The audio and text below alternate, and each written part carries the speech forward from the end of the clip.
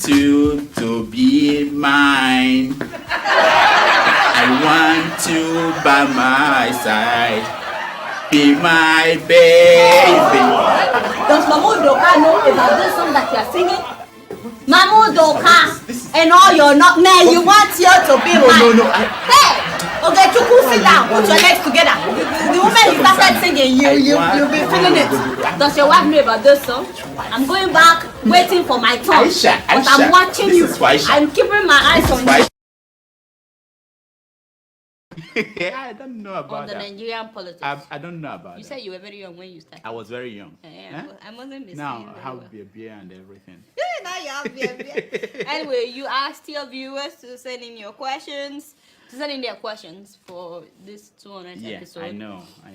And I've been privileged. Why you? To be the one to ask the questions. Don't pretend My like you don't know what it is. My days are numbered. You planned this. My days are numbered. Don't even pretend like you're surprised or anything. I don't know any. Have I seen the questions? No. No, you were the one that asked me to.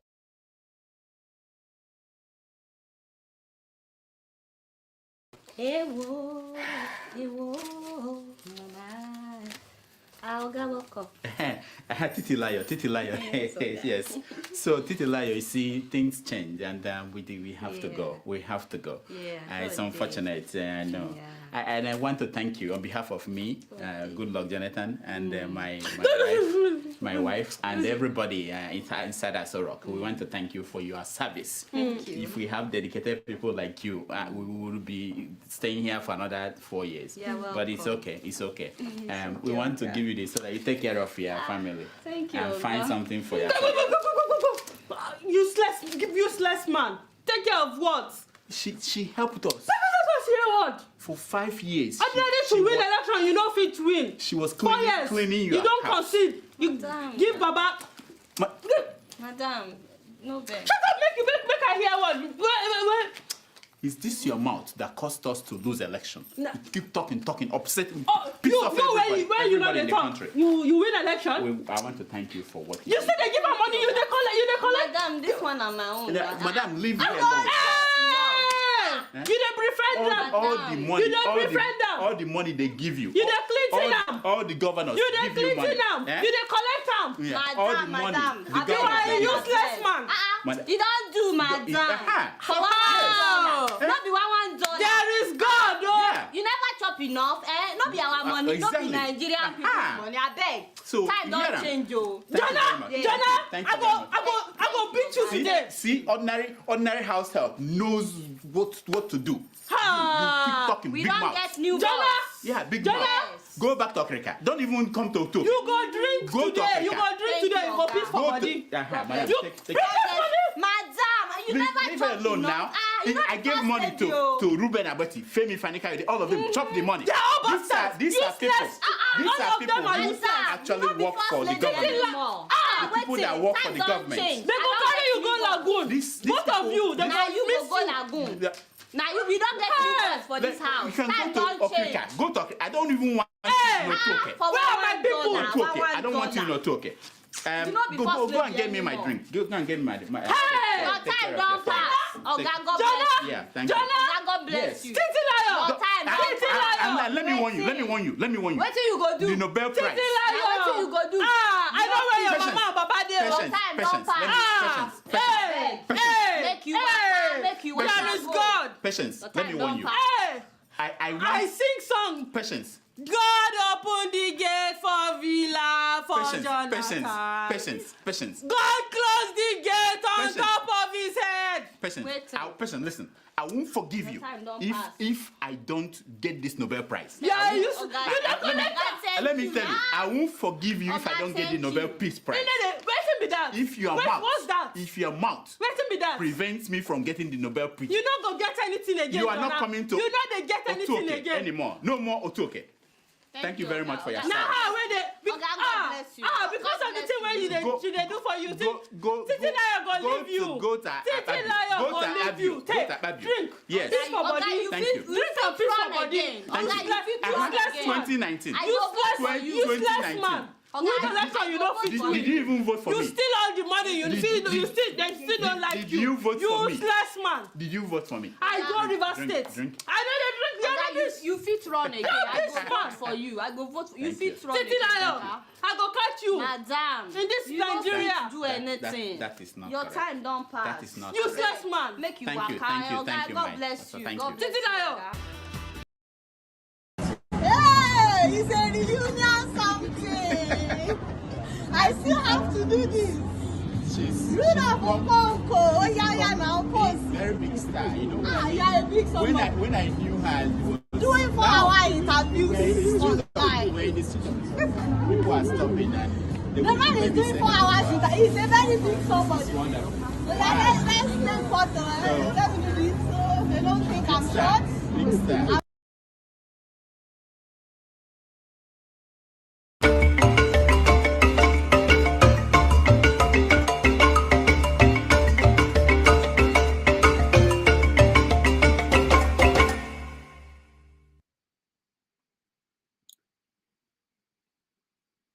Hello, welcome to another episode of 90 Minutes Africa. My name is Rudolph Okonkwo. The National Broadcasting Corporation or Commission has directed broadcast stations in Nigeria to stop reporting the details of attacks by bandits and insurgents in Nigeria. It is 11:48 a.m. in New York City, 5:48 p.m. in Cape Town, South Africa, and 7:48 p.m. in Kinshasa, Democratic Republic of Congo.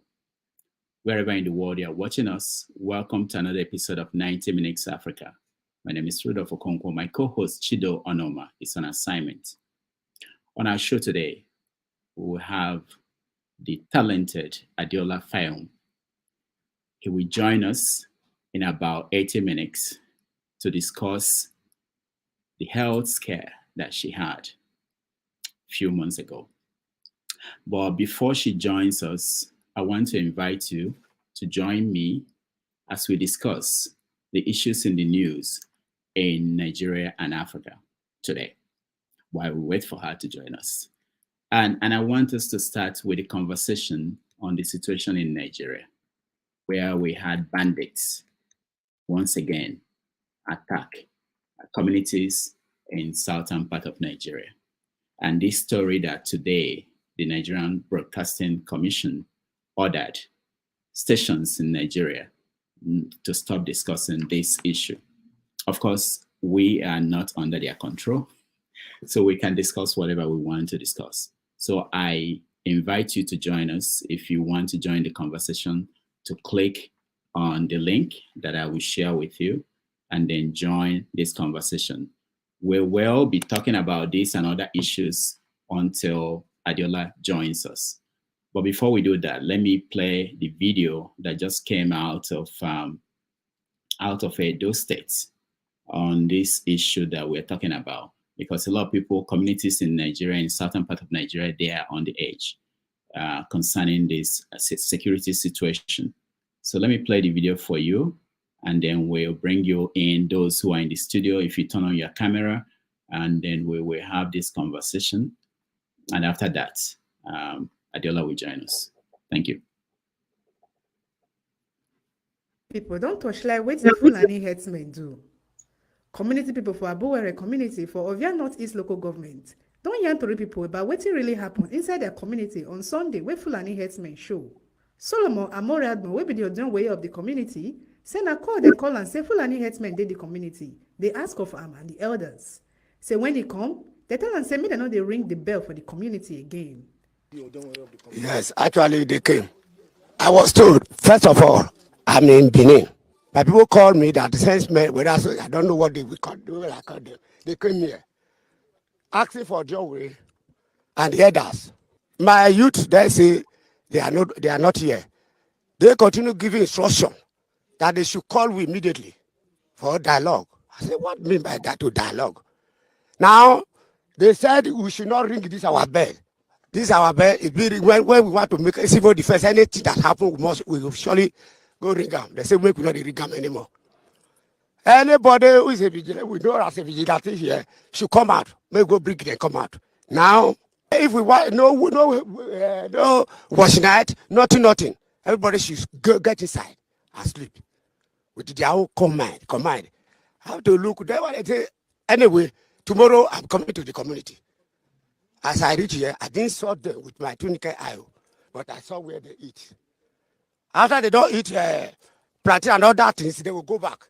They will come back again. Yesterday, I was here too. When I went back to the town, then this morning, I promised I'll come to your own station to report. I don't know where they got the news they have been carrying. I'm not saying they are saying to talking lie. Then they called me. I went to your office. I was told that they burn everything in the community. They kill some people. They rape some people. I'm surprised to hear that a community went me beyond your way. That is why I come to you, government. Not that they are not threatening us here. What they did is what I'm telling you people. And it is what I'm saying. I didn't see any house be burned. I don't see with my naked eye. If I see it, I'm not afraid for anybody. I go say they burn them, but I'm not seeing it.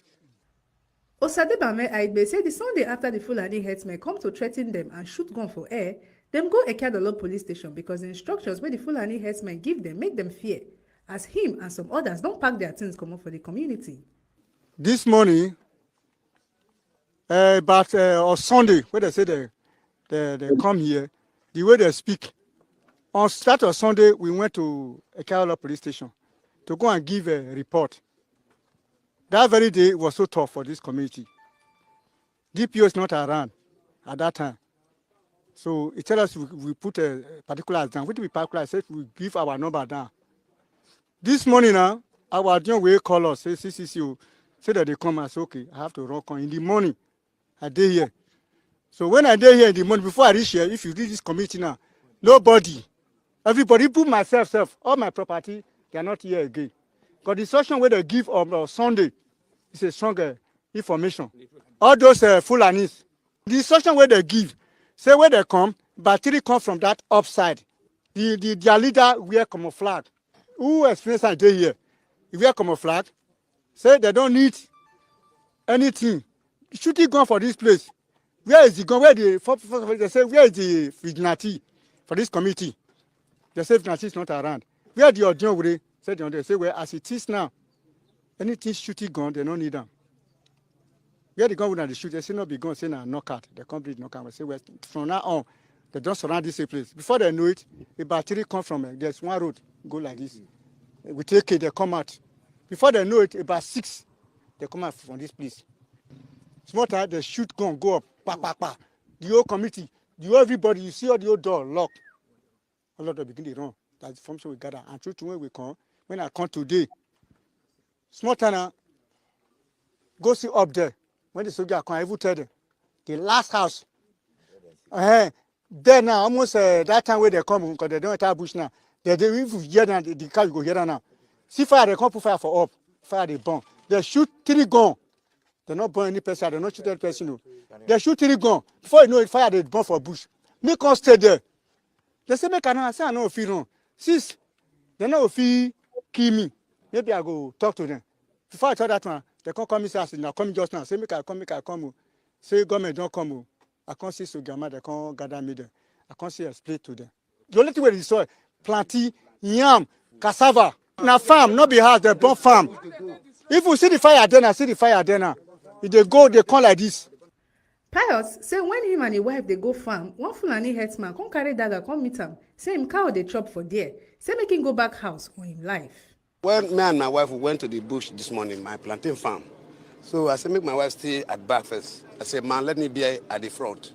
So immediately I was going, so I just saw one young man, I just come out with a knife at this left and the right.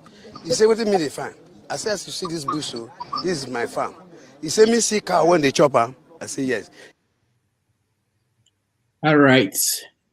Welcome back. Welcome, everybody. Ikolala, welcome to the show. Thank you, Dr. Rudolph. Thank you for having me.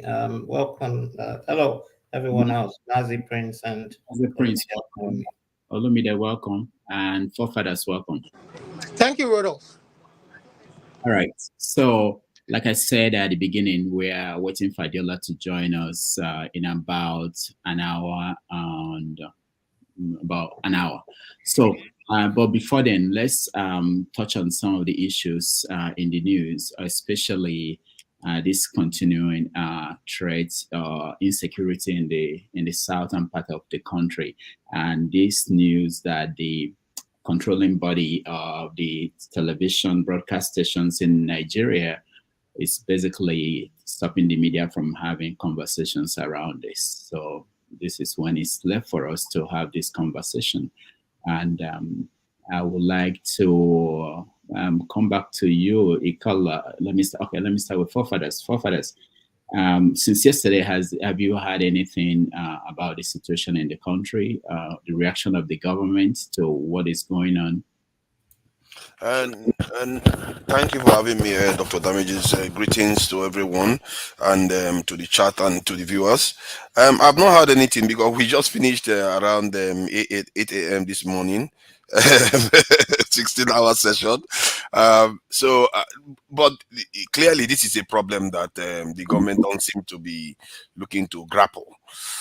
Because they all know the problem, they don't want to do anything about it, and our citizens are complaining and complaining, and because they don't necessarily know what to demand. And we even had some of these type of conversations yesterday when we were talking about insecurity, and I'm afraid many Nigerians are not ready. They still keep thinking the old ways, thinking that it's economy. There is something going on in our country. They are sabotaging the country. And this Fulani, I think I heard about how Fulani herdsmen used to behave before. When there is a problem, let's say they ate somebody's farm, they will leave a calf there. Where did all those ways of resolving conflicts, where did it all go? Something else is going on in that country, and our security forces are not in any position to do it. And you can argue that maybe the people are not ready. Because we were having this conversation yesterday, and most of the panelists were just fighting to secure the country. They were like, why do you have to convince them to secure the country? People are actually dying. People are complaining all the time. I just saw the Wiki having a banquet in Port Harcourt, when I was just reading under the scrolling headline saying that 14 people have been killed and 40 kidnapped in Kaduna, southern Kaduna. It's like, these people are not serious. Your country is under attack on a daily basis, and you are not acting. You are busy partying, and the people themselves, are they not people in that occasion? They're actually chilling out, thinking that everything is okay. But when you tell Nigerians to react to these things, the way they react sometimes surprises me, because if something different happen or debate about religion, you see how they'll go through the roof, or about tribe, they will go through the roof about it. But even election, they go through the roof. But when people die and get kidnapped, and like the video shows now, people are living in fear in the local areas. But to react, it's like they are dragging their feet. Our governments they behave like traitors. They promised us, they know what the problem is. So one thing that I would say for sure is that our government know what the problem is, because all the major political candidates in this last election, they said they were going to increase the size of the footprint on the ground. They know. So the fact that they all made that their defense policy, they all know the problem, but they don't want to act on it. So I will leave it at that until I get more information. Thank you. All right, thank you so much. Ikolala, what are you thinking? Yeah, it's that story again. For people to be killed, and the National Broadcasting Corporation says don't report about anybody being killed. It's not even given the media houses a chance to investigate and make their own report. So even if you investigate and find out that it is true that people are dying, don't report it. We don't want to hear it. So I think it's a matter of carelessness. They don't care. Sorry, I'll take a bit of your time. It's like when someone said we are being ruled by retards, and other people will say, look, you can't say we are being ruled by retards because Nigerians are doing well all over the world. That's rubbish. If you have 3 students who are in the same class at a particular year, take Nigeria, take China, take Singapore. 40, 50 years ago. These people were at the same level. And then look at Singapore today, look at China, then look at Nigeria. If you look at Singapore and China, you could say they've got PhDs. If you look at Nigeria, you can say they've gone back to kindergarten. So if you have a child if you put that in individual levels, and you have a child that has gone back to kindergarten, and you have two other child that has gotten PhD, you will say the third child that has gone back to kindergarten is a retard. There's no doubt about it. And if that child has gone back to kindergarten, it means those who are either teaching that child or don't know what to do. So Nigeria is being ruled by retards. I don't know why nobody wants to accept that. But we come here and talk like, solution, that solution, as if you are talking to sensible people who will take it and act on it. You're not talking to sensible people. People are dying, and someone is having a party today, and it's yeah. Like I said, Dr. Rudolph, I come here to even get my news sometimes. All right. Thank you. Thank you so much. Mazi Prince. Dr. Rudolph, good morning. Forefather, good morning. Kola, good morning. Olumide, good morning. Wole, good morning. I think I stand by what forefathers said, at the same time what Ikola said. But this goes a long way to verify the situation that we actually have a problem, a big problem, And as I'm speaking, if they are at Edo State now, that means they will be in my village soon. I'm not from Edo, I'm from Delta, and I know I know what I'm saying. It's gonna affect me, personally, in the sense that I know that I have relatives who are farmers and who are just minding their business. And these people are gonna, do this to them. I don't know what to say. You see, for the NBC, is it NBC or is it NCC? What is it? NBC to say what they are saying to the media houses. I'm not surprised. NBC, the boss of NBC happens to be the Minister of Information, if I'm not mistaken. Okay, I did some research and I found out that the Minister of Information right now happens to be a cousin to Mahmoud Yakubu. Yes, yes, I'm saying it. Do your research. You see, he used to own, is it a newspaper, or media house, or whatever that he owns, and all that stuff. As a matter of fact, let me not even go to that. Yeah. So the whole thing is they're trying to muzzle media houses because they know that they are a failure. And while we are talking about insecurity, the military guy this morning went after Jide Sonwolu. Dr. Damages, I sent you the video. It's right there.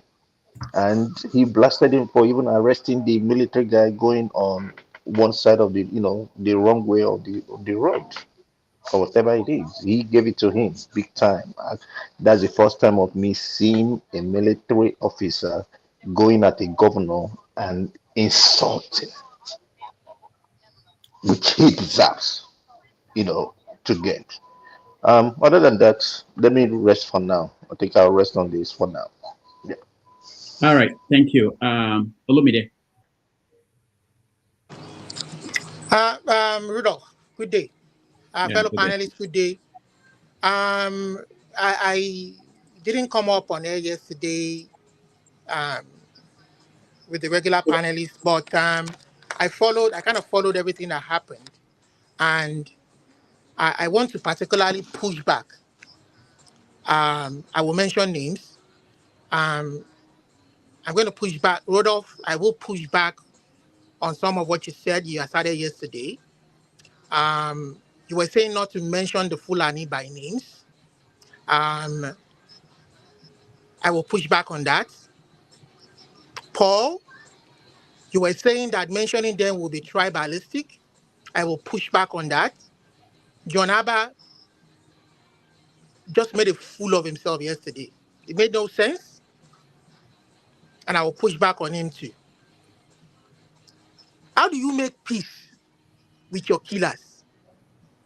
How on earth do you make peace with people who want to kill you? Live peaceably with them. In which part of the civilized world is that done? And then, Paul, these are your people from Delta State talking and saying that eyewitness account, saying that they were Fulani people. And you are saying that they shouldn't mention them by name, that it is being tribalistic. Are you speaking with common sense? The US, where you are, when they catch somebody who breaks the law, how do they identify them in the media? White, Caucasian, Black, American, from the Middle East, if they don't know the country specifically, if they do, they identify them. And we are trying to, people are identifying people who are causing this. And you are saying they shouldn't mention them. Who is fooling who? Who is kidding who? And now that shithole country is saying they are trying to censor the media. Not to even call them bandits or anything. It has become a police state now. What is wrong with people? Stop the killings. Now, these people are saying the middle belt that we're talking about, the middle belt, now they are predicting that there's going to be a lean harvest. This year, there's going to be a lean harvest because of these very many attacks that has come upon them. And you are going around gallivanting looking for investors. When your people cannot produce and are being killed, and the military forces that should protect them cannot protect them, and you don't want them to harm themselves. You don't want state police to be passed into law so that they can defend themselves. And now you want to censor people from talking. Look, you guys have to rise up. Everybody, you have to rise up. This was a plan. This is a grand plan by some people. I'm not going to swipe off Fulani with the same brush or paint. But I'm going to tell you that there are some of them in the government who want to overrun people, overrun their lands, either for their land or for the resources on those lands. And they are using ethnicity and religion extremism as a weapon to achieve this. They have found themselves in governance, and they are trying to use democracy. They are trying to use the rule of law to implement some of this strategy. This is what is happening. The first 8 years of Buhari, the plan was to overrun the South. They were pushed back by Amotekun, they were pushed back by ESN. Now they've re-strategized, they've gone back to the middle belt because they know the far north is already captured. This is their plan. We are going to call it by what it is. Most of the eyewitness accounts have testified. They've said that majority of these attackers are Fufude speaking and French speaking. They've infiltrated the army because when they were attacked, they were wearing army uniforms. So whatever strategy they are using, Nigerian government, Tinubu, you have to wake up. You have to wake up and treat these people fuck up. They can't come from nowhere and behave like barbarians when they should be civilized, come to our country, register themselves through the border as normal citizens, normal immigrants, and be law abiding. And then you are saying make peace with them. Make peace with who? You have to call it what it is. Majority of those doing these attacks are Fulani, especially foreign ones. among them. They've been brought in. El Rufai said it. Majority of them were brought in because they thought Goodluck was not going to hand over. And now they are stuck with them. They don't know how to handle them. Nigerians, rise up and get rid of this shit happening in your country. That's what I have to say for now. All right, thank you, Olumide. For just to make correction, Olumide, I never said you shouldn't say Fulani or call them. I said people should not generalize. Say that you are going to take out all Fulanis out of the country. You are going to, don't blame all Fulani for what a small group of people are doing. That's what I said. But that's by the way. Wale, you're next. Yeah. Good day, everyone. I greet everybody. Yesterday, I couldn't really join the platform, but I was at the background listening to everyone. I'll pick on few people this afternoon before we make it start, because I really wanted to yesterday, but I couldn't. Mr. Rudolph, well done for organizing this, but what I can see from your leadership skill is the fact that you are the president in quotation now you now know how difficult to govern people. I will have a different perspective. Electricity would, forefathers would, righteous man would. Look at what happened yesterday. Let's take religion, for example. Now you can see that people who sat on this platform have different perspective to the religious aspect. And that is how difficult to govern people.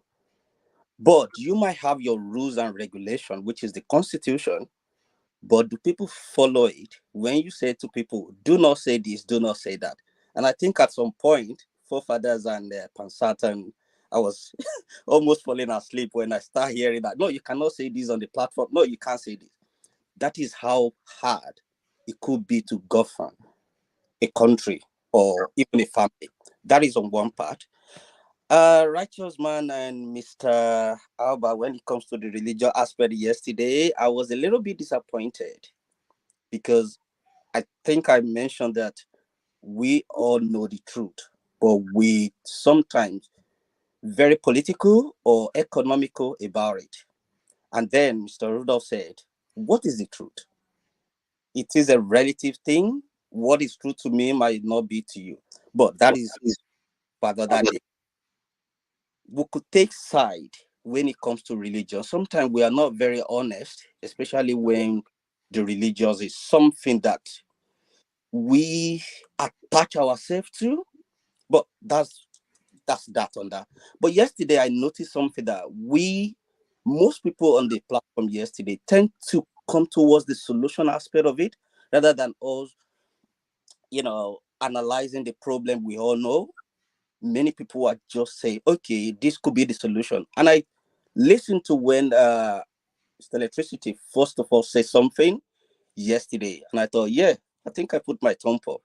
Let's forget about, not that we forget about the problem. The problems are there. What is the solution? What is the way out? And that is one thing I want us to be, discussing. Let's be critical.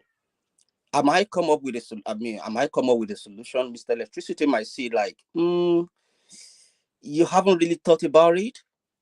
You haven't been critical about it because it's a solution. But what about if these are the Sorry, Wale, I don't mean to interrupt you, but I want to suggest one solution.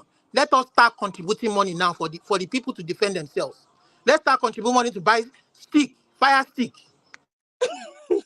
Okay, I'll come to that in a minute. That is good. And my last thing I was going to talk about is, I keep saying it, that these people that hold the country and jugular, they are not sleeping. They are putting their spokesperson at work. Okay, let's take for example when Buhari was there. Have we forgotten Garba Shehu, Lai Mohammed, Adesina? Have you forgotten what this guy used to say? They will put something across, put something to people to talk about, they'll say the presidency spoke, even if it doesn't make sense. Now the same thing is still happening. It's their job, it's their propaganda. They will throw something to you guys to go and be discussing why we are looting, why we are doing something. And one of those things is the ethnicity and the religions they will throw at us. I will fight you because you are not a Muslim. I will fight you because you are not this. I'll fight you because you are not Yoruba. At what point do we need to forget about these two things and come up with humanity? Simply because the Nigerian hasn't happened to me doesn't mean that I'm exempted from it. So those are the ways I want us to start thinking. Mr. Uyi spoke at length yesterday. Come up with some things that I've never even heard of.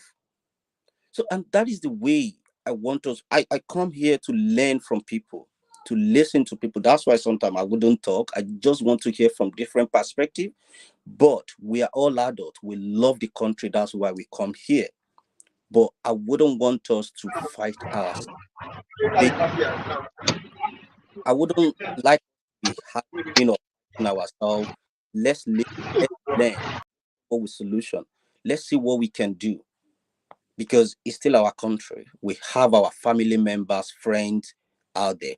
Lastly, I think Nigerians are not ready to rescue themselves. I put something on the chat yesterday that I rescued 100 slaves. I would have rescued more if only slaves know that they are slaves. Nigerians, sometimes I look at them like they are not really suffering. Maybe it's we that are abroad that we think these people are suffering. Sometimes you look at them, you think they should be stoning their senators, their commissioners, or whatever. They should be stoning them. But no, they'll be praising them. And you'll be thinking, are these people really suffering? Or am I the one? I don't know what is going to make these people, maybe women, and the boys that are supposed to even rise up. They've looked into another direction. They go into their music, they go into their yahoo or whatever they can do. They don't even get involved with government anymore. So what can we do to kind of let them see that, hey, you might be doing well today. It's just a matter of time before you fall from being a millionaire to Kobodia. No insurance, no good road. You might just be driving from Lagos to Ibadan. Accident happen, no ambulance. What is going to happen? And if it's your family members, by the time you rush them to the hospital, they charge you, or the bank is not working, or there's no gas, there's no, there's no medication or anything. They will just die like fowl. And we have to wait until that happens to an individual. So those are the kind of orientation I think. How can we go about it? Like Mr. Olumide said, I do agree. But the only thing is, when it comes to money, do I trust Mr. Rudolph with my money? Is he not going to run away and buy private jet somewhere? So, but I'm not saying, I'm just, hypothetically. No. I didn't know I was muted. I asked whether you had that kind of money because I should know you more. No, when you look at it, Mr. Rudolph, when you look at it, if you have 500 people and everybody contribute $10 every month, it's peanut. It's not going to break me or break anyone. But imagine the amount of money you will generate within that short period of time. Someone can just use it to go and buy something or invest it, and then the mission wouldn't be accomplished. It's the matter of trust. No matter how, £10 might not really cost electricity anything to worry about, but the trust that he has in you will be broken, and that will make him not to trust anybody again with his money. That's the way I'm coming from. Money, it's good, we all want it, but if we're not very, very careful, it could lead to our downfall. And that is what happened to that lady that went to pray to become a minister. But you see what happened? He prayed. Sometimes I used to wonder, God is so wonderful that he will answer the prayer. A thief will pray to God, and a saint will pray to God as well, and he will answer both of them. So I don't know. Sometimes I used to think, God, do you know this person is going to be? He's a thief. He's praying to you, and you answer. So how do you know? How do you know that it was God that answered the prayer? Well, another question for another day. All right, let's go to the flagship. I think it's because Ecclesiastes says that at some level, there is a level playing field. Everything under the sun is a level playing field for the good and the bad.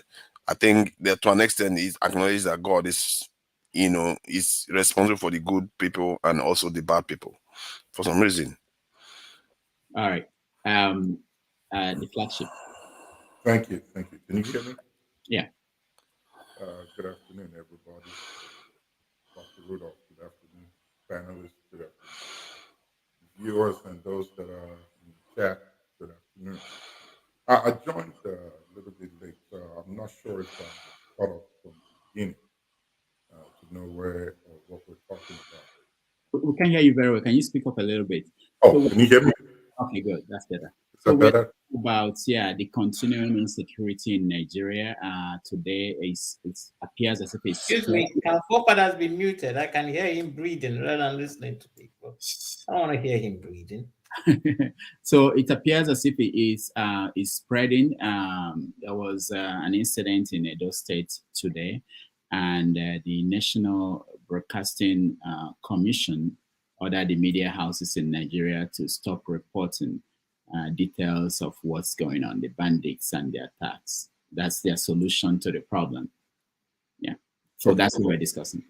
All right. So in 2014, I believe, and I'll try. I can't lay my hand on that information right now, but I'll try to find it and I'll text it to you if you need it. I watched the video of the Northern Governors Forum. They had a meeting somewhere in Canada, and this was one. It made the news for a little bit and died off for some reason. This was what one of the governors said. They said Nigeria is owned by the Fulani. They own it from Sokoto to Borno, down to Lagos, and 200 nautical miles into the Atlantic Ocean. That shocked me. And he said they are going to claim it. I would leave it there, not to say beyond that video. I'll find it and send it to you.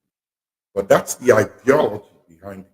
200 nautical miles into the Atlantic Ocean is still considered northern Nigeria. They are working on it. We're sitting down and watching. The other day I said that if we don't do nothing now, it was Plateau Christmas Day. And Ondo, yesterday or 2 days ago, and today is Edo State. It's going to take over southern Nigeria. We just have to keep sitting down, watching, and letting them do what they do. Nigeria has over 200 land tribes. Tell me, how many tribes do you see go about trying to conquer the rest, to take up their land space, set up their communities, and push out those that are indigenous to the place? It's just one. We need to start telling ourselves the truth. When we start doing that, maybe then we can start beginning to see these possible solutions that are in front of us. These people have an agenda. I wouldn't lie to say not to. I'm not making it tribal. Flagship, you're breaking. We can't hear you very well. Flagship, your line is not good today. Maybe you can. Okay, I'll try to log out and log back. Okay. All right. Electricity, you're next. Yeah, good morning, good afternoon, and good evening. Depends on your geography location. Dr. Professor Rudolph. I know the topic you were talking about, but can I say what I want to say, not necessarily on the topic, and you can put me on backstage? All right, no problem. I listened to yesterday broadcast again, and first I must commend you the way you address the issue that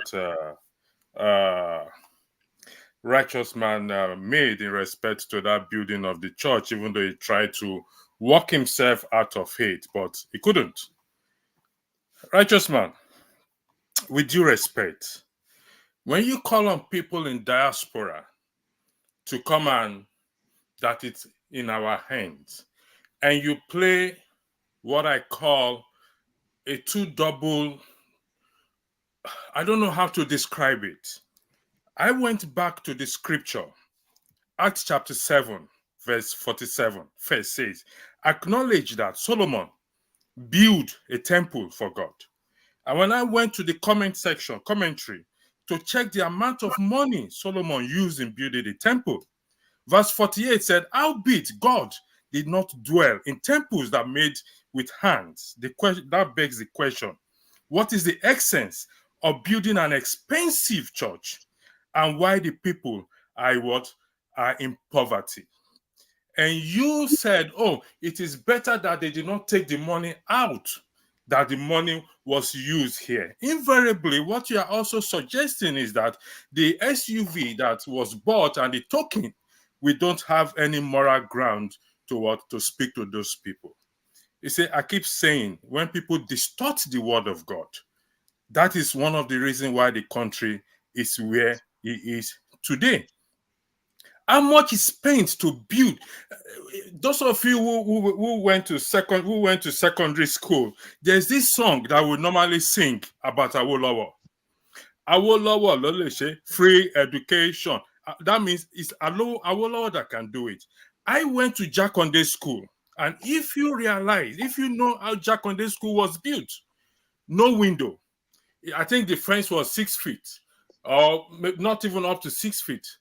But that we gave a lot of people education. It gave a lot of people free books.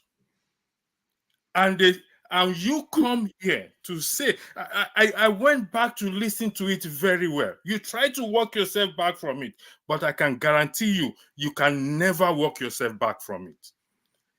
When such an amount of money is spent and yet cannot alleviate the poverty in the land, what are you on about? You said, oh, feed my... Yes, the Bible, there's an instruction to feed the people, not to fleece the people. And that is what we're experiencing. And you come here saying that it's a good thing that they didn't take the money outside, 32 billion naira. My daughter calculated it, what the equivalent in euro, and she asked me that. What did they use? What sort of amount of money is this to build the church? For what purpose? Check the equivalent of 32 billion naira in dollars, in euros. Please, we are here to find a solution, not to compound on a solution. And people listen to what we say. But when we come here and distort truth, including the word of God, I take exception to that. That is why I came on this platform. Thank you, Rudolph. I yield the floor. All right. Thank you, Electricity. Please put me at the back as well, please. Okay. Who said that? Righteous Man. Is it Flagship? No, right.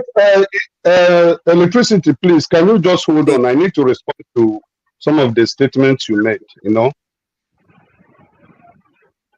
Put me at the back, please. Okay. Go ahead, Righteous Man. Yeah, good evening to all the panelists from Lagos here. It's evening, cool evening. We have not had electricity for days now. We are burning our fuel. I went to get a little fuel so that I can join this program. That is how passionate this program is to me. And if I'm not interested to see that Nigeria works with the level of poverty and economic hardship we have now, I will be spending an average of 15,000-20,000 to get fuel into my generator so that I can join it. So, for all intents and purposes, I have no bad intention in whatever I said yesterday as regard to the building of the church by the state government. I didn't lock myself up. And please, for the interest of viewers and panelists, and those commenting in the comment section, Electricity, please, I throw this challenge to you. if both of us will have the debate on the issue of the scripture and the building of the house of God.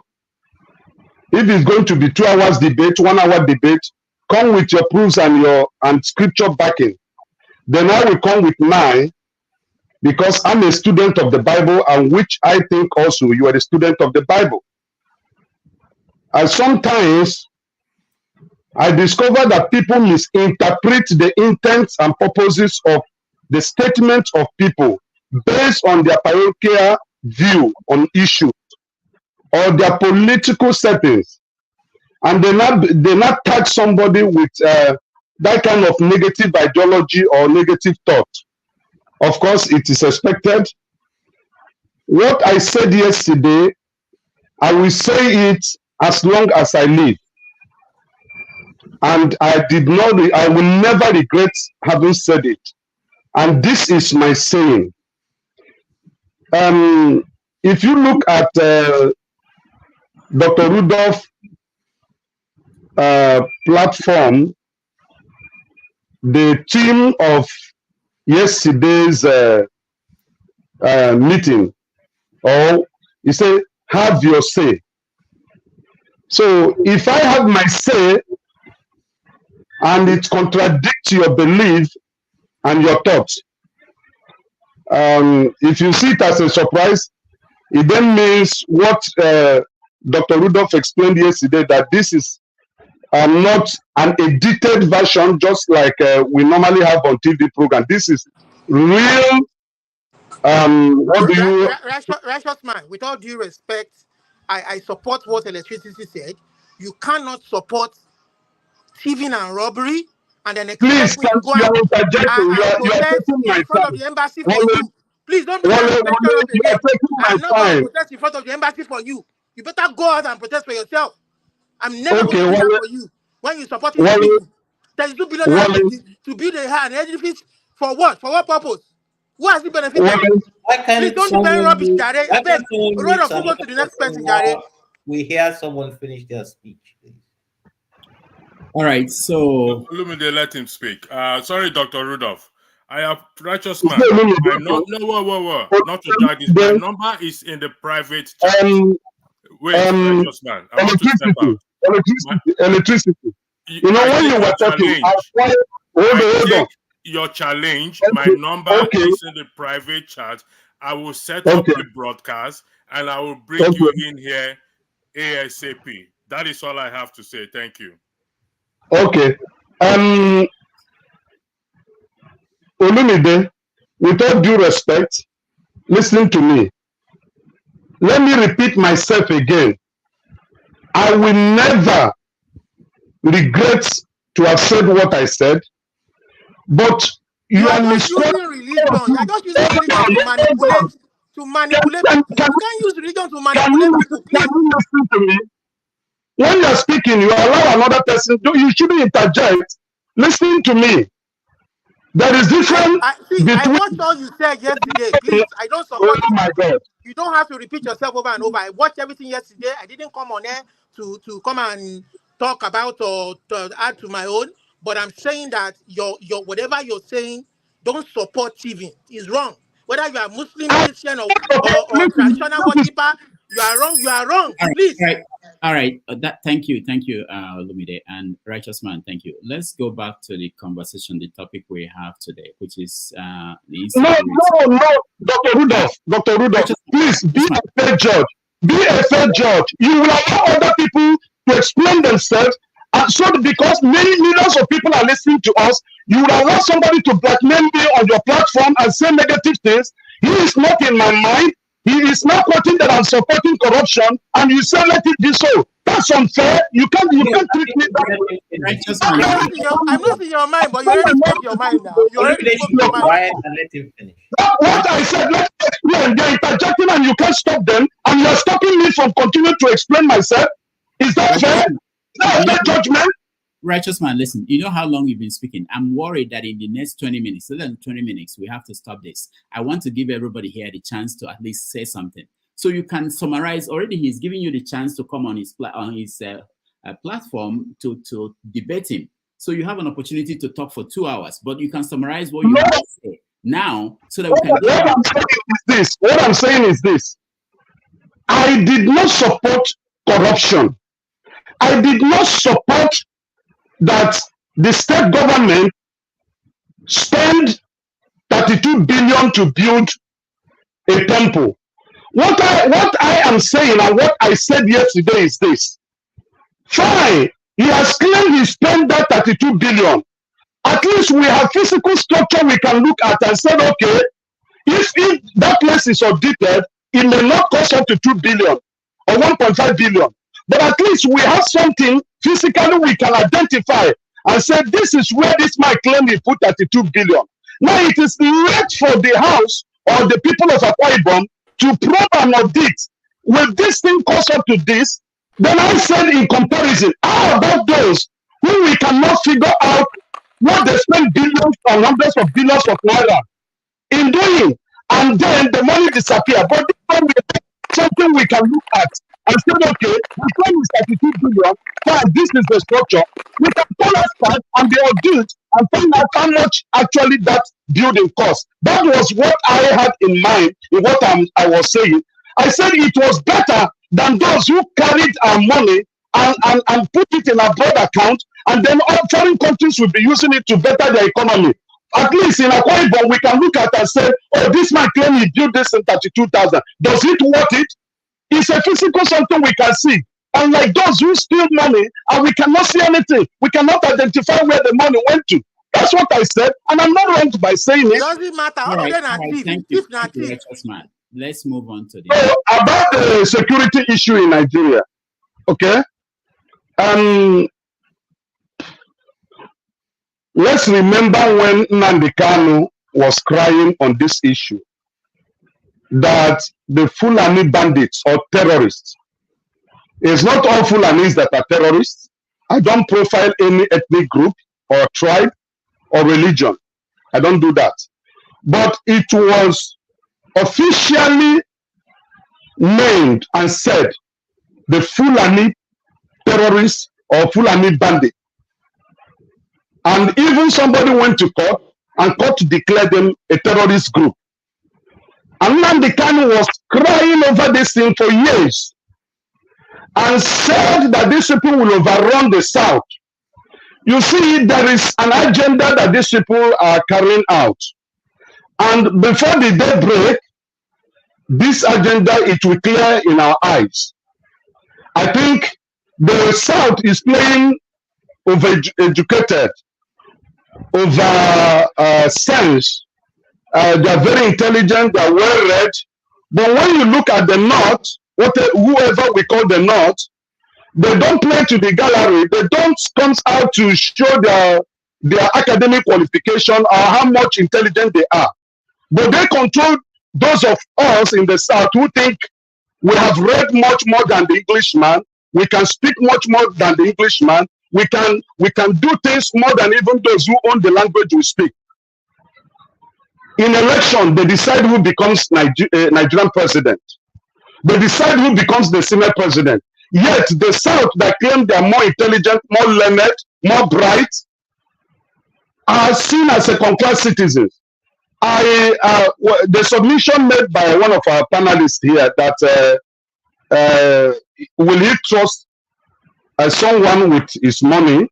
That is the question. I was just wondering, I said, is it not somebody giving the bandits millions to go and do what they are doing or what they are still doing up to today without minding whether the terrorist runs with his money or not? You see, over sense, and I too savvy, that is the problem of the South here. We don't trust ourselves. We don't believe in ourselves. Even as we are in this panel, this platform, many of us have some character questions, trust questions. And that is why we can't offer solution to the problem we are facing as Southerners. So the Fulani, they are even in Lagos. The Fulanis are in Lagos. I mean, these Fulani bandits that are killing and young people in Nigeria, they are in Lagos here. They're in charge of every transport apart from a motor transport system. All this Okada, Keke Marwa, selling, if you come to the area and live in now, every space they occupy it selling all these petite threads, all these carrots and all these fruits, and they don't pay tax, and nobody is harassing them. But if it's a southerner that is doing this business they're doing in Lagos today, you will see the Lagos state government going after them and saying they're littering, they're destroying the environment, they're not, it's not hygienic, but they are allowed to carry out their business without any intimidation or humiliation against what the people of the South face in the hands of Southern governors. So it is time that the Southerners wake up, because these people will achieve their aim. The moment they conquer a place, they take over and rename the place. The former deputy central bank governor, he said this. He said there is an agenda to cause a civil war in Nigeria. Where is that man today? He has been eliminated. He is gone. But he made this confession, and the former Theophilus Danjuma also said that there is a collusion. That is a collusion. That is why the military cannot do anything, even when they are pre-informed that these people are coming. They attack in Plateau State, they were pre-informed that these people are coming, and they did nothing. Now it has shifted to Ondo and to Edo State. The next one will be Delta, Anambra. Before you know it, the South will fall. And so we have to arise. We have to arise beyond our tribe, beyond religion, beyond our personal understanding and whatever we think we have, to come as a unified body in the South to withstand this act, this bastard act that these people are carrying out. People are afraid of talking about them, but that's the truth. If you talk about them, they come after you. Even here in Lagos, there are a lot of people that have been kidnapped that we are crossing up to today. And they are vocal people that have been in the society talking about the evil that these people are carrying out. So my submission is that let's come together as a unified body with a purpose to defeat and conquer these people. Thank you. Wow, thank you. You know, if I were to be in this panel, and I know that we have less than 10 minutes, I would try to think about the other people that they will have to give them a chance to speak. I don't know, maybe I don't understand certain things. Janaba, welcome to the show. Can you hear me, Rudy? Yeah. All right. Good morning, good afternoon, depends on where you are. I'm fellow panelists. I came on the show, like you say, I'm driving. I'm in the car.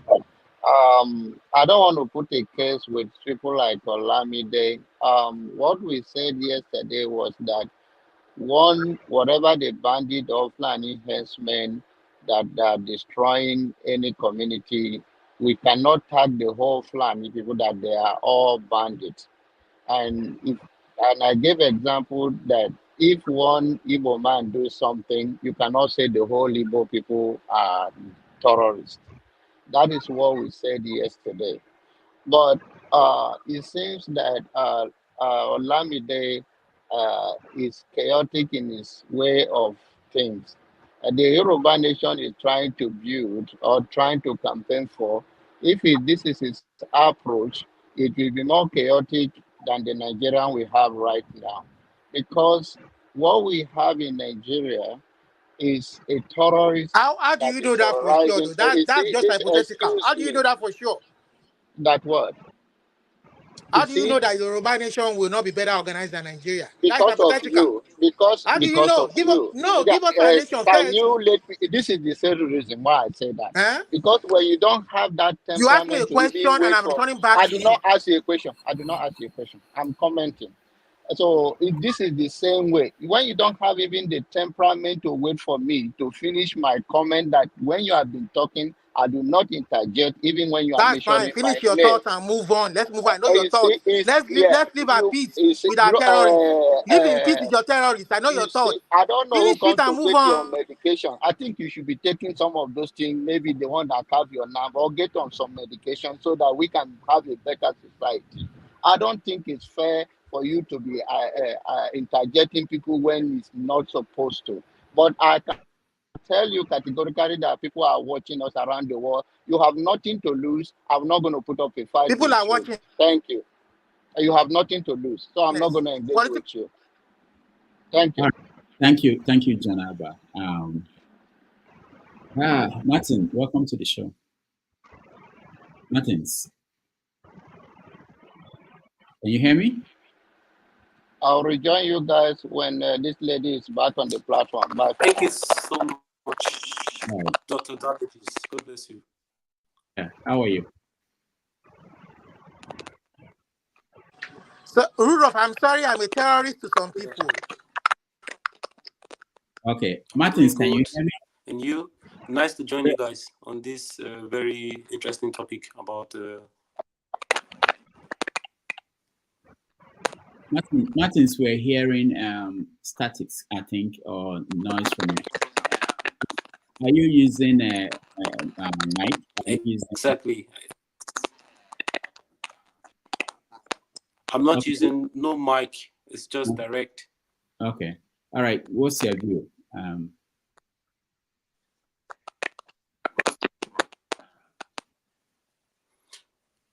Sorry?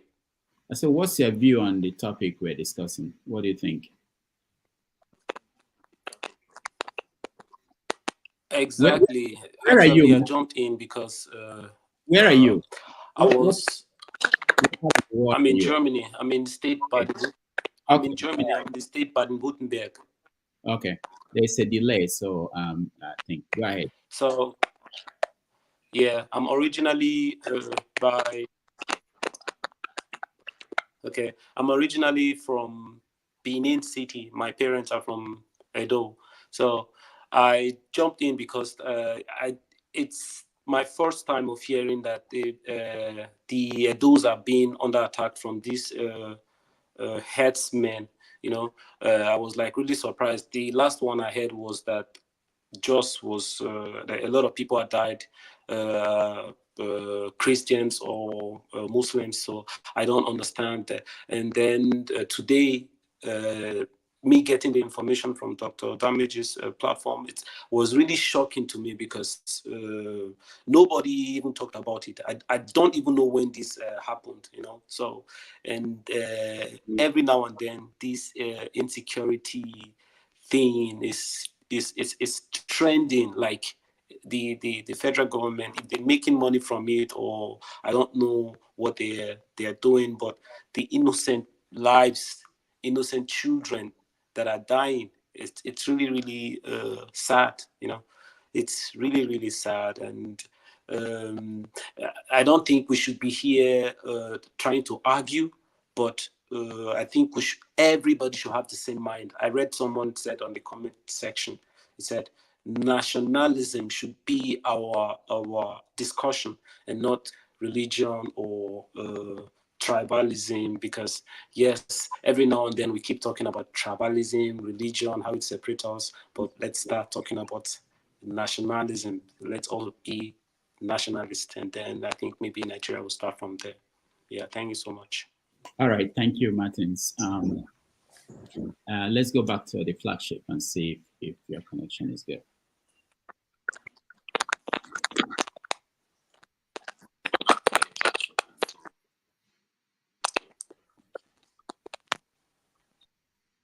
We can't even hear you at all this time, flagship.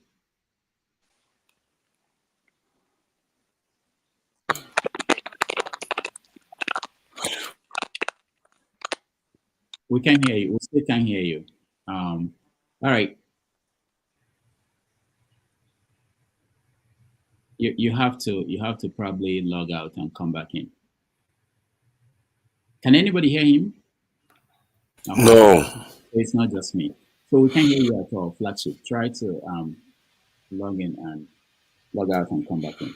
So, Ikolola, I know you've spoken, but do you have anything to add before we? Yeah, I really have something to add before you go. I hear people here come in and talk about solutions. There's no solution you have about Nigeria that wasn't designed in 1960. There's no solution you can bring that is better, or it's an improvement on what you had in 1960, when it was more of something like federalism. Every constituent decide what is best for it and bring it to the center, and the center acts on it. So when people come here and say solution, I don't get it. It's so sad. It's a situation whereby I just see it that we're being governed by retards, and unfortunately, the people who are being governed by retards take these retards as genius. So it's a vicious circle. You keep going round and round and round and round. So it's and to be honest with you, it will take a true genius to find a breakthrough in that sort of vicious circle. So if we really want a solution, go back to that 1960 constitution and start building from there, where it was true federalism. Wherever you had the western region, you had the eastern region, you had the northern region, they decide their own ways, and everybody adheres to that. Short of that, what solution do you have? All right, thank you. Laba, I can see you are driving. That's why we are not going to go in. So if you want to speak, you can stop somewhere and we'll give you the chance. Flagship, try to speak again. Let's see if your connection is there. Flagship. Okay, it's gone. All right. We any moment from now, Adeola will join us once I make contact with Rudolph, I'm not driving. I just want to quickly say something about yesterday before I go inside the church. Okay. I'm not driving. Okay. Yesterday you asked the question. Somebody was saying that the stone. Hello, can you hear me? Yeah. Somebody was saying that the stone was the word of God. So when I reflected on it, that person was wrong. That's heresy. When Jesus was said, "Do not turn your stone to bread," the stone is definitely not the word of God. The stone is dead. The stone is a ram. The stone is an abomination. So when a Christian turns their stone into bread, bread has always signified life in the Bible. That's why Christ gave us, it became the body, the bread of life. You understand? Bread always means life. So anybody who turns his stone to bread is trying to get life through an abomination. So that person yesterday who said that the stone is the word of God is heresy, and that is wrong Christian sermon. I just wanted to throw that in. All right. Thank you so much. And I got to leave now. I'll be back when I get out. Okay. All right. Thank you. Just for context, I wanted to point out that I did a calculation. The budget of 5 states for this year is 850 billion. So if you want to think about it, that they are spending 32 billion, or they spent 32 billion to build a church. That's about 4% of their budget to build a church. I'm sure if you check their budget for education, it's not up to that amount of money. So just to put it in perspective, sometimes that may help us understand how ridiculous some of the things we do. Yeah, go ahead, electricity. Well, I thought it was supposed to be my turn. I don't know. Was it electricity that came? Oh no, we're just waiting for Adeola to join us. So no, let him speak. Go ahead, speak. Go ahead. Yeah, because Akolala was the first to speak. Then you allowed him to speak. Then when he came to my turn, you jumped to electricity again. Father, the floor has been given to you. Speak. Okay. I'm not. You summon over it? I'm just. We're just waiting for. Don't cry over it too. I see today. If anybody tries to come after me, I will come after them. I'm not in any mood today. Don't test me. Listen, I will test you to the last limit. Can you just keep quiet? Can you just keep quiet? It's not your turn. You've considered it. Let it be. Enough. So if you are moderator, so go ahead. Enough. I don't like this nonsense today. I'm not going to take it. Anybody that comes at me, I'll come at them harsh. I'm not going to have it. When Okolala said that there has not been any solution, there are solutions everywhere. Our people just are deaf. They don't listen. You are supposed to secure your country. Your leaders told you that they're going to do it. They are not doing it, and you're not asking them to do it. And you say there's no solution. The solution is there. Our people they have blockheads. They don't listen. The whole world is doing the same thing, and they refuse to do it. And they keep complaining. Oh, complain everywhere. Church, no. The solution is right there. Duh. It's right there in front of you. You refuse to do it. You have the people in the country. There are jobless men all over the place in the country, and you people refuse to have them recruited into the security forces to defend the country. You just keep making every excuse. You would rather they do it locally state by state. You would rather they do it local government by local government. But no, anything to secure the country as a normal nation does. You people say no, but yet you live in normal nations. When you make a call, 10 minutes, security people show up. But those villagers, nobody is there to save them. Nobody is there to save them. And when they say you should recruit people into the military, you refuse to do that. How many people are calling out Tinubu for promising that he's going to do it, but not doing it? How many people are calling him out for that? He completely didn't do anything that he said he was going to do during his campaign. Nobody's calling him, and people are dying. And we say there's no solution. There's a solution. They all knew it. Tinubu and Peter Obi said the same thing. Tinubu said the same thing. Atiku said the same thing. Kwankwaso said the same thing. There's a reason why they all knew the solution, but none of them refused to hold the government accountable to actually do it. And people are dying every day. Today I read on the news that 14 people have been killed, 40 people have been kidnapped in Kaduna. Every day you keep reading this type of news, you see in the south side they are getting attacked. And when they say that the solution is right there, and people are saying, oh, there's no solution. There is a solution. Secure your country like normal people do. This is not, it's something I feel like our people, something is wrong with us. It's like we are traumatized by the security forces that when we need them to secure the country, we just balk at it. We balk at it and we find every other excuse for why the country is where it is. Do what other nations do. Egypt has dealt with the same problem. Egypt won the struggle, and Egypt is stable today. Algeria there was a vicious insurgency in Algeria. There was a vicious terrorist issue in Algeria. What is happening in Algeria today? Algeria's security posture changed, and look at this, how secure the country is today. We know the solution. The solution is everywhere all over the world. So this is not rocket science. Let's just stop complaining that there's no solution. Have your people recruited into the security forces, and you see that the security problem goes away. Enough.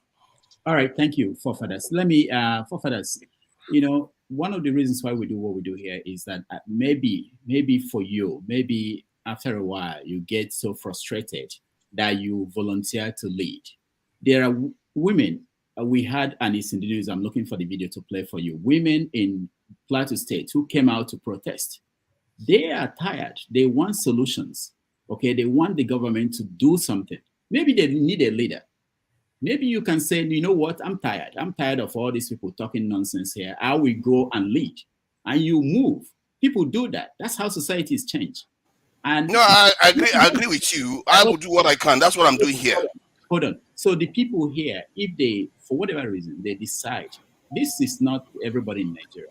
For whatever reason, they decide that they don't think it's the best solution, or whatever approach is different from yours. The point is that you are speaking out, and probably there are people like you, some other places in Nigeria. You have to take yourself out there, meet your like, and push. And when you say that people, I don't think people are not pushing. It's just that you don't know the people who think the way you think, and you can find them. And you can lead them. No, I found them. I've spoken to them. Even some of them. One of them was on the military, talking about it on TV the other day, when somebody said, when the military guy was saying it, they were thinking about what I said. But the problem is that you have 8 people here. Sometimes you have 10 people here, many people here. They will fight me because I was saying they should secure the country. Nigeria is losing $50 billion. They keep arguing for economy. Your country is losing $50 billion in terms of economic activity, and you say economy is what you want to do. Economy is security. It's like obvious. But people keep fighting you because for some reason they are traumatized by security forces, and they refuse to get past that to actually understand that this is what needs to be done. It's also obvious what needs to be done. Our people are insecure, and I keep saying this war will never end. It will never end until we wake up to this truth. See, it's just as simple. All right, thank you. So what I will do now is, Master Prince, I see you, but let me just give people who are yet to say anything a chance to probably say. Sorry, I was supposed to go. Okay, you can go. Yeah. Rudolph, take what I'm about to say with a pinch of salt. You're on colors, but you're on point at the same time. While I hate to agree with forefathers that there is no solution, I mean, there is solution everywhere. Mr. Ikola, we may not see solution. But like Rudolph rightly said, Really? Madam, yeah. No. Let me get her out first. Forefather, you are the one championing security. And yes, Tinubu said he's going to recruit security men. And I think you should go ahead and champion it. Like Rudolph rightly said, you can as well lead them. Even though I disagree 100% that the economy, that security is the top issue, the economy is the top issue. Even Mr. President said it in his New Year's speech that electricity, the constant electricity is the bedrock of what? Of a stable nation. Somebody, there's a say voice coming in the background. Yes. I don't know. Okay. It's okay. Go ahead. Okay. So the issue is not security. The issue is he said if We you are give losing a $50 man a billion flyer, every year listen, because I of did it. not interject you, so respect yourself. If Yeah, you didn't just interject. respect But yourself. we are losing $50 billion regarding No, because of please, insecurity. I did not interject Address you. Can that you point. kindly respect yourself? That's what I've asked. Can you do that for me, please? Thank you. Rudolph, I yield the floor. Go ahead. Thank you. Why don't you address the $50 billion question? I've addressed what I want to address. You're not going to force words out of my mouth. Okay, Rudolph, I yield the floor. I just have to quickly speak. I don't stay too much. Forefathers, I think you need some sleep. If you listen to me, what I said was there has been solutions, but nothing is happening. So you went off the course and saying, no, please, if you need some sleep, get some sleep. You said there's no solution. No, that is not They what I tried said. everything since 1960. You said it here. Oh dear. You need sleep. So I didn't hear that. I'm making it up. I can go and replay it too. That is not what I said. All right. Why you? Thank you, Ikolola. Let's see if we can get to victory before our guest. And please, if you're trying to join us, please don't at this point. Let's make room for her to be able to join us when she's ready. Okay. So for You those, can take me out if it's blocking her from joining. If that I will go out as well because all right. I think Flagship, let's see if we can hear you. Go ahead. Have a good time. All right. Flagship. Thank you. Can you hear me? Okay, good. Yeah, you're good. Good, Yeah. good. My apologies for that. Again, good afternoon, everybody. Good afternoon, Dr. Rudolph. I'll be very brief. I started by saying that there was a video I ran into in 2015, just about the time, 2014 into 2015, when Goodluck was trying to campaign for his second term in office. And in that video, the Northern Governors Forum had a meeting somewhere in Kano.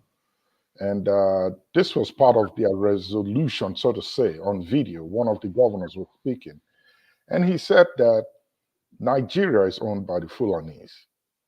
And northern Nigeria is considered Sokoto to Borno to Lagos, down to Akwa Ibom, and 200 nautical miles into the Atlantic Ocean, that it's considered the North, based on some sort of document he referenced that's in the British archives.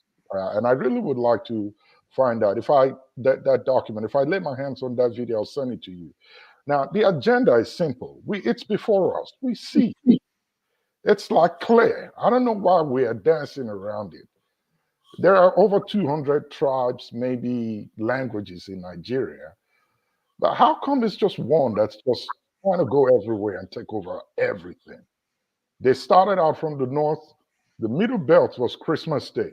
We saw the carnage that went on. Children, women, men, young kids. It's sad to see the picture. Now they have moved down south and they are coming in through the west. Today is Edo State, Delta State, Rivers, Bayelsa, and the rest of them. Get ready. That's if they are not there. We need to stand up. We need to really stand up. If NBC thinks that being silent is the solution to the problem, it is not. It's an agenda that is being worked on gradually. And we have to tell ourselves the truth. We cannot try to play wanting to be nice or non-tribalistic. That's not what I'm pushing for. But I'm just saying that we need to tell the truth. There is something going on which has a bigger picture than what we're looking at. And they're systematically and gradually achieving their purpose. When are we going to get it? By the time our streets are being changed, the names are being changed from what they were to a new name, is that when we're going to get it? Is it when they come and push everybody out and we are all cramped up in one space? Is that when we're going to get it? 200 nautical miles into the ocean. It speaks a lot. We may not understand. These guys know what they are doing. We have to come up and speak about this. The government is not saying anything about this rampage and carnage that is going on in Nigeria. They are not providing any solutions. The military is complaining that they can't access the areas that these people go through, but they can access it. You were trained. You have all that it takes to navigate rough terrains as a soldier, as Air Force, and the Army, whatever it is. How come they can outsmart you in these areas? It's an agenda. We have to agree to it, and we have to confront the government. Being silent is not going to solve it. We cannot be quiet. The people in the South cannot play being educated and want to play being your brother's keeper as Christians. We need to wake up. If we don't, it will not be, I mean, we're complaining now as bad as it is. By tomorrow, it may not be there anymore. So we need to stop this dilly-dallying around and trying to be all nice. And I mean, we have to figure out a solution to nip this thing in the bud at where it is now before it gets really worse. Thank you. All right. Thank you so much, Flagship. Our guest is ready to join us. So I will remove some people and I'll remove everybody and get her in. But let me play a video about what the Flagship is talking about so that we'll put it in the proper context.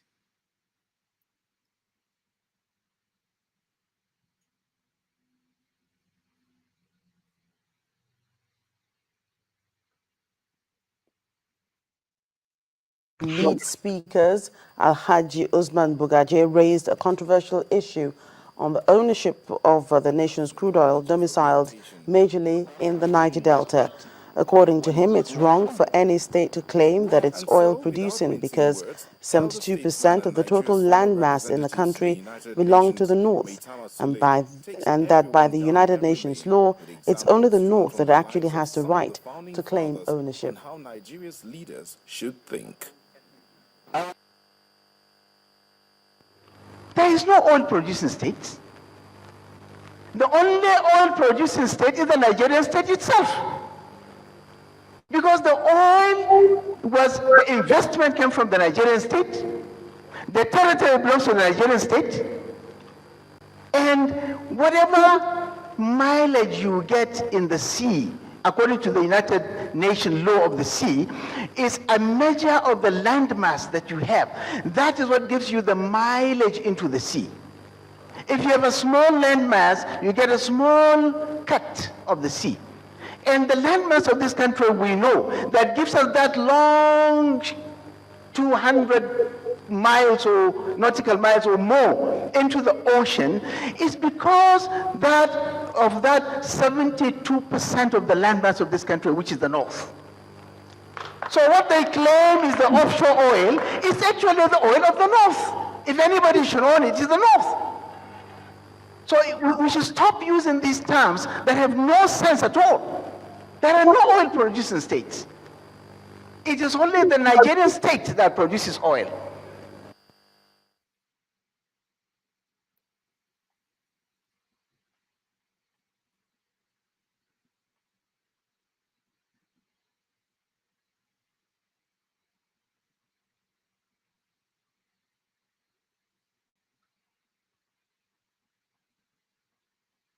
And Bola Ahmed Tinubu gave them rights to distribute in their various constituencies for Christmas. Did you get your rights? I want to appreciate President Bola Ahmed Tinubu for deeming it fit to give all the members of the House of Representatives palliative grains. So here you have 2 trailers of rice. Here is another one. There's 2 trailers of rice here. This is 400 bags. Can you see the rest? All in all, we have 4 trailer load of rice. That is 600. That is 6 times 4, 2,400 bags of rice. Thank you, my father.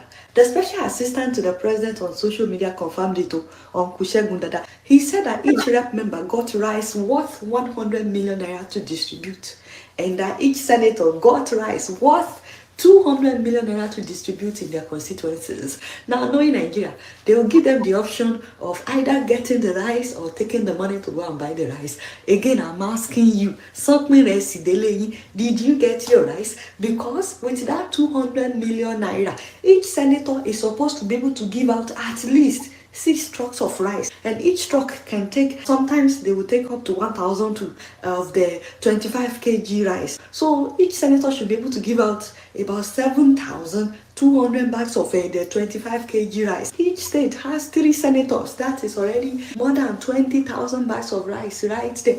In addition to senators, each state has at least 5 House of Rep members that should be able to give you about 3,000 plus bags of rice. Another member of parliament, Uncle Oluwale confirmed it too. He said they gave them rice worth 100 million naira that he's distributing to his people, Ijesha people. But imagine my shock that despite the confirmation by the presidency, some lawmakers are saying that it's a lie. They are saying that they did not get anything from the president. Baba, he shocked me. He shocked me. How can elderly people be lying? Even if you want to thief, Christmas gift is an abomination. Even armed robbers do giveaways during Christmas. What happened to your conscience? How do you sleep at night? You better visit your lawmakers, my people, or tag them online. But that's how they can to the law. How many bags of rice did he? 2,500. But that's how even you did not even give us half of what the president gave you or paid you to buy for us. By the way, thank you to Mr. President. We did not know that you sent us a gift. If not for this man that made video, we did not know. I'm also known, but Mr. President, next time that you are sending us something through these lawmakers, you need to let us know that you are sending us something, because as you can see, they don't want us to know. I'm not abusing you. I'm just saying, this year, we don't agree for anybody.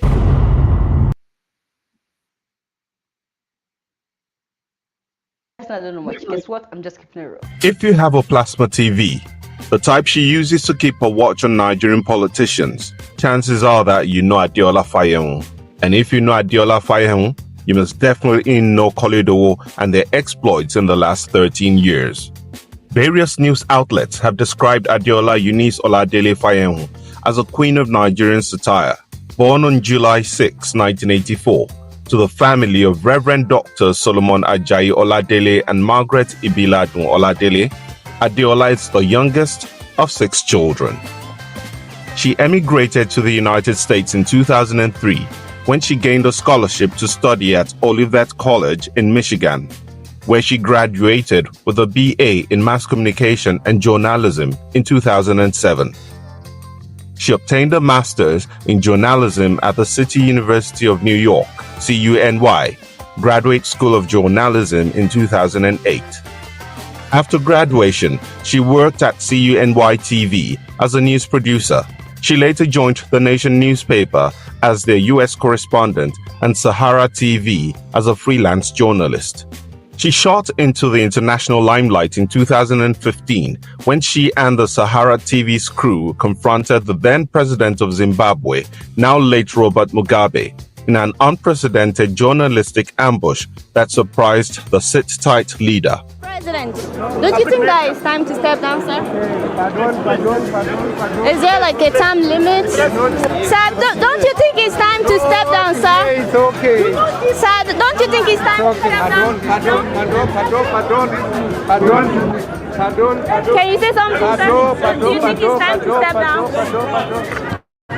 How's your health? How are you feeling? After the incident, the chief political correspondent of The Telegraph wrote of her, compared to the BBC's John Simpson or CNN's Christian Amanpour, Adeola Fayhun from Nigeria is not exactly a global name in the world of television reporting. This week, though, she made broadcasting history as she did something that few African reporters have ever dared to do: ask one of their aging dictators when the hell he is going to quit. Adeola hosts the hugely popular weekly satire show, Keeping It Real with Adeola. The show focuses on African political issues with a satirical bent. It has gained a large following across social media platforms, including YouTube and Facebook. The first episode of Keeping It Real with Adeola addresses the state of Nigeria's airports and how leaders in Western countries seem to age after taking office.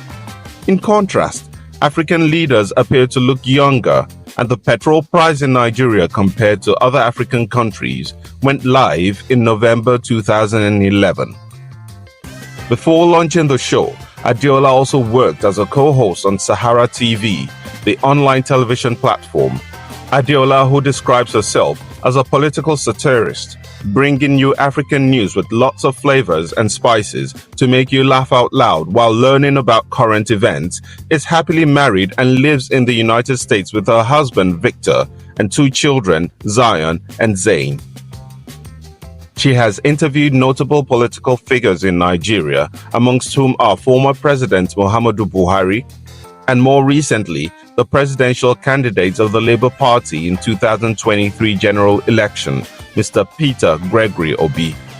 Many remember her for daring the DSS and presidential aides to interview former Nigerian President Goodluck Jonathan on the streets of New York.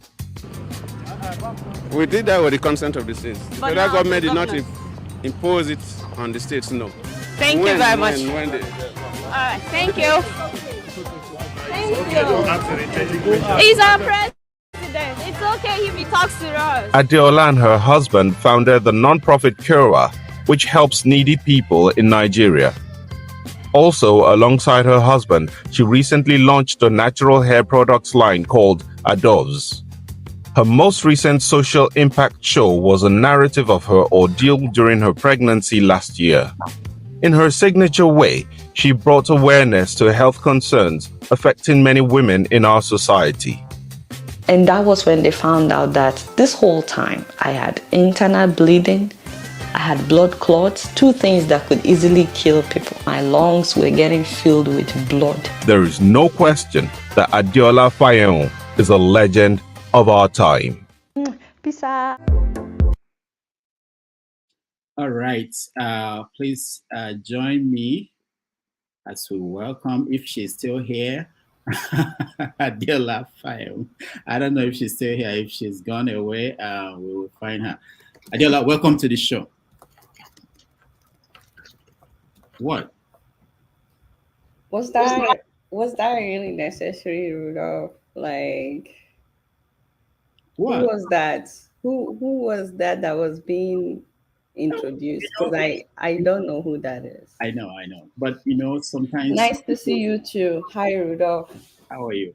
Sometimes I'm not coming back if this is what you'll be doing. All this red carpet something. Like, no. Sometimes what was that? Who is the legend? You don't actually pay tribute to people. I actually plan on living long, and you will not kill me at a young age. Welcome. I'm going to live long. Welcome. Thank you. Thanks for having me. Before we go to why we brought you here, I wanted to know if you want to weigh in on a few things going on in Nigeria, which is typically how we start 90 Minutes Africa. Just a few things.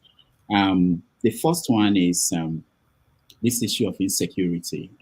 There were these attacks going on across the country. Yesterday, there were reports in Ondo. There was one today that is still questionable about the details on what's going on in Edo. We know Plateau happened. How do you handle subjects like this? How do you bring it up to people? So personally, I think that it has happened way too many times to the point where we've become kind of immune to reports like this. A lot of people would die at a time, and we would just treat it like any other story, and then we would move on. In so many other countries, if something like this should happen, even everybody would know that something is going on in this country. The whole world will hear about it. But even the attitude of our officials make it hard for regular people to also care. It's not news that the officials don't usually care. But when hundreds of people are killed and the president doesn't go there, he sends his vice president, which they said is not against the law, yada yada yada. We heard all that.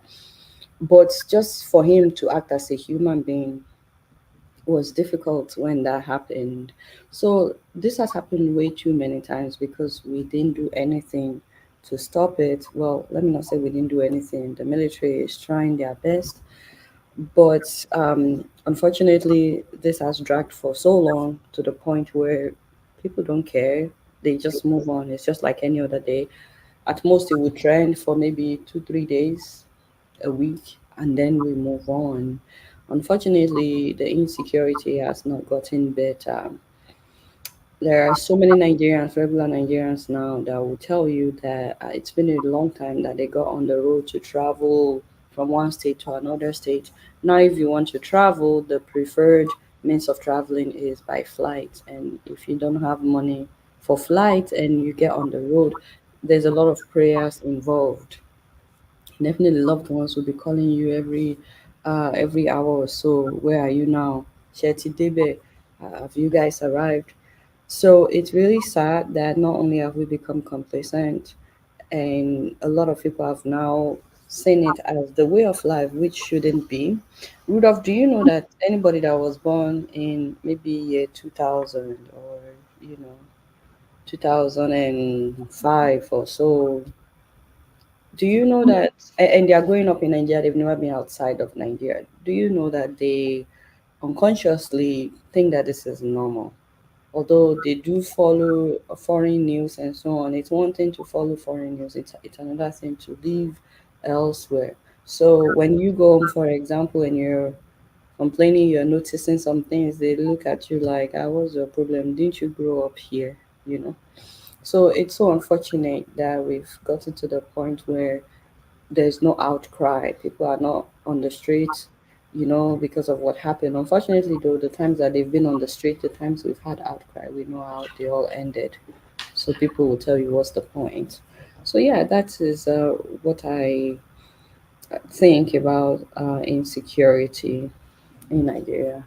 And then it's also good to note the fact that the one in Plateau is not just regular target. It's also because of the natural resources that they have, and to see that people will do that to their fellow human being because of something that because of nature, um, is heartbreaking, but also you have to wonder what kind of backing those people have to be able to carry out that kind of operation. So it's complicated. I think you're muted. I know you don't have a lot of time to stay with us, so I will quickly get you to talk on just two things quickly. There was this story about corruption in Nigeria that came out 2 days ago. One is Betta Edu, the Minister for Humanitarian Affairs, where she wrote a memo, signed a memo that money should be transferred to a private account. And then you have ESCC looking for the former minister to come and explain 37 billion that was misappropriated. What do you think about these stories early in this administration? So, first of all, it's a huge disappointment in two ways, not just as officials, but as women. A lot of the regular Nigerian doesn't think that a woman should be given an opportunity to serve the people. A woman should not be in politics. Now, when you see women that do things like this, it's like a weapon for people who already believe that women are not. There are people who genuinely believe that women don't have the mental capacity to be in politics or to be leaders.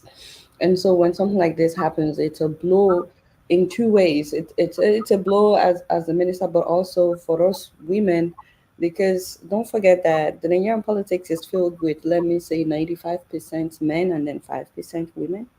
But each time that one or two of the 5% of the women that we have, each time they mess up, people don't think about the fact that men have been messing up for God knows how long, and they are the one that brought us to where we are. But I'm not here to fight men. I'm just saying that it closes the opportunity for other women, because people start saying, look at what a woman did. More than 500 million naira. Because of what? It's so unfortunate that someone would be that bold, that inconsiderate, and that power drunk to even imagine doing something like that. So it's such a huge disappointment. But the one that is what is baffling me till now is the story has been out there, the evidence is out there. I'm still waiting. Have they been arrested? No, not even suspended. We're talking about at least. That's what I'm saying. That's what I'm saying. Like, how long will it take? Will this just? I'm pretty sure this will not be swept under the carpet. Hopefully not. But how long? We're not proactive. That's exactly what I'm trying to say. In another country, they would have fired themselves by now. They Of would have course. resigned. All right, one last thing before we get to the gist of why you're here. Akwa Ibom State, they spent 32.3 billion naira to build a church. I know your father was a pastor. Would your father, what would you think? What would your father say? I mean, I want your opinion. What do you think about this? Really. Have you seen the pictures of the 32 billion? Yeah. I showed it yesterday. I can show it again. It is quite fancy, very, very beautiful, and very sad at the same time. First of all, my father never owned a church, so let's get that straight. It's very sad. It's very sad because someone once said something that Nigerians or Africans, they would convert a factory into a church and then they would go into the church to pray for jobs. Now, I know that these people did not convert a factory, but the money that they spend, it's one of those things. In Yoruba, we say Oroburuku. Oroburuku means it's it's not just bizarre, it's like incomprehensible. The money that they spent to build this church, 32 billion naira. Do you know what that money can do? And then they will go into this church praying for a miracle, praying for. I have no idea when having a fancy building is now a requirement to worship God. Nobody is saying they shouldn't have a church, but it makes absolutely no sense. If they had invested in the people and now they are investing in the church, it's a different story. Let's say this church has, built so many things that will be of benefit for the people. And now, in fact, if they invested in the people can now build the church. You know what I mean? But unfortunately, it's just a building. It doesn't solve any of their problems. They go in there to pray to say, God that you can pray to anywhere, by the way. And then they leave. And you wonder, so this money is just standing there. But these are Nigerians. There's one thing you cannot argue with Nigerians about, and number one is God. In fact, I think that's the only thing. Once you bring God into a matter, forget it. It's a one-way thinking. You can't win that battle when it comes to Nigerians. So and then they get more offended when it's their fellow Christians that are saying that you shouldn't be spending so much money on building a church. All right. Just to add this, I know that you're an advocate for women participating in politics. We have Natasha Akpoti, who you know well, made it to the Senate, and she'll be on the show next Sunday. I know that you cover her. Now that she's a senator, how are you going to be covering her? I'm not sure what you mean, how I'm going to be covering her. So are you going to? However, we cover everybody. You and I, we cover her because you said whom you know very well. You also know. I know her very well. Yeah, I know her. Okay, thank you very much. Because don't paint it as if. I know her very well too. First of all, I just want to make sure because people also will be. First of all, she's very. If you've met her, she's very smart, very intelligent. She knows about the role of the media, and so and she's a lawyer, and so she knows what is expected of her.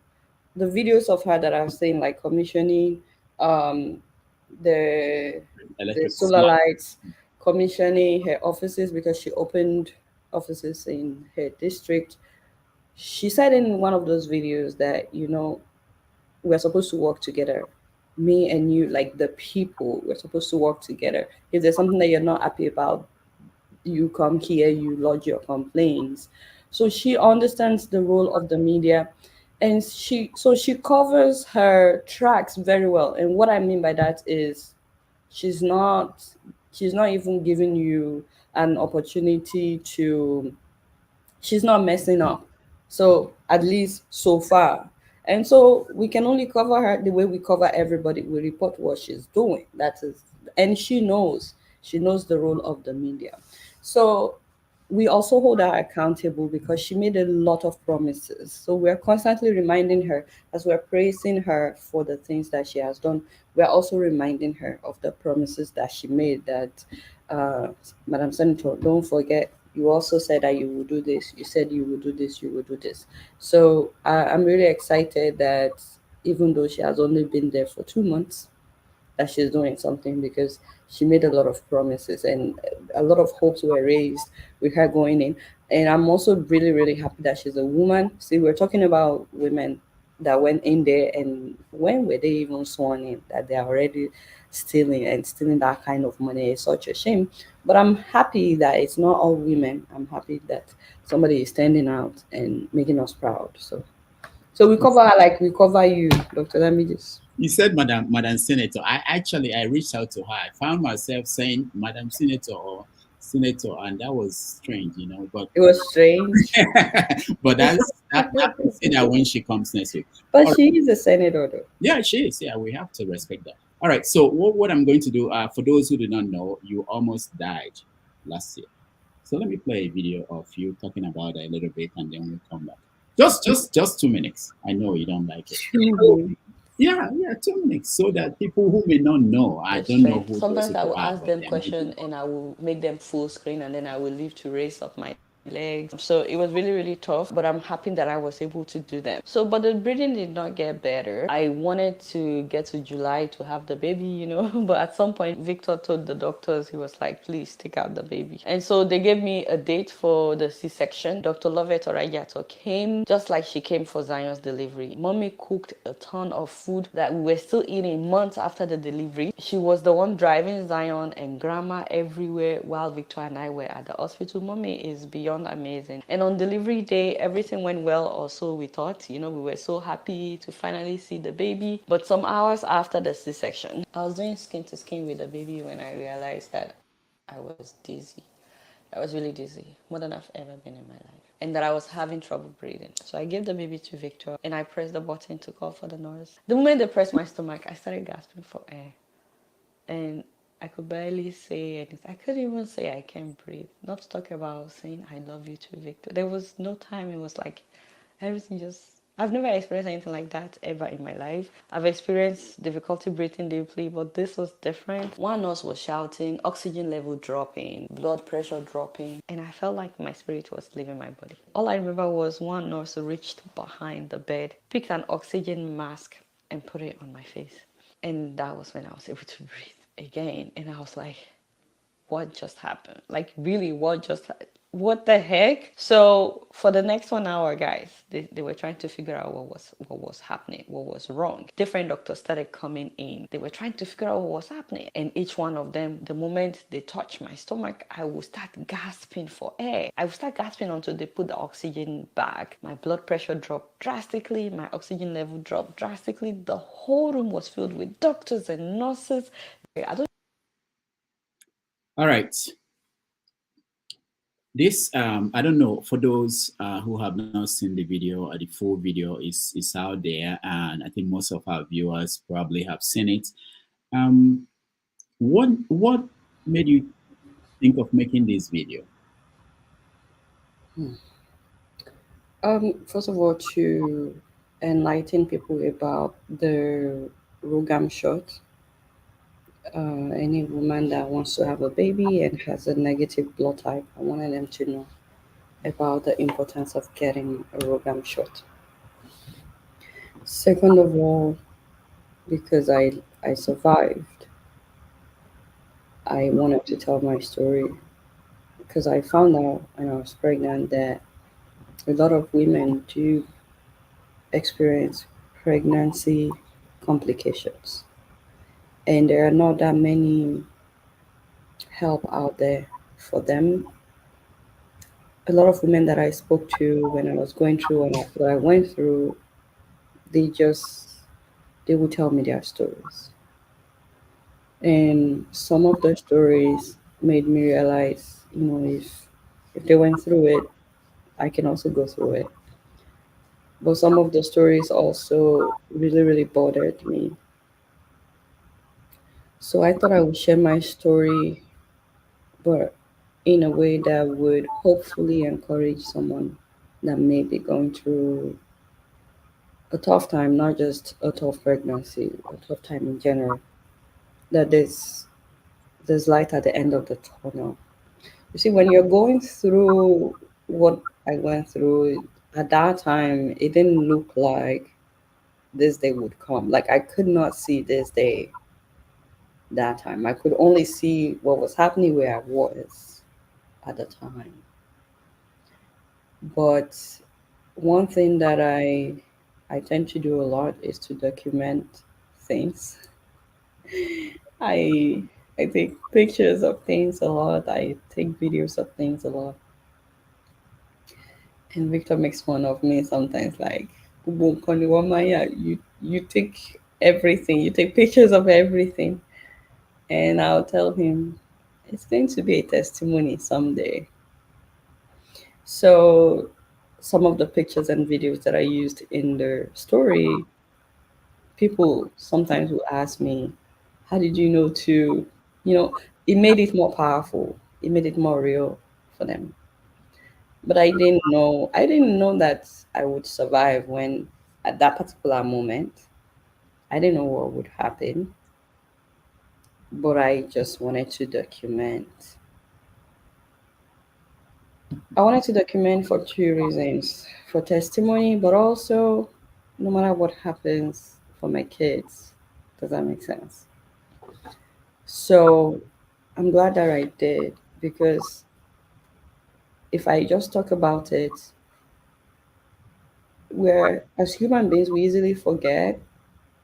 We go through some things sometimes that we will tell ourselves, oh, if I can just get out of this, and then we forget. But I go back, I watch videos. There were videos that I couldn't put in that video. There were videos that I made um, that I didn't put in that video, but they were for me to always remember because as human beings, we get caught up in what's happening right now, and sometimes things get in our head. We think we are busy, we think we're doing life, or we get upset, we complain, and then when I'm reminded that, wait a minute, I wouldn't have been here to see all this if I had died. It brings me back. It humbles me. It makes me more grateful, more appreciative. I may be working and just start texting Victor sometimes like, you're beyond amazing. Like, I am truly, truly grateful for you. And he would be like, where is all this coming from? I don't know what to do. It's because I'm reminded.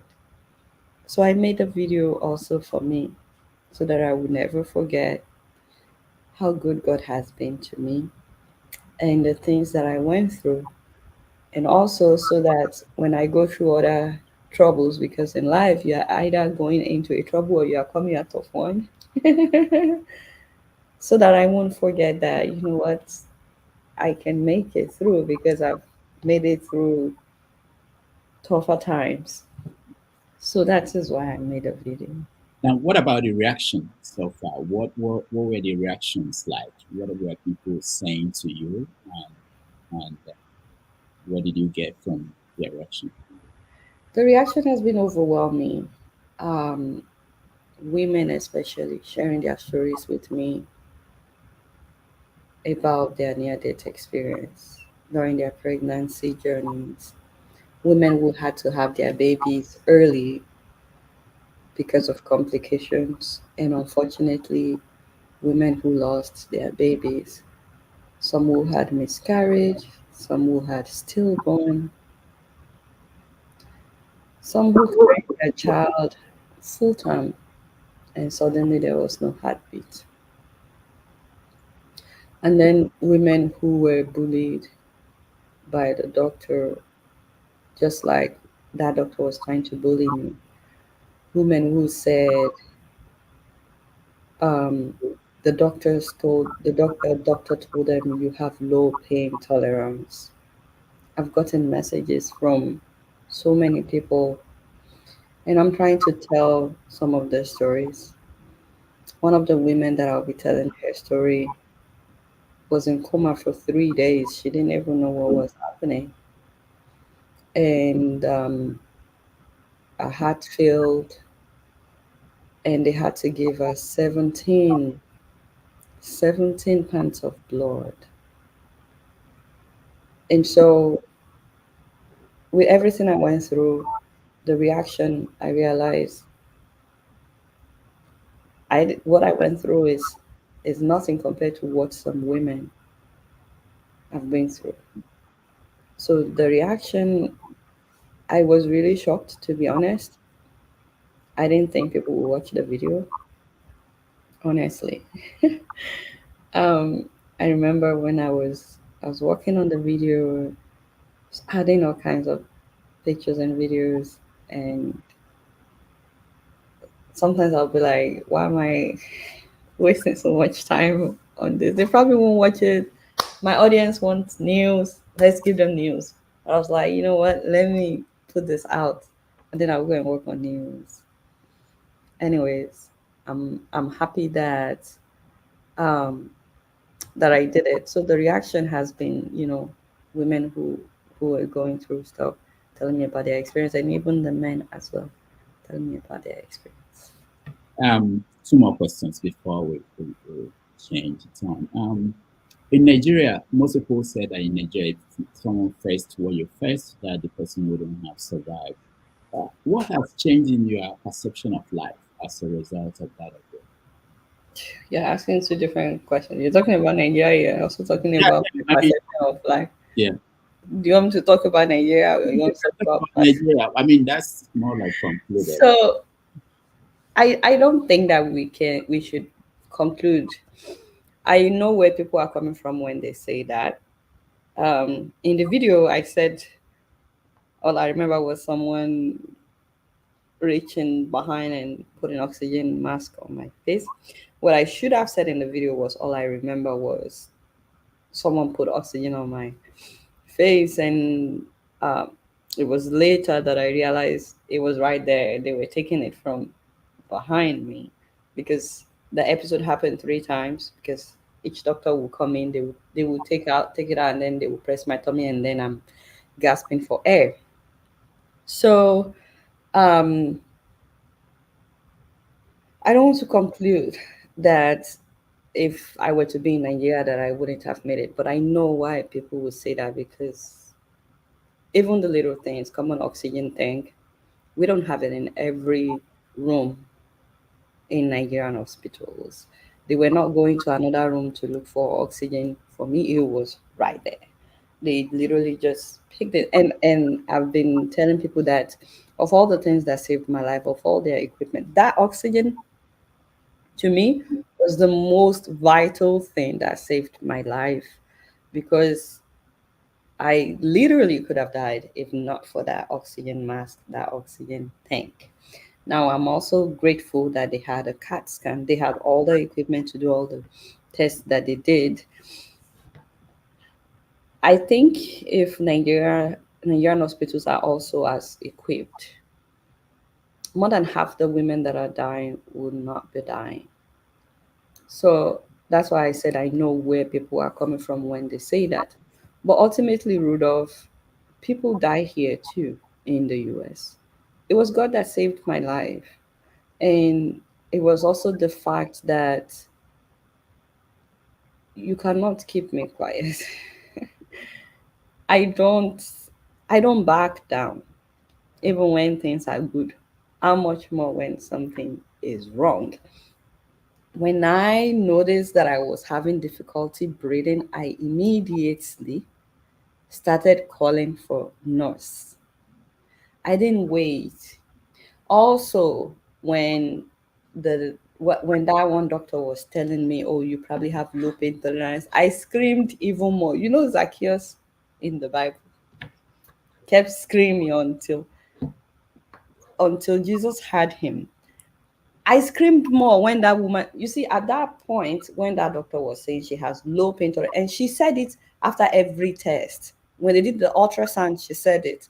And when they did the ultrasound and found out and they didn't see anything, she said it. There's nothing. She just has low pain tolerance. I shouted more. They did X-ray. She said it again. They did X-ray. They didn't find anything. She said it again. I shouted even louder. And then they brought in the what's it called? Until they did the CAT scan. At that moment that she was saying all those things, I had the choice of either fighting her, which everything in me wanted to do at that time. I wanted to say to this woman, let's take it outside. So you understand? Let's take it outside. Um, the worst thing, you can't even beat me. The way I was looking at, the way I sized her up, I said, you cannot even beat me when when it comes to that. Let's take it outside. In my head, all this was happening. Oh, excuse me. Or I could choose to fight for my life. I chose to fight for my life. I was willing to take it outside after the service. I was ready for her, but she never came back. Oh, I was so ready for her, Rudolph. I was so ready for her. And I reported her to everybody that I could at that hospital. I said, you need to fire this person because she will kill innocent people. So I could either fight her or fight for my life. I chose to fight for my life. I did not keep quiet. The equipment definitely saved my life, but also I didn't give up. One of the women that wrote me said that the doctor said she had low pain tolerance. And so the doctor left her for 4 hours while she was in labor. And by the time she came back, the baby had died. Don't keep quiet. Don't keep, it doesn't matter where you are in Nigeria. Well, if they don't have the equipment, what can you do? But if you are not in Nigeria, you are in a place where they have equipment. If it comes to beating up each other, we will. You cannot keep quiet in a life and death situation when you feel like your life is leaving you. Rudolph, my life was leaving me. It wasn't something that you can explain to somebody to understand unless you've been close to death before. Like suddenly you are not in that room anymore and you're like, what is happening? Where am I? What is happening to my body? Like I see my body, but I'm not there. You don't joke with something like that and then somebody is trying to discredit me. Is she calling me a liar? Today we'll fight. I was ready. I was ready for that, but I'm glad I chose to fight for my life. And you know, living in America, I've heard about this several times that some white doctors think that Black women should be able to bear extreme pain. They think that we're not human. And it's one of those things you hear on TV, like Serena Williams when she was going through what she went through, and so on. I've had that several times. I never thought I would experience it. I never thought that it could happen to me. So I'm glad that I live in a place where they actually have the equipment to save my life.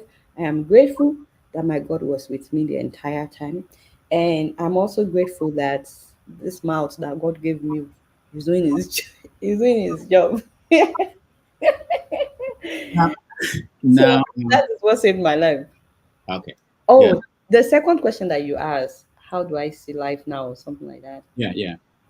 Any change? Of course, Rudolph. I Like what? remember you and I we were talking about New Year plans at the beginning of this year. What did I tell you? Yeah, you don't do I said vision boards anymore. no. I'll do vision board. That's not it. I said Rudolph, we are alive. That is that is more than any plan, any dream, any. I said Rudolph, this year my main goal is to be present. When I'm with you, I want to be with you. When I'm with my daughter, I want to be with her. I don't want to be here, but my mind is there. Like, I just want to be present. I want to notice the seemingly little things. Oh, she just coughed. How cute. So you don't check your phone when someone is talking to you anymore. No, I'm here. I'm here. But I also, it's like I'm appreciating things more. I still thank God that I'm alive when I'm praying. It's been more than 6 months, but every day I wake up, I'm like, God, I'm here. We are still here. So there's still something for us to do, or maybe to damage, like you do. But also, I appreciate my husband more. I've always appreciated Victor. We've always appreciated each other. But man, Victor went some of the things that I did not say in the video. A lot of times I will be hungry in the middle of the night, 2 a.m. Victor gets up, go and make me food. I Comes back. wanted to address that because there were two reactions. You know, I You want sent. to address my husband? Why? No. What you said about. But please let me finish my question. I'm appreciating life more. I'm more grateful. I'm more present. I don't take things to, you know, it's okay. It's not the end of the world. That's my attitude now. Like, okay, so your car broke down. Thank God you have a car. Thank God you broke down. It's not you that broke down. It's the car now. You will get another one. That kind of mindset. Okay, they said no to us here. Let's go elsewhere. We have legs. We have life. We can go elsewhere. But also, I'm more determined than ever to live life, like to do things that I believe God wants me to do, because I realize at an instant, life can be taken away from you. So, all those things that I've been procrastinating, I'm like, you know what? Let's do it. Just do it, like Nike. Just do it. So now, like, oh, I want to be on Dr. Damage's show. Here I am. Like, I'm not gonna with Dr. Damage's. Those things that those books you've been wanting to write, to read up, you need to write them because time is money. I'm taking a sabbatical very soon to write them. Amen. You've been telling me that for how many years? You Now, have denying us. where I shared the video to some people and I got reactions, especially with you thanked a lot of people, especially your husband. So the reactions they vary from some people said, does Victor have any single brother? You know, if Victor is like this, maybe there's a single brother. And there were other people who said, yeah, funny. Who said, what option did he have, you know, in this matter, in terms of, so this is the two spectrum. So there are people who are looking for whether he has a brother that they could hook up with. And there are people who are saying, what option? So what option does he have? Yeah, in this, what would he have done? Yeah, he has no option, but that's what they're saying. I know that is how it's supposed to be. Yeah. If he was the one in my shoes, I would care for him equally as well. But I think as Nigerians, although I tell him all the time that he's not Nigerian, no offense. As Nigerians, it is expected to be the other way around. The woman is expected to go extra length, yada yada yada, for her husband. It is not expected of the husband to do all that in the Nigerian context. Look now, did you see the story of the Nigerian woman that wakes up at 4 a.m. to cook for her husband? Do you see how they're giving her money, giving her this, giving her that? She's being celebrated hugely. People are writing online that men 10, feminist 0. The question is, I'm very happy for her. I'm not an enemy of Fuget. I didn't even get into that story at all, you know. But how many men would do that for their wives? To get up at 4 a.m., to do something for your wife, to cook for her, to clean for her, too. A lot of people believe that that is the role of the woman. In fact, some people think that it's beneath them to cook. It's like demeaning for them to be cooking, to be cleaning, to be bathing their own child. So it wasn't when I got sick that Victor went and learned how to cook for me. It wasn't when I got sick that he suddenly started bathing our daughter. It wasn't when I got sick that he started cleaning the house, mopping, sweeping, mopping, vacuuming, everything. No. Victor he's been doing that since we got married. Before, see, we had thorough conversation before we got married, because sometimes I see people write things about relationship online, and I'm like, so did you guys not talk about this before you say I do or what? We talked about all these things. Before we got married, Victor didn't know how to cook. I said, Victor, so do you know how to cook? He said, no. Okay, so are you expecting that I'll be the only one cooking for the rest of our lives? See, how old were we then? I was 26, he was 28 when we got married. I said, so you think for the rest for the several decades I'll be the only one cooking? The devil is a liar. You have to learn how to cook as well, because I can't be the only one cooking or for the rest of our lives. Are you kidding me? And because he loves me, he learned how to cook. He learned how to cook. That is expected here in the American society where I live. But I've had some people that will say, no, even if the husband wants to cook, they tell him, Haba, God forbid, why will you be cooking when I'm here? I said, my sister, I'm happy for you to eat his own, but what happens when you are sick, What happens when you travel? Does that mean you can't travel? And then I've heard about husbands that don't eat microwave food. The wife has to cook 3 times in a day. Again, Rudolph, I cannot advise anybody. When did I get married? Yesterday.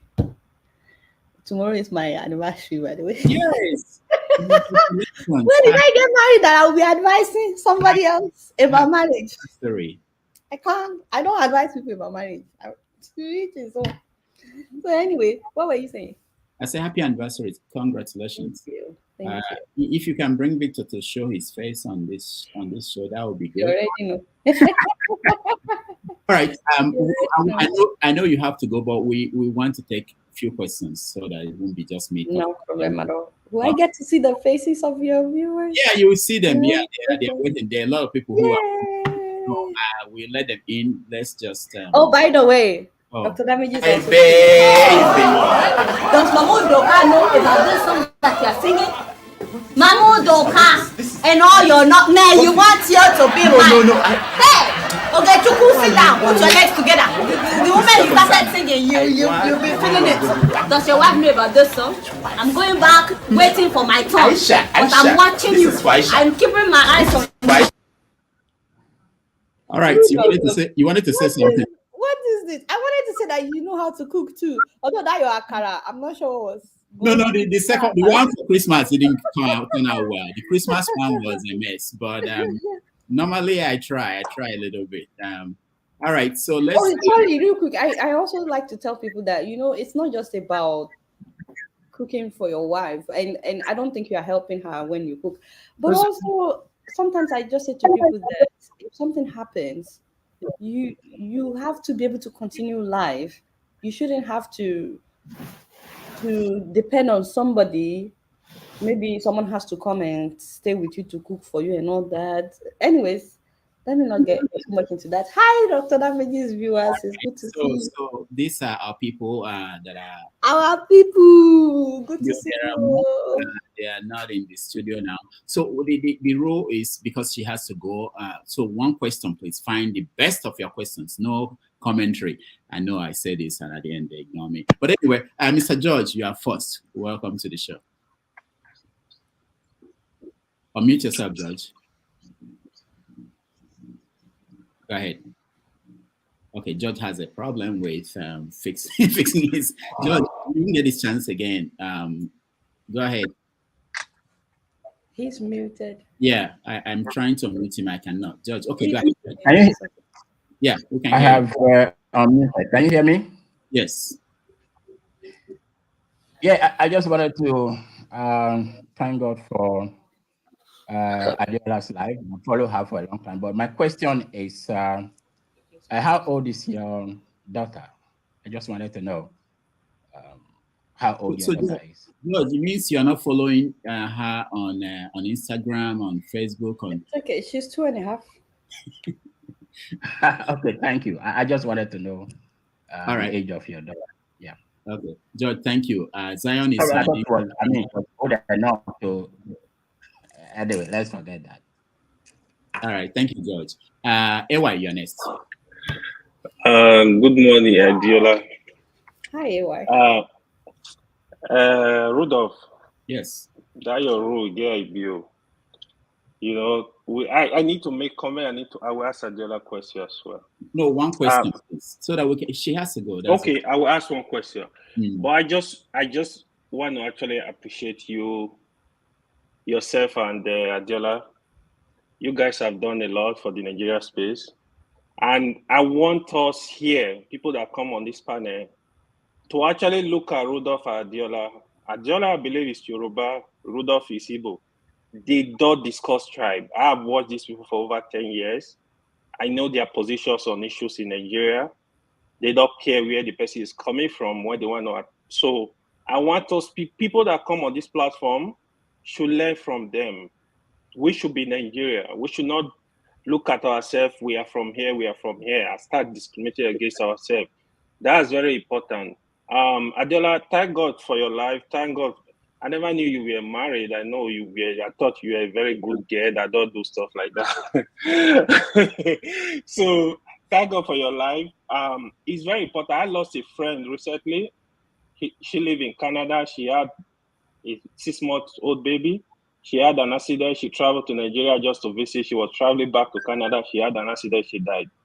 So life is very important. I like the position you are taking now. Take this easy. Let's take this easy. We don't have that assurance we think we do. It can go anytime, any minute, any second. The question I want to ask you. So now you don't take life easy. If you have some billions, maybe you can share some with us in case. But that just by the way. But generally, I just want to appreciate you, the work you and Rudolph are doing.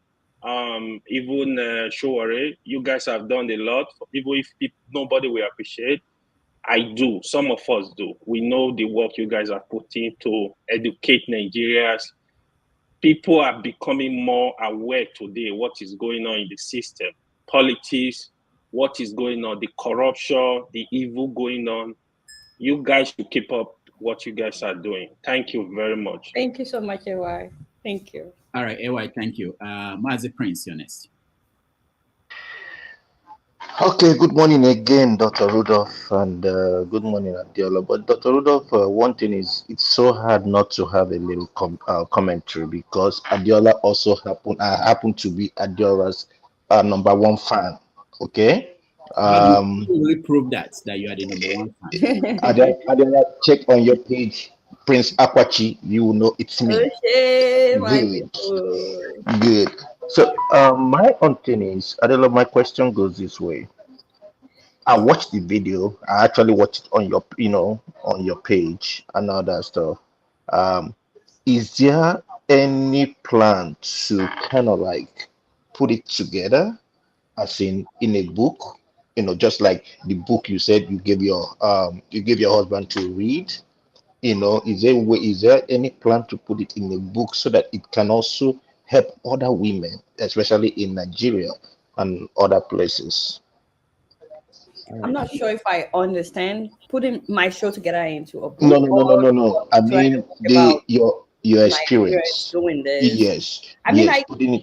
I guess I can write about my experience doing this, but to be honest with you, my brother, I just the last part of your question, you said for women in Nigeria. I don't think women in Nigeria need me to. Women in Nigeria, they are tough. Don't forget, I'm also from that same Nigeria. That is where I learned everything that I do. Women in Nigeria, they can deliver. They can do so many things. They can do way more than what I've done. It's just that the opportunity is not always there. Personally, when I was done with my first degree, I was doing my master's, and the plan was for me to go to Nigeria and start my media company in Nigeria. I was doing my master's, and then I went home for an internship and also to survey the ground and to get my license and all that. I went to National Broadcasting Corporation in my state. Those men literally, they looked me from top to bottom. That time I was 24 and I was quite skinny. They looked me from top to bottom. They laughed at me like, you want a media, they laughed at me. And then they told me every reason why it can never happen. They told me, oh, you will need to pay 11 million for license. You need to pay so million for this, for that. And then on top of it all, you have to submit it to the presidency. It has to be approved by the president himself. That in itself will take maybe 3 to 5 years. Okay. Yeah, the reason why I asked this I'm is just trying to say that it's about opportunity. Here, when I came back, I was like, I can literally make videos. I started making YouTube videos before I started working at Sahara TV. So I was able to, not that there was no YouTube in Nigeria at the time, but internet was really slow at that time. This was 2007 that I went home trying to get a license. So Nigerian women, I can't say about my story, but what Nigerian women need is opportunity. Is the opportunity. They have all that it takes. Is what I'm trying to say. okay. The only reason why I ask this is that most times when the question of C-section comes up in Nigeria, they always look at it as a death sentence, and That's just like I said. but it's Yeah. also stigmatized. I've heard that in Nigeria, some women are told that you do all you can to have your baby naturally. If you have a baby by C-section, you didn't really give birth. That means you are not a real woman, something like that. I've heard about it. Maybe I'll have to do a show about that someday, how ridiculous it is. It is mind-boggling that anybody will. At first I laughed like, no, that cannot be real. But then I found out, like, for real, there are women that will be told you need a C-section ASAP, and they will be like, no, doctor, I must have this baby by fire by force, and ended up harming their child or themselves. So it's actually costing people lives. So yeah, it's something to do a story about someday, the ridiculousness of how All right. they stigmatize it. Thank you, Mazi Prince. Thank Mbori. you, Prince. Mbori in California. Welcome. Thank you, Dr. Rudolph, and the panelists. And thank you, my own girl. My mother. I watch you every day. Thank you. Thank you so much. Like I told the panel yesterday, I'm getting there to have computer literacy so that I set up your own show. You see? Now, I won't take much of your time. I will go straight to a little comment and then my question. I started my nursing career as a midwife, both rural and urban midwife, or both rural and urban midwifery. I have been where you are in Nigeria, or where you were in Nigeria. That is being sick, where there is no oxygen in any hospital around, and what they call oxygen, which event they put on my mom, and at a point, oxygen has characteristics. You don't have any smell. There is. So I went like this. I asked, is this oxygen? This was 2021 in a federal medical center. No oxygen. Okay. What you came today to discuss is a thing of lifetime for me. My question is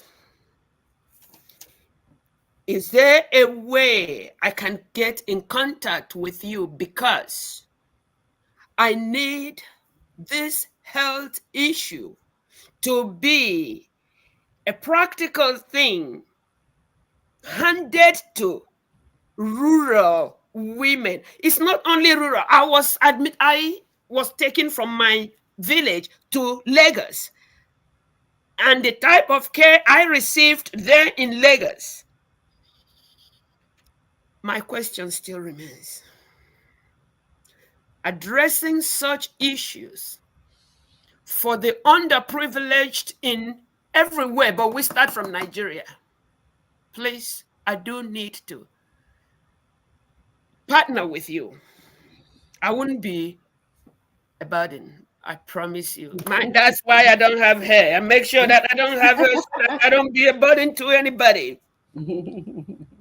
I'm not into fashion. I'm not into anything. I'm into reality. This is fashion, though. It's all right. This type of fashion, I am in all in it. So, baby, please go, go, go. Thank you so much. The people who need, I am trying to keep from crying. I do cry, but not right here. Thank you. Thank you. I totally get her point. After my experience, I'm planning on giving back somehow. I'm still working on it, especially that oxygen thing. Unfortunately, though, I've also had experience where you donate something sometimes and then they sell them, which is heartbreaking. So, but definitely, you can always contact me, info@adeolafayehun.com. Info@Adeola. Thank you very much. Yeah. All right, let's go to Righteous Man. Righteous Man, you are next. Yeah, good evening, Mrs. Adeola. I reside in Lagos. You can bring others. You've been a very interesting personality. I got to know Rudolph through your program. Your program was like a new masquerade to my family. Those days, a new masquerade. I don't know whether you watch it. Zebediah. Once you're online, my wife, my kids, all of us, we gathered to watch you. You were fantastic. You were something extraordinary. I like to think I'm so fantastic.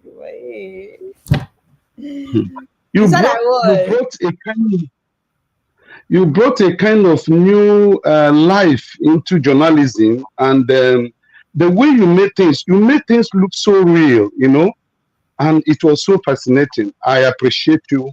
I thank God for your life. I thank God for your husband and your children. May the Almighty God keep you strong and give you more wisdom to perform all those things you have been doing before. Now, my question is this. My wife had surgery, major surgery, November last year, 2023 in Lagos. And I know what she passed through. It was terrible. And it was God's divine intervention that I did not lose her. And she's alive today, well, kicking. She has started driving and the rest of it. So I appreciate women and I honor women. What women goes through in life, if men, we go half of it, I think we will give up. So I appreciate and celebrate women. And you're one of those outstanding women. So my question is this. Is there anything you are doing to hold the hospital and the doctors accountable for what happened to you? Thank you. So the doctors accountable for what happened to me. I don't think it's the doctor's fault what happened to me. I had a C-section complication, which can happen. The surgery was successful. It was hours after. If you were talking about the day that I almost died, but if you were talking about like the entire video, I should have been more proactive with the Rogam shot to get the Rogam shot to begin with. But the doctor that wanted to kill me, that the one that was saying that I should have more pain tolerance, I reported her. I had a long meeting with the head nurse as well, and she actually made me understand that they had an advocacy group among the nurses, a group of nurses that advocate for Black women. And I was very fortunate because 12 of them, it's either 12 or 15 of them were by my side at that time. I made my video.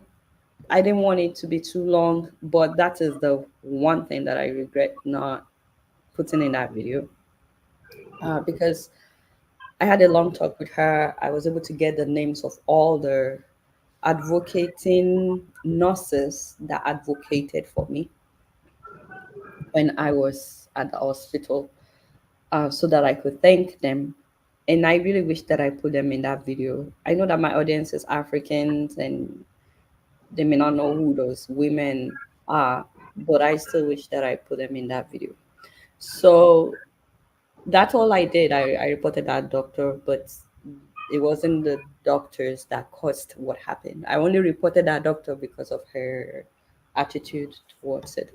And before the C-section, like they always do with every surgery, they tell you this particular they told us that they had like 1%, like 0 point something 1% complications, and that it can happen. Like they tell you upfront, so you know. Although nobody pays attention to that until it's actually an issue. So they tell you all this upfront, and they tell you it could also result to death in rare cases and all that. So it wasn't like it was caused by the doctors. It was when they went back in for the second surgery, they found out it was a muscle that was bleeding. So the internal bleeding. All right, thank you, righteous man. Before you come on, let me take a question from the comments. Adeola, this one is from I think from Kulata. So he wanted you to address this palliative rice that was shared. And you made a video, and we played that video earlier in the day. If you want to address that, and then someone else wanted to know, where is Koledowo? Does he live in the same house as you? We don't live with our video editors. Koledowo is my video editor, my producer, and everything. Okay, I was trying to tell him that you want to show your face. They won't see you. Come on, just people. Yes, okay, he won't come. But usually he's wearing a yellow top. Whenever you see me at an event and you see somebody in a yellow top, that is Koledowo. And the first question I forgot. Palliative rice. Palliative rice. I guess that person did not get their rice to you too, so it's not just me. Anyways, the palliative rice, my people, is very sad because a member of parliament was the one that exposed it unknowingly. He was just thanking the president for giving rice to, for providing palliatives to all the members of parliament. And he just said that in his thank you video that he made for the president, and then he was showing us the video of the rice that he got for his constituency. Now, the sad thing, which is really upsetting me right now, and I have to do a comeback video, is the fact that the man now turned around after the story went viral. He now sat down, he did another video that he actually bought that palliative with his own money.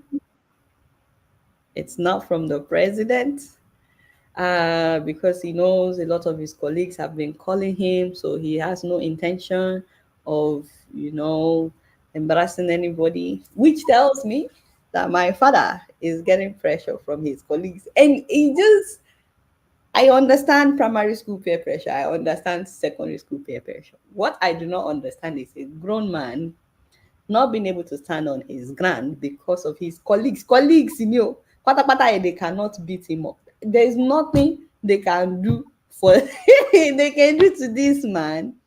But I've heard that maybe he has maybe he wants to be governor. It doesn't even matter. Now the same man that made the video that Tinubu gave all of them, and the presidential office confirmed it on Twitter, the presidency confirmed it. The same man now sat down and said it's actually from his pocket. He didn't receive anything from the president, and he's apologizing to his colleagues. He didn't intend on offending them. So we need to do another video about how sad it is that, first of all our lawmakers, they are all criminals. The fact that they will be calling this man, pressurizing him, and getting him to take back his statement, that in itself makes me realize that these people are all criminals. But the fact that a grown man would turn back on his word really pains me. So that is where we are right now on the rice issue. It's not just about the fact that there's rice anymore. It's about the fact that the man is now taking back his own words. So, all right, thank you, Wale. The next. Thank you. And dear sister, good evening, ma. I never. Well, I was going to ask, are you the shortest, or is Mr. Rudolph that is too tall? I could look at the other. You came here Looking to at that man. abuse me. So probably Mr. My Ruto. father, you came here to abuse me today. No, I'm not not abuse. Oh, sure. it's just explanation. I'm Oh, and regular. comparison. I'm And regular height. comparison. Me, I'm regular height. Hold on. I Really think tall. let me show this video. Maybe this will help us. And don't show it to. Don't show it to. It's already. Wow. I still have to do this. Do that for Conco. Oh, yeah, now, post. Very big star. Ah, yeah, a big somebody. When I knew her, it was doing 4 hour interviews online. People are stopping that. The man is doing 4 hours interview. He's a very big somebody. All right. Thank you. Well, I kind of like the draw of the draw of you. I mean, let me put it that way. You know, it's been a long time, and like someone said on this platform that you never see yourself as Igbo or Yoruba, but and then since I've been watching your program, Is he I Igbo? always keep my I eyes. never noticed. You are Igbo?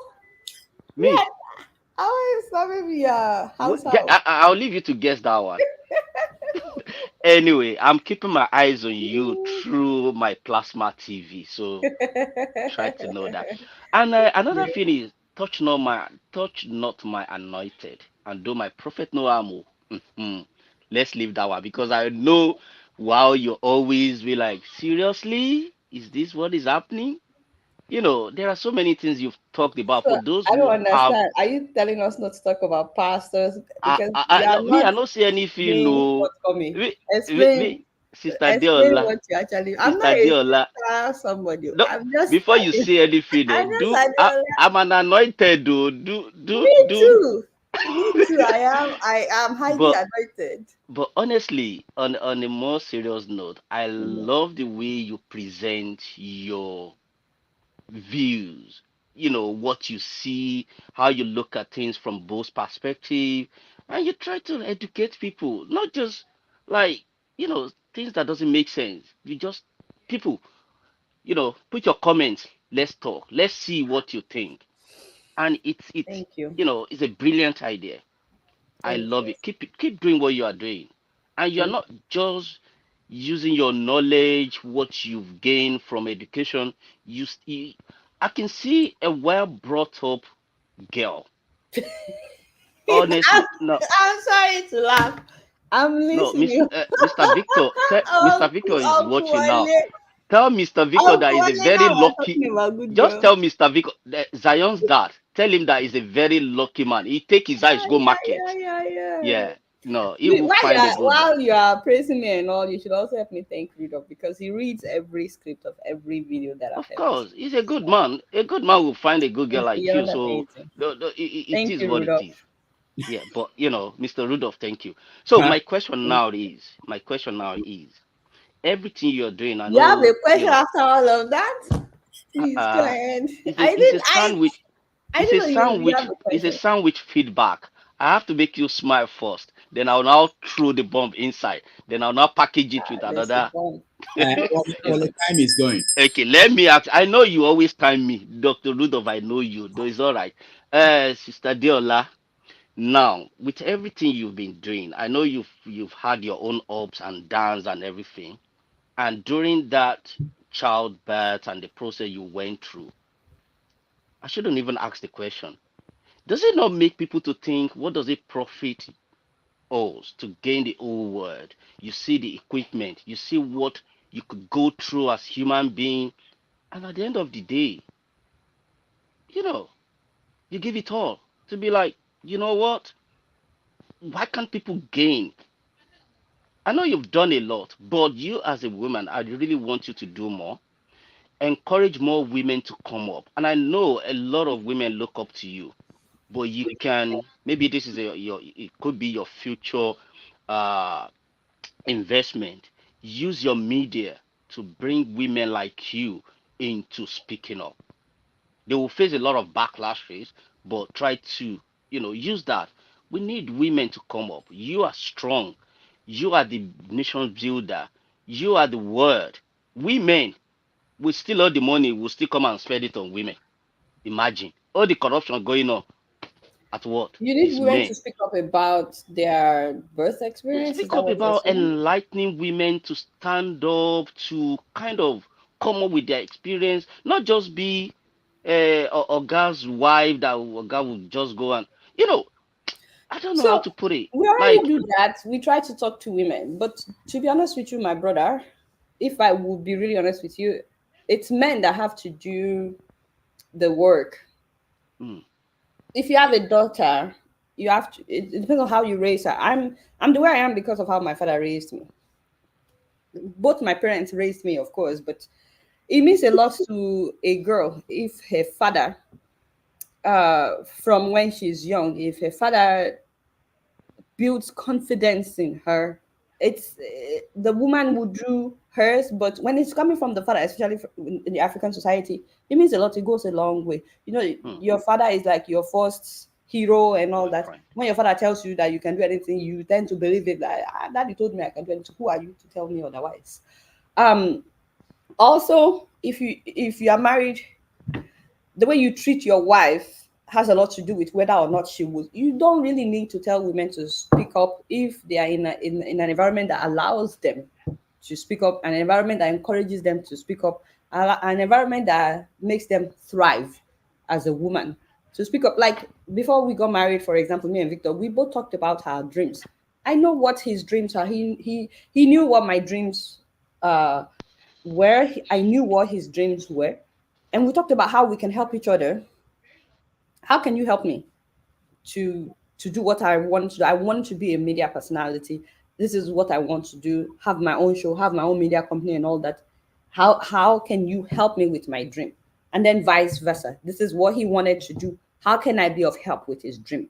Unfortunately, growing up in Nigeria, especially in the Christendom, I don't know if this is the same for all Christians, but when I was growing up, in so many churches, it's all about the man and the man's vision, the man's goal, the man's plan for life.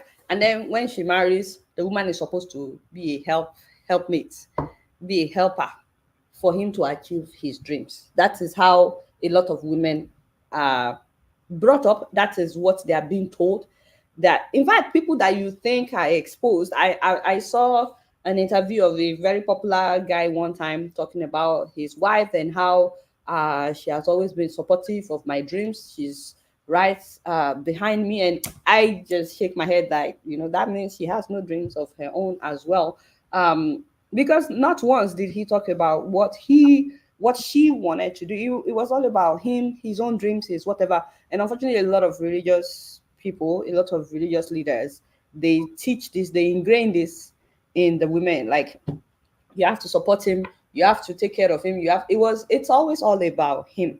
So that's why I'm saying, as much as we can talk, it is the men that have a lot to do. Like, for example, I have never ever seen a Nigerian pastor that preach about the verse that comes after wife submit to your husband. Because the verse that comes after it says submit one to another. They always pretend that they have never read that verse. They never preach on that verse. They preach on the one at the top that says wife submit to your husband. They skip the one that says submit one to another. If I understand English well, it means, okay, that means you are both supposed to submit to each other. They don't preach about that. I have never seen a Nigerian pastor preach about that. Well, every wedding I go to, I'll sit down there, they'll be talking about how the woman must be submissive, the woman must do this, the woman must do that. Now that I have a daughter, even before I had a daughter, I always think about the fact that all of you here, if you have daughters, you put them in school, you want the best for them, you put them in the best school, you want them to study this, study that. And then from what I see a lot of times, once they get married like that, that's the end of. I always wonder, why do you even bother sending them to school? Why are they educated? Why do they have brain? Because once they get married, a lot of Nigerian women, once they get married like that, some of them may work until they are pregnant, or they walk through the pregnancy and all that, but it's never about them anymore. It's never about their dreams anymore. It's never about their lives anymore. Everything now becomes about the man. I've also seen, to the shock of my life, a woman wants to do her master's after she's married, wants to do her PhD, and the husband will be like, when I don't have the master's, you want to have a master's. How can you have a master's when I don't have a master's? How can you have PhD when I don't have PhD? I did not know that it's now a competition. That is what she wants. It's not even that he wants it to. He doesn't even want it. He doesn't have any aspiration, any plan to further in his studies. But just because now she's a woman, she wants, no, she's not allowed to because you did. And so and people like that are usually very religious people. So that is why I'm saying that as much as we can talk, it doesn't mean much until men actually do the right thing, which is treat all the women around them as another human being, as they would want to be treated. Build confidence in your daughters from the time that they are young. Build confidence in your wife as well. Encourage her to speak out. Somebody came to see my husband one time like that from Nigeria, and he seemed like a really nice man, but I noticed that as he was talking, he was looking at my husband alone, and he was talking to him alone. And after some time, I noticed I was just sitting here. I'm not seen, I'm not here, and so I excused myself. And then at some point he needed something that it was me that can do it, and my husband is like, but she was right here, why didn't you? So I feel like it is from how you treat your wife, how you treat your daughters. Do you get home, watch TV, you put your legs up while the woman is in the kitchen? You are telling your daughter something. You are telling her that even though you both work and then you get home, you're watching TV all night, she's there going up and down, cooking, cleaning, doing everything. You're already telling your daughter that this is what a woman's life is supposed to be like. It doesn't matter whether or not you work, you are the one that should serve everybody, and you're already telling your son something as well. So I think it starts from how our children are raised and also how we treat our spouses. That is why we can talk, but you men are the one that have power. You are the one. They say it's a man's word. So all right, thank you, Wale. We have to go. Did I answer your question? Yeah, you did. Yes, you did. And thank you for bringing that up. And I think most people listening now would have picked one or two things from what you said. That's why we need people like you to come and, speak up. Otherwise, it's going to be men saying this, men saying that. We've heard it from you now. Other women and ladies who are listening will see how they can go about life. So we all have a role to play. Thank you very much. Okay, Wale, thank you so much. Thank you. Let's go to Eagles Air. Go ahead. Yeah. Good morning from India here. I always said I'm from India because I found out that most of the people that are on the line are from US. I'm the only person from India. So first of all, I must thank Adeola for this program that you are here today. And Mr. Rudolph, I must be sincere to you. It was Adeola in one of his shows that he tried to introduce you. Sometimes he used to ask, have you subscribed to Dr. Damage, this and that, watch his show, do this. Out of pity, I must sincere to you, out of pity, the way she was saying it, I just go to YouTube and subscribe. I'm just telling the truth. I'm just saying the right thing. Yeah, I'm saying the truth. Thank you so much. Yes, based on what she said. And this I'm saying is more than 5 years. This I'm saying is more than 5 years. More than 5 years that she just say it.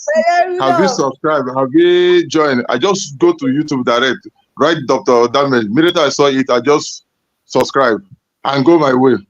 So it was later that I found out that he used to have a good programs.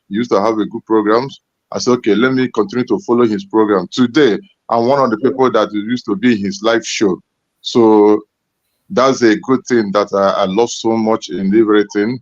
Now, secondly, something I want to talk about it. You talk about husband Victor helping you to do certain things, domestic work at home. He was doing it, but he wasn't. Part of the domestic work at home.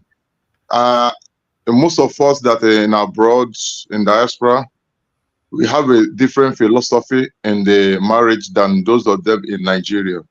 Because when you're abroad, your wife is up and doing, our wife is engaged in one of those things, you have no option than to be part of the domestic work in the home. Personally, I do help my wife and all the rest of them to make sure that things are put in order so that things will work out. That is diaspora. But in Nigeria, the case are not the same. But I want to ask you a serious question, because this question matters a lot seriously. And that question is very simple. What motivates you? What motivates you that give you this encouragement to be doing what you are doing in media, especially trying to bring out the truth and what is going on in African politics? What motivates you? What is that thing that gives you strong courage to be doing this, so that other ladies out there be able to learn from it? Thank you. I'll try Thank my you. best to keep it short. From the first thing that you said, by the way, I do know a lot of Nigerian men in Nigeria that cook. So it's not just about living abroad. My dad knew how to cook. He studied here as well. So I don't know if that had an influence, probably. But I'm just saying that if you actually truly love somebody, I don't think it should matter where you live, whether you live in Nigeria, whether you live in. It's not right for only one person to be taking care of everybody else. So I don't think it's just about exposure. I just think it's about it, when you say that you love somebody, it shouldn't just be in words, it should also be in action.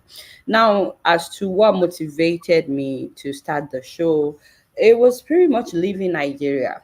When I moved here 20 years ago, 20 years ago last year, so it'll be 21 in September of this year. When I moved here to go to school, and I have talked about it several times, that a lot of things shocked me at the time. I never knew that it's actually possible to have stable electricity 24/7, 7 days a week, 31 days in a month, 31 days in a month with no up NEPA, down NEPA, and 365 days in a year without any up NEPA. My brother, that in itself was life-changing for me, because I was like, is this real? And for real, I stared at the light waiting for it to go off, like, this is not be that. When you turn on light every time there's light, that became a problem for me, because I was not used to that. I lived for 19 years in Nigeria. Imagine somebody growing up for 19 years of their life, they never experienced stable electricity for 2 weeks in a row. I never. And so it was really weird for me when I moved to the US and there was power at all times. Not only was there power at all times, hostel, a school dorm is having hot water and cold water for you to shower. Nobody is out there with their buckets. See, I went to college in Nigeria as well before I moved here. Nobody was outside with their buckets to fetch water. Every time we turn on that water, that thing was coming out. I said, this is juju that these Americans are using, because our own politicians have been telling us all my life why it is not possible for our electricity to be constant. They always have an explanation. Something happens somewhere why we can't have it, and why we can't have running water at all times. So I was pissed. I was really, really pissed when I moved here. You know, some people will move abroad and they're happy, they're excited. Me, I was pissed. I was so mad. I was like, so this thing is possible. Like, people can have stable in a hostel room, not even somebody's house. I understand if people have water in there, if they dig borehole in their home to have water, or they have solar light at all times. But the place that has it worst in Nigeria is campus, public school. I'm not talking about if you are paying millions of naira to go to a private university, but public universities in Nigeria, I have never experienced having stable electricity or stable running water. And so I was really mad. And at that point, when I moved here and I also remember that I was worried for my school because they had no fence. And I literally, in my head, I was thinking about how I can have a meeting with the management of the school to talk about the importance of having a fence, because my school was in the middle of nowhere and there was no fence, which means armed robbers can just come at any time. And then there was no, what do you put on the windows? Window protection. protection. Yeah, Widow protector, Dr. Rudolph. No, it's called something. I know it's not net. Burglary proof. Burglary proof. Okay. And I was like, there was not even one, the entire campus. Like your window, you can actually open the window, you can see the fresh air is coming in, no hindrance, whatever. And I need to meet up with the management of this school. They don't know what they are playing with. Armed robbers can come at any time they can. Hey. So I sat down and I was like, okay, Nigerian officials, they must be mad. Because I know they all come here, many of them have their children here. They see how life is here. Who would go outside, see something nice, and not want to bring it back to his or her people? Like, it just doesn't make sense to me unless the person is wicked. It is only witches and wizards that will do that. And I said to myself, nobody knows who I am. I don't even know who I was. But I said, as the Lord liveth, I'm going to give it to them someday. That this thing is possible. And that was what motivated me to even decide that I wanted to be a journalist and that I wanted to go into TV. I just want to have a voice because I have a lot to say. I was so mad. It was me being really, really upset that pushed me into. And I remember my dad asking me, what do you want to study? And I said, I want to be a journalist. And he's like, great, you're going to be a journalist. He said things that I was like, calm down, that is. It's just a journalist. Nobody knows who a journalist is or whatever. And it's like, you will do well. I have faith in you. My dad was always like that. He always believed in me more than I believed in myself. So that's why I decided to be a journalist. And that's why I started doing my show. And to be honest with you, when I started doing the show, I thought maybe 100 people would watch. It wasn't about a lot of people knowing who I was. It was just about, I'm going to make my statement, whether it's one person that says it, whether it's 100 people. But the good thing is we got 100 people to watch from the first episode and more, and some more. So God has been faithful. So that is what motivated me. All right. Thank you, Egos. Let's go to the flagship.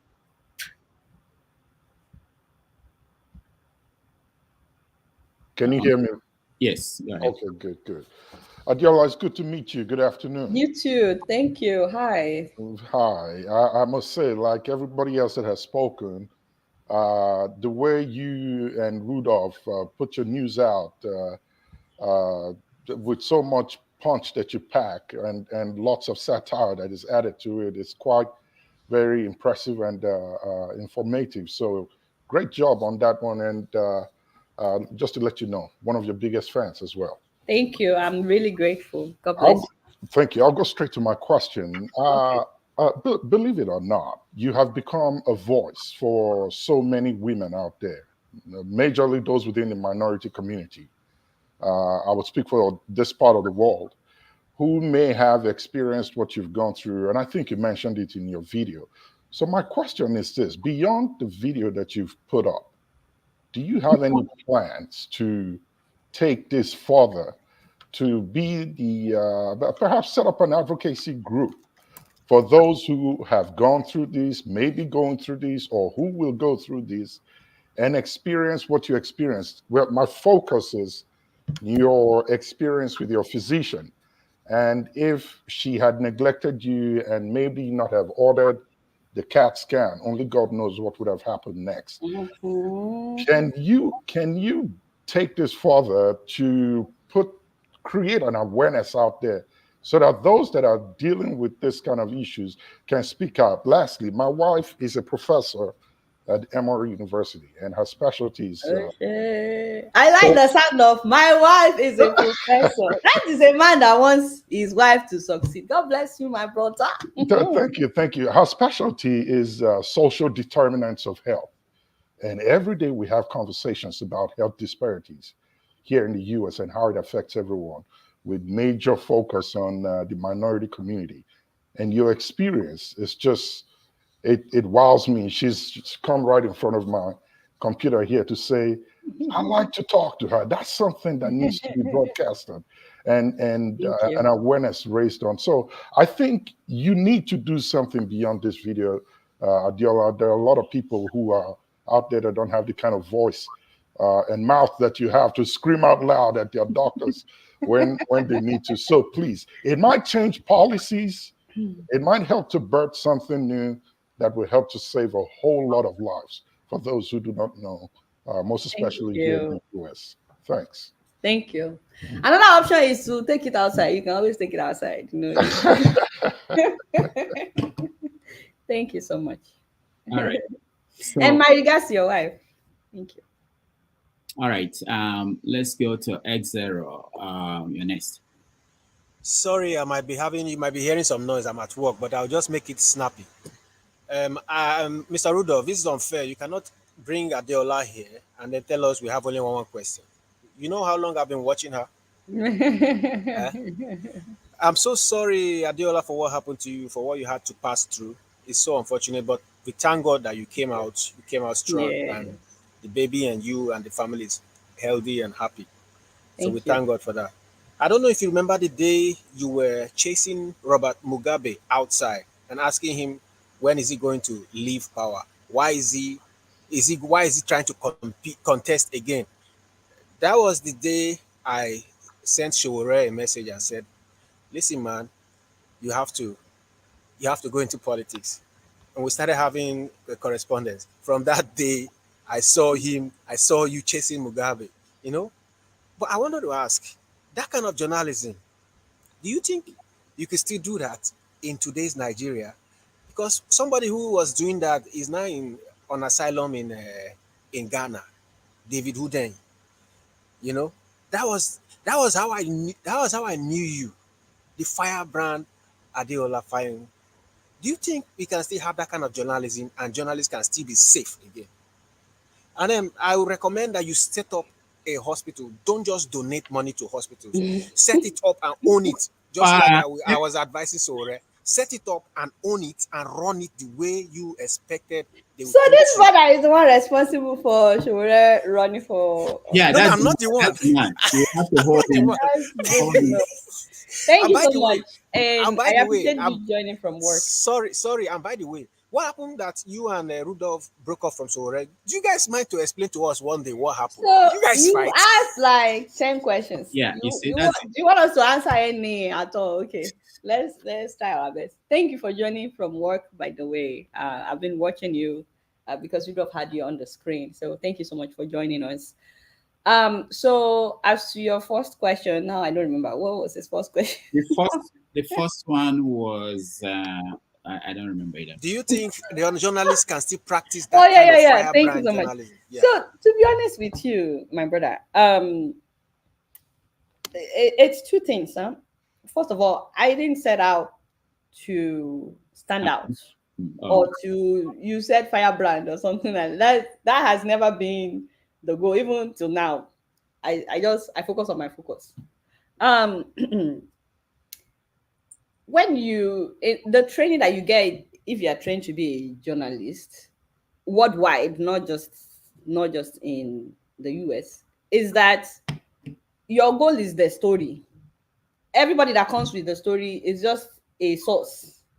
There's no God in this matter. You are going after your story. You do what you can to get your story. Isn't that the training you got to Rudolph? Yeah. Unfortunately, we're talking about a lawmaker getting pressure from his colleagues that to the point that he made a video. I think the Nigerian society they interfere, they meddle too much in people's lives. Okay. So if you are doing something, your neighbor can tell you, you better don't let people hear that you are doing this or whatever. Well, it's that the Nigerian society, they've become the judge and jury to the point where journalists now, they tell them, you better don't ask tough questions so you don't end up like so person or whatever, people that have been arrested. But here, people don't really meddle. They don't care how you live your life. So the president is passing. I'm trying to ask a question. Why are these women pulling me, telling me I can't ask a question? It was really strange to me that some people were pulling me from asking a question from my president. Mugabe was right there and I was asking him questions. That is what I had to do. I'm trying to get a story here. And so I have to ask questions. You don't get a story if you don't ask somebody questions. So you've been taught, never be afraid to ask questions. So I don't think that I need to talk to anybody about, how to do their job, how to practice journalism. All journalists know. It is now the product of the environment where they are that makes some people not go all out. And unfortunately, when you look at the fact that sometimes if you get picked up, nobody is out there ensuring that you are released. That is why some people may not. There is no Nigerian journalist that doesn't know the right thing to do. And it's not about trying to make news. I didn't even know that I was being filmed when I was doing the Mugabe one. I was asking him questions. I knew my camera guy was there, but it was such a big stadium. There was a lot of commotion going on. I didn't even know where the guy was. Me, I was asking him questions, hoping that I'm recording audio with my phone or something. But eventually, the guy came up with the video. So the goal is never about, to make news. It's about get your story. It's not about being popular. It's just about getting your story. So every journalist knows how to do that. Now the second question, I don't know if I even answered that first question right, but what was You the did, second you did. question? The second question is, would you set up a hospital so you can Oh, manage you want me to yourself? set up a, Yes. a hospital? Do you know how much goes into setting up a You hospital? fundraise it. We will fund from the diaspora. It's not just about fundraising. First of all, there's a difference between hospital and clinic, and it's a lot of work.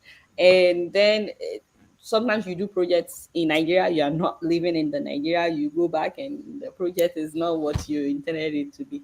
I'll hand over to Rudolph. I think he wanted to say something. Yeah, I just wanted to add, it's very common question. But thank you, my brother. I appreciate.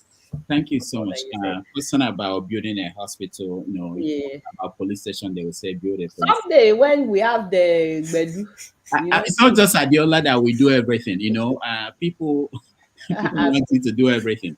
But there was another thing that you said about why did she leave Sahara? She answered that The question. two of you. The two of you. Last time The two she of was here, so maybe we can show you that last video.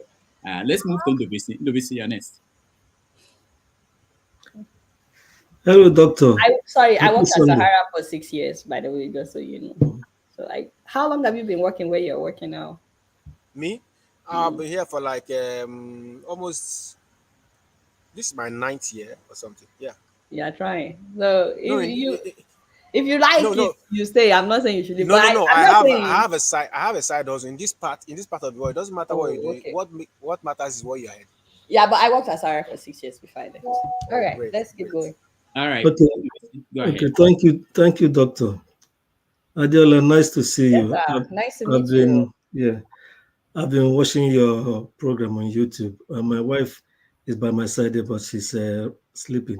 Good evening. She's a fan of you. Oh, thank you. She talks a lot about it. In fact, she has taken over watching you more than I. So we are happy to see you much. live. I'm so grateful. Yeah, happy to know too that you overcame the health scare. Let me put it that way. Thank you. God is in control. He loves his children, and he pulled you through. We thank God. We just only hope that the hospital management will learn from that and then do better for other patients as well. And your story that you've told, to hope that it will go wide, and our people back home will do more to make our hospitals and the maternal delivery safer. Thank you. So my question is about our politics as being practiced in Nigeria now. I want to ask you, what do you think of the present crop of politicians, particularly those in power now, compared to those who fought for our independence? I want to know how you feel. If you think these ones are as patriotic as those who fought for independence, and what do you think is different, and what do you think is the way forward? Thank you. So the sad thing is, the people who fought for independence, they were inspiring, but many of them are still there because then they refuse to leave. The people that fought for independence, when you look at their ages at the time, I think so many of them were in their 30s. Unfortunately, now Nigerian politics has been programmed in such a way that, first of all, you have to be part of the party for a long time. You have to get to a certain age before you can even be given an opportunity to do anything. A 30-something-year-old now is not seen as somebody that is old enough, responsible enough to be in position of authority in Nigeria, which is why it's now a rare occurrence to the point where we have to now celebrate when there's an exception, when a 30-something-year-old is appointed minister or something. But at the time, it was what was expected. It's, they are able to take charge, take the lead, make responsible decisions, and so on. But now, as the rest of the world is moving to that point where even people that didn't need to fight for independence, they are moving towards the point where it's the young people now that are at the realm of power. We've looked at so many young presidents across the world. Unfortunately, in Nigeria, we keep moving towards you have to be of certain age. Starting with our president, it's not done in a country that is genuinely interested in development. I'm not saying that Tinubu will do well or that he won't do well, but that is the age that most people go on retirement, even on regular jobs. It doesn't matter the job you have. When you get to an age like that, that's when you retire, because your brain is not the same as a 30-something-year-old, a 40-something-year-old, a 50-something-year-old. But in Nigeria, that is what we think. They say with age comes wisdom. But then we make it look like young people don't have wisdom. They even called us lazy. So it's inspiring when you look at those who fought for independence, but when you look at the way things are today, it's like unfortunate. Now, I'm really, really hoping that we will get back to that point where elderly people will be like, you know what?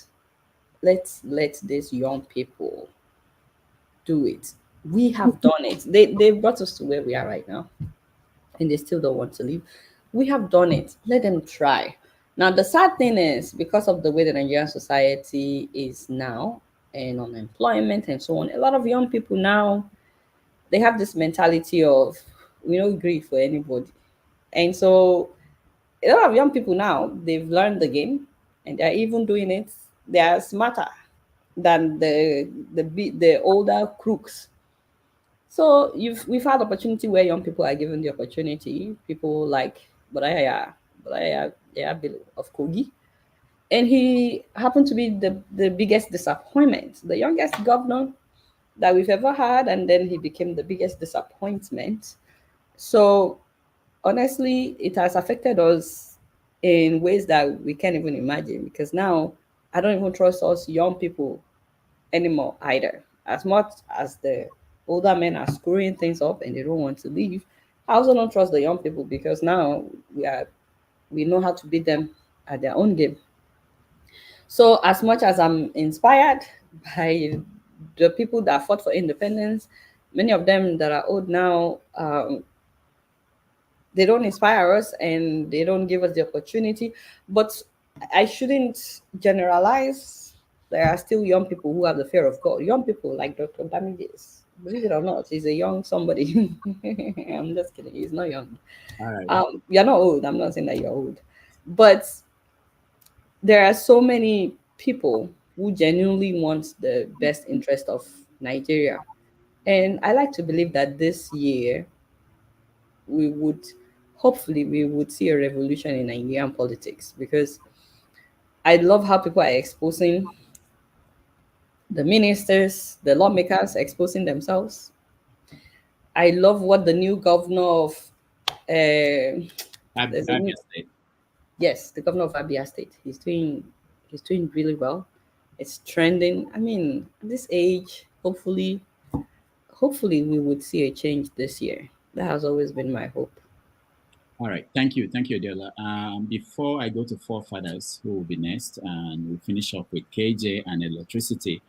There's a question on the why forefather? Why forefather? I just been waiting for this to speak to this fine lady before I leave.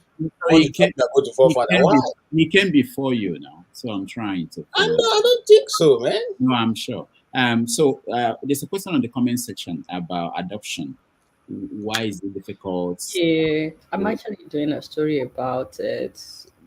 It's not this January, but it's one of the stories I'm trying to do for the Woliso Inca Foundation. So yeah, I'm actually doing a story about it. Okay. All right. So whoever asked that question, you can. Thank you so much, that person, and thanks for giving Rudolph money. I saw that. Thank you. We'll share it. What is your name? Yeah, thank you for having me, Rudolph. Greetings to everyone on the panel, the chat, and to the viewers, and special greetings to Adeola. Yeah, I really appreciate you sharing that video online. And I have to say that your husband should be appreciated for supporting you. And I hope our men learn a bit of lesson from that, because you have to protect your family, make sure you do what you need to do. And I'm also proud with the way Nigerians, you guys were working together. And because when you come on this panel, sometimes you think Nigerians don't work together. But what you reveal in that video is that we do. And we support each other. And the people you were thanking, the list was endless. I was surprised how many people you had to thank. And what I find with this issue you raised, it's quite pervasive. I actually know someone that had similar experience here in the UK. And I have wondered why this is the case. And what it came down to for me, from what I perceived, was that our lives are valued less than others.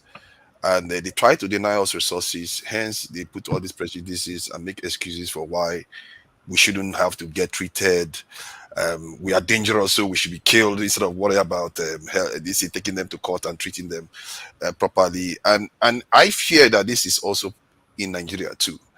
Our lives are valued less, and our people don't realize it. Even when you try to sell your property, the value they give a European for the same property is different from what a black person gets. The stuff, the rot is everywhere. And but from the perspective of Nigeria, is it possible for us to fix this problem? I know we need to work together, that's for sure. And from what I saw from that video, we need to work together. So how do you think, as a people, we can come together in that country to have a common agenda, north, south? Because from what I see on your channel, I'm not sure I saw a lot of northerners come in and interact with the southerners, and neither do they come, a lot of them here. There's only one guy that shows up here now and again. And I fear that because of that separation, hence things decay further. We don't work together to fix things in Nigeria. So how do you think that could be done? All right, thank you for this. Go ahead, Adeola. Yeah, so he actually, that's a very good question. The solution, to be honest with you, is exposure. Live in Nigeria, and I'm not saying that people should move out of Nigeria. But just to put it in perspective, for example, I never knew that I was Black until I left Nigeria, because everybody is Black where I grew up in Nigeria. Nobody ever called me a Black person. There was nothing to compare me with, you know. And then when I moved to America, I found out that I was Black. I was like, oh, that's true. I'm Black. Like, I didn't know, just because nobody ever called me Black. When you explain that to people that live here, they look at you weirdly, like, how can you say you didn't know you were Black? Because nobody ever said you were Black. Everybody is Black. When I was in Nigeria, it's very common for me to hear things like, oh, there was an accident, 4 people died, and 1 Abuki. Does that make sense? And nobody questions, like, so is the Abuki not human? How can you say 4 people died and 1 Abuki? You get what I'm saying? We're so divided. We talk about racial discrimination here. The racial discrimination here is the same thing that we do in Nigeria. We are very racist in Nigeria. It's very rare for me to find an Igbo and a Hausa person that are married. I'm not saying it doesn't exist. It's just rare. How many of you know an Igbo person and a Hausa person that are married in Nigeria? Not a lot of people. So we are very racist in Nigeria, and we are religious at the same time. We don't think of it. We don't think much of it until we leave Nigeria. And then we suddenly realize that it doesn't matter whether you're Hausa, you are Igbo, you are Yoruba, you are Thief, you are whatever. Once you leave Nigeria, you are a black person. And that is the end of story. Nobody is interested in your ethnicity. Nobody is interested in your tribe. Nobody is interested in your, oh, you're a black person. Okay, you're from Africa.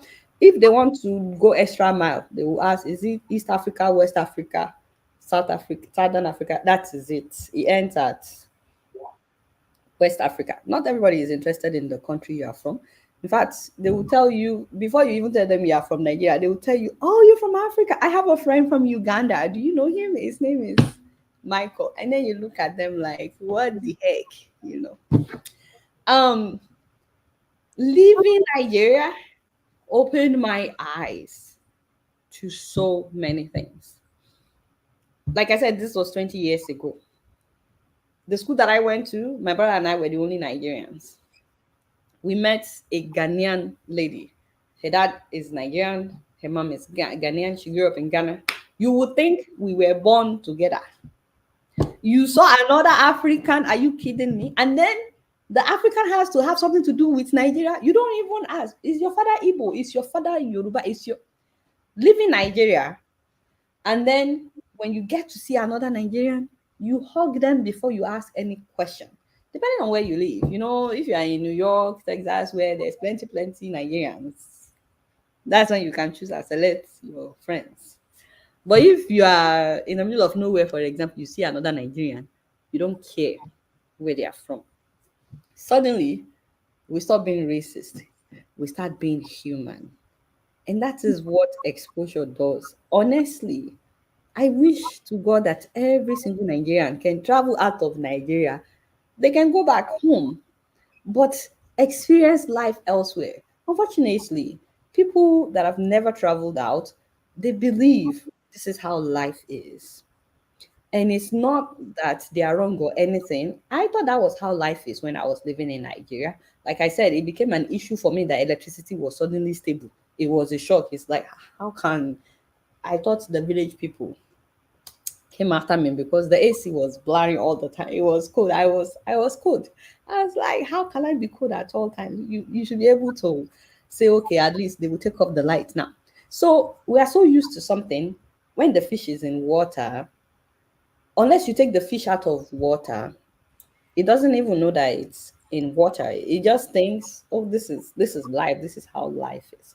But the absence of that water will suddenly make the fish appreciate the water.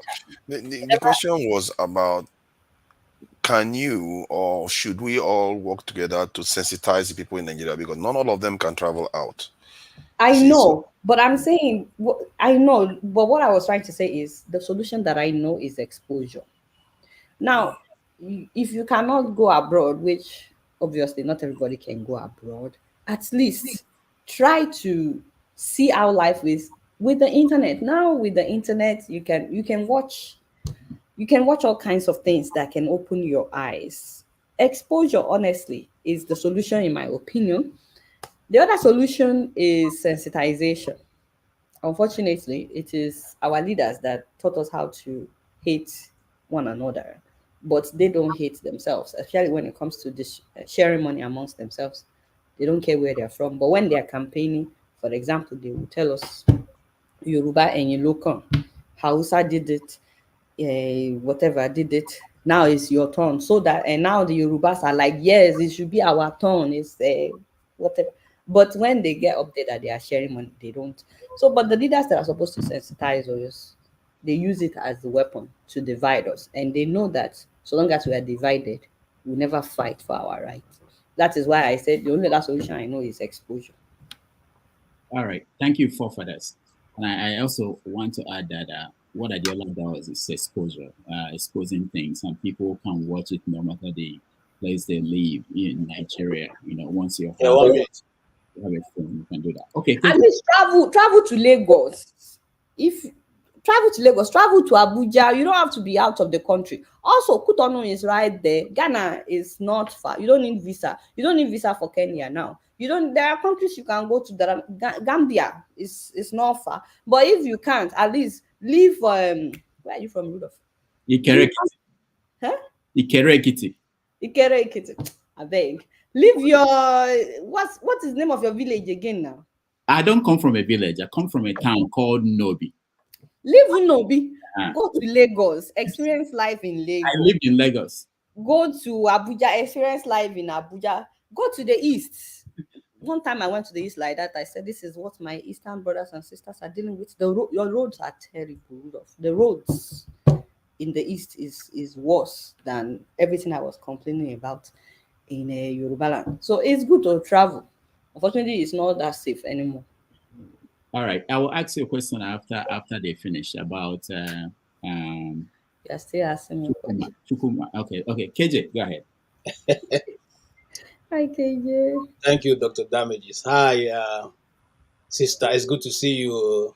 You too. And I've been watching you guys for a long time. Especially, I hope is my memory failing me. You used to introduce Dr. Damages, right? No, tomato juice. I introduced him once in a while, but yes, I saw you once. It's not, that is not me. Don't mix us together. It's tomato juice, right? No. Are you talking about the sexy ones? It's good to see you. Oh, you too. I watched your hospital story. It was well told. Thank you. And well told and well shot too, I must confess. And I also realized you also do some bit of editing, right? So you are handful, right? Thank you. Yeah. Yeah, you are handful. They taught us everything in school. Yes, you are quite good, and I just want to commend you. And I've heard some people asking you question about all the things going on. Look, we're gonna leave this lady alone. Let her take what she's doing. Let her do it. Let this not throwing everything into one person's. I don't like it.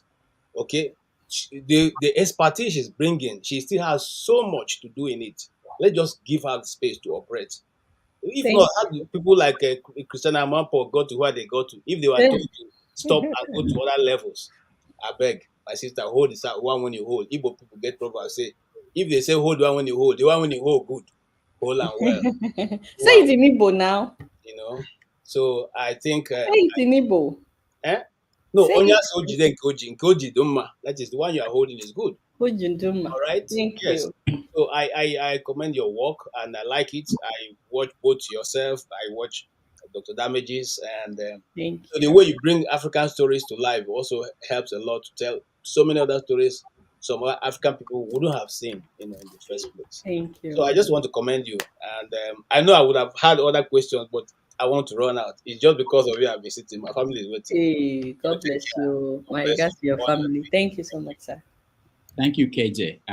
Finally, electricity. Yeah. Electricity. Yeah. Good evening. Thanks for joining us. I wasn't here, but I watched the video, and thank God for bringing you through everything. So my question is very straightforward. You weigh in on electricity when you left the shore of Nigeria, and 20 years ago, almost 23 years ago, when I had my child in Lut, I had to fetch water because there was no electricity. The insecurity right now is not as bad as, it's not the same, I beg your pardon, as 20 years ago. So would you agree with me that if we have a stable electricity in the country, it's a question, but you can agree, at least 60% of our problem solved? Actually, I would say 90% of our problem will be solved because, first of all, Nigerians are very industrious. Having stable electricity, people can use that to create all kinds of jobs for themselves. Starting with the market women, the people selling ice cube on the street when you are in traffic and selling cold water and all that. People want it cold. They don't want it hot. It gets really hot. And a lot of business owners find it really difficult paying for power generator when they still have other expenses. They still have to buy raw materials. And besides that, a lot of big companies are now leaving Nigeria. because of insecurity, but also because of the unstable electricity, especially since we remove subsidy now, the price of fueling their power generator is ridiculous. And then for an average person going to work every day, it's ridiculous that electric vehicles is still not that common in Nigeria because we can't get it right. Imagine having an electric vehicle company and you are powering yourself with power generator or whatever. Anyways, I think it would reduce our problem by like 90%. People will have jobs will be stable, hospitals will be able to save more lives, less women would die at childbirth. I've heard about doctors doing surgery with flashlights in some places. Less people will die. There'll be more job opportunities. They know. I think that's one of the reasons why they have refused to fix our electricity, because they know that it would make life so much easier. And then all these companies that are will have less air pollution as well, because the power generators, they're polluting the air. Every time I get to Lagos, man, maybe because I'm in and out. If you're always there, you may not notice. But when it's hot in Lagos, it's as if somebody is baking you in the oven now. Because everybody has power generator and it's affecting the ozone layer. So, anyways, I think it will solve a lot of our problems. I don't know if I answered your question, but I can hear my baby crying. Yes, you did. And God bless you for answering this question. Thank you and have a lovely evening. You too. Bye. Thank you so much. Thank you, everybody. Adeola, I will give you the last word. First of all, I want to just point out that you were the first editor of Dr. Damage's show. Really? You had to say that. I have to say that. And today, people are trying to, I read the comments, people were saying, where have you been, Dr. Damages? You know, people who came here because you came, they discovered that I didn't die, you know, that I'm still alive. There's a question. Subscribe to Dr. Damage's channel while you are here. Subscribe. Your job very well. To let them know that I'm still alive. So somebody was asking, is Adeola going to consider live shows? So I can answer that. I know that you do live shows, but maybe they don't know too. But you can talk about that. Well, I'll do better this year. Yes, I'll be going live on all social media platforms from time to time. It's just that I'm a very shy somebody, as you know. So it's hard to. I don't do live interviews like this. It's just because it's Rudolph. That's why. Okay. One last question now, because when is Zion going to start her own show? I saw you in church with her, and she had a microphone. When is that going to happen? My brother, I will be uploading a video this week. Every time I try to shoot, as soon as I'm done setting up like this girl gets in my seat, and she starts looking at the camera, and she's like, "Hi, my name is Zion," and she's going on, and then I'm like, What are you talking about? Get up. I need to shoot. She will say, no, I need to shoot. I'm like, no, I need to shoot. She say, no, she needs to shoot. She's about to fire me at my own job. So she already has her own YouTube channel. It's Zion and Zain. But we need to upload more videos on there. We have a lot of videos that we've filmed of both of them. But yeah, she will definitely have her own show someday. She's a whole package, a whole character. I don't know. She took after her father in every way. Because me, I'm very gentle. So I don't know where she found it. Okay, so I'll give you the final word so that we can end. We thank you really for joining us. It's a wonderful thing. And anytime we... it's a privilege. Yeah. So any final... It's a privilege. Thank you for having me. There was no need to play that intro, by the way. I wanted to change my mind when I saw that intro. There was absolutely no reason. Like, you know, we have to celebrate people. What can fire up? Like, what the heck? Why are we playing? I understand what, you know, if you're in this business, you know what it takes to do it. Some people may not know. And I acknowledge that. Thank you. the fact that you are doing that, sometimes I want to leave and then I remember that, okay, she will help me out. Okay. All right. Thank you so much, Adeola, for being here. We will take a break. Hi, everyone. Thank you for having me. I am humbled, Dr. Damages. It's been a huge privilege knowing you. All right, everyone. All right. Take care. We'll take a break and then we do our outtake.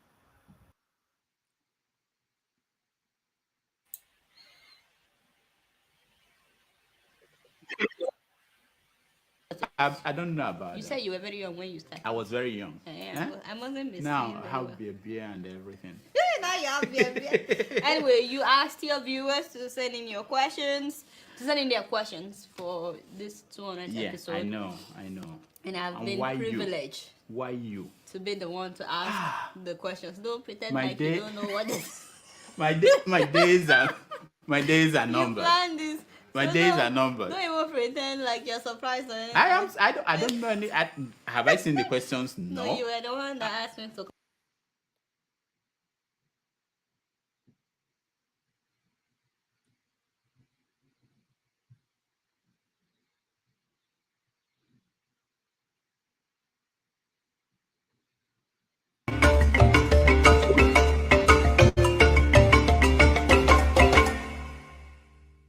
All right. Welcome back, everybody. And let's bring everybody back in and get your take on what just happened. I was bringing them back in as you were saying, so we're just doing the opposite. Okay. So I was wondering what's happening. I click and nobody is coming up, and I'm thinking, what's going on? All right. So let's start with you, forefathers. I think she's quite remarkable. I did try, one of the skills I tried to learn from her was her self-deprecating way of making a point without, it kind of disarming you while making a point. Unfortunately, I failed woefully at that. It's a natural skill that she's got. And the video that she made was quite compelling regarding, the kind of events she went to. And one of the most memorable parts was when she said, when she was almost losing consciousness and all. You could feel that was a very dangerous moment. And this type of experience, it does something to you, and I hope for the better. And I think she's come out of it. And Nigerians work together. She mentioned you were always there, and a lot of Nigerians were there supporting each other. And she had a lot of good people around her. Her husband was sticking by her, and that's something I hope our men learn. It's not always your home is a fortress. You do whatever you need to do to keep it going. And it's one of the greatest institutions. And her husband really did a brilliant job of supporting her, and she didn't fail to repeat it many times in the video. So it's quite humbling when you hear some of the experience people have gone through. We are here just shouting all the time, but look at what she's gone through. And I cannot fail to reiterate the fact that the way the Nigerian community worked there was remarkable. And I really wish we did more amongst ourselves like that. And we try to move away. Everybody knows where you are from, but we have to work together to get somewhere. And I really appreciate the way she did it. And and I hope it carries on like that. And whatever she wants to do, I wish her good luck. And but this thing about people going overseas, I'm not sure. I'm very much into that. I'm not too sure people going overseas. But you can change people within the country. After all, they taught us family planning within the country. We didn't have to travel this thing overseas. And the anger she expressed about what she found in America, how she was frustrated that Nigerian leaders, I completely relate with that. I used to say that I didn't want to greet any elder when I found out the fact that we are the least defended people on the face of the earth. I was so furious that don't talk to them. These people are so useless. How could they leave us like this? But she managed to feel that anger, and I never felt it. Because when she is talking to people, she's so self-deprecating, you don't feel the anger. because she focuses on the issue somehow. And I hope that's something we can learn from. But for me, results matter, and our situation is really bad. And maybe if I had a few more people saying similar stuff, maybe I'll be a bit more mellow. But that's what I take from it. I just feel like she is quite gifted at what she does. And and I hope she just keeps on doing whatever she likes, really. I can't tell her what to do. I think KJ is right. We shouldn't be prescribing for her. We can't be prescribing for her. It's just that. Thank you. All right. Electricity, you're next. Yeah, thank you, Dr. Damage. She beats me at my own percentage in terms of electricity. I said 60%. She said 90%. Wow. I think that I'll have a good night's sleep today. And I've been saying it ever since. And we take this electricity matter for a joke, because what the ordeal she went through, the experts, they're all there. But they also have stable electricity. And even as bad as we even say the president, he weigh in on issue of electricity as the bedrock of any nation. 10 years ago, you see, people don't understand some things when we said 10 years ago, I had my son in Nigeria. Do you know I had to pay for generator diesel? For diesel. Do you know some of the things they listed? Some of the things they listed include lantern to bring. So you see, the witch and the witchcraft she referred to that we know, we don't chase them. We go to church and say it's flagship that is responsible for my misfortune, even though it does not have anything to do with my misfortune. The governors and the politicians that are responsible, that are taking away, that don't want to do this thing, are the one responsible. They are the witch and witchcraft. So I hope, my earnest desire, that we will do something this year. We will do something this year. As a group, individually, I'm doing my own, and I believe others are also doing. And I will go with the answer she gave, that electricity, if we can solve that problem, honestly, I carry my bag and baggages. Muritola Street. Thank you, Dr. Damage. Thank you. Let me just add for you, if you don't know this, if we have 90%, if we have electricity for 24 hours, one of the things that will happen, people don't think about this, is that the witches and witchcrafts, all the witches will disappear. They will go. No, you're 100% right. They won't be That's alive. the truth. It's darkness that it is darkness. If there's no darkness, they will all die. So that's the one I'm looking forward to, because in my village they come out at night, and even God said, "Let there be light." All right, AY.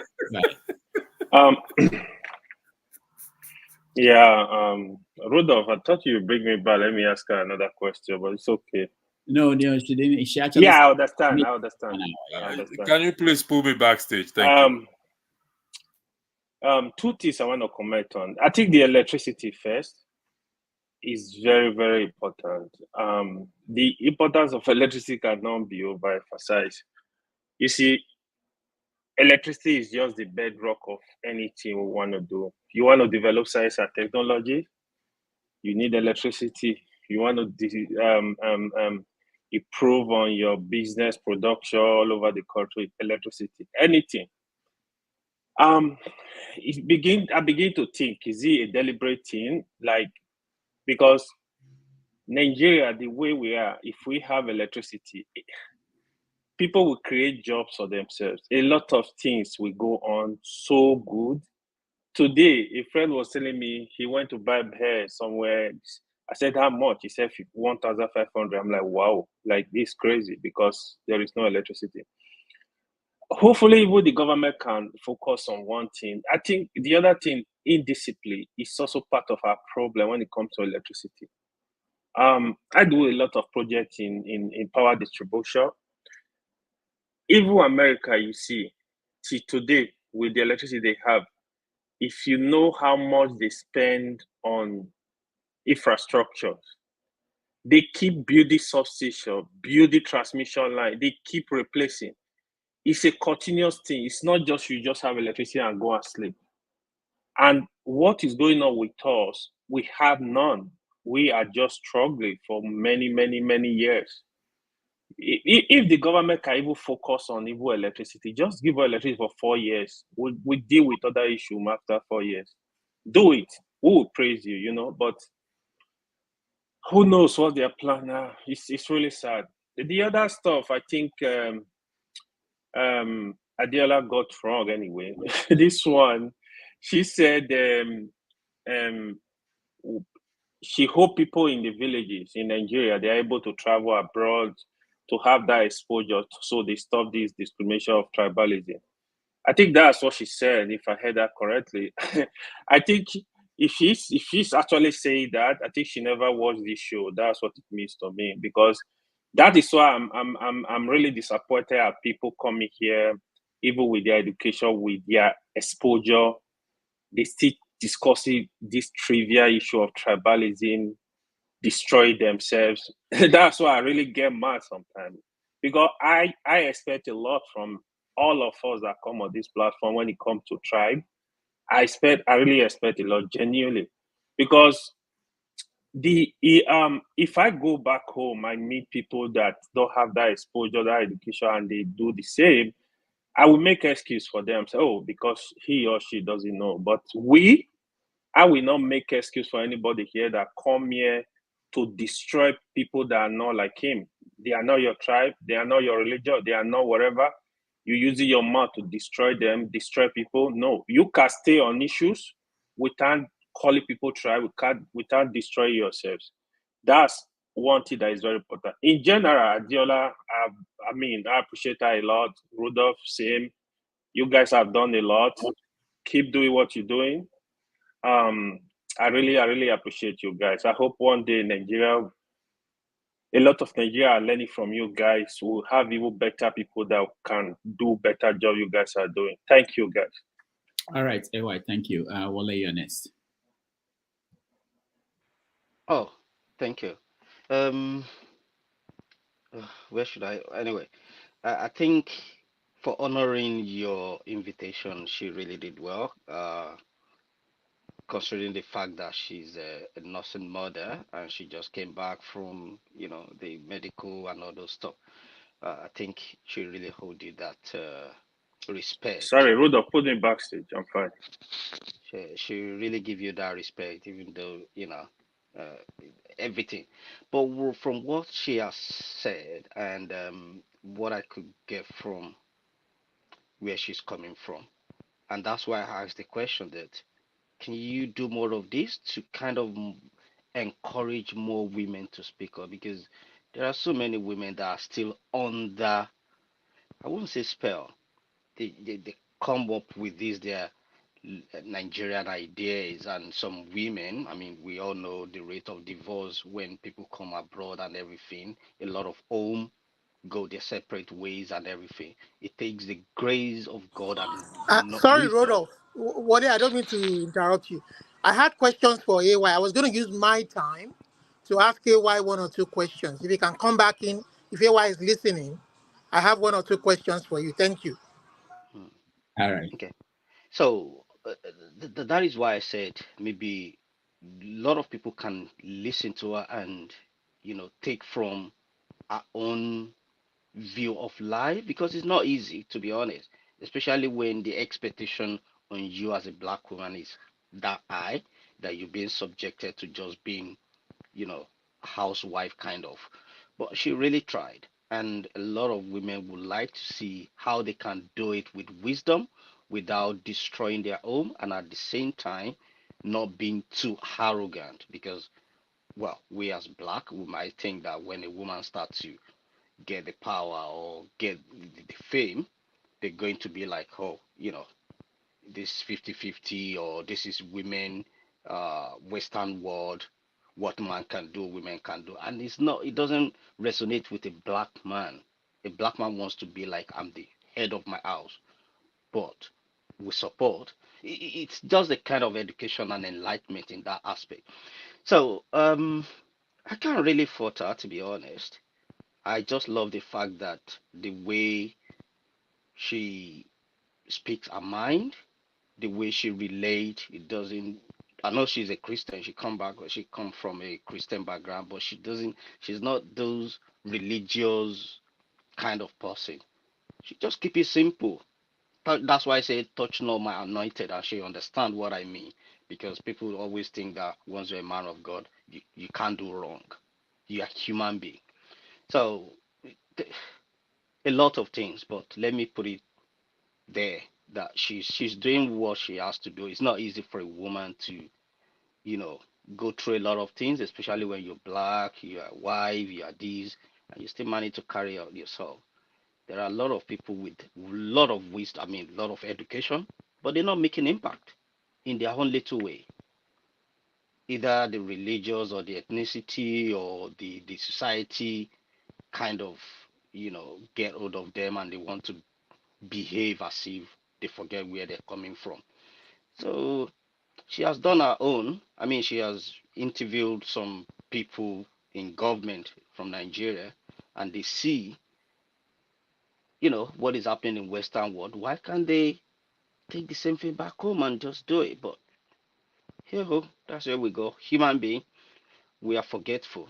So All right. let's continue doing what we are doing and let's continue to ask ourselves if this country is going to be where we call home, what do we need to do from our own little way? Uh, Dr. Damages, you're doing your own in your own little way. She's doing her own. I probably need to do my own. Rome was not built in a day, but if we can continue, if we all can continue to educate ourselves and live our sentiment, I think we are getting there. All This right. is not there before. We're making the best of technology. We're investing our time. We're learning from each other. We probably, we don't know how many people we are reaching out one way or the other. It's a change of mind and exposure, like we all say. Let's continue. Don't let us give up. All right, thank you, Wale. Let me just point out, she has 1 million followers on Facebook, 500,000 on YouTube, and she has a lot of people who, women who she inspired, and they are doing similar things. They have their shows, and a lot of people that you don't see all these things. People you mentor, people who reach out to you for advice, and like she said, she saw certain things when she left, and she was inspired to question, why can't we do this, and what can I do? And she started doing that, which is the conclusion, I think, for most people. What can I do? One person who is doing something cannot do it all. You do what you can do, and if everybody is doing something for not just, I mean, I know that everybody's doing something for their family, for their friends, but doing something for the country to fix it. That's the way to go. Righteous man, Yanis. Yeah, Dr. Damages,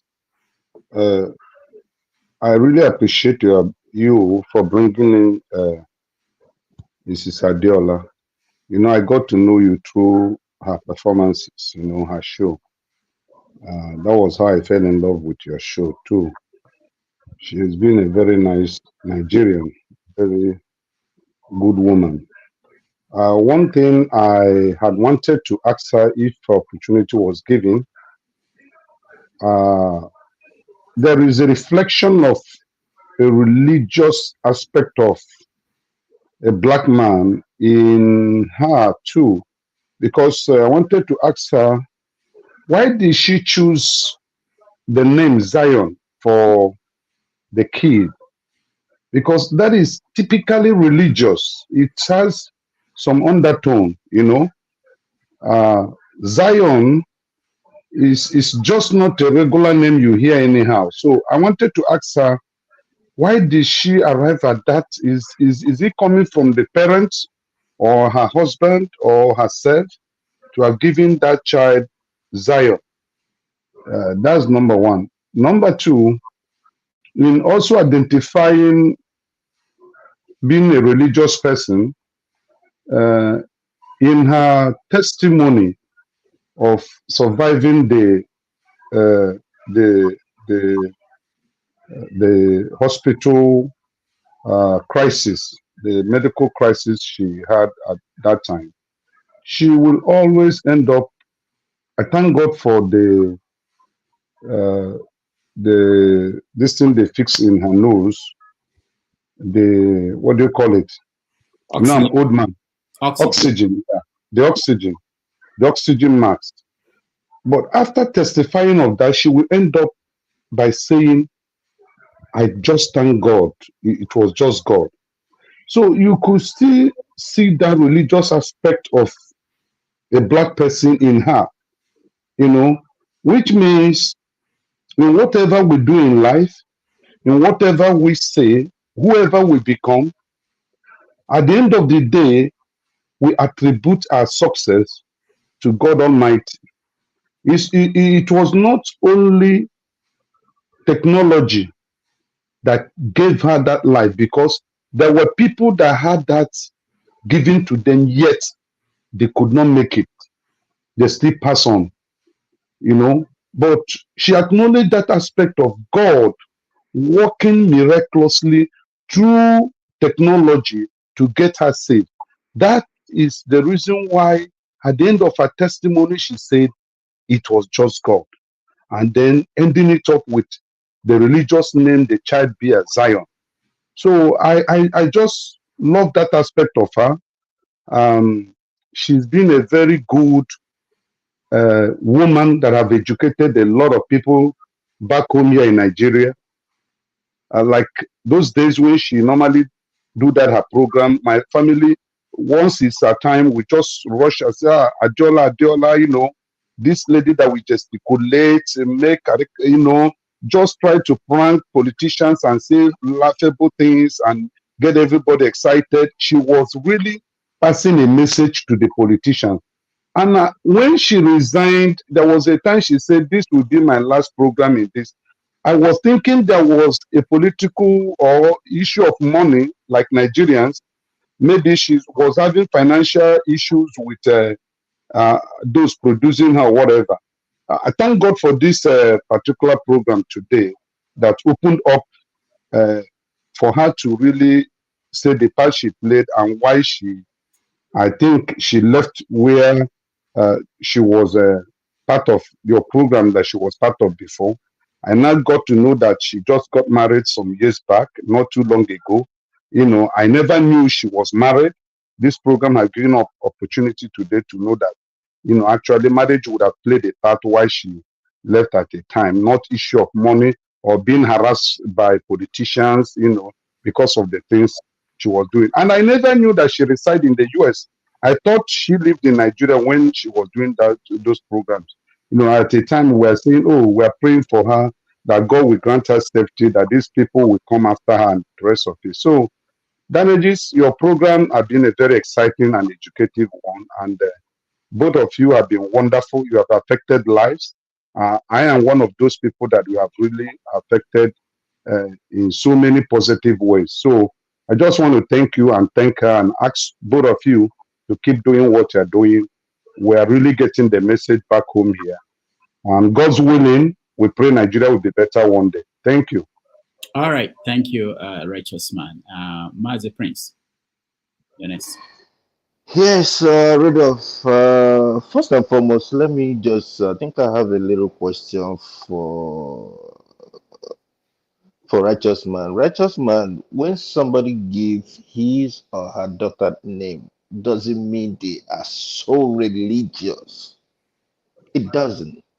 I think its names sometimes are given based on situations, based on things that happen. When I say this, I will use myself as an example. My daughter My daughter's name is Amazing Grace. And sometimes people ask me, wow, you must be so religious that you gave your daughter Amazing Grace. And I look at them and I said, for me or for us to give our daughter that name is based on the fact that there was a situation that happened. And that was why we gave it to her. And the thing is this, when she grows up, if she wants to be amazing, that's her. If she wants to be Grace, that's her. If she wants to be AG, that's her.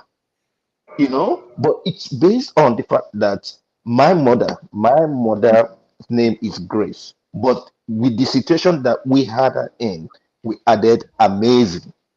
And that's what it is. I'm just saying, by the way, that's my own knowledge about names. For Abiola, oh my God, she's been an amazing person. Um, Dr. Rudolph, those days when you guys worked for Sahara Reporters, I think that was the first Nigerian, I would say, news outlet that I actually followed because for me, I was more of a CNN and MSNBC person. So later on, because every time I walk, they will say, "You always watching news. You always watching news." I say, "Yeah, that's me." But then when they will now come, on my laptop or on the system, I'm always watching Sahara News. I'm always watching you guys because it's after Adiola when she do, especially those her dance. Then you come on and then you start inviting tomato juice and all that stuff. That makes my day. There's no day I don't watch that and I follow all those episodes. you know just like every other person said, you guys have been touching lives. You really really go a long way in making sure that we know things that happen in Africa, especially. And a simple thing that I would say, you guys don't rest on your oars, keep going, keep moving. I asked her about the C-session. Mm, I have a reason why I did, because people say a lot of stuff about that and all that. But to me, C-section is nothing. It saves the child and it saves the mother. It's a simple thing that could be done if they find out that the woman cannot do it through the Hebrew way. She can easily do that. And thank God for technology. Thank God for the fact that the Western world were able to find out all these things. Most women in Nigeria die out of the ignorance, thinking, oh, you must push it out. No. And then the doctors will want to charge the lady exorbitant amount of money because it's that. No. Here I found out that there is no difference between the normal way and the other, the C-section. There's no difference. It's the same amount that they will take, and they will take care of you. They will even advise you and help you, put you, carry you all through the childbirth. Uh, and it's very, I love it because in this situation, when your wife or your woman is having the baby, you are there with your woman. It's not you be at home or you be on the hallway drinking brukutu or whatever and waiting for the news. No, this one you are in there seeing everything that happens. So I identify with her, and I just wish you will carry the women along and all that stuff. Yeah, more education on that. All Yeah, right. thank you. All right. Thank you. Thank you so much. Bore, welcome.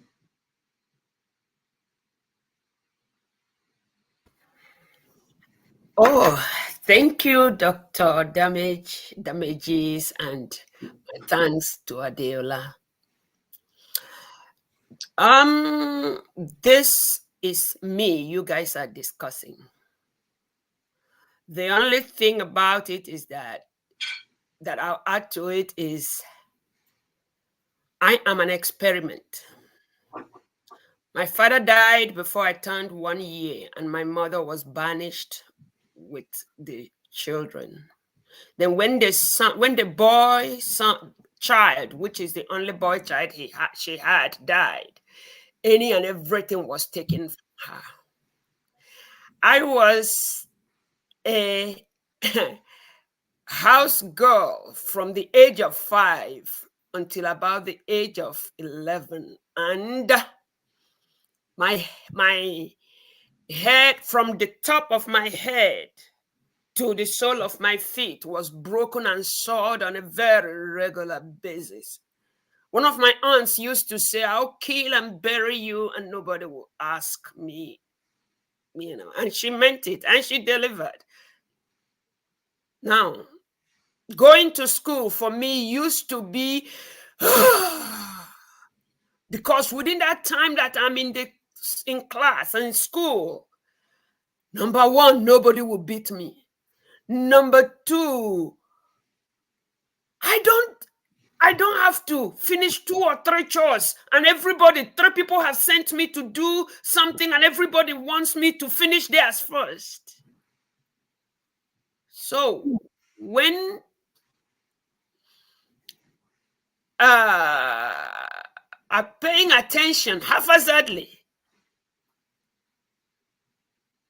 got to a point where a headmaster would say, "Sell all you have and send this child to school." Fast forward, here I am in America. I've been here a bit. I soaked in everything I saw throughout all this journey up until that time I came to America. And my intention was always to make it easier for a child like me and the others. Yes, like I said earlier on, the reason I left was because I thought a whole lot of people was coming in, and when I got done asking, Adeola had to move so that others can come in. That's when I shared with the panel that I did both urban and rural midwifery.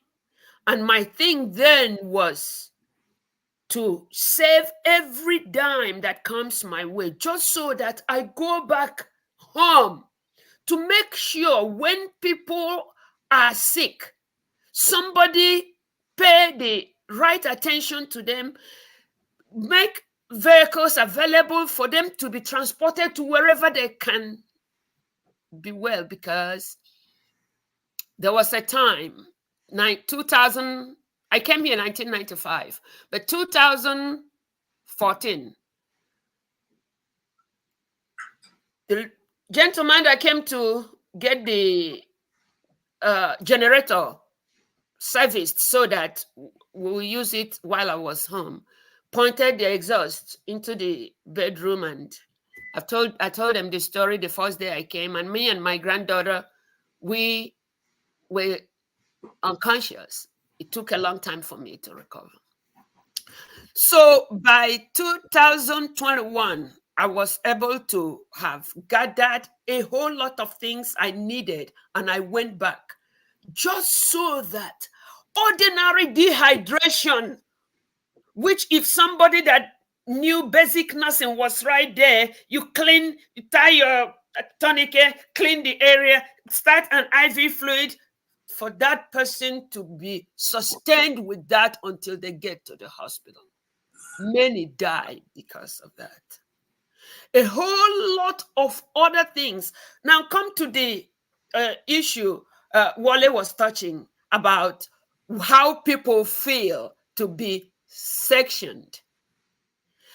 A woman in my village and every other place I have been, even at First Consultant Medical Center that's at Obalende, where I worked last before I left Nigeria. If you have your baby from cesarean section, other women will come and dance in front of your yard to tell you what an invalid you became because you had cesarean section. I had one of the highlights of my life is that I was raped at 17, and that rape got me pregnant. I had my son pervaginum. That's what we call it in midwifery, pervaginum. That's true normal delivery. Whatever, if there is anything normal in what you call normal delivery. Here, my son then was 6 pounds, 6.2 pounds. Then I came here, became pregnant. My daughter was 2 ounces away from 10 pounds. So I had cesarean section. And after having that cesarean section, I started telling everybody, whether you want to listen or not, please, if you want to try it, it's the best thing that has ever happened to woman, human. Yes, the risks are more than the risk of vag delivery. But for you to know, for that fear of unknown not gripping you, what it will be like, and it just, that day comes, the doctor gives you the appointment, and you are prepared and taken in, and America will say, cut it out. And the baby is cut out. Whoa. Despite the fact that I am rubbed the wrong way, that a woman will be in the hospital going through the arduous process of labor, then terrorism comes, everybody is running, even the woman. I experienced that. I have always preached. There was a neighbor I had in 1982, when as soon as I got done with my midwifery, during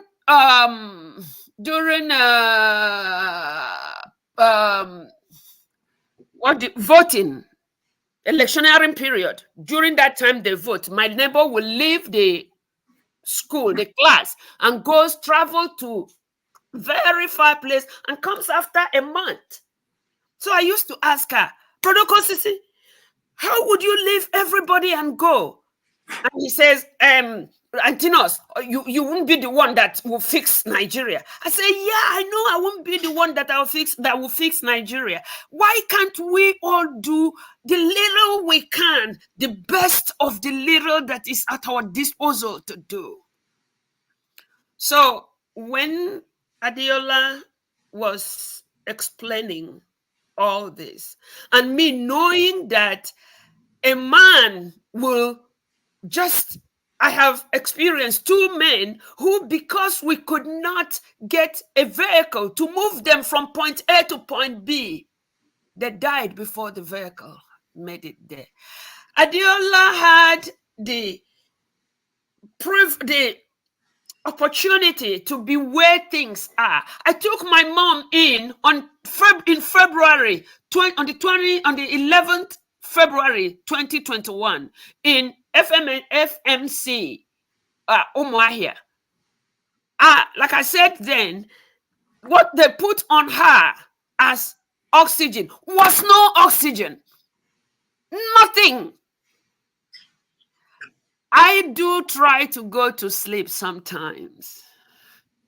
But the thought of what a child that was like me in that primary school, where it was funny, if they take me from elementary 3 and I go to my headmaster took me to elementary 4, I read their reader, took me to elementary 5, I read their reader, took me to elementary 6, I read their reader. These children from this other bigger, higher classes from elementary 4, they kicked my butt real good that I became unconscious, and they left me where they had left me to die. Well, I don't know why I didn't die. But there are children who are going through it. I said to myself, whatever experience I see in life is not because of me. It's what can you do for somebody that might be in similar situation? It's not me. I am nobody. I don't want to be nobody. So we are in this. I see people here, hey, what I know that I will do and do 5 million times is, if I get to where you are, and there is a music playing, I dance the hell out of the music. I don't want to dance like anybody. I just dance how I feel like dancing. I don't do ashwebi. I don't do whatever it is. It doesn't take me there. You don't talk to me because I'm not fashionable. Thank you. I've had that. So I took a few things. I'm not bragging. I said I saved every penny. That time the carbon monoxide thing happened with me and my granddaughter. Of course, I was admitted in the hospital for a long time. That's how I lost my job. But I am happy that I did, because I really did want to go and make sure that preventable circumstances don't claim people's life. And I am appealing to every one of us. I did go back.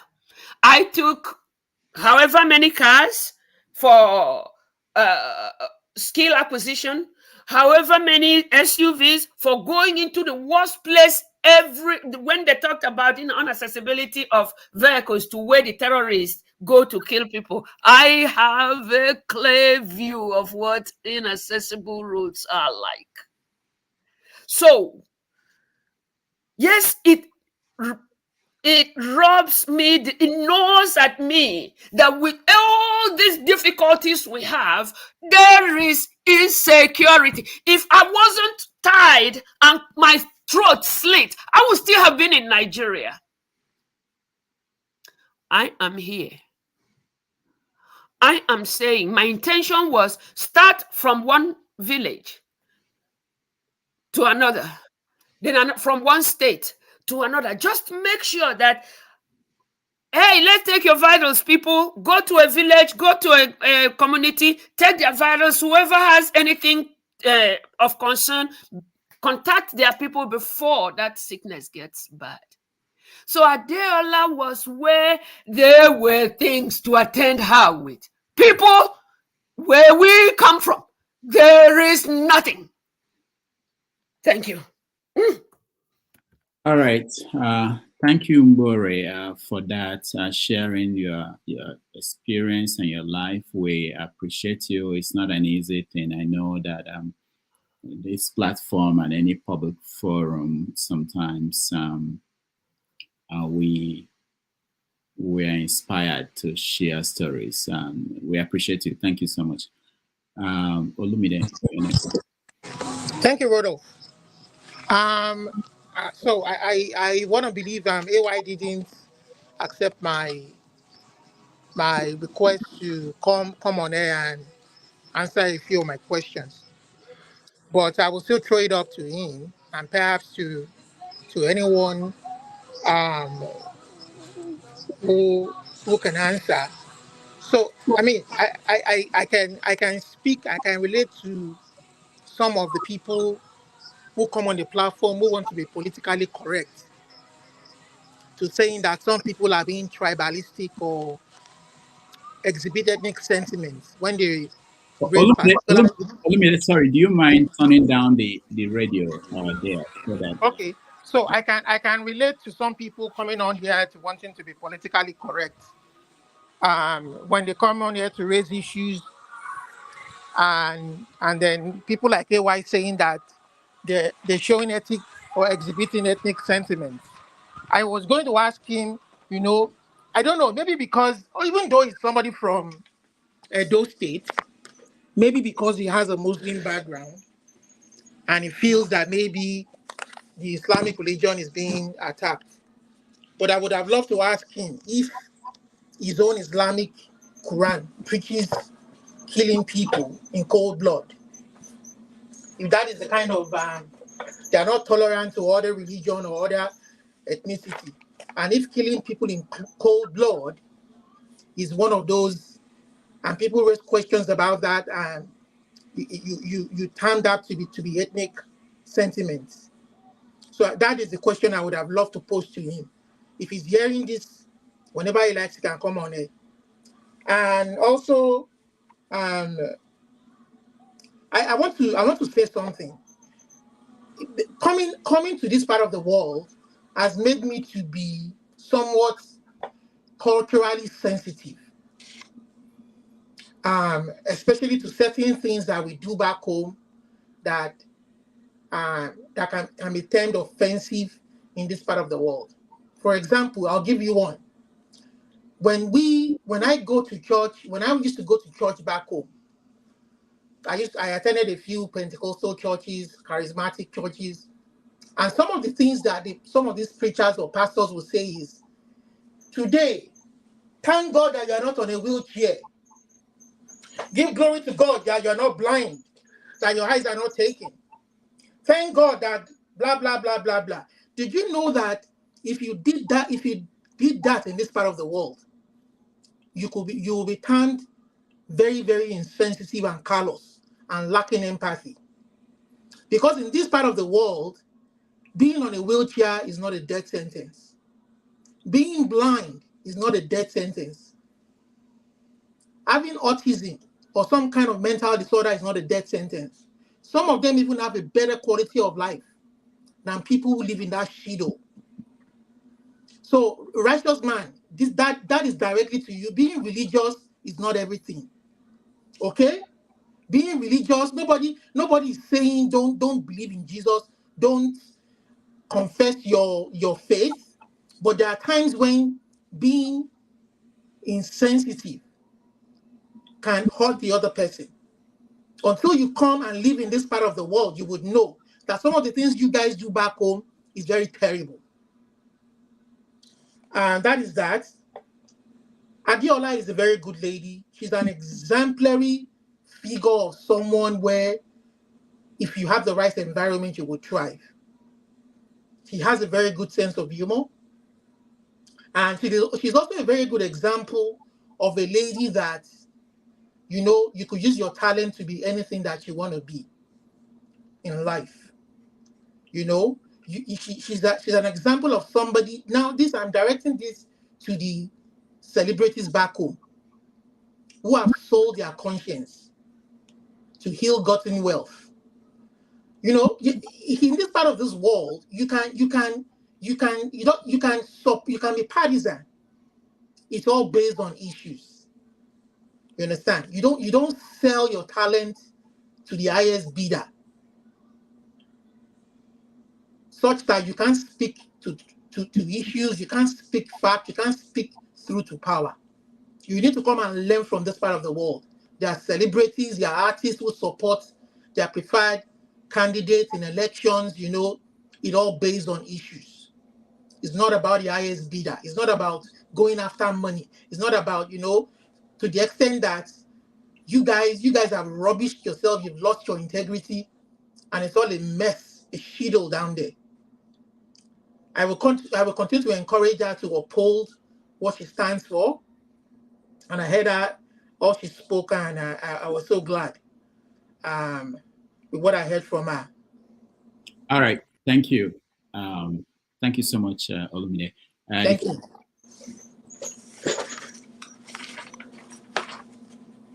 Flagship. Thank you. Thank you once again, Dr. Rudolph. It was quite an exciting conversation today, humbling, I would say, and one that has a whole bunch of lessons to learn from.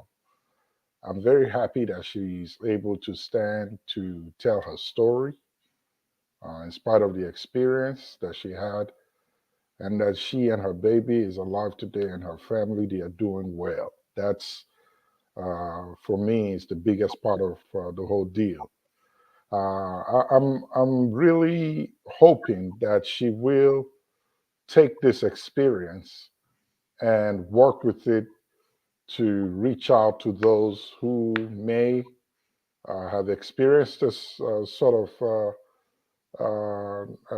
condition, may have gone through the same kind of treatment with the healthcare system, doctors, hospitals, and so on here, and be that voice that they need to speak and put an end to any sort of disparity of this nature that may be occurring within the healthcare system here in the West, with major focus on the minority community.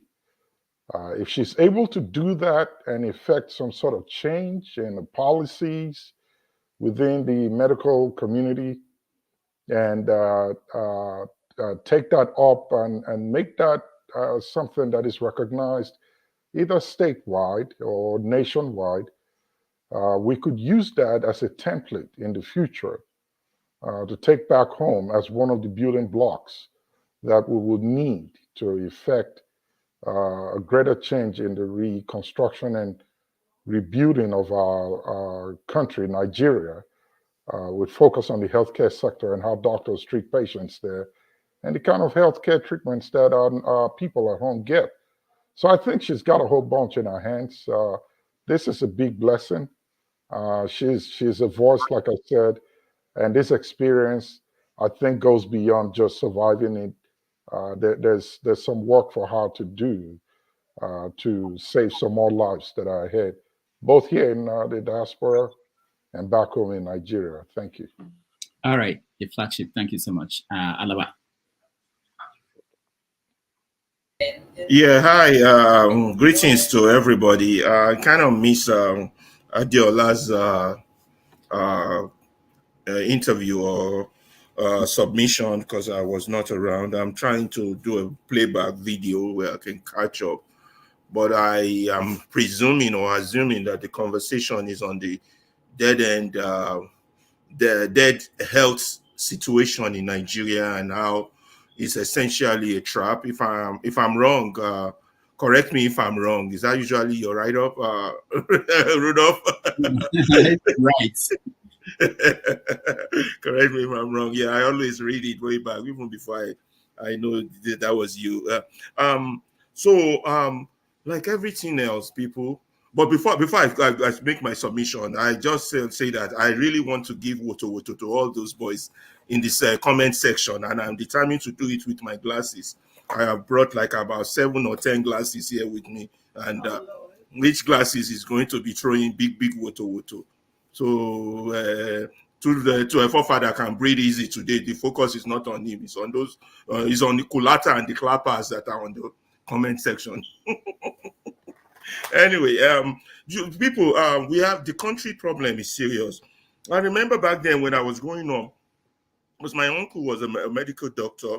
Although he served in the military, was a commander at Benin Military Hospital back then, and then before he started his own private medical practice with the Local Medical Center and all that. I remember him. He participated a lot in Nigerian politics. I remember him trying so hard back then in the Abacha days to get audience with Abacha, where they were trying to push for the national health care insurance for Nigeria.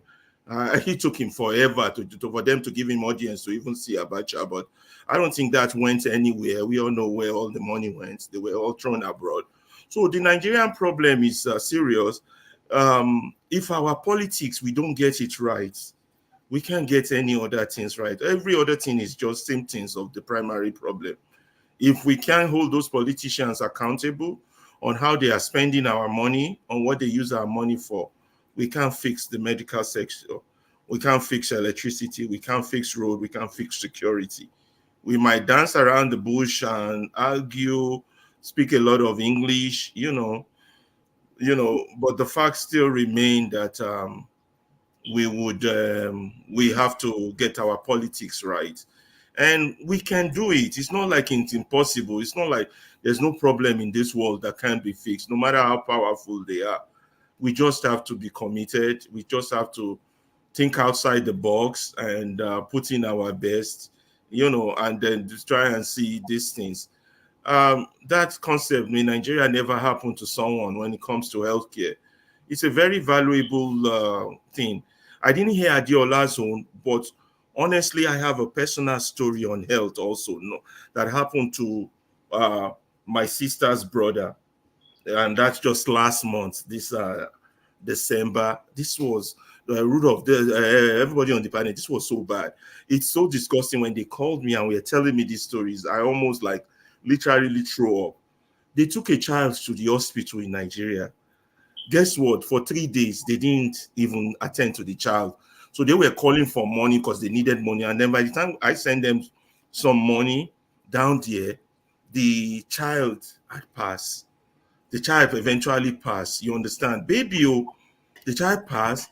Then when the child passed, they now said that during the time they attempted to take care of the child, they gave the child blood. So therefore, they have to get their blood back from either the parent or the parent pay for it.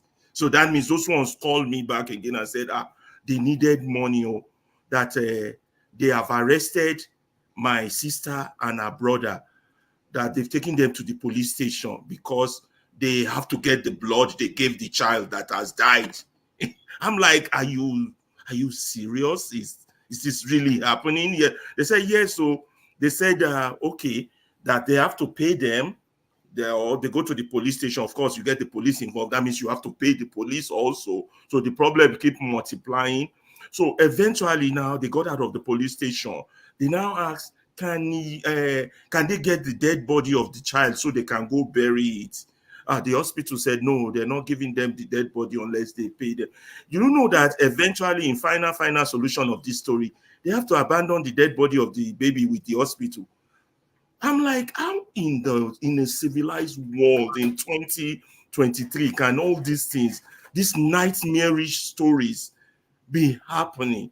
So when you see some of us on here passionately talking, arguing, fighting, cursing people out, it's because of stories like these, things that the ear should not even hear. And these are happening to people we know. How much more the stories of happening to people we don't know? So my brothers and sisters, we have to do something. We can't continue like this. The country has to change. And if it's not going to change willingly, we have to find a way to confront them and force them to change. And I said, media, education, the truth, number one, very vital.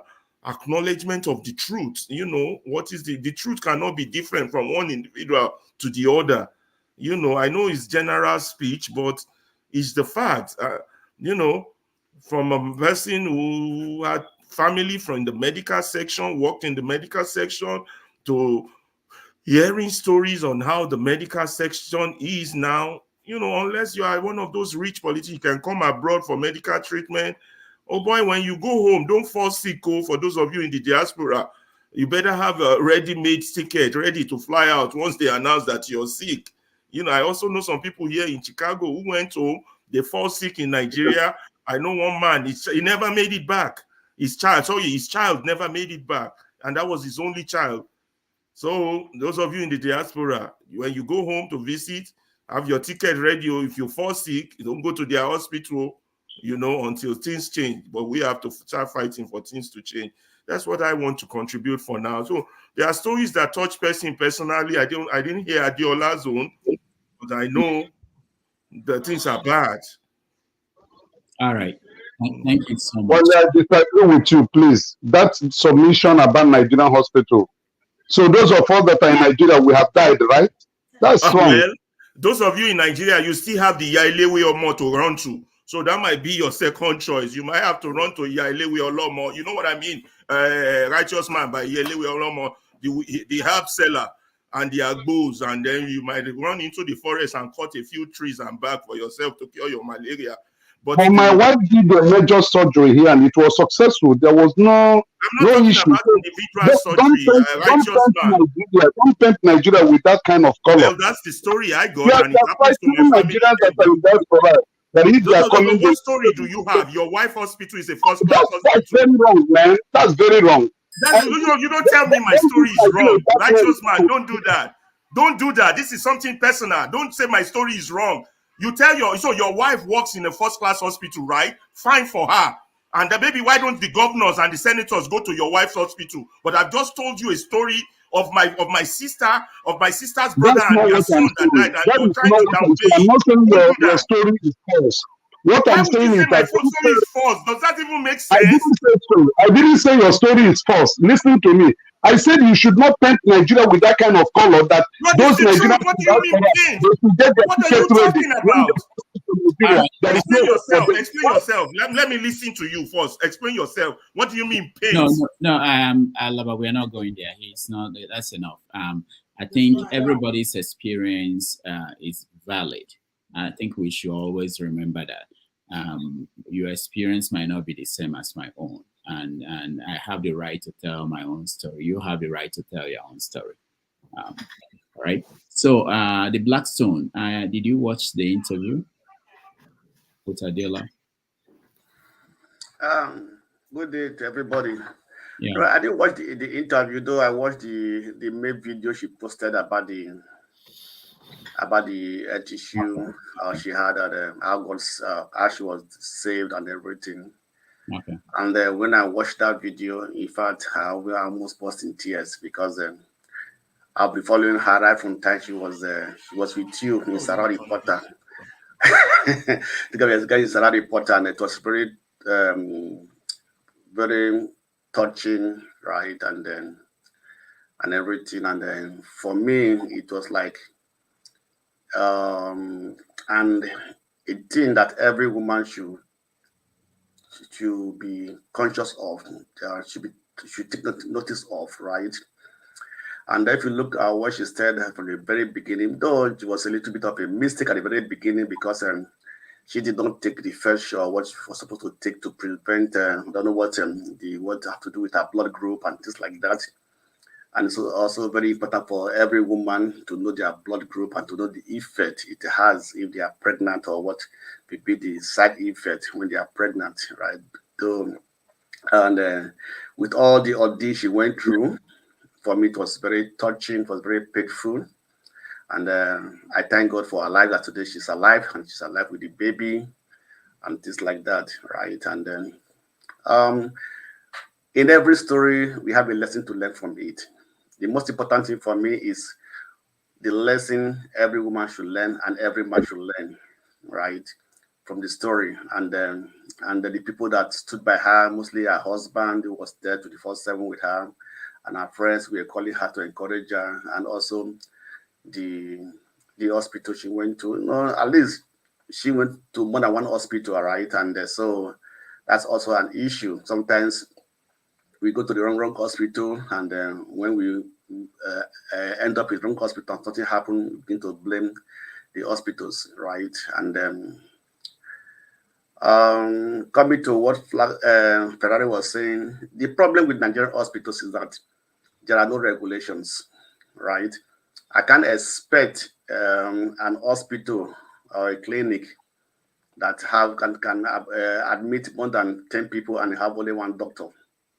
That happened to one of my best friends that she lost her life in one of the hospitals in Lagos, one of the private hospitals. She was good when she was giving birth, right? And after delivering the baby, she was bleeding, and it was only one daughter on duty that day, and there was another emergency, right? They had to abandon her, run to that emergency, and before they came back, she bled and she died. Yep. Thank you. She was my best friend. She was working with the Nigerian Airport Authority and things like that. And really, even today, if I still think of it, I still feel the pains, right? Because we're very close and things like that. So this is the problem in Nigeria, because there are no regulations. And if there are regulations, they don't put everything into place, right? I don't expect an hospital, a clinic, a doctor says I have a place where I treat people, you're only having one doctor, we are the only one taking care of everything. That cannot be, right? Because when there are multiple emergencies, how do you handle it? And most of the nurses that are there, they're not qualified to handle emergency and things like that. So how do we handle those things? So these were some of the problems we face in Nigeria, and the government should try and stand up and put regulations and also maintain the regulations and let the hospital be held responsible for any mistake they do that lead to loss of life. Thank you. All right. Thank you so much. Before we continue, I just want to announce that on Sunday next week, we are going to have a seventh senator. It's been a long time. I've been trying to get a lot of senators to come here, people who make the law. We're going to have Natasha Akpoti Udoaran. She will join us on Sunday. So anything, that question you might have about the National Assembly, and I mean, I think they are the people that people kick on more than any other group in Nigeria, the lawmakers. So she's a new senator, and she will come here and she will take our questions about what's going on at the National Assembly. So if you can join us on Sunday at 11:30 a.m. New York time, 5:30 p.m. Nigerian time, we will have her join us. All right, I will have to go, but I just want to listen to, I can't stay long today. I want to listen to Emeka. I think I saw Emeka, Emeka, and Paul.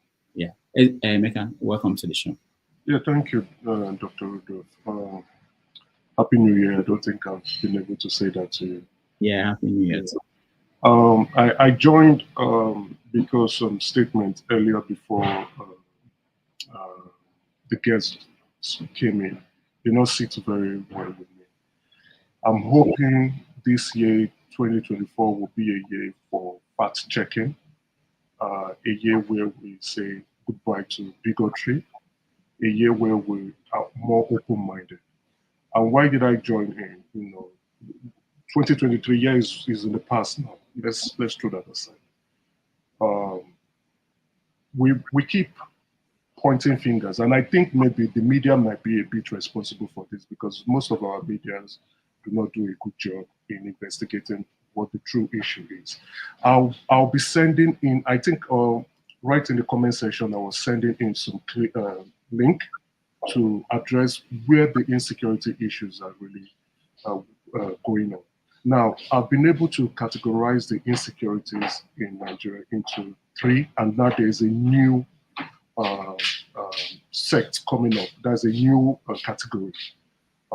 One, that's the terrorist situation that's been ongoing for quite a while, but that has subsided a little bit because they've been able to chase Boko Haram out of Nigeria to a larger extent. They are now occupying some place in Mali, Niger, Burkina Faso. So their operative configuration is now at a minimum degree. Now, what we are currently experiencing now is a different kind of insecurity.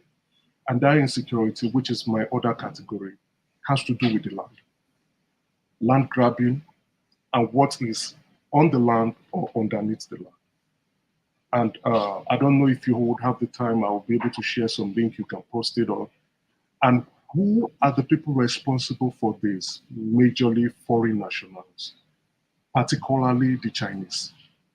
They have been arrested, and the local collaborators, who are the godfathers, the political actors, chief of security operatives, we're now begging the federal government to release these Chinese nationals.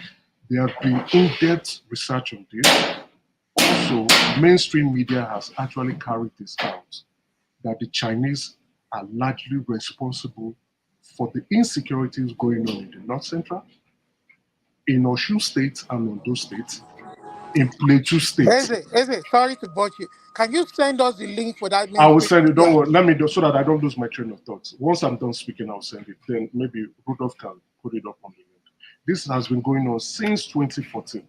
Since 2014. Now, if they succeeded in diverting our attention and they are telling us, oh, it's Fulani herdsmen, and we're busy accusing Fulani herdsmen, why the real perpetrators are going about doing what they are doing, it means we are not looking at the root cause. We are not being agitated by what is happening in those specific locations. We are unaware. We are not educated. We are not knowledgeable about what is happening. And truly, from the look of things, we have not been knowledgeable enough. Now, recently, why did Plateau women protest recently? If you also look at those who went to the hospital, they said the people who came to kill us know us by our names. They called our names. One of the victims said they were calling my name and they were macheting me.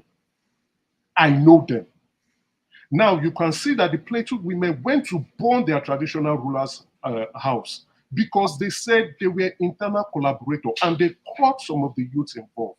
What the Chinese do is they go, they bribe the traditional rulers, they have politicians backing them. I will send even from Punch, you will see it, from Premium Times, from other independent journalists, you will see what's going on.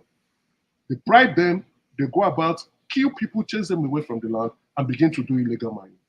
Now, this illegal mining, which could be from lithium, tin, copper, gold, how do they pass them through? From mainly the gold goes to Dubai. Dubai is the headquarters for illegal gold smuggling in the world.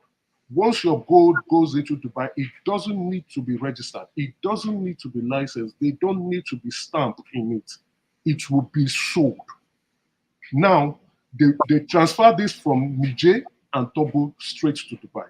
If we know the root cause of the problem, we can now shout at the government. Is the president aware? Yes. Are the security chiefs aware? Yes, they are aware.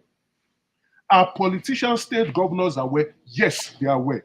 They know the root cause. Is the minister of mining aware? Yes, he's aware. But why are these people, state actors, allowing us to blame the wrong set of people why illegality is going on in the country? So that is why I came on board to please, and I will call their names, Righteous Man, KJ, Steph, Olomide is a bit wavering. Well, please stop blaming the wrong set of people. The Fulanis are not the people perpetrating the act. Maybe the actors may involve Fulanis because some people are from Burkina Faso, some are from Niger, some are from Mali, some are from Senegal that are being rented. They are rented. And some are local youths in Nigeria being rented. And some are also from Plateau, some are from Taraba, some are from Zamfara that are rented by state actors to perpetrate these insecurities going on in the country. Now there's another category, organ harvesting, that I didn't mention. Organ harvesting. Very soon we'll begin to see that category begin to take a huge surge in the country. People are stealing children now. People are kidnapping. The kidnapping largely in the country is perpetrated by organ harvesters. Perpetrated largely by organ harvesters. If you have the money to pay for your ransom, they let you go. If you don't have the money, they kill you, they take your organs and they sell it off. People from the southeast are stealing children from the north and selling them in Lagos and in Anambra, Enugu, Owerri.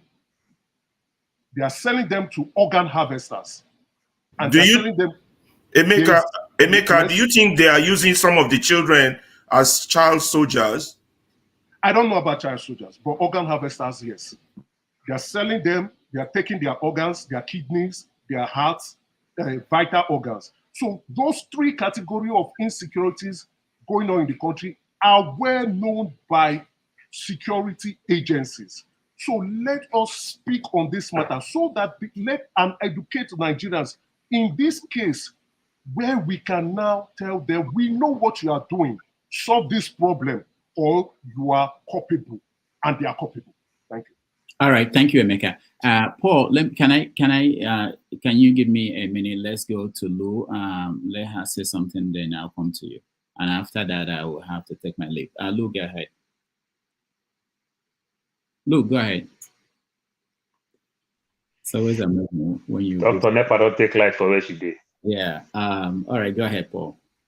Okay. Let me just touch a little bit with what Emeka said. I can't remember the year precisely when Bill Clinton came to Nigeria during Obasanjo's time, and Bill Clinton said something. It's just a soft touch. Bill Clinton said something that the era where what you have under your ground that you think make you rich, he said those days has come and gone. He made mention of Japan, what Japan is doing with technology and the likes. It's so funny that these things can be. Look at all the mineral natural resources we have in the north and the minerals and natural resources we have in the south. But doctor, few of us can just find our way in the west, and we're so proud that we work in factories, we work in warehouse, we take care of old people, and we are helping our siblings that are doing fantastically well, well educated, well versed, live in that land. We are training their kids to school. Doctor, do you know how painful this can be? That I can be here, push my kids so much that our kids stereotype on us that African parents is too hard on them. Why are we doing it?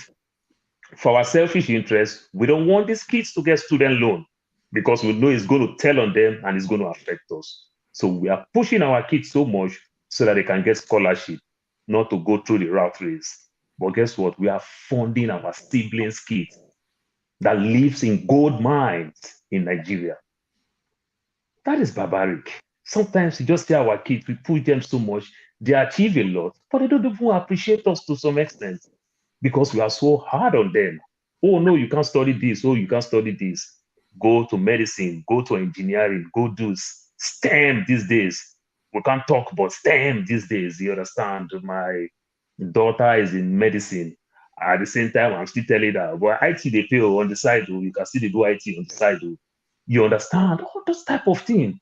I don't even know whether this child will appreciate me tomorrow with all this, everything that I talk is just what will bring money. You know why? Because of where we are coming from, because of the responsibility. It looked like the whole of my town and my community actually sent me to America. You understand? In as much as I take myself here to America, I started doing well. People who happen to be my bosses back in the days, they started inboxing me. Oh boy, help me, oh, things get as it be. When I just remember what Bill Clinton said when he was in Nigeria, it just looked like it's real, in as much as it's not supposed to be. These are the same thing they have in Qatar. These are the same thing they have in Saudi Arabia. These are the same thing they have in some other part of the world. These are the same type of things the so-called America see in places like California, Texas, Arizona, where I live, that they make them part of America because of what they will enjoy from those soil. They need the seaports. They need the copper in Arizona. You understand? They need the seaport. They need the land in California. California is officially the richest state in the whole world. But we can't do anything when it comes to that. Then I'll just make touch of a little bit with my brother who always tell us diaspora has come back, come back. And he himself is diaspora for 7 years, called Righteous Man. He lives in Germany. That is the fourth richest country in the world. He lived there for 7 years before he went back to Nigeria. And this same Righteous Man complain about his own sector where he is working today. You understand? Then when people talk about other sectors that are not doing well, it looks like we hate the country. When some of us talk about religion, it looks like we hate the country. For God's sake, I did not give myself Paul. My parents named me Paul. And Paul, by the way, is a religious name. I have a native name. You understand? That tells you that I'm a Christian. But what I see as Christian in the West and what I see as Christianity in Nigeria is far different. These people kill my mom. You understand? They kill my mom with all these type of practices. Our hospitals can't help. You go to hospital, they pray for you, they give you anointed oil that we buy in food section in America here. You understand? Just to get to lower your cholesterol and everything, you buy those olive oil that they rub in people's head and everything. My brother, doctor, I know I begged you some time ago. I am waiting for that day where every one of us that lives in diaspora, maybe some of us that grown a little bit, that walk a little bit before we find ourselves in the West, let us all talk about our sectors.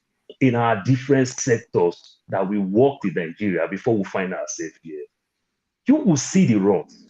Nigeria is not working, righteous man. But like, we don't hate that country. What are we talking here every other day? We don't talk about what we enjoy here. We don't talk about what we suffer here more. We talk about the pain that we are going through in Nigeria.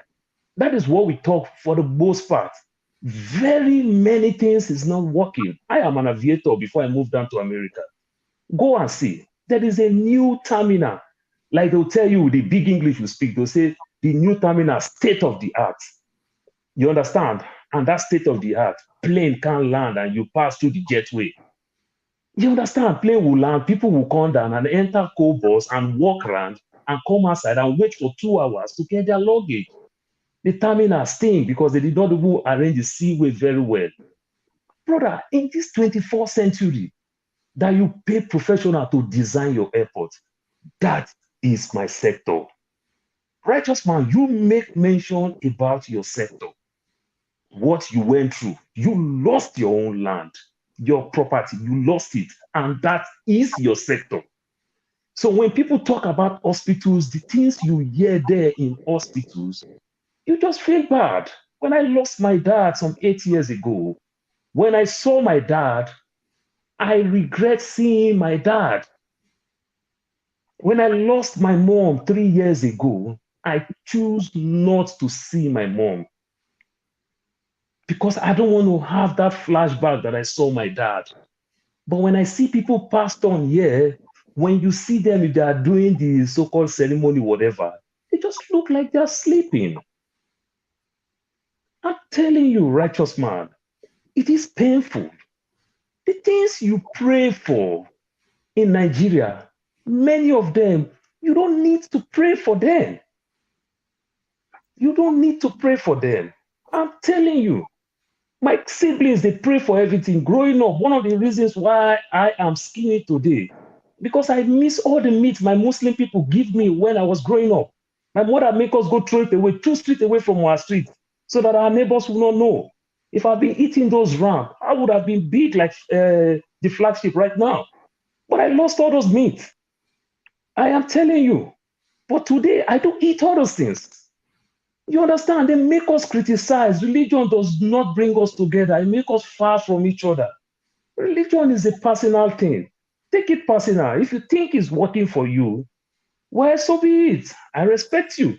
But if the other man said things like that, or think all this religion thing that you are talking about, they don't really work. If my kids, if we all will reject other faith, their meat, whatever they are doing, and everything, today that I criticize religion like hell, why are my siblings still collecting my money?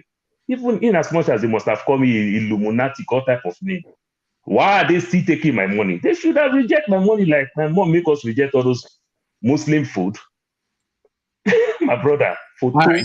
wait till you snap, now you go show, body go tell you. Thank you. Reject my money, I go happy. Thank you. Thank you, Paul. Lou, let's hear from Lou. Lou, go ahead. Frozen again. Yeah. All right. So Igbo Basics. I was waiting for you to. I saw you. I said, let me hear. Igbo Basic went to my hometown today and called me from my hometown. So I want to know what took him to my hometown. And then Igbo Basic, go ahead. All right, Dr. Damages and fellow panelists, it's been a whirlwind tour. Actually, my day started at a place called, since today is Sunday, my day started at a place called Mata Misericordia Catholic Church in Port Harcourt. And it ended up somewhere around at Dr. Damages' hometown. Actually, I stopped over there to see Chiefs of Budaya, Kurigon of Alliance 430. That is what took me to Rudolph Okonkwo's hometown. So, but it's been quite exciting. It's a very big, busy place. Nobi, it's a very, very busy place. I was at Nobi. As a matter of fact, I would have bought some goat and some chicken. But I thought that since Rudolph wasn't around to help me kill the goat and the chicken, that I'll pass for now. That is where I am. Oh, you're still at Nobi. Somewhere around there. Okay, okay, very good. So, how is the country? Being that you are in Nigeria now, how is the country? The country is it's an amazing place. It's really an amazing place. The people are moving around their business as if nothing happened. Things are rough. Everybody's complaining, but somehow, they're still going about their hustle and bustle. I would say that my experience going to Obariki in Port Harcourt yesterday for the first time, I think that's the name of the place, it's in River State. And getting around, the people are moving. The people are moving. I just wish that the authorities would do their part. The people are die harders. From what I'm seeing on ground, the people are really die hard. The kind of hustle that is going on the streets, it's where do I start from? It's an amazing country where we are so blessed. We are so blessed from what I see in our country.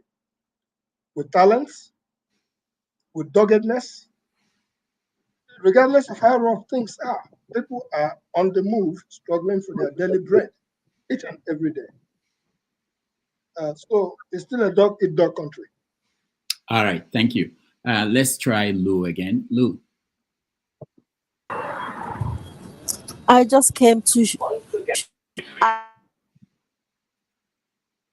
You're muted, Lou. I know what you have to say is so important. Can you hear me? Okay, we can hear you. I came to show my support to my sister Mbore. I salute you.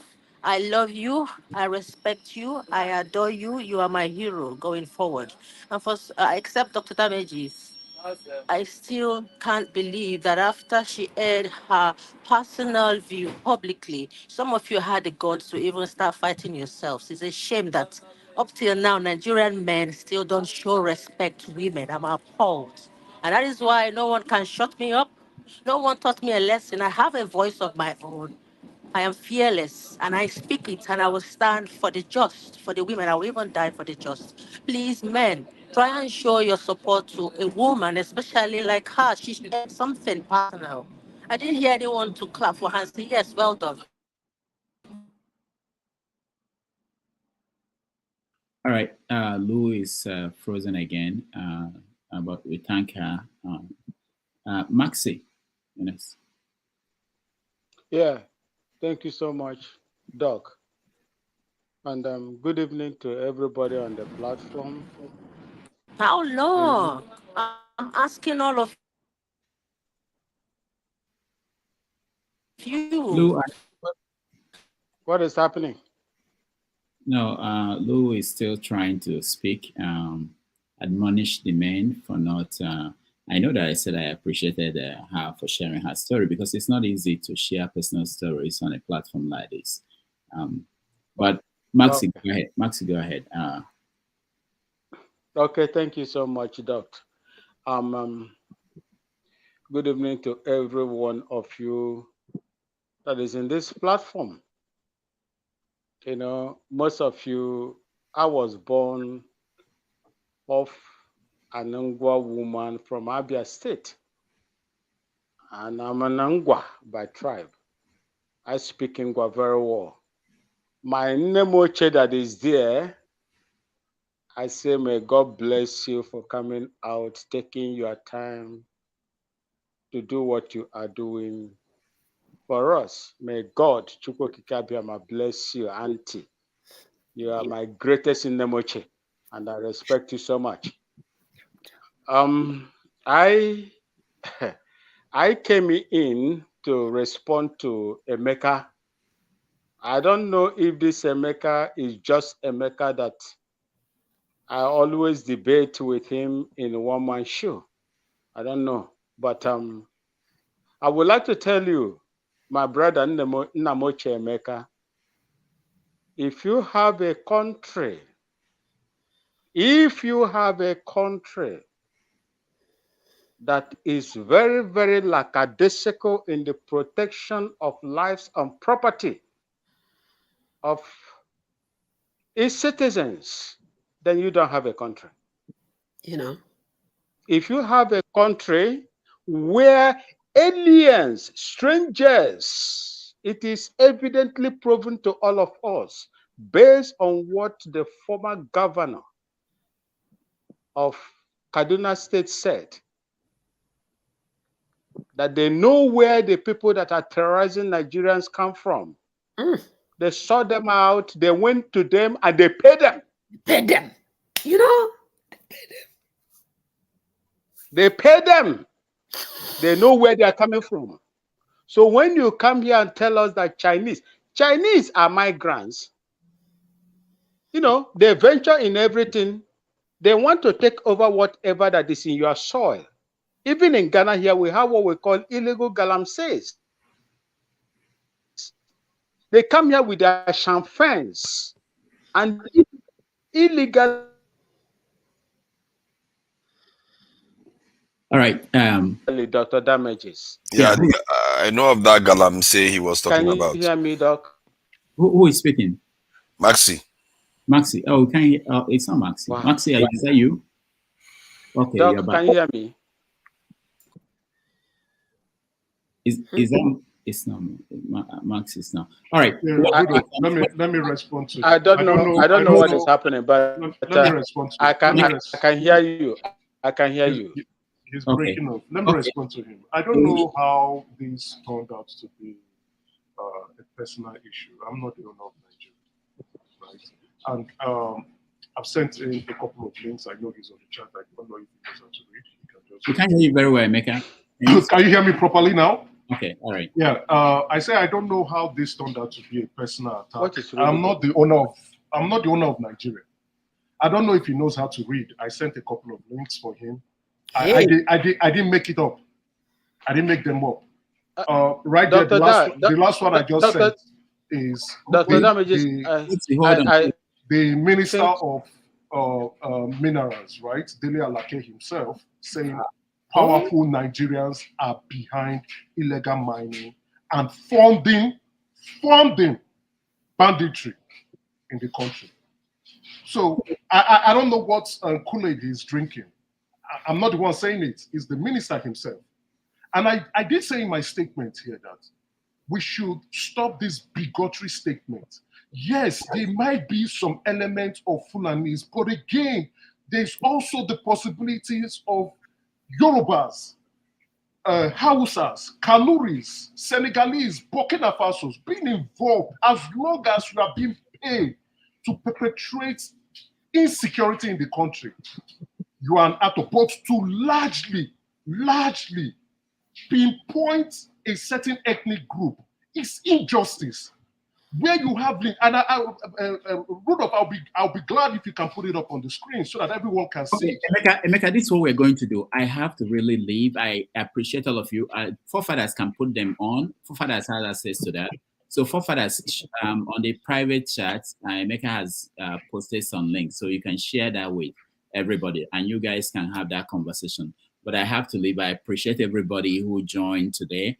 And next Sunday and next Saturday we'll be back. On Sunday you'll get Natasha, and if you can, join us. So everybody, thank you so much. Forefathers, thank you. Righteous Man, thank you. Mbore, thank you. The Flagship, the Blackstone, Igbo Basics, Paul, Emeka, and Alaba, thank you so much. And I'll see you guys Sunday. All right, I'll be watching. I'll be brief, but I will make sure that I go to your compound and get a chicken from there. All right. Nobody lives there now. Okay, there will be somebody there, but you can go. Yeah, ask somebody. They will show you the way. All right. See you guys. Thank you so much.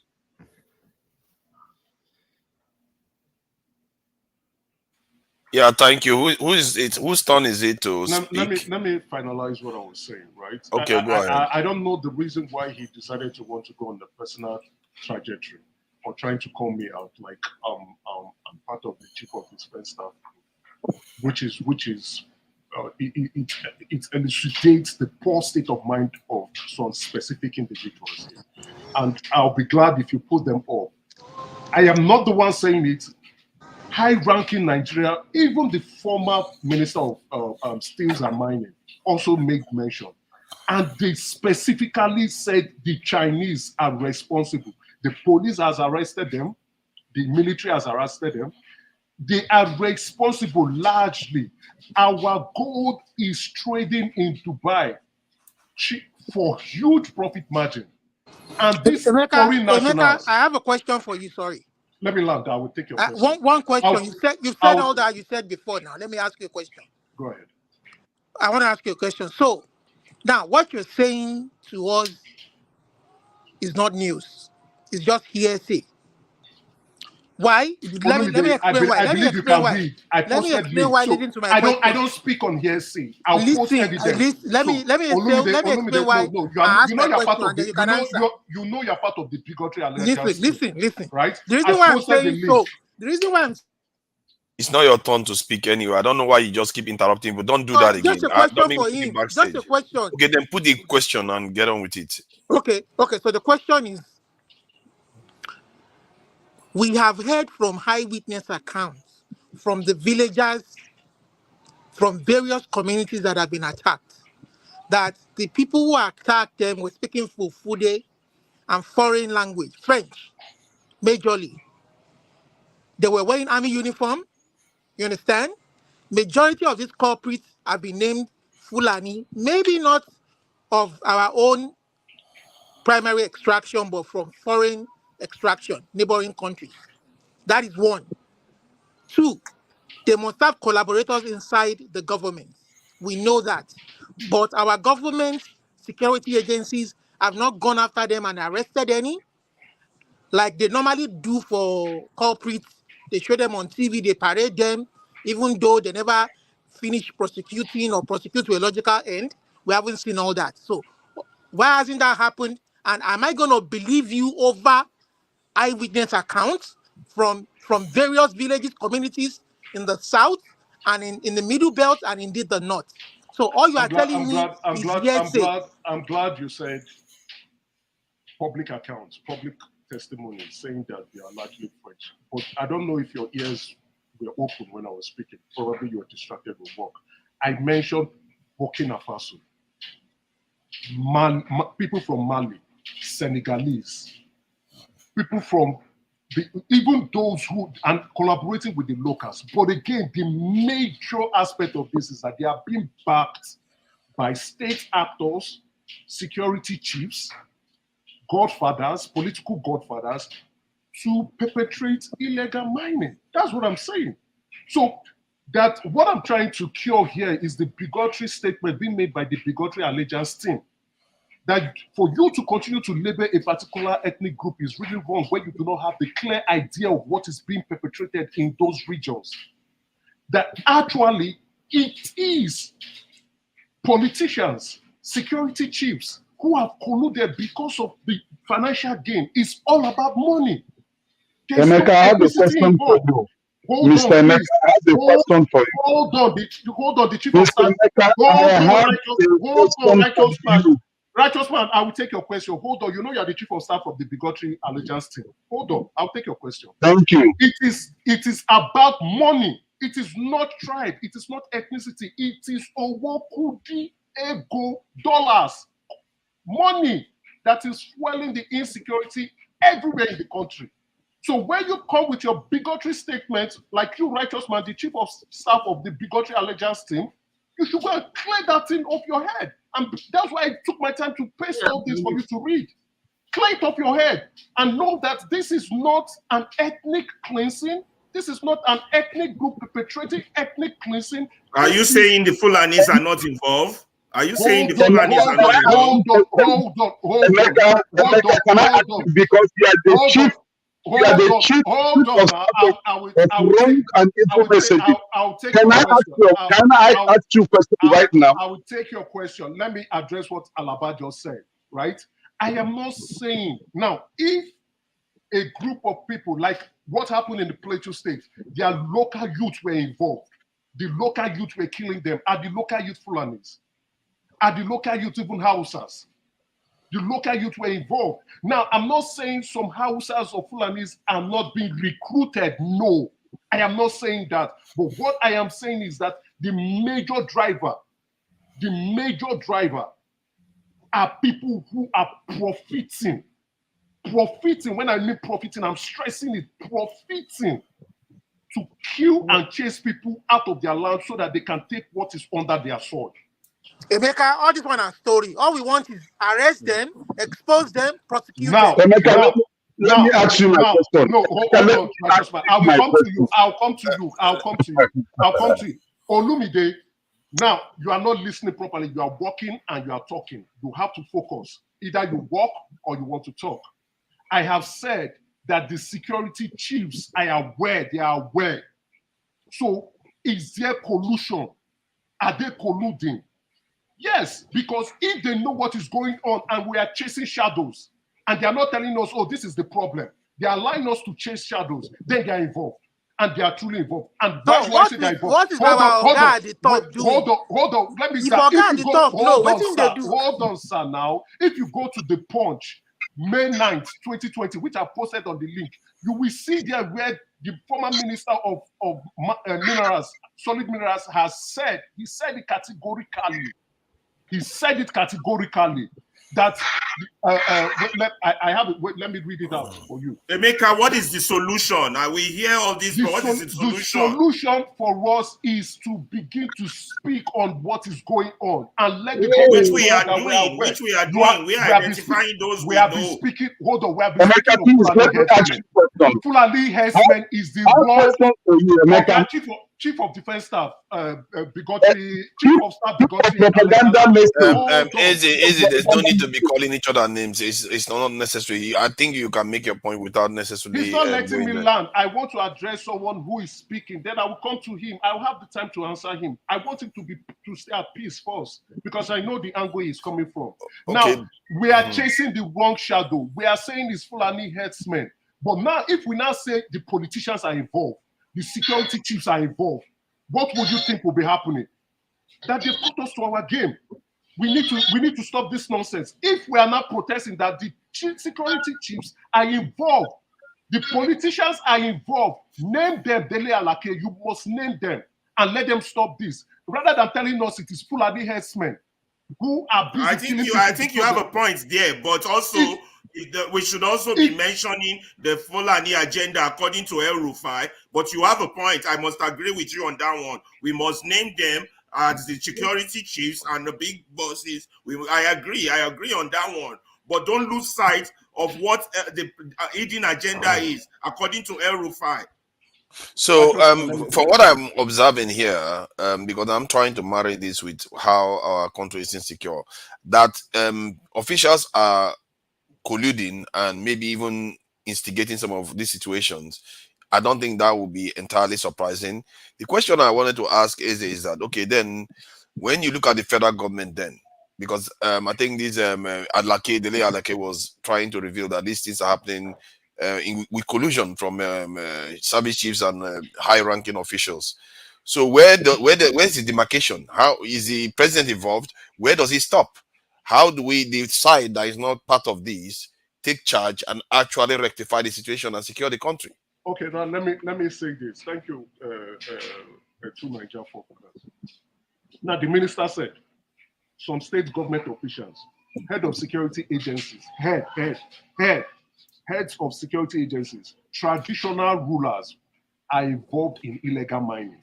Now, if you say the minister is aware, like Dele Alake is aware, the president is aware.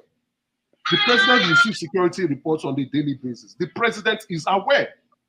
They know what the problem is. It is just that majority of Nigerians are not aware. Majority of Nigerians think it's a different thing. That is why we are speaking on different issues. Then the question arises, why is the president not acting? Now, okay, the president, as of 2 days ago, told the service chiefs, the security service chiefs, to ensure that the insecurity in the country is dealt with. What I didn't like with that speech is that there is no timeline to it. What I also didn't like with that speech is that there are no specific problems being Outcomes. identified. That this is what I want you to do. So when you tell security chiefs, oh, I want you, and you even congratulate them that what they are doing is good, that is what I didn't like with that statement. But he has told them, would I call that a marching order? Possibly. But would I say this marching order, we did give the desired result? I don't know. A marching order should come with specific timeline. A marching order should also come with specific issues I want you to deal with. A marching timeline should come with a strategic output. That, okay, And these are the specific problems. outcomes. These are the problems. These are the insecurity challenges with that. And that's why I said I came up here and I categorized the 3 insecurity categories we have in that country. If you want me to take it again, I will take it again. Many Nigerians don't know. Emeka, I think it's 2 ways when it comes to the president, because the president's most trusted ally in his cabinet is Dele Alake. That's why the president put him in that ministry, because that ministry on his own is untouched. You understand? And for many years, the Northern take it as a pride, like anything that belongs to us, we don't pay to the center.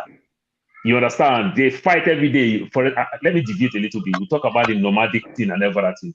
In as much as the president is fighting for Ruga, and I ask a question, how much tax are we generating from this cattle that we sell? It's not anywhere. We can't even find anything that we make from those things. So for the president to put his most trusted ally in that ministry, I think the president wants to get an eye of what is going there. Or maybe he himself too want to eat from the nonsense that is coming from there. It's either 2 way. But maybe I will just put it this way, a little bit, it may be still a little bit too early for us to judge the president, because we don't know his antecedents, whether he want to fight the rot that is going there, or he want to see what is going there and sanitize it. Oh, that's my take for now. Your statement is very fantastic. Please, can I ask you my question? Let me. I will come to you. Don't worry. Your statement is very For how long? For how long? Yeah, to be fair, we need to try here so other people can be able to speak, because we have to respect their time. But I to be fair, Eze is bringing something. He's bringing information that's actually, I will be sharing the links so that we see them. Mostly, they are this in newspaper links of these topics being discussed. But since he's bringing the topic, hence why he's having a bit more say. But if other people want to speak, they are free to ask questions. So, Righteous Man, please go ahead. So yeah, just come out clean and tell us what. Okay, come out clean and tell us what you. Forefather, thank you very, very much. I think you are doing a good job today. Mr. Ze, I don't know whether I should ask you to unmask yourself so that we can really see you. Like, you can take a good photograph of me, but I can't see you very well. You mask yourself and you put up a goggle that would be very difficult for one person to really visualize you and know who you are. That's number one. So when you want to make yourself, I beg, leave him. He gets many information where you go see give us. Olumide, come on, man. You can't just be interrupting people like it's if we are in a bear parlor. Yeah? When the only one allowed to use goggles, no, you're a maker, you're not. Pick it off. Mr. Emeka, as you claim to be, were you aware of a country writing to Nigerian government and submitting to the Nigerian government of the name of those who are sponsoring terrorism in Nigeria? Were you aware? Emeka is asking you. Emeka! No, he's trying to interrogate me. You can go more. He will add your name to his Emeka, to his bunch of Igbo names. So okay? it is still, if he asks a question, it's still my prerogative to either answer from someone who is the chief of staff of the bigotry allegiance team. I can choose to answer or not. Okay, so you don't want to answer. Righteous Man, as you can see, that's no longer. Okay, if you have a comment, you can take. You know what? Let's time it so that it goes round. Other people can be able to speak. Okay. Since he refused to answer that question, I will also be right to presume that he is part of those names that were submitted to the government of Nigeria that is sponsoring fake news and terrorism. Because if he say he has right not to answer a very vital question that have exposed terrorism in Nigeria, and he's here trying to deceive us with a write-up some individuals did, and then he's giving panelists names, calling them bigots, and so on and so forth, then his name must have been among those that were indicted in the list submitted to the federal government. That's number one. Number two, were you aware of the former deputy governor of Central Bank who came on a national TV and said the Fulanese, by every investigation they have done, by the report they had, that the Fulanese were behind the ethnic cleansing going on in the Middle Belt because they want to take over the land? Were you aware? Later that man died. Number three, one retired colonel mentioned it when the NDA house was attacked, and some military personnel were murdered there. And up to today, nothing came out of it. That man said specifically that the Fulanese, he didn't mention whether they're Senegalese Fulanese, Gambia Senegalese Fulanese, or Burkina Faso Fulanese. He said the Fulanese. It is not left for the Fulanese ethnic group in Nigeria to disassociate themselves from what they have been accused, or their ethnic group have been accused of committing against Nigerians. Are there mining going on in the southeast? Why were Southeasterners being killed in the bush? If you are accusing the Chinese people, are the Chinese? I will answer this question. As a Southeasterner, I will answer this question. The problem you are not a Southeasterner. The problem in you the are Southeast. proclaimed to be. You are not. The problem in the Southeast is with the Southeast. That's my answer. Now, my second answer to your question is, the best answer to bigots is just to keep them quiet. You don't entertain bigots. Bigots, just keep them quiet, because in their ignorance they will continue to be very silly. But So Emeka, when you want to call on bigots, the biggest bigots are the current government. We saw what they did in Lagos, and we know what their supporters do on one man to move. Those are the real bigots. So don't come here and sugarcoat bullshit. What did the Lagos statement? So don't come here and call anybody bigots. We know who the real bigots are. Those are the ones dividing Nigeria. He's talking about the MC Oluomo issues and how the Southeasterners were targeted in Lagos during the election cycle. That's what he meant. So, yes. Well, if you want to call MC Oluomo a bigot, yeah, you're free to call him a bigot, right?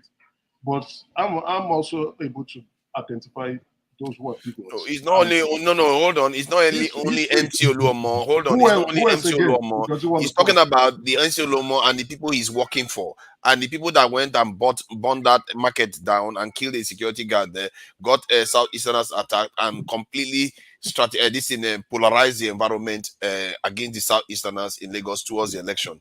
That's what they are talking about. And those people are still in government. That's the accusation he's making. You see what?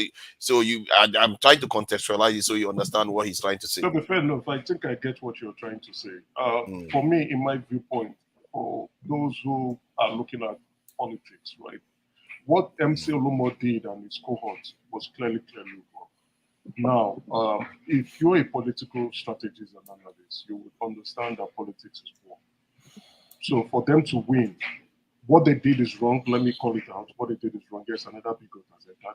What they did is wrong, but they wanted to win. They wanted to win. Now, has MC Oluomo continued with his actions, those actions after the election? I don't think he has done that. I don't think he's going about. Are you serious? Are you sick? Did you just say that? Are you serious? Have MC Oluomo continued? Has the APC not continued with their bigotry? Have they not continued? Is that not a policy from the top notch of the party? Please don't come here and give us bullshit. Stop screaming and give us evidence. How has the APC continued with their bigotry? And how do you want to classify a national party as a bigot party? You say it with evidence. You post it with evidence. There's APC in the southeast. There's APC in the northwest. There's APC in the northeast. APC is in national I think parties, just I like agree with PDP. you that the attitude was limited towards the election It was cycle done itself. during what was the That, election that, that, cycle. that- Election was over. It was an aim. It was a strategy to win. It is wrong. We don't go about causing pains to others because you want to win an election. That's not okay. That's childish, if you ask me. And Okay, that's not but there's also an element of you. Do you agree that there's an element of herdsmen that are having conflict with farmers and resulting in which deaths? the former governor of Kaduna has explained. He did a beautiful job to explain it. He explained that the origin of that problem, where it's coming from. He also classified the types of Fulanis involved. Can you And briefly explain that to us so that they can I understand? will try to go and read it. I'll bring up the this. He explained. You played the video here. I think I listened. I wasn't listening. Emeka, is your But objective? he's still leading to. Emeka, is your objective to clean the Fulani's involvement in this? Is that your objective? Hold on now, hold on, please. That's not necessarily the objective. See, that's not the objective. The objective is to provide the true context of what is going on and to cure the ignorance of bigots on this platform.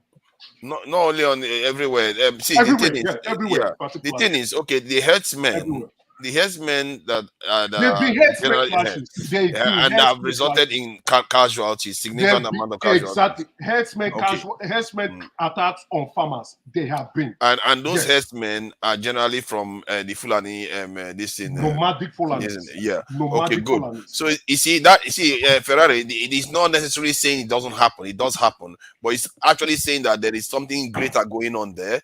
That they are actors that work. As a matter of fact, you all say it all the time. We agree. That We actors are in all the government, saying the same thing. But we shouldn't clean. But I agree with him on that. The viewpoint here your father didn't understand. There are things he said I agree with him on. We know the involvement of the top notch of people in government. I agree we should call them by their name. But what I will not agree to is to sanitize it and said because of the danger of bigotry, there is no sanitization. I am sanitizing the MC Oluomo are still not perpetuating their bigotry.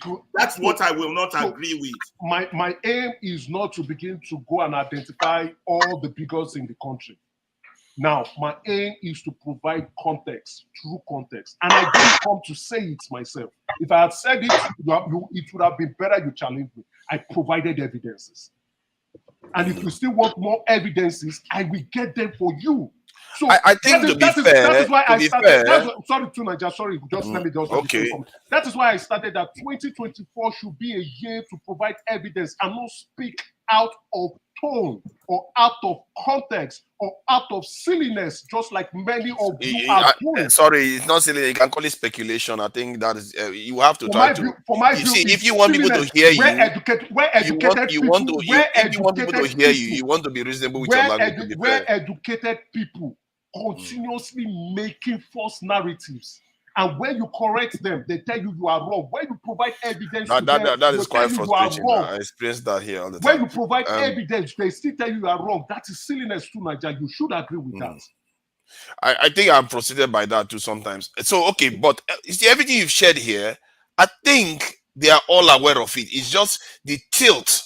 Because now you have brought evidence to say, okay, stop making it all about Fulanis. Yesterday, some people were literally calling for let's cleanse the Fulanis from Nigeria and all the rest of it.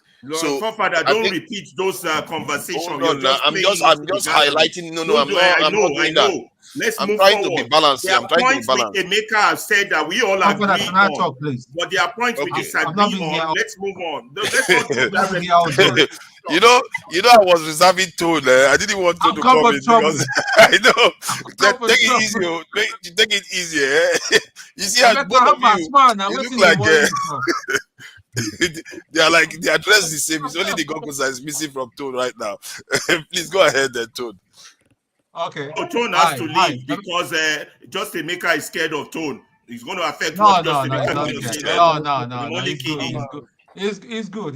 He's our brother. Listen, Emeka, I waited for you the other day. You just ran away.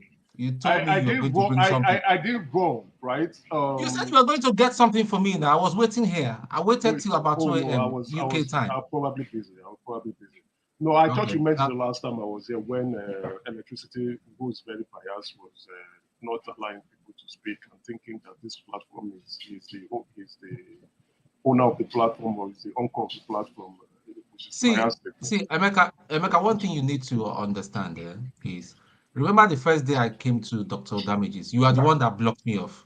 You restricted me. Well, that was your understanding at that time. It's fine. I don't hold any bad belly. But from what I've listened a bit from the background, been busy all day, been listening from the background.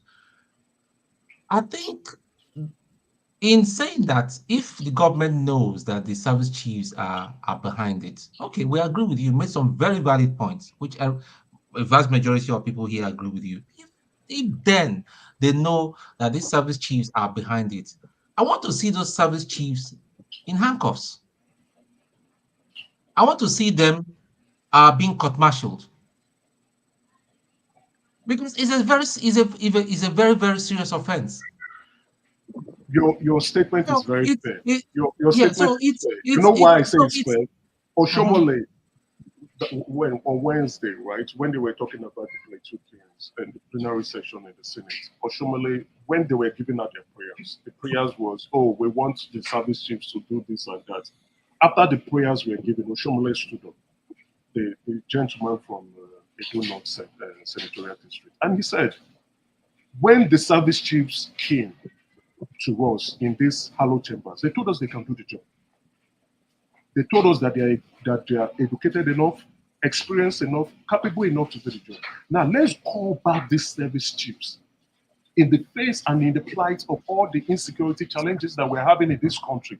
Call them back and let them come tell Nigerians what is going on. My problem is that Nigerians do not know what the insecurity challenges are in the country. If Nigerians are fully aware, it's just like you don't know who the thief is, and you think someone else is the thief. The thief will continue to perpetrate their act. But if you know the thief, and you say, Oga, you are the thief, you are the problem. Will the thief continue? You know the thief now. So I am not telling you that the security chiefs are colluding with traditional rulers and political godfathers to perpetrate insecurity in the country. Now, what we now need to do as Nigerians is to now tell them, give us the names of these idiots, so that these issues will stop. Because Nigerians are not angry enough. Nigerians are not yet angry enough. If Nigerians are truly angry... Sorry to cut you. One other thing, please. I think it's unfair for you to call everybody here a bigot. As you understand, I'm from Anambra. Wait. I'm from Anambra. No. The way you address it, I'll call you a bigot. I call those who are bigots. Steph is a bigot. Righteous Man is a bigot. No, it's okay. We understand. But why would why will you allow Emeka to continue to have privilege over other people on this platform? Why will you do that? The reason is because forefathers and you like what this guy is saying. That is the reason why you allow him. The man called Emeka, they share something in common. Who is he? Two of them have the same paymasters. That's the reason. Who is he? That's the reason why he yielded the platform to him to be doing rubbish. And call Igbos criminals. This same guy. Yeah, Igbos are criminals. That's the reason. Some Igbos are criminals. Both him and forefathers are sharing the same paymaster. That's the reason. Some Igbos are if you criminals. keep interrupting, we can't have it orderly. All Igbos are criminals. This is Emeka, hold on. I think we have to try to be civil here. Sometimes some people come with compelling stuff that everybody wants to listen to. That's why they're asking him so many questions. Like if somebody comes and start telling things, I think somebody said something very powerful today. I think Paul, he was talking about his experience. A lot of people were just spellbound listening to him for a long time because he was testifying to something that happened to him. So we have to allow certain allowances because he's bringing something to a kind of reshape the conversation. You see what I mean? And if the conversation is not going to be reshaped, or clearly you can ask him, challenge him, do everything, but there's no need to be shouting at each other, because you think he's getting our attention. Nobody is promoting him to anywhere. Let me bring. Emeka, let me just round up in 1 minute here. So what I'm just trying to say, I think let's just I mean, you made some points which everybody agreed. Okay, so if you make points that are ridiculous, people attack you. Okay, you are saying that you're unaware of bigotry in Lagos State. How about Onanuga? Even after post-election, he made a statement saying that he does not want to see Igbo people, Igbo people in ruling the government. I mean, you can't be making such statements. So I as a person, I hate bigotry. If you go on Twitter, right? If you go on Twitter, yes. I'm ashamed of what is going on Twitter. You're finding Nigerians, right? Largely Nigerians in the southern side, mainly from the Igbos and the Yorubas, going at each other. And I think I saw what's his name, Reno Mokri coming in, and I think I'm a bit embarrassed for Bayo, who is one, an elder statesman, a well-renowned journalist, a reputable speaker, a great writer, towing that line, and currently one of the aides of the president, towing that line. And I said it to him. I'm embarrassed for him. You don't do that, right? Regardless of the frustration that you might be experiencing, it's completely it's not cool. But again, it is shameful the way we are going. But I would not engage with individuals who I probably do not know on social media, especially on Twitter, when they are going back and forth. But on this platform, and I keep saying it, and I'll keep saying it, the only individual and a few gentlemen like yourself, I think Paul, John Abba, and a few, these are people who make reasonable, objective statements. The rest, just like I asked them, who was saying he loves Nigeria in a hypocritical statement, and then he now said he would, at one point you love Nigeria, and at the next point you want Nigeria to be burnt down. You don't love Nigeria. That's not the way to love Nigeria. Come out from your hypocritical behavior and ideology and say what you want. And I told Stephen the last time that I will respect a pastor who makes some very idiotic statements than he who will say, I love Nigeria. And then you will say, oh, let Nigeria go their separate ways. Regardless of what. Can I talk? You've mentioned my name a lot today. No, so I have to talk. No. You can do that, forefathers. That's wrong. You have to let him talk, please. Please. You can do that. Listen, I repeat it again now because I owe you no apology. Do I love Nigeria? Yes. Do I want Nigeria to work? Yes. Am I proud of what Nigeria is today? No, I am not. I am not proud of what Nigeria is today. It is not a country. I'm not saying anything that's going to make you happy. I see. Let me just say this to Emeka. What I have found from having a lot of conversations on this is that some people, they have different ways of expressing their frustration in Nigeria. You heard him say it just now. He says he loves the country. He wants the country to work well. He's a kind of guest technically, but he's not going to last. Once the topic ends, so that is just one. So let me go back. Anybody, like I told you the last time I met you on this show, which was the first ever time I'm seeing you in person, I'm seeing you online. Anybody that is trying to defend this government or any other government that brought Nigeria to where it is today, that person is the greatest bigot. You took a job from the government to defend them. I have nothing against it. That's how you want to earn your own living. But you cannot force it down my throat. I'm forcing nothing down your throat. I'm calling you. You cannot. I'm calling you what you are. The country is not working, and you are defending it. You are defending corruption, defending ineptitude, defending inefficiency. That is wrong. What you said, I'm still coming. Muting your mic, Clifford. Jesus Christ. What you said about insecurity in the country, in as much as you made some points, does not mean that that is the only narrative that is true. One narrative is true again. It does not mean that that's the only narrative that is true. You don't say. And by the way, no, listen to me. Listen to me. I don't want to. You've been talking for the past 30 minutes. No, you've been talking for the past 30 minutes. Both of you backstage. If you're not going to behave, both of you will end up backstage if we don't want to behave. No, you're supposed to mute his mic, forefathers. That's how to do it.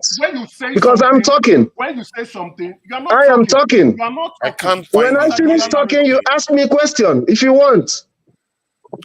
Okay, see, Steph, take a minute, round up what you want to say so that. Why should I take a minute? Okay, you want to take 2 because minutes. Because you want to suppress my own view? You want to take 2 minutes. What I'm saying is that whether it's caused by herdsmen, whether it's caused by Chinese, the inability of the government to deal with it is government failure. It doesn't matter where it came from. It's even a greater indictment on the government to allude to the fact that it is Chinese people that are doing it. What are we talking about? So we not clap for the government because suddenly we discover that it's Chinese people. Oh, government is now right. Do I need to understand that it's Chinese before government do the needful? It doesn't matter. Let them deal with it. They came to power to solve a problem. Let them solve it. What are we talking about? All right, thank you. What I came here. So regarding this Chinese, we have to be careful, Emeka, regarding this Chinese factor, because the Chinese have been present in many countries like Ghana. I don't see them sponsoring instability in Ghana. It's irrelevant who's causing it. Deal with it. Hold on. I get what you're saying, but you have to. The reason why I say that, because there's a counter intelligence battle between the Chinese and the West. So this could be a malignment of the Chinese that we cannot necessarily provide evidence for, because they are present in Ghana, they are present in Togo, they are present in Sierra Leone, and we don't see all these events occurring there. So we have to be careful about that. Right? Father, all the great nations do the same thing. If it is the way they can do it that will make it cheap for them to buy these things, they do it. As I'm telling you today, but they can easily buy our leaders. They can buy our leaders, buy the land easy. What they do, they cause confusion in midst of two people. It's just like the Zamfara thing. Buhari literally closed the airspace of Zamfara. Do you know the numbers of private jets in Zamfara? It's more than the one in Abuja and Lagos. Even when Zamfara don't even have any airport. Thank you. You understand? They are sending weapons and everything, and they are taking gold. And he ends up in Dubai. So what I'm saying is that if the guys who are buying all these things understand that, let us cause division in midst of them, and we are taking these things, and it's more cheaper for us. They are doing it. Like I said all the time, when you play football, winning team don't change strategy until you start losing. Thank you. So if this method is working for them, they will not want to change. So I understand where Emeka is coming from, but you know, whenever you make Chinese mention aspect that I'm careful about, because it doesn't correlate. The West, whether you talk the Chinese, whether you talk the Middle East, you talk the far North, you talk the West themselves, they all done these things. You understand? The West also make us flare gas till tomorrow in the Niger Delta. What are you talking about? The Shell, Chevron, ExxonMobil. What are you talking about? It's the same thing. Lagos State that let the Chinese into Nigeria. In excess of it, every one of them abuse. But if we don't take care of our house, whoever person that comes will take advantage. Like we said, you understand? I find myself in Uyo. Man, the enjoyment in Uyo is too much that I almost forget that I live in America. You understand? It's like that because everything is cheap for me. Yeah, let's allow him let people talk, please. Forefathers, I have to go. I'm trying. I just want to say that so far, I haven't seen any Chinese so far. Maybe I'm in the wrong places. All I've been seeing are Nigeria. Chinese don't come to the southeast. That place there's so much insecurity there. And there's some truth there. Yeah, there's insecurity in the southeast. They won't go there. Hold on. They are not the ones creating the insecurity, so they won't be. Whoever is talking, can you hold on for a second? The senior citizen is going to make his point and get out. Thank you. I do not know the reason why there should be 10 checkpoints before Obinze, between Port Harcourt, within half a mile. Within half a mile, more than 10 checkpoints. Not to talk about everything else that's going on. So Nigerians are the people I'm seeing. Nigerians are the ones who are creating secretaries of collection along the road. And if they are august, do not take care of that. One thing I observe is that there's going to come a time when people will grab the food that is in your hand and eat it and ask you, do your worst. Things are happening. Good things are happening. Bad things are happening. I don't have much to say, but we should look at this whole process again. What are the good things that are happening? I think I'm getting tired of hearing bad news. What are the good things? For father, you don't know good things that's happened. Weed is very, very cheap in Nigeria. That's a good thing. Very, very cheap in Nigeria. Yeah, I wanted the person to give us one. That drug Even one, basic. it just reminded me I'll about be in drug Linden issue. in 2 weeks' time. I don't know whether you'll be home then. In 2 weeks' time, I'll be in Linden. Yeah, give me a shout. There's Okay. likelihood that I will see you when you come to Linden. Okay, thank you, But sir. when you say good thing, when I say good things are happening in Nigeria, the people are still enterprising, the people are still surviving in spite of the hardship. The people are dogged on their own. And if you come with your dogon trenchi or your long story and all this grammar that we are speaking, the people that you are speaking for, you will be shocked that they will even Malaga Kanagba.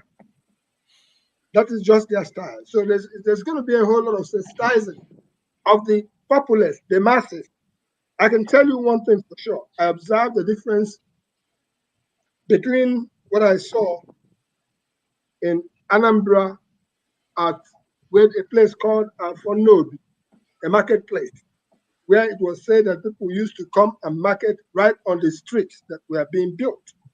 And then what we saw in Abia State, where the streets are being constructed, but the markets are kind of like coming onto the roads.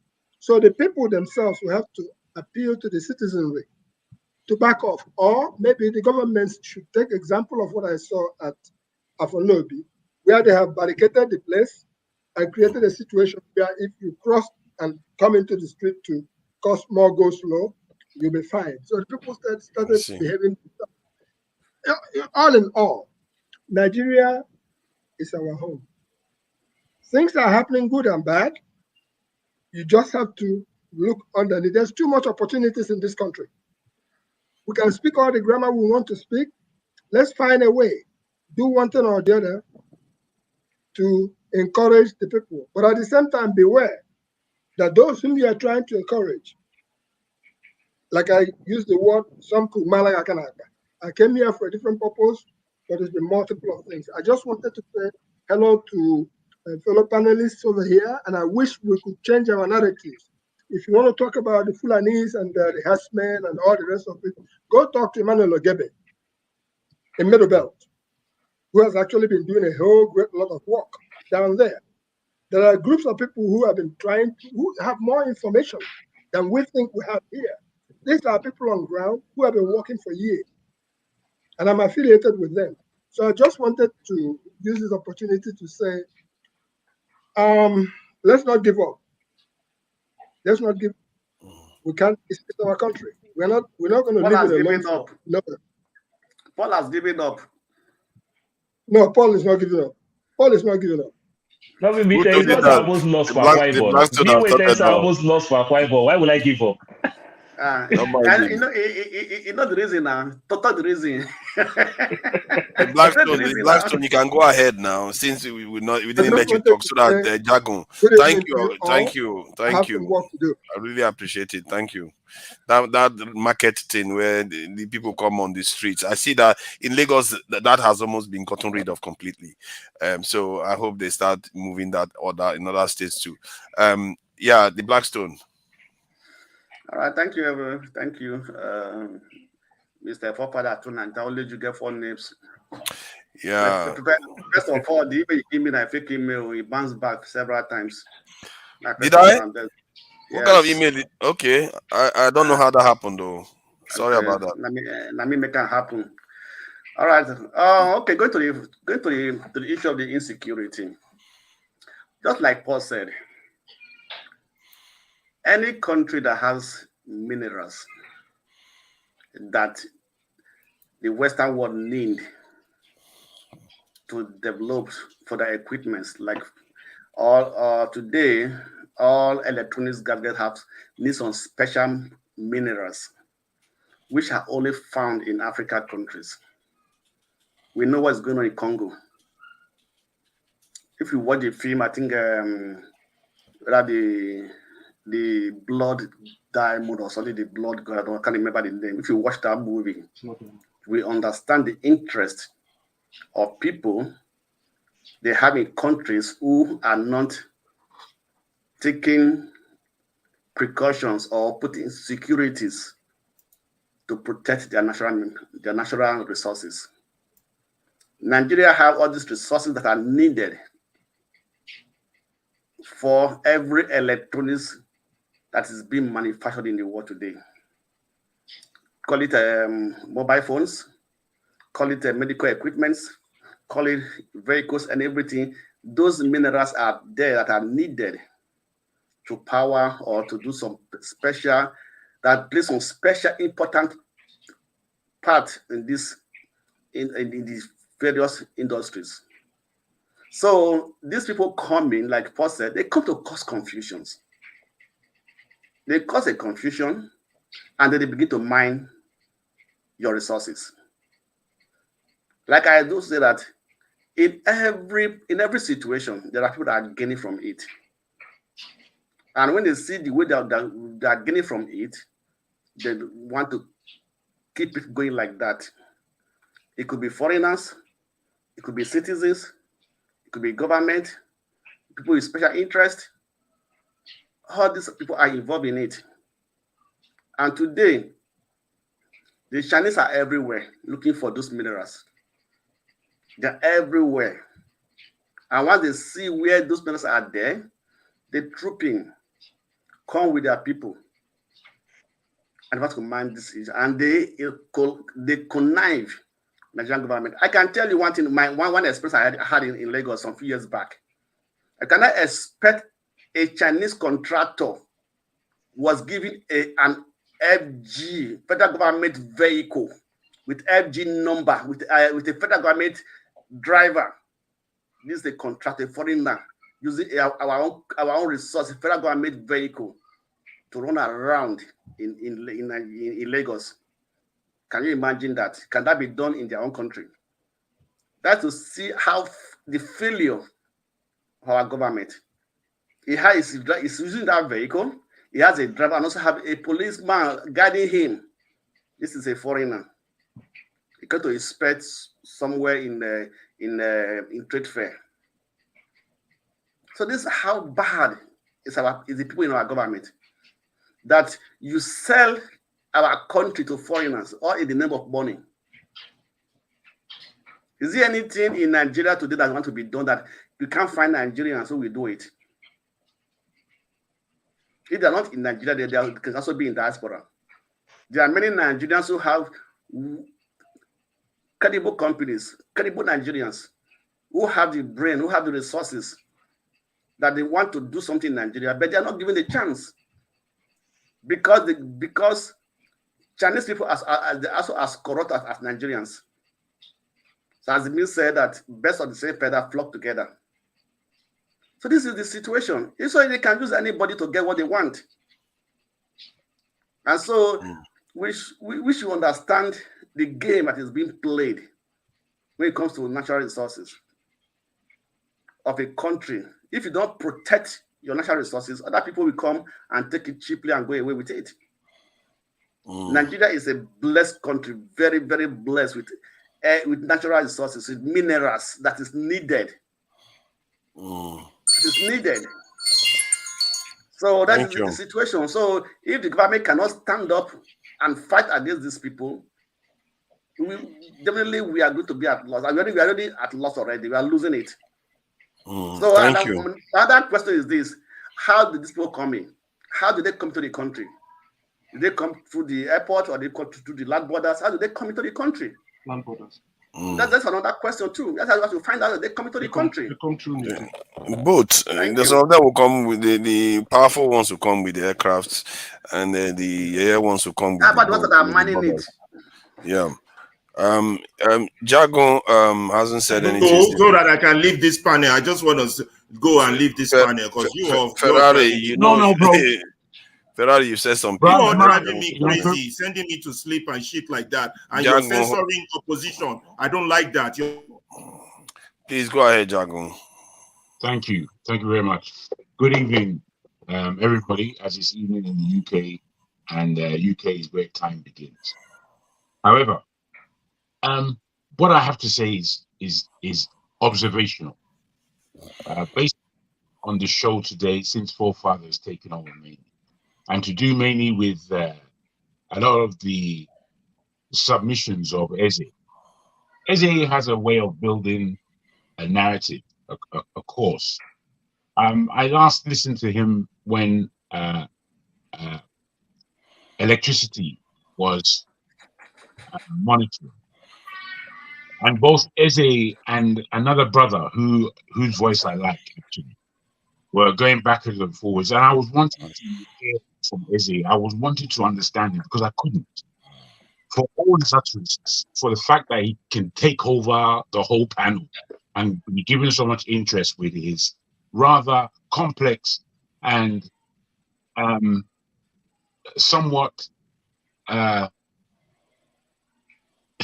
it's difficult for me to bring the words.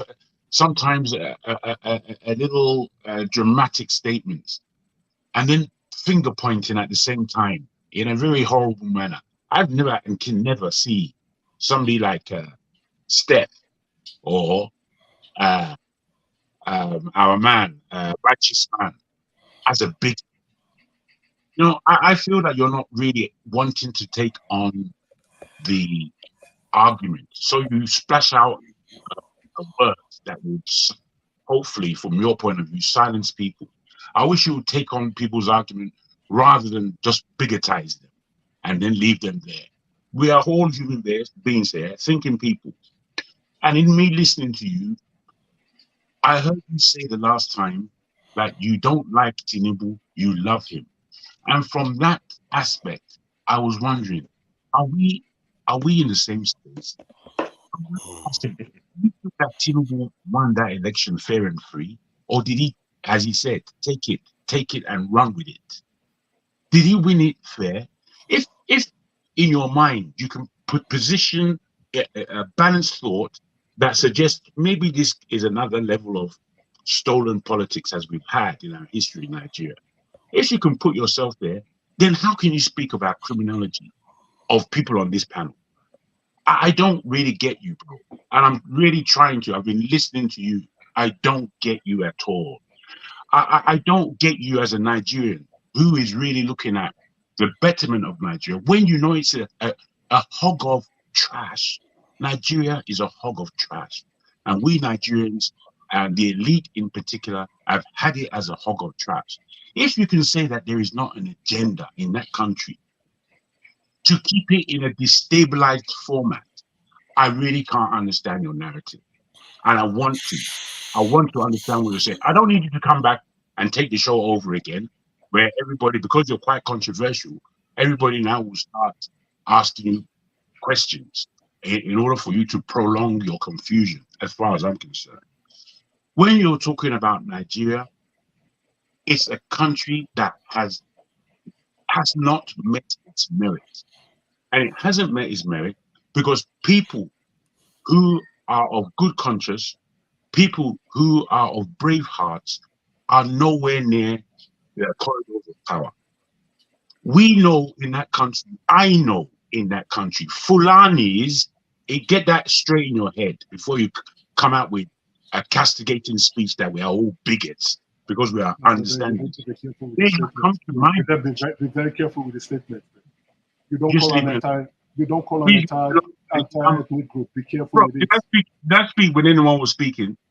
No, I didn't intend to interject. But let me just land, my friend. Just let him finish. I'll let him finish. His time is almost up. Even let him finish. You know, it's very unfair because my man was going on for ages and ages. I take your point, Forefather, very well. Please go ahead. Go ahead. Can I please? Yeah. Just take a bit more. I take your point, Forefather, that there are times when somebody would come with real news or with controversy, and we want to hear them out, and we'll give them more time. Me, I respect that totally because I'm a listener. But at the same time, I want to appreciate that we as Nigerians understand that we have a job to do. So when we start drawing sides, you see, one thing that I notice with people, especially people who seem to support the government, they are very strategic at splitting and dividing consciousness within the land.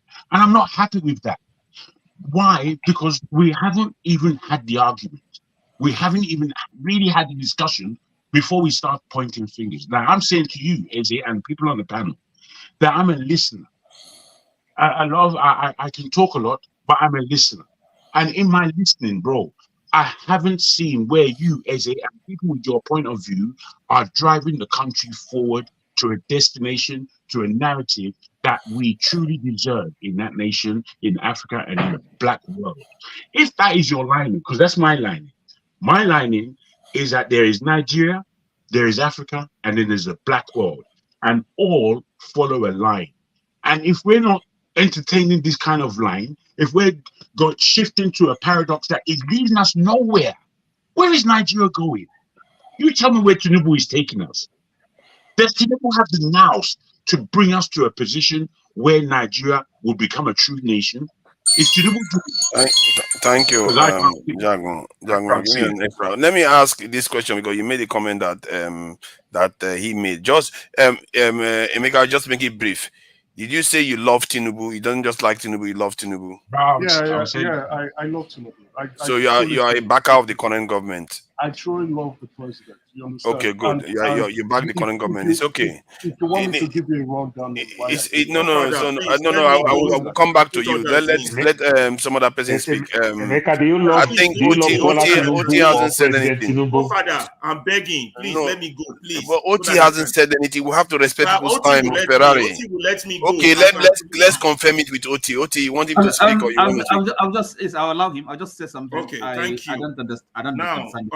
People. I don't really have a lot to say because quite frankly, thank you. Ferrari doesn't want you to talk. Hey.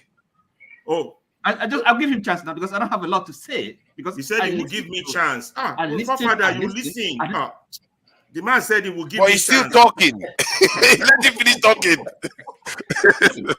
What I'm saying is okay. Look, I listen to people. This gentleman by name Emeka, I don't understand. I don't follow his logic. You know, you support this present government. Oh, that says it all. What do we have to argue? You're trying to explain, to tell us that the crisis we have in the country is caused by the Chinese, and so what? So that is we should congratulate the government. They're doing a good job, right? I don't understand you, man. Sorry, Ferreira, go ahead. If you give me time, thank you, guys. If you give me time, very maybe much. during my own time. Emeka, wait, let me finish. You don't need no time. Don't worry, Emeka, you get your time. You get your time to answer. You have more than enough time, my friend. It's time for you to listen. Yeah, he's listening. So you got 3 minutes, Ferrari, and Clifford will speak next. Now, first of all, let me throw a stone at Blackstone. Blackstone just went on rambling about the problem that we all know that make no sense and almost sent me to sleep. I have to sleep. Go and sleep now. Okay, it's okay. You will attack me later. Let me finish. Let me finish. I beg you. I beg you. Let me finish. I know you. You're my, we are on the same side, but sometimes when we do that, you can send people to sleep. Now, let me take on the issue. People, these are the facts we know. We know we have a genocidal problem going on. We know we've identified a few people responsible. We know that the government is involved. Emeka has just come here, a supporter of the government, to tell us that the government is involved. You see, they will pick a part of what you already know and then sprinkle it with some falsehood in order to distract you from the main point where they are going. Another thing we know, where is the main point they are going? I'm going somewhere with this. Let me land. We know can't just make insinuations. Allow him to talk. No, because I don't like when people just make statements. They don't tell us what they are talking about. I'm going there now. You're just eating up his time. No, his time is still there. Why are you interjecting me? Another 5 minutes added to my time.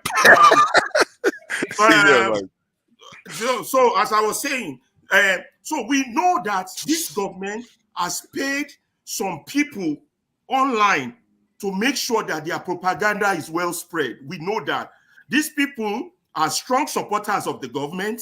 We know this fact. And we know that when they come, they try to create some confusion.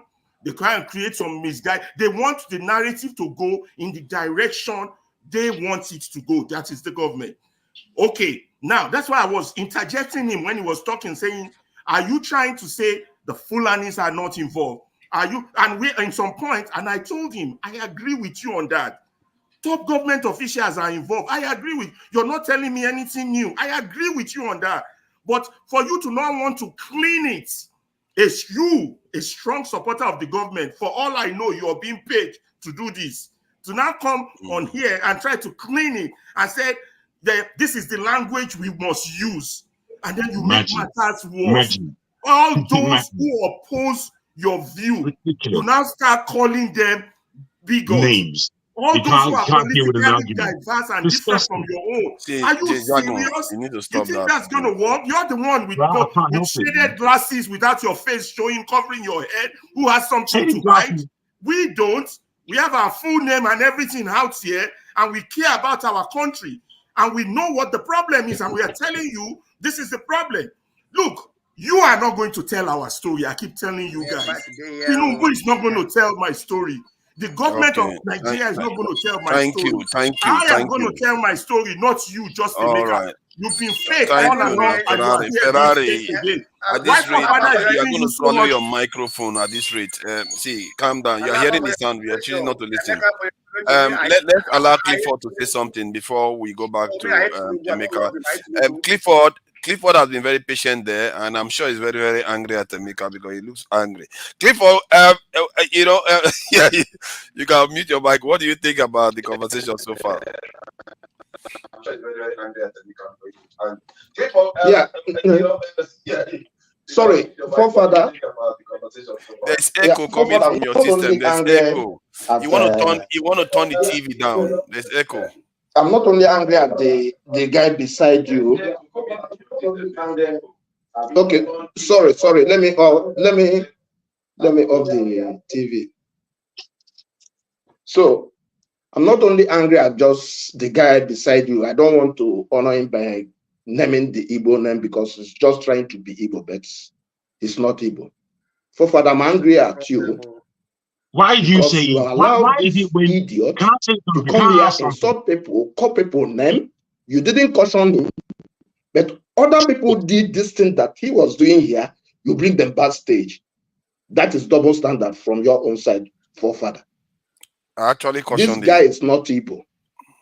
He's just trying to claim Igbo. Why do you say that somebody is somebody that claiming what he's not? He's claiming to be Igbo, but he's not Igbo. So that's my observation. Forefather, you have to stop this. Can I be heard on this? Because he was trying to go where you are projecting your security thing, so you just give him I time it more than 20 minutes. He was just at least they've not said speaking nonsense here. You allow him to talk. Right? They've not said I'm not abusing people. You didn't bring him back. I'm still in Nigeria, at least. At some point, I'm still in Nigeria. Next time, maybe next Sunday, I have to report to Dr. Damages. If this thing continues, if Dr. Damages should start allowing this thing, it's better the Igbos will unfollow Dr. Damages so that we know that here is just Igbo bashing. Whenever Dr. Damages go, that is what I wanted to say. What is the Blackstone clapping for now? Eh? You Nigerian man, why are you clapping now? What are you trying to get rid of the Southeasterners? That we report that the people will stop falling Dr. Damages. I like that word. Why would you do that? That's not nice. I think it's my turn. Let it go ahead. That's not nice. It's my turn, right? Everyone has spoken. Okay, yeah, go ahead, please. I think the one of the questions I think I also want to hear is you work for the government, that you support Tinubu. So what do you think? Why do you support Tinubu and do you work for the government? I think someone's mic. Forefathers, why do you want to glorify that again? I want to know why. Someone's mic. So won't you ask me why I don't support Tinubu? Oh yeah, I can ask you. You want me to ask you? For someone is speaking, I would like to pass my message properly so that the bigots, it will get into their head and sink in and stay there, right? right? Stop calling them name now. You're not helping. Forefather. If you use forefather. If you do that again, don't be calling them name. He's deliberately doing it. Emeka, you are deliberately doing it. It's not nice. Don't do that. It's not nice. Don't do that. If you don't want to be part of the show, you can leave the show because it's not nice that you just keep insulting them. If he uses that term again of insult, you should just take him out. Because if we don't want to respect each other here, because I didn't call you any names, though. I called you names. So I would like you to respect this platform. If you're not a bigot, you won't be affected. No, it's not that I'm not affected. I'm affected by your rudeness. I want you to be a gentleman on this level. If bigot on the platform, it's not Emeka, even if just say something about being intolerant. I'm not even getting it. Do you want them not to be like that? Because if you keep saying that, it's not going to stop them. It's going to even make them dig in. Hold on. I'm going to front load my statement. Don't worry. Calm down. Someone right here down. Let me not dignify the individual. He called me. Imagine how people are detoning you. He called me an idiot. I smile because I am not an idiot. So if you are not a bigot, you won't be offended. If you are a bigot, definitely. What are you talking about, man? You're talking like that, forefather. If I call you a cow, I can call you idiot again because that is what you are. You're a human, forefather. If I call you a cowboy, you're a human. Would you be offended by that? What does that mean? What kind of logic are you putting? Jago, now. Guys, stop calling him whatever. Call him a traitor. That's his real name. Traitor. Let me speak. Paul asked me. Sorry, excuse me. Forefathers. I need to bring a righteous man on. So somebody needs to go backstage. They needs to come back on. Hold on, I need to just juggle some people. Forefathers, I'm about to go. Let me. Okay. Don't go, Oti. Wait. I have straight. No, I just want to say something. Don't go. Wait. Your bullet will hit you. No, listen. Look, I've been listening. Emeka, what kind of language is this? Your bullet is coming for you. You're not helping, Emeka. You're not helping at all. No, he's entertaining you, forefathers. He's entertaining. What do you want me to do? Him out? No, he's entertaining you. Do you want me to do this? He's not to speak. Okay, I will time him. Let me time him. I want to leave. Emeka, your time will be up, and everybody will speak again. Let me speak. Can I just say something before I leave? I don't want to be part of this. No. Oti. Hold on. Otis, let him finish. Then when his time is up, everybody else can speak. To him. Let him finish now. You've already said something. Take your bullet and go rest. And besides, you gave your turn to Ferrari. Emeka, please try to use more civil language. Let's not make this too rowdy. No, civil, and I will go there. If you don't want to be civil, I will go. You want to go out? You want to leave the panel then? Because we have to actually be able to have a conversation. I will be civil to those who are civil with me, and those who are not civil, just I will be civil. Just be civil. So if people want to be because you are supporting, you're not helping the maker. You are supporting somebody. Explain yourself. Let me take Paul's question. Paul, fantastic question. I love your question. Your question is very brilliant. I love Bola Ahmed Tinubu. He just became the president in 7 or 8 months' time.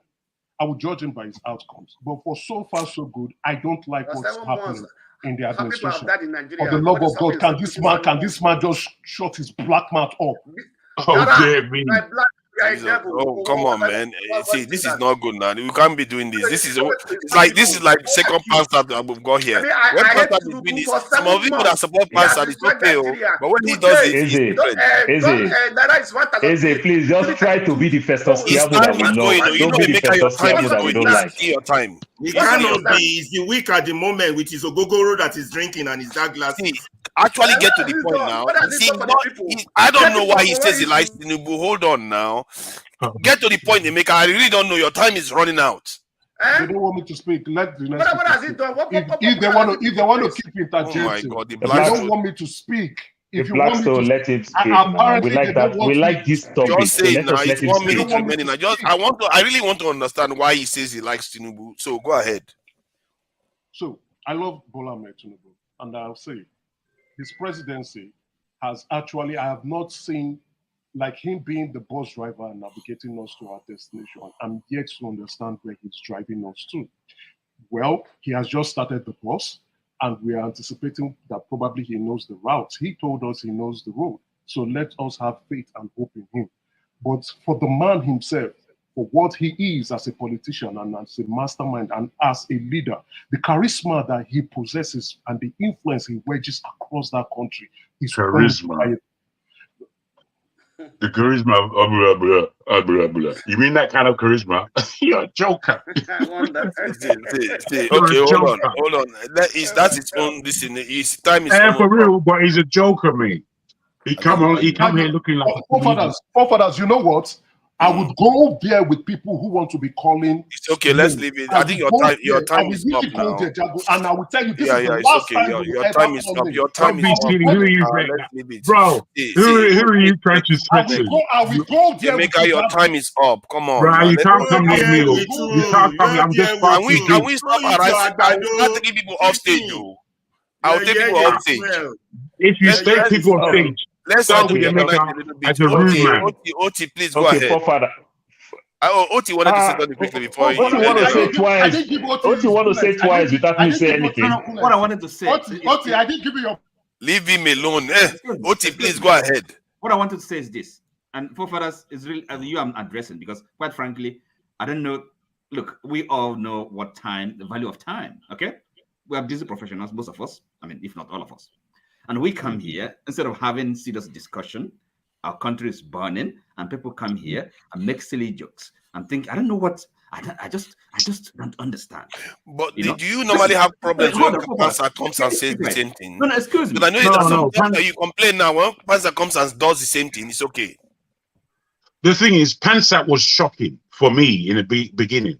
But Pansat, he's a man of his word, and he's clear.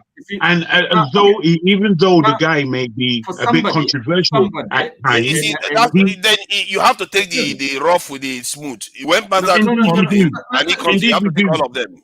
Indeed, we do. My address to Eze was straightforward, and I didn't necessarily want him to come back to me, but as his turn goes, he can speak as he speaks. The thing is, all I'm saying is that when addressing the panel, you cannot castigate all of us into one bucket without tackling the actual argument. I don't believe in that. All you're doing is finger pointing. Hold on, Jagon. You know, when Pastor says all these small ethnic groups and this thing, when Pastor is that not? It's not. No. Actually, Pastor may actually be worse in real time. Some of the things he says. It's not. I don't hear him targeting any ethnic group. No. Go back to the comment section. That's where you are. I don't hear him targeting any ethnic group. I don't hear him. You are the one trivializing I mean, this. I'm not trivializing anything. No, you I allowed him. Because I allowed him on. I shouldn't allow him on. I should just allow people like Pansat in alone, isn't it? Okay, everybody has to have their say. Father, let me just go. I know me and Emeka to some extent. Emeka has been enjoying me for a minute. I like you. Yeah, so now let me go the other side of my own view so that I can balance view. I was born, raised in Lagos. I live in their papa houses in Lagos. My father worked in the Nigerian Port Authority. I am a wharf boy because my mother sells food in the restaurant, canteen, as they called it back then, inside the port. So I'm a wharf boy. So I cover Lagos very well. I understand the demographic very well. And I happen to be that product who enjoy Jaconde. I'm a Jaconde product. I enjoy Jaconde, where we get what they called back then massets. I enjoy Jaconde. I enjoy free meal. I know the second evening school. I know all those things. But when Bola Tinubu come on stream as a governor in Lagos, when I see Bola Tinubu, the power of media, that's why Tinubu itself had a media, print and electronic media. It baffles me when people say Tinubu achieved a lot. Like they say Tinubu achieved the new Lagos, what we call today the Lekki houses. Jaconde actually built LASU, Lagos State University. We have LASU, we have LASPOTEC. Today, LASPOTEC is where it's situated as TVC, owned by Tinubu as his personal business. That's a state-owned property, that land. But Tinubu turned it to his own personal thing. Tinubu built New Lagos. Tinubu did not even put a satellite campus in New Lagos. Say LASU, say just so we have an honest campus in the new Lagos. Nothing of such. There's an island maternity, Lagos State Teaching Hospital is there and then for that thing. Did we see him build anyone? The Bagada is there. Did we see Tinubu build new hospital? The answer is no. For Tinubu rule as a governor for 8 years, did we see Tinubu build new schools? Tinubu actually built 11 schools called the Millennium School. You understand? Today, every street you go in Nigeria today, almost every street, like you see churches, you see private schools. Did you see competition like what we get here in the West? You understand? They are opening new cities. You see more public schools. You understand? You see private clinics here and there. We see all these things from Tinubu. What did this man achieve compared to the Jakonde that I know in terms of school? Because Jakonde concept of school, he said, if that poor man said they don't have money, that's why they cannot send their children to school all the way from Ajegule for you to go to St. Phoebus, for you to go to Igbobi. Jakonde put schools in your doorstep. After all, if your kid don't go to school, you're still going to feed your kids. The school is around you. That's how they encourage everybody to go to school. Jakonde open Lagos, Jakonde Estate, My Tool, Jakonde Estate, Epera, Jakonde Estate, the Aja houses. Because Lagos is very small. And he used these things to open Lagos. You understand the looks and crannies of Lagos. What are the things Tinubu achieved in terms of hospitals? What are the things Tinubu achieved in terms of schooling? What are the things Tinubu achieved in terms of our roads and everything? I don't get it. I can't see it. Paul, thank you. I think that is true. No, I think Righteous Man hasn't said anything in ages. He's been backstage. Righteous Man, welcome. You know, let's take it easy. Can you do me a favor? Just let Eze reply me with this words. Please. Let Eze reply me. No, he's going to reply with both. I'm sure Righteous Man will address some of the points he raised. I don't want to address Okay, let him just speak. Don't worry, he's going to address your point. Hold on. I don't want to. No, it has to be able to. We have to respect people's time now. Let's try to remember. Even if you want to have your conversation, because you've had 20 minutes, almost 20 minutes in a row. Let's allow him to speak. Righteous Man, please go ahead. You have to let that go, Emeka. Righteous Man, go ahead. Forefathers, you see, we have men and we have you are a man. They are two different things. I am not disappointed, but I'm surprised. There was a comment Damages made yesterday, Dr. Damages. I will review my membership of this panel. I'm not a small boy. I've seen 20 in life. Most of you don't know my background. And when we come to the public here, you think you can rubbish people and give them name. Tell that guy to max himself. Let him come to Nigeria and face me. Or let him send whoever he wants to send to meet me. If the person will escape it. Because there are some certain statements somebody will make here. For further, you will tolerate it. This guy is a traitor. This guy had been paid by those who he is representing to come and talk rubbish here and insult people and insult the whole tribe, calling the Igbo tribes are the criminals. And he says he's Igbo.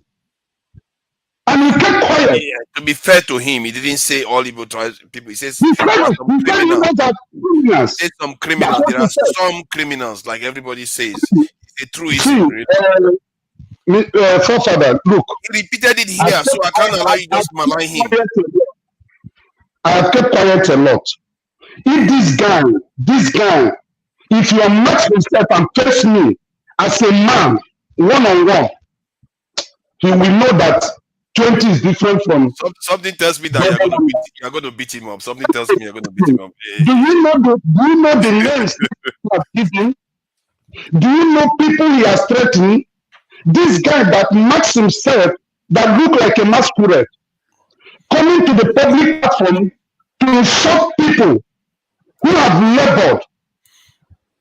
What rubbish? Who do you think you are? What have you achieved in life? Come out in the open. Let us do it as men. You make yourself, you are paid, you come to the public here to talk rubbish, to insult people. And they're tolerating you. Father, you are the cause of this rubbish today. I'm not a kid.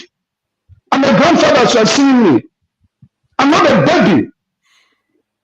What is his problem? Why will he be insulting men? Why will he be insulting people? Can't he make his submission without insulting people? And he think he's wise. Knocks himself with all kinds of materials. Camouflage. Come on, be man. If a bold man, open up. Let us see who you are. Bullshit. Good night. Yeah, I'm sorry you don't appreciate some of the stuff that was going on. Who is that? Yeah, let me see. Yeah, I think it's my turn now. Yeah, please go ahead. Okay. Good night.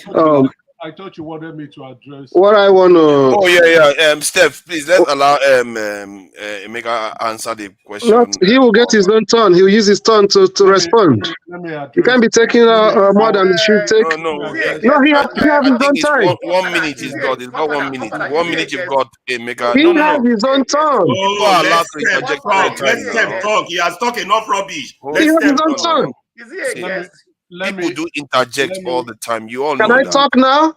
1 minute is got to interject. No, it's not a guest. It's a panelist. Can you allow me to moderate? Don't make me go into a bad mood, though. I don't want to go into a bad mood. I don't want to go into a bad mood. Can we be fair? Must he respond whenever anybody talk? Yes, 1 minute. Because I have to respond. You all respond. You have to let me moderate now. Come on. Oh, did I just mute him? Oh yeah, go ahead. Go ahead, Emeka. 1 minute you've got. Yeah, Paul, thank you very much. I've watched you on this platform. I always enjoy your comments, and you're very civil, and I would like to have good conversation with you. I think I don't have enough time to begin to talk about Bola Ahmed. I want with a jati. Right? But I think what I did is I referred a book. It's a very good book by B.C. Akonde, My Participation. I encourage all Nigerians, especially those who who are not biased, who are open-minded, pick up that book and read about the great man called Bola Ahmed Tinubu, and you will see what other great men think of him, or what other great men think of him, and what other leaders consider him to be. That man is a leader of leaders. He's a man's man. So that's why I love him, Paul. I appreciate where you went to with, we cannot discount the great works of Jakonde himself as the governor of Lagos State, even within the short period of time he administered that state. But again, if you are a student of politics and you're trying to go into politics, the man called Bola Ahmed Tinubu is one you must study. You don't need to like him, but you must study him. Thank you, Emeka. That's time's up on that. Steph, please go ahead. Okay. First of all, the man beside you last week said that his name is Emeka, and that is his title. I just want to make it known to everybody here that Eze is not a title in Igbo land. Eze is not a title. And I have nothing against you choosing to be Emeka, because anybody can bear any name that you choose to bear. So it's irrelevant. Having said that, I'm having a bad connection. I will come back later, man. Forefathers. Having said that, all right. What I have problem with is when people claim that they love Nigeria and they place individuals ahead of the country. Your love for Nigeria cannot be measured by your love for a single man. That is called opportunism. It's because you have an interest. You are benefiting from him because you are in his payroll. And that is why you are defending the indefensible. That the man that you did not only like, you say you love him. You love his presidency. What can you say about him as a person? You're proud of all that he has become. You're proud of who he is, his personality. A man that if I ask you now, where exactly was he born? What is his date of birth? Where did he attend primary school? Where did he attend secondary school? A man have to procure lawyers to go and stop an university from releasing the only certificate that he claimed that he got in his life.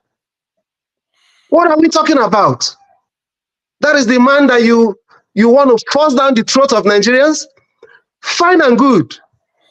You justify that it's okay, he's a strategist that made him, because he's able to steal it, grab it, and run away with it. Now he have grabbed it. It's time for governance. Right? The chicken. I think he's not here anymore. They've come home to roast. No, he's hearing me wherever he is. So it's very shameful when young men who's supposed to be concerned about posterity.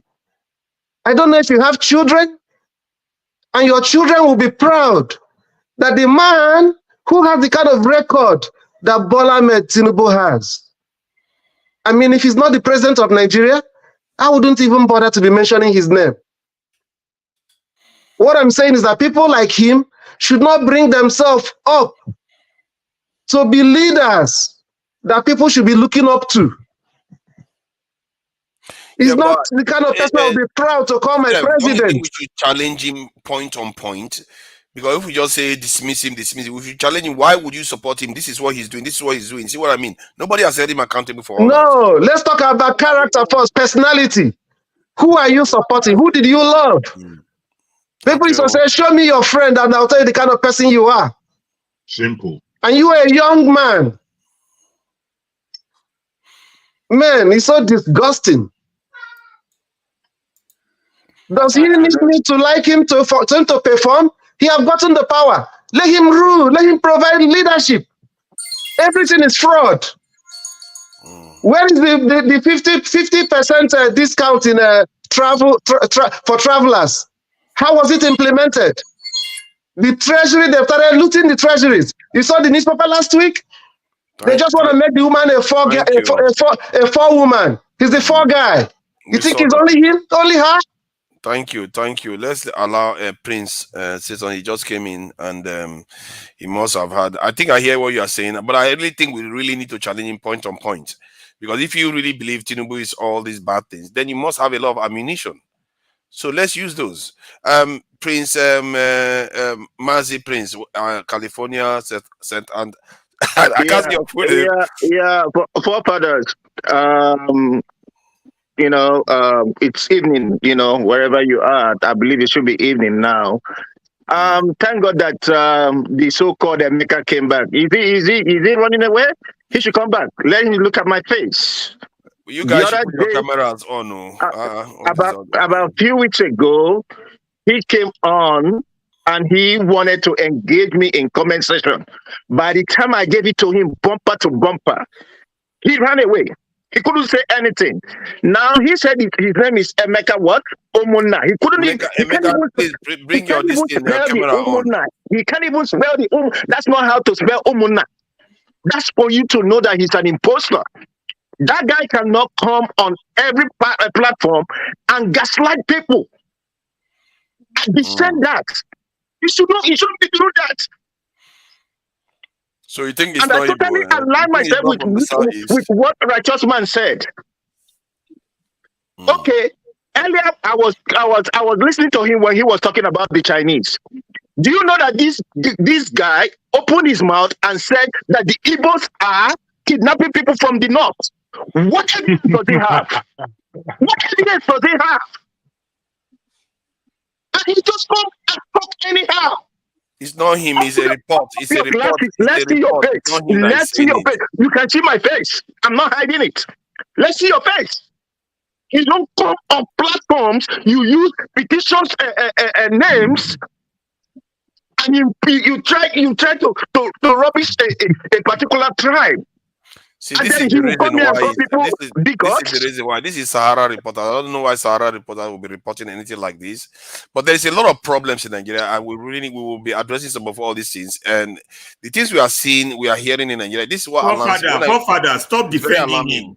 I'm not defending anybody. I'm just sharing facts. Forefathers is going to defend him because two of them. They are the same way Emeka came here with a fictitious name and fictitious identity.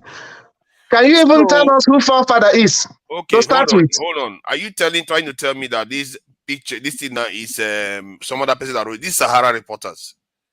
What are we going to make of all this? We are supposed to be trying to find out the truth, not just going, I just hated somebody just because we don't like the person at all.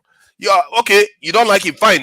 Don't like him, but check the information that he's giving you, because if the information is correct, maybe to help you. What is wrong with having the correct information? You are in journalism. You are in journalism. So do you want to tell me that what BBC said the other day about TSU was right? I'm not in journalism. I don't know where you got that. Okay, you have to do your investigation.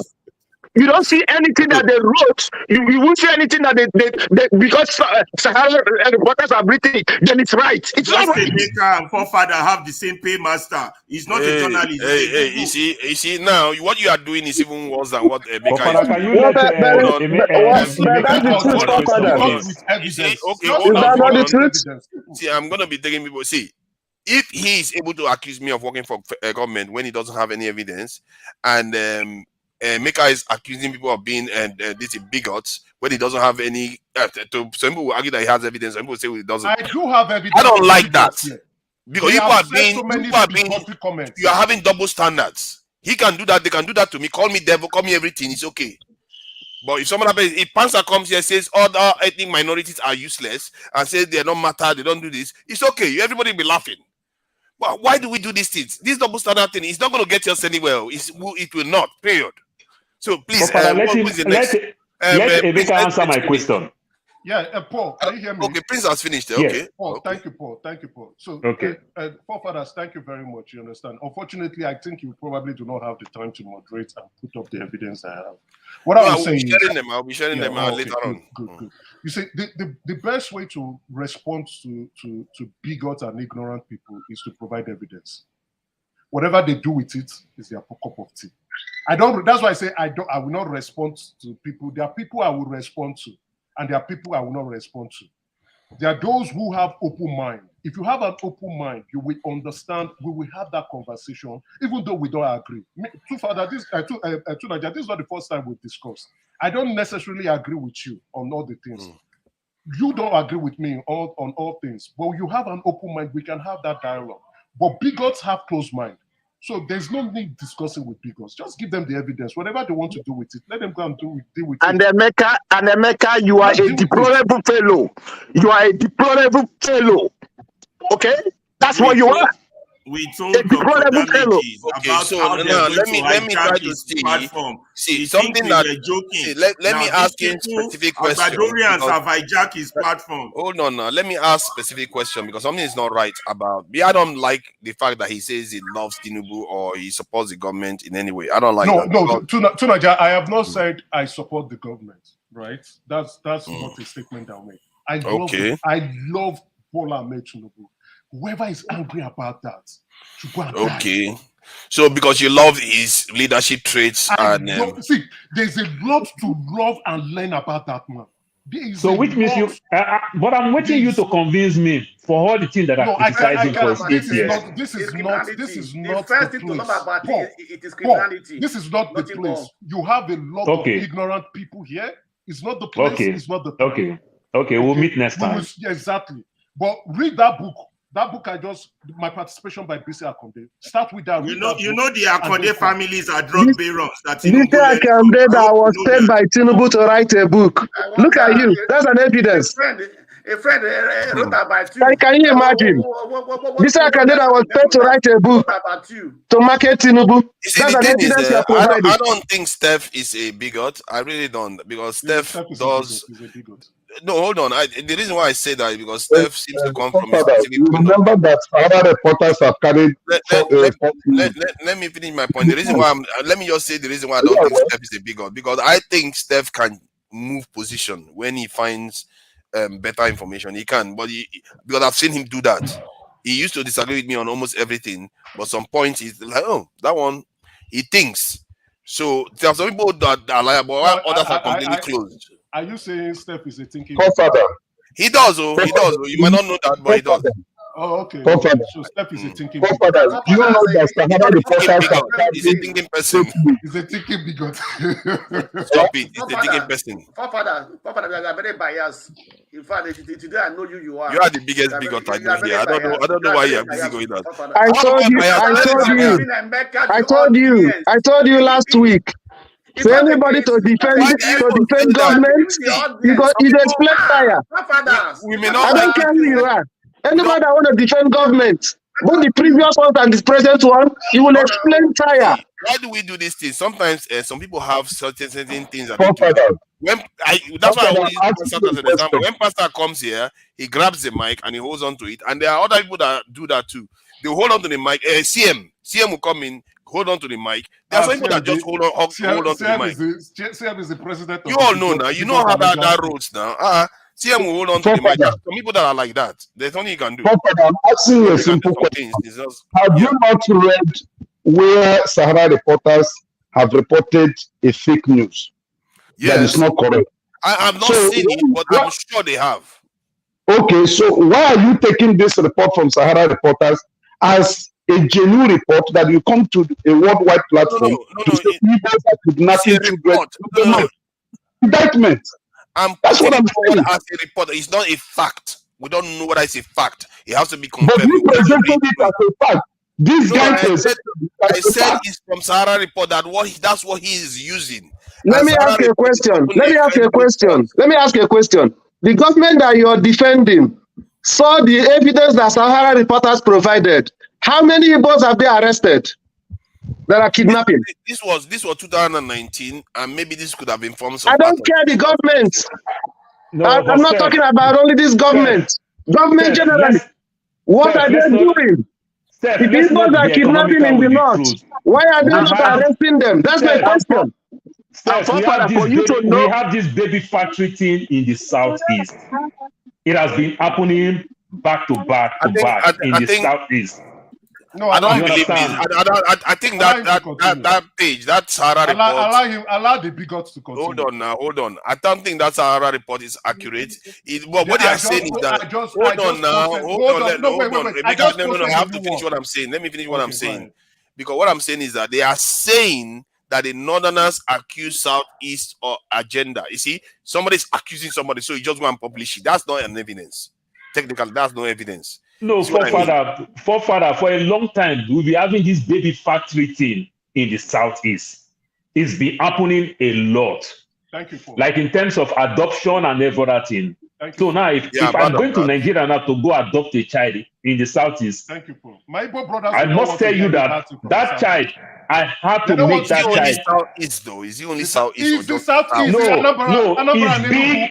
It's big in the southeast. That is where the highest organ have been. It's big in the southeast. This baby factory thing. Emeka, the way he talks sometimes, I don't know. I am telling you something. I am telling you with evidence. I will go and bring it and give it to you so that my bigot Southeast brothers will learn. No, but you have no brother. You don't have any brother. You have any chance. Boy, you have any brother. Give him the chance to be talking. Big God. Emeka, you have no brother. The baby factory. Your brother is Big God, keep quiet. Emeka, just take it easy. Those people are not paying you enough. You're still broke. Go collect more money from them. Go collect money from your paymaster. Let's see your face. How much they pay you? The masses. Oh my God. You know you're my friend. I don't know where to categorize. Emeka, what you must understand. Somebody like you. Hold on. You know what I'm going to do? I will allow for 30 minutes of our Nigerians, polar opposite Nigerians, being able to discuss stuff. Let's see how this experiment goes. I'm not going to get involved. 30 minutes, and I will time it. So you guys can have a conversation. Let's try to be reasonable. Let's see. Let's try to be orderly. I'm not up for shouting. Okay, can I ask you a question? Okay, Father, start with me so that I follow the algorithm. Just let me ask you a question. Let me engage him on some questions. Prince. Okay. Let's my airport start. 30 minutes. Okay. So Emeka is saying he's here. Hold on now. They say let us start. California, I don't say your state big past my state. So the baby factory thing is big in the southeast. Emeka, this is what I want you to know. But oftentimes it's not like the child trafficking like they put it. Because the southeast governor have not really ratified their law when it comes to adoption. I know so many people that want to go adopt a child in the Southeast. They will literally take the child to Lagos because Lagos and Abuja have done the adoption thing that the process is so smooth and everything. I live here in America. To go adopt a child in the East with what the American government understand, with what they understand from the embassy, it is very, very difficult. It will almost look like a child trafficking because the Southeast governors have not done some of those laws. These things are also happening to some ignorant people who don't know, who is just doing things more genuinely. Don't understand that there is a process, there is ways that you can go about it. In Nigeria today, if you want to do adoption, you will definitely find yourself in Lagos and Abuja. We are in a situation now for you to complete all these things, part of the process. You want to say, oh, that child is schooling in Lagos. The child will end up become resident. So you move the child from east to south. And if you don't do the process very well, Lagos State also investigate, okay, when did this child landed Lagos? When did this child started going to school? Before you know, you hear kidnapping, you hear child trafficking. And the likes, where are the parents? How will a child live in Lagos and both parents or the parents live in the Southeast? So all this process is there. So sometimes it might be misinformation with some of these things that happen and every other thing. So you might also want to look deep into that thing because I've been in this adoption process. I was so shocked when I heard that it's only 2 states in Nigeria. You understand? That's completely do their ratification. That is my take. I posted something on the private chat, right? Now it's on the organ trafficking in Nigeria, the silent crisis. And when I came in, I know I've upsetted a lot of people here. You know, they are really angry. Reasons personal, you know, you can be angry, but let's get to the meat of the discussion. Now there are 3 insecurity challenges going on in the country. Organ trafficking is the 3rd category, and it is not as high as the land grabbing and the illegal mining going on, and as well as the terrorism attacks going on in the country. But it is coming up, it's surging. Now, look at the Vanguard news that I just posted, and now let me read this to you. Nigeria is experiencing a rise in covert crime as evidenced by a 2013 scandal involving a baby factory in the southeastern states. Now, a lot of people from the Igbo, including myself, we don't want to hear the truth. We don't want to hear it. But I will tell you, you have mentioned it called the baby factory. I'll tell you, it is a ring sponsored for organ trafficking. After Paul, is it not Blackstone supposed to talk? Organ trafficking. Now, the northern side of Nigeria is now accusing the southeast for stealing their children, changing their names and their religion, and selling them in Lagos, in Ogun State, and in Enugu and Anambra, largely mainly for organ trafficking. You may not like it, you may not want to hear it, but that is the truth from the security report on ground. That is what is going on. Don't hate me. I'm just a messenger. But that is the 3rd category of insecurity going on in the country now. And apart from the pockets of insecurity in the southeast, the baby factory, which is largely tied to the organ trafficker movements, the criminals in the southeast are responsible for those acts. What I will tell Nigerians now, protect your children, guide your children, know the whereabouts of your children. This criminal ring are going out to profit. And like I've said, all the insecurity going on in the country, somebody is echoing at the background, is mainly money, money, money. So I came up here. Why did I come up? I usually do not want to come up. Now I said, maybe you guys really like me with the way you are going back and forth. I might be irregular to come in with evidence, because when I come in with the evidence. I don't come to speak rhetorically. No, that's not me. So I came up here because I have even yesterday, I listened to people saying things that do not go well. What you call let me point you to one side. What you're saying. You don't like it. Listen. But the Southeasterners are the main perpetrator of organ harvesting. Your problem. Do you know your problem? Nigeria. Your problem is that not the problem. So if you are man enough, if you're man enough, know the problem so we can get solution. Listen. If you're man enough, you disclose your full identity. What you're saying may be correct, but in as much as it's correct, it's still an indictment on the same government you're trying to defend. What are they doing about it? Is it not failure of government? Why can the government stop it? It's not So what are you talking about? No. The government is not taking security challenges seriously. And then you love them, and you love them for that. Can you hear yourself? But the government is not taking security challenges. One at a time. Over the years. The government is not taking security challenges seriously. So we're having in your mind, we're having a conversation now. If you say the Fulani is the problem and the Fulani are not the problem, then we don't know the problem. Whoever it is, let the government deal with it. Whoever it is, let the government deal with it. I told you, Steph, that the Fulanis are not the problem. Look at where the problem Whoever is. the problem is, I Now, don't no matter who the problem, you just said government you support. Even if it's not it, I don't care.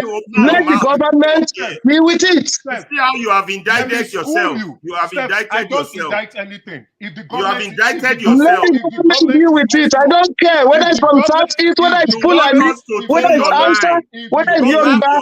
Let the government deal with it. The government is messing up. We have to call them out. No, They are your people. I have I have said here that they are your people. That's what I'm doing here to call the government I out. have said the security chiefs are culpable. Because They are your people. Go and call them out. But you will not come here and try to change the narrative. Exactly. You want to push the narrative that we should shake hands with the terrorists. You can We should just shake cover hands it with up. the genocidal people. We should shake hands with those killing us. You want to push a narrative that it is not the people we are finger pointing that are responsible for the killing. You want to change the narrative, and we will not allow you. That's the propaganda they are paying you for. You and your cohort. We know this government that is not doing its job is paying some of you to do this dirty job. And you have been exposed. Thousands. Before you were in the dark, but we came out here, we found who you are, we know who you are, and we are telling you to your face, it will not work. But we are smarter than you. Alaba, you are not smart. You are talking nonsense. I'm not smart, and you are. We With your not dark have the glasses covering your deflection. name Let and the face. government do their job. It's not the title. Dumbass. Listen to me. At least listen to me. Nobody will listen to your propaganda. Nobody has time. Nobody has time. We will cut you short. That's why I come to this video. All those liars. Blackstone talk, please, so that Jagu and it goes up. Jonathan, you have anything to add? Yeah, just coming in now. Yeah, so that's what I'll be. Okay, go ahead. My tongue. Go ahead, please. Huh? Let me say, please, guys. You know, I'm thankful for the moment silence that has now come. It took my time. Yeah, oh, enter with confidence, Joe. Please don't be hanging around. Go ahead. Okay, thank you, guys. I'm happy for this small reprieve that we have from the hullabaloo of just now. I don't want our conversation here to be focused on Emeka, because that's no good. It's taking us nowhere. Because we are hyped by what he's saying, it doesn't mean that we have to give him more importance than he actually needs. He said what he said. He said what he said. We understand what he said. Those who disagree, disagree. Those who agree, agree. However, you see, this is, I don't understand how from 2000, I don't know what happens from year to year. If we believe that the time just goes on linearly, or we are going round and round. But for me, 2024 has to constitute a new beginning.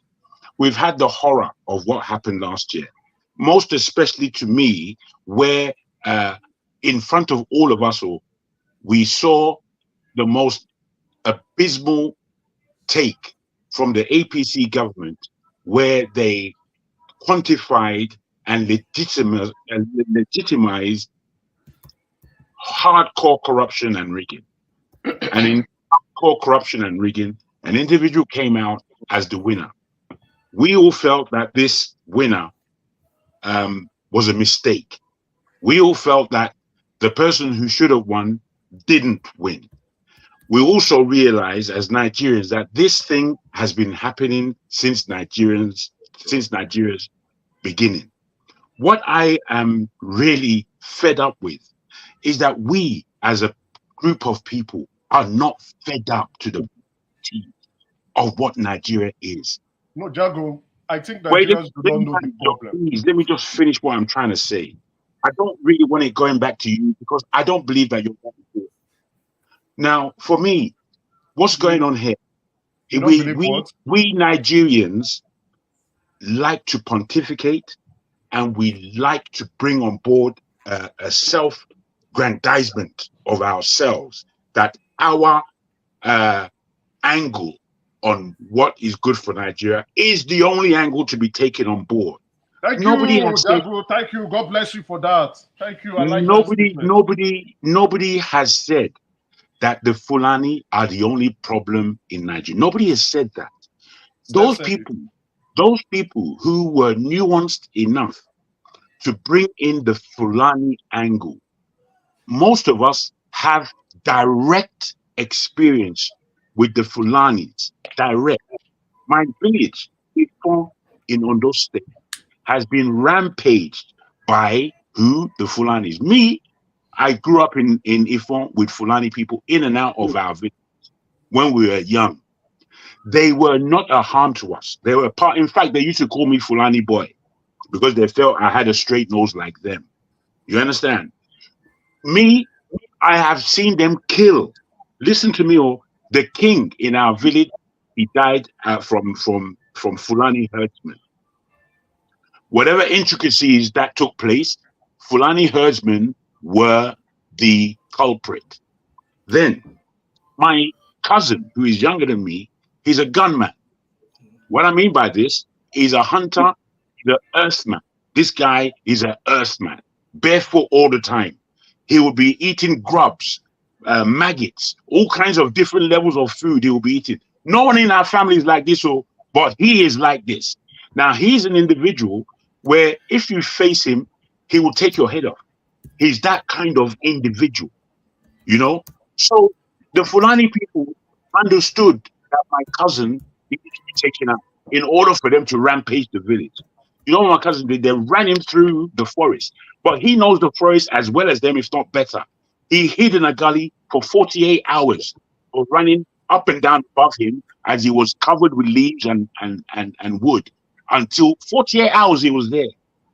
So for us to pretend and just to castigate, I think it's highly unfortunate. Okay, because wait.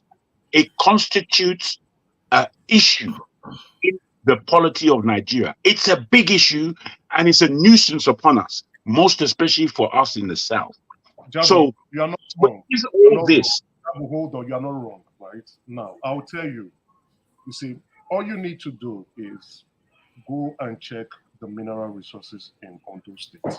I know the mineral resources very well. We know. Stop reading. We know. Alaba, for the love of God, keep your dirty mouth shut. Oh, you keep your dirty mouth shut. I know go let you talk. I know go let you talk. Listen. Keep your dirty mouth shut. Please, let's stop this. We've got to stop this. This is not how to conduct adult affairs. Jago, now, right? You are not wrong with saying Fulani herdsmen are not participants in causing insecurity in Ondo State. You're not wrong, right? But they are not the participants. They are not the sponsor. They are not the ethnic group. These are paid people. These are paid actors. I'm not arguing that. Okay. I'm not arguing that. You wait. I'm not going to let you take it from me because there's a queue. The thing is, I know that money talks anywhere in the world. It doesn't matter where we are. The whole world is corrupt. Well, the child trafficking that we are lending speech to, do you know in the United States of America, in England, I'm fully aware of that. Say in England, 600,000 children go missing every year. Yeah. Every year. This is UK. I'm aware of that. We would like to speak these things as though our country is not imbibed in the whole world's madness. It's not only Nigeria that's mad in this planet. The whole world has gone crazy, if we haven't understood. And within this craziness, there are horrors taking place. At the end of it, from 600,000 people, children going missing, it breaks down that 100,000 found. Jago, Yes, what I wanted alive. to say. Wait, let me land. 100,000 are found alive. Another 100,000 are dead. Another 100,000, they became, God knows what happened to them. 90,000 per year in the UK are understood to have entered into the child trafficking world. This child trafficking level, that topic. I don't want to digress. I just want to give it its context. So we're not father making no mute me again. No, making no mute me. Oh, now, Jago, what I'm trying to say is the viewpoint of saying Fulani headsmen is a diversionary tactics for the main culprit. That's a diversionary I don't disagree that people are being used. So I don't. So what I'm trying to come here to explain is that let's know the problem, that the security chiefs are culpable, that traditional rulers are culpable. Now let's make this, and I will give you an example. Let me give you an example. Let me come back to you Let me come back to you real quick. Let me come back to you real quick, Eze. Now, in your love of somebody like Tinubu, and you've explained it, so we don't have to go back and forth on that. In your love of someone like Tinubu, who I believe stole that election, he is now our premier. Now, given his position and the government beneath him, and the government of 8 years past with Buhari, which there should be no continuation of, but there right now is, with the culpability of the government, is Tinubu in any way, or has he done anything to waylay the power structures that are keeping madness running in that country? Now, that's a very fair, fantastic question, right? For 7 months so far, I am yet to distinguish the Tinubu administration from the Buhari administration. I am yet, apart from him saying he wants to build a 1 trillion economy, apart from him doing the Xmas Bonanza or the student loan that is going to kick off in January, apart from him expressing that he wants to kick off an expansionary economy, I am yet to distinguish the Buhari administration from the Tinubu administration. Security-wise, there is no positive outcome. Economic-wise, it has gone down. But again, the president has echoed the differentiation between Tinubu and Buhari. And Buhari was unable to describe the journey where he wants to take Nigeria to. Tinubu has said, this is where I want to take Nigeria to. Has he started taking Nigeria there? We are yet to see. Why do I say that? He has explained what he wants to do. Buhari took the country to 2 recessions economically. In security-wise, Buhari securities. Where is Tinubu say he's taking us to? The blah blah. Where did he say he's taking us to? The blah blah. Listen, y'all. With what the guy who wants us to call him Emeka said now, with your submission now, why does it look as if we're having an argument here? Is the opinion of majority of people here that the government have not done anything in terms of security? And when people like us said it's making us to lose faith in government, lose faith in the country, why do you have a problem with that? No, you don't. Instead of telling him to perform. They just want to control your narrative. They want to control what you say. It's not important. If the problem is from Southeast, the problem is from Fulani, problem from Hausa, is immaterial. It's not important. If it's the chief of staff that is responsible, this is the government, deal with it. The administration of Bola Ahmed Tinubu is 7 months going to 8 months old. He's senior. I think by June next year, we will begin to hold him to tax. He has come to one. Do you think what you just said has been said? So you know what you just said? I've heard it said on every government that comes in. Give Buhari a chance. In all fairness, right? If you go to a job they give you at least 6 months or 1 year. It depends on the kind. In all fairness, yeah. In all fairness, is right? Hold terribly on. high. I hear you. I like to be objective. All I'm saying in response, right? All I'm saying in response to that. I am wait, not wait, going to please. allow. Wait, let me land now. I'm not going to allow my love for the president to becloud my judgment. Let me call you back. In all fairness, when you go into a new job, you are being given a month. You at least 6 months. Some will say a year. Let's see what you can come up with. Now the president. That's why I said the president, who is the bus driver and driving us. I am yet to see the journey, but he has articulated what he wants to do in his speech to the security. Okay, let me know because we're having a free flow here. Let's go back and forth. Let me just throw this in. I have no problem with give time do or whatever Emeka is trying to say. What I'm against and why I'm yelling like a madman is that they are trying to control our narrative. That is wrong. You see, they are beating us. They don't want us to cry. They are trying, and that's why people like Emeka are here to tell us what to say. It is bad enough we don't have anything from you. You are now trying to manipulate and try to control what we say, how we say it.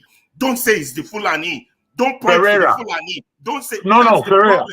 The thing is, Ferreira, we are all individuals here, I believe, of high nuance and high mind. Given that this point of view, it does nothing to me. Apart from I hear it and I feel it doesn't allow for our conscious togetherness in order to bring down the impunity that we've been suffering in that country for eons. Well, what I feel when people come out with certain statements is as though you are not fed up of Nigeria. You are not fed up of the malaise. You are not fed up of mediocrity. You see, please, guys, when I look at our people in the diaspora, leave Nigeria alone for a minute, because we know that Nigeria is great. Or when I say great, I mean the minds of our Nigerian people is fantastic and phenomenal. When we now look in the West, where there is an environment where Nigerians can play ball, bruh, we're just winners, automatic winners. There are many of us that lose. You guys have a friendly today. You gotta wait. There are many of us today. Who is that damn fuck? You gotta just wait. Well, don't fuck about here, please.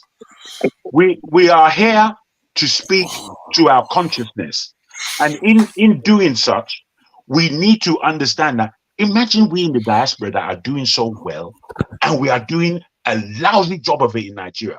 It gives us a clear understanding that Nigeria is not set upon a correct paradigm for us to make moves. Me, I'm a business. Wait. Please, I'm going to land. I beg everybody's pardon. Forefathers, I'm happy to see your face back. So that I can answer your question. Land fast, so I can answer your question. Thank you. I'm saying to you that given us in the diaspora and given where we come from and the chasm of a difference that we are in the Western world compared to the indifference that we make back home in our own country and in our own continent, I believe that this is the crux where we should be speaking from. How can we be satisfied with a place called Nigeria when it's behaving in a woeful, disgusting, embarrassing fashion led by APC government, 8 years wasted by Buhari, and a continuation of bullshit nonsense by a man called Tinubu? Okay, I think from what I've heard so far, nobody is saying that the nation is going well, including Emeka. What he is saying, from what I gather, it's not so dissimilar from what I'm saying. So, which is go after the right target. Thank you. That's basically it. Go after the government, demand specifics from them. Because this thing where you target fellow Nigerians, why are you missing the why would you want to go after Fulanis? One can accuse you of being the agent. Forefather, stop that. You don't want to talk about the government. Forefather, stop that. Stop that. We must call a spade. In this country, we must call a spade. Whoever does anything should be called out. But the government is in charge for one. You guys are taking my time now. Hold you on. guys are taking my time. You guys are taking my time. Well, there's no time. There's no time. No. We were going smoothly. There was no time. It was supposed to be my own turn. The whole show was about Jagun and Emeka. No. I wanted to talk to Emeka. I wanted to talk to him. You will say something. No, I'm going to point us in the right direction. Look at what happened. See, it's about direction. What happened? Yeah, look at what happened. This man here, Ezra, just considered that the government is not doing well. But that's not where he started from. If he started from that side, there would have been no argument. Even the last time that he came here, it was a different story. He's trying to promote the government, that the government is doing well, that nothing is wrong. No, and he said that it's a crime for you to say that something is not working in Nigeria. See, what he hated was that what he didn't like was the way we keep going in the wrong direction, even with correct evidence showing us that it's the different direction you are supposed to be looking. Thank you. I have a problem with that too. That's not all. Let's not change the narrative. That's not all. That's not all. We cannot put the narrative. Why I said it's not all is that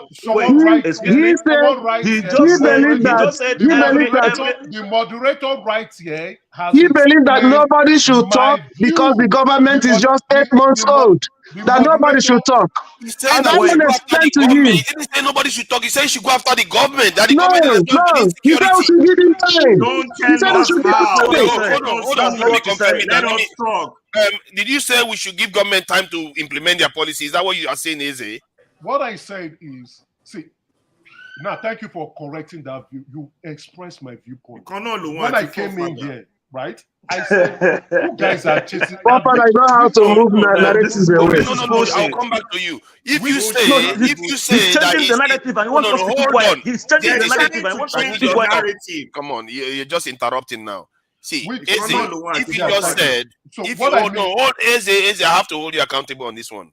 If you just said that the government is responsible for the insecurity, at the same time you are telling them to give the government time, did you say that you should give the government time to resolve it? I wasn't even talking about insecurity with that on that context. What I'm saying is, I think it was Jago that was coming up, and I said, okay, Jago, let's be fair to the president, right? He was saying my love for the president, and I said, if you go into a new job, they give you some moratorium, right, to judge you on your performance, and he agreed with me.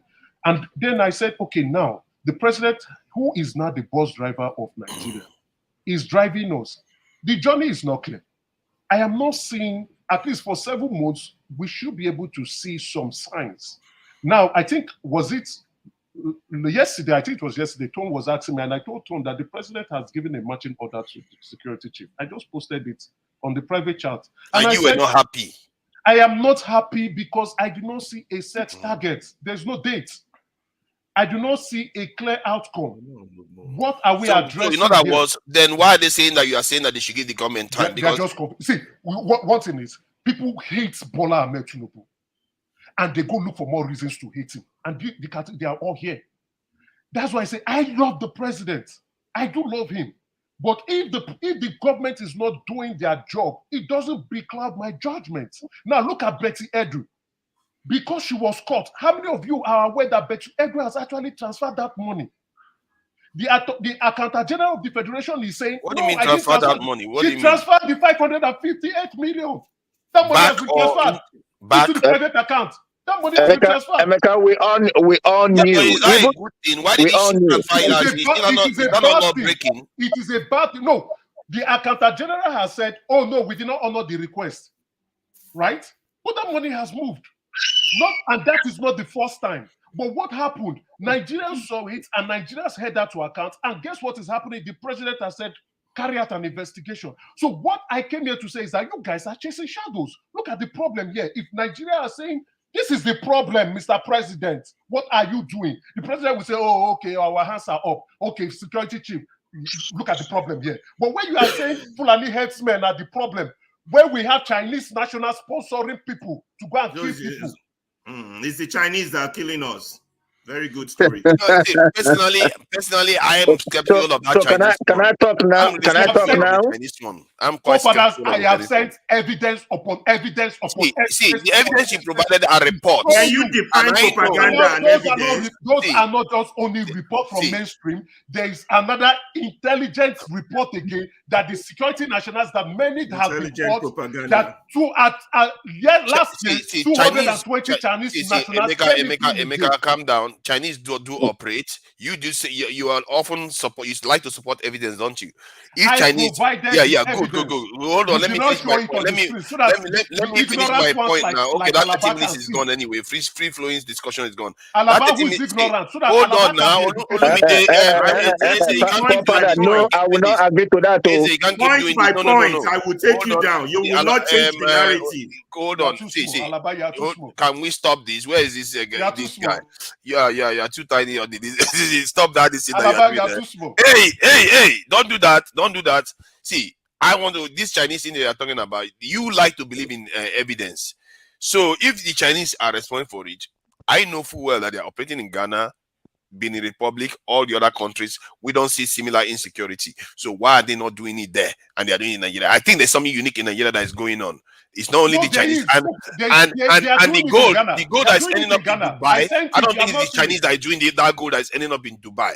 I think some Nigerian, for me, if you want to ask me, I would say some Nigerian top brasses are working with militants in collusion with some other people that are funding them, because there's a report that came out last week that said Qatar is funding all the jihadist groups in Africa. They are the ones causing all these problems. Let me lay it out. The Chinese, the big stewards in Nigeria, they are collusion within Nigerian security agencies. They are in collusion. Islamists are also involved. Whoever will perpetrate their act, they will pay them. Your propaganda don't work. You don't make everybody fall out. Stop it. The problem is, don't you like evidence? What is the matter with you? No, he's dumb now. Just leave him. Don't do that now. You know what? Maybe they should put two of you in a room or something. Then you will make peace with yourself. No, I will slap you with evidence. I will slap you with evidence. Can I address Emeka now, please? Can I address Emeka now? The main problem, like I have broken down the three insecurities. Emeka, allow other people to speak now. You've been talking for a long time. Emeka, I've taken a little time to study you while you were talking. You know what? You're a likable person. You understand?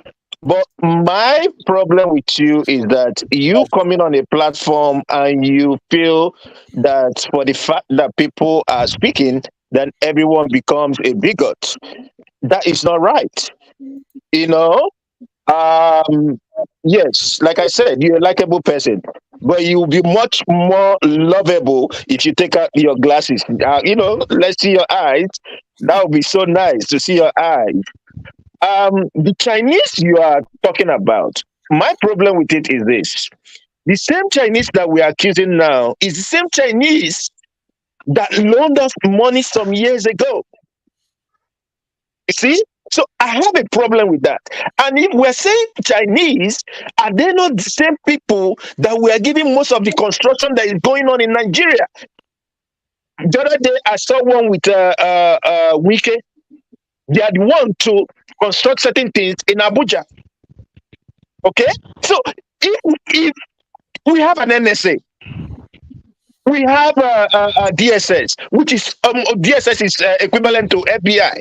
So if it's the Chinese that is the problem, why don't they tell the president and say these people are the problem? And let's leave it in the board. Another thing to it is this. The people that went to those states, the one that happened, was it today, yesterday or today, those were not Chinese that were asking for the, what they call, whatever, the leader or whatever it is that they were asking for.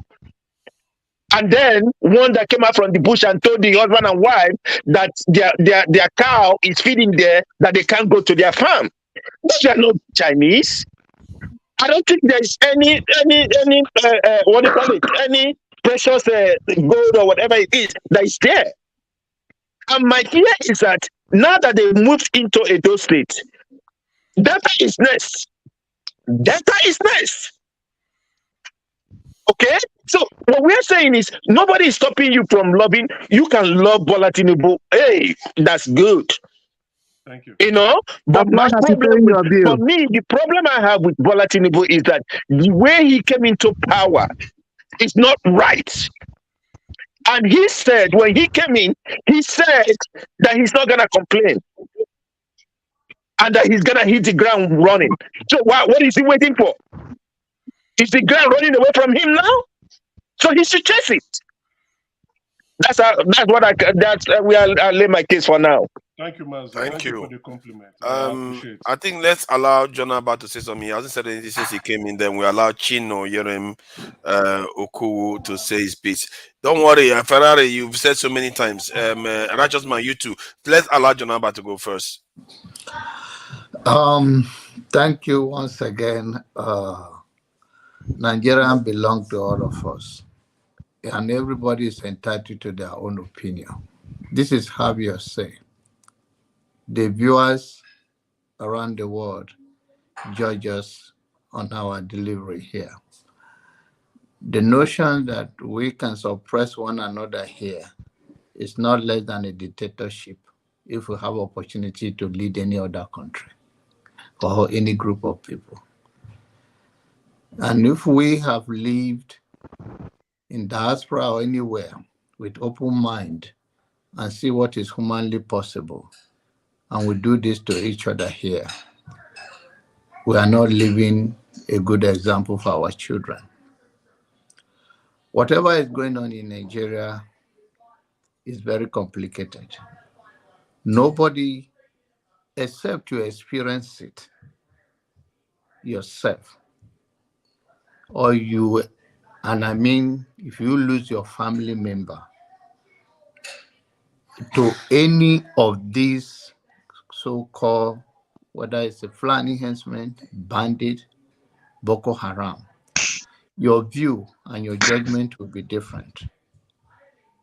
We say things because it do not impact us directly. And I appreciate those that genuinely share their concern about what is going on in the nation called Nigeria, or country called Nigeria. But the notions that we often think that has to be your way or a highway, that's not civilization.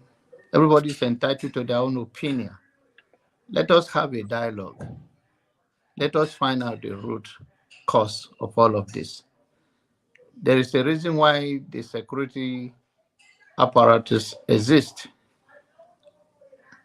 And a leader of a country, of any kind of leadership, if you preside over anything, you take a full responsibility for whatever is going on, whether it's right or it's wrong. That's leadership.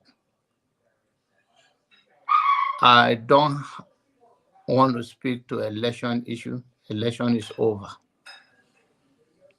We can't change anything than what we have now. We can speak truth to the power. Thank you.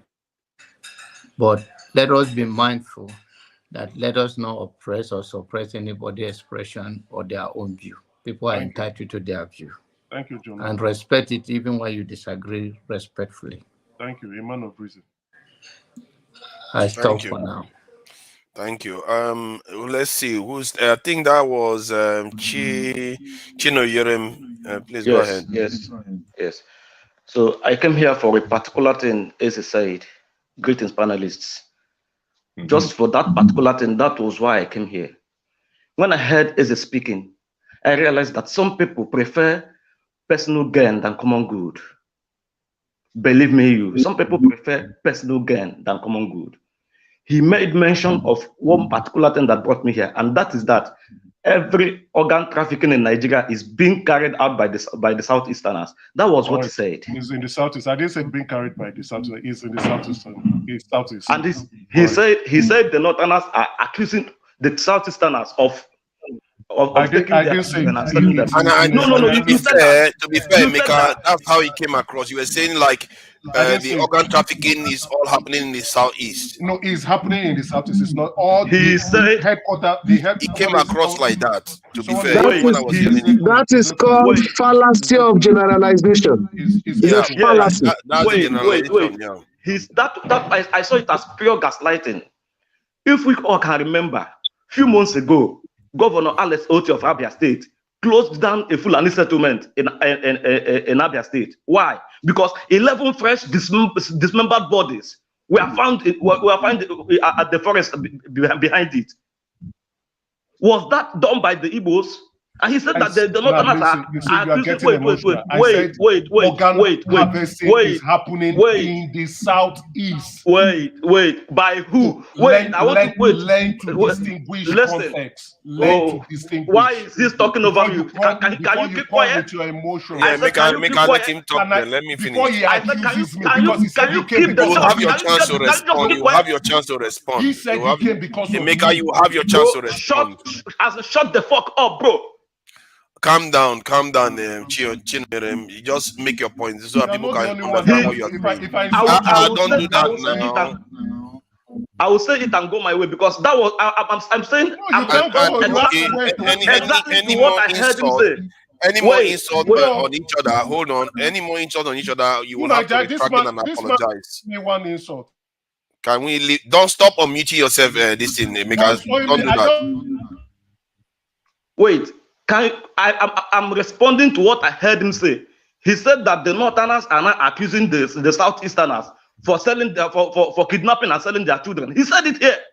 This is pure gaslighting. Exactly the same things that these headers are doing to us. He's not accusing us of. What sort of bullshit is that? What made Alice Oti close down that Fulani settlement? 11 dismembered fresh bodies and decayed bodies and bones were found in their camp.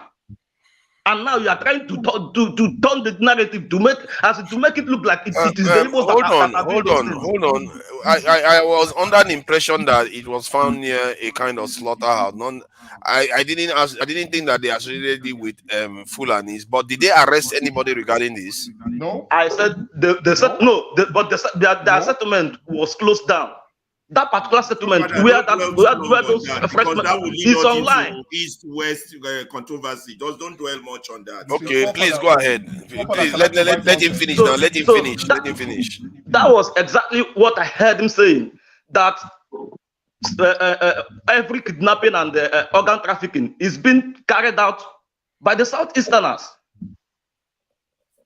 That was how it came across.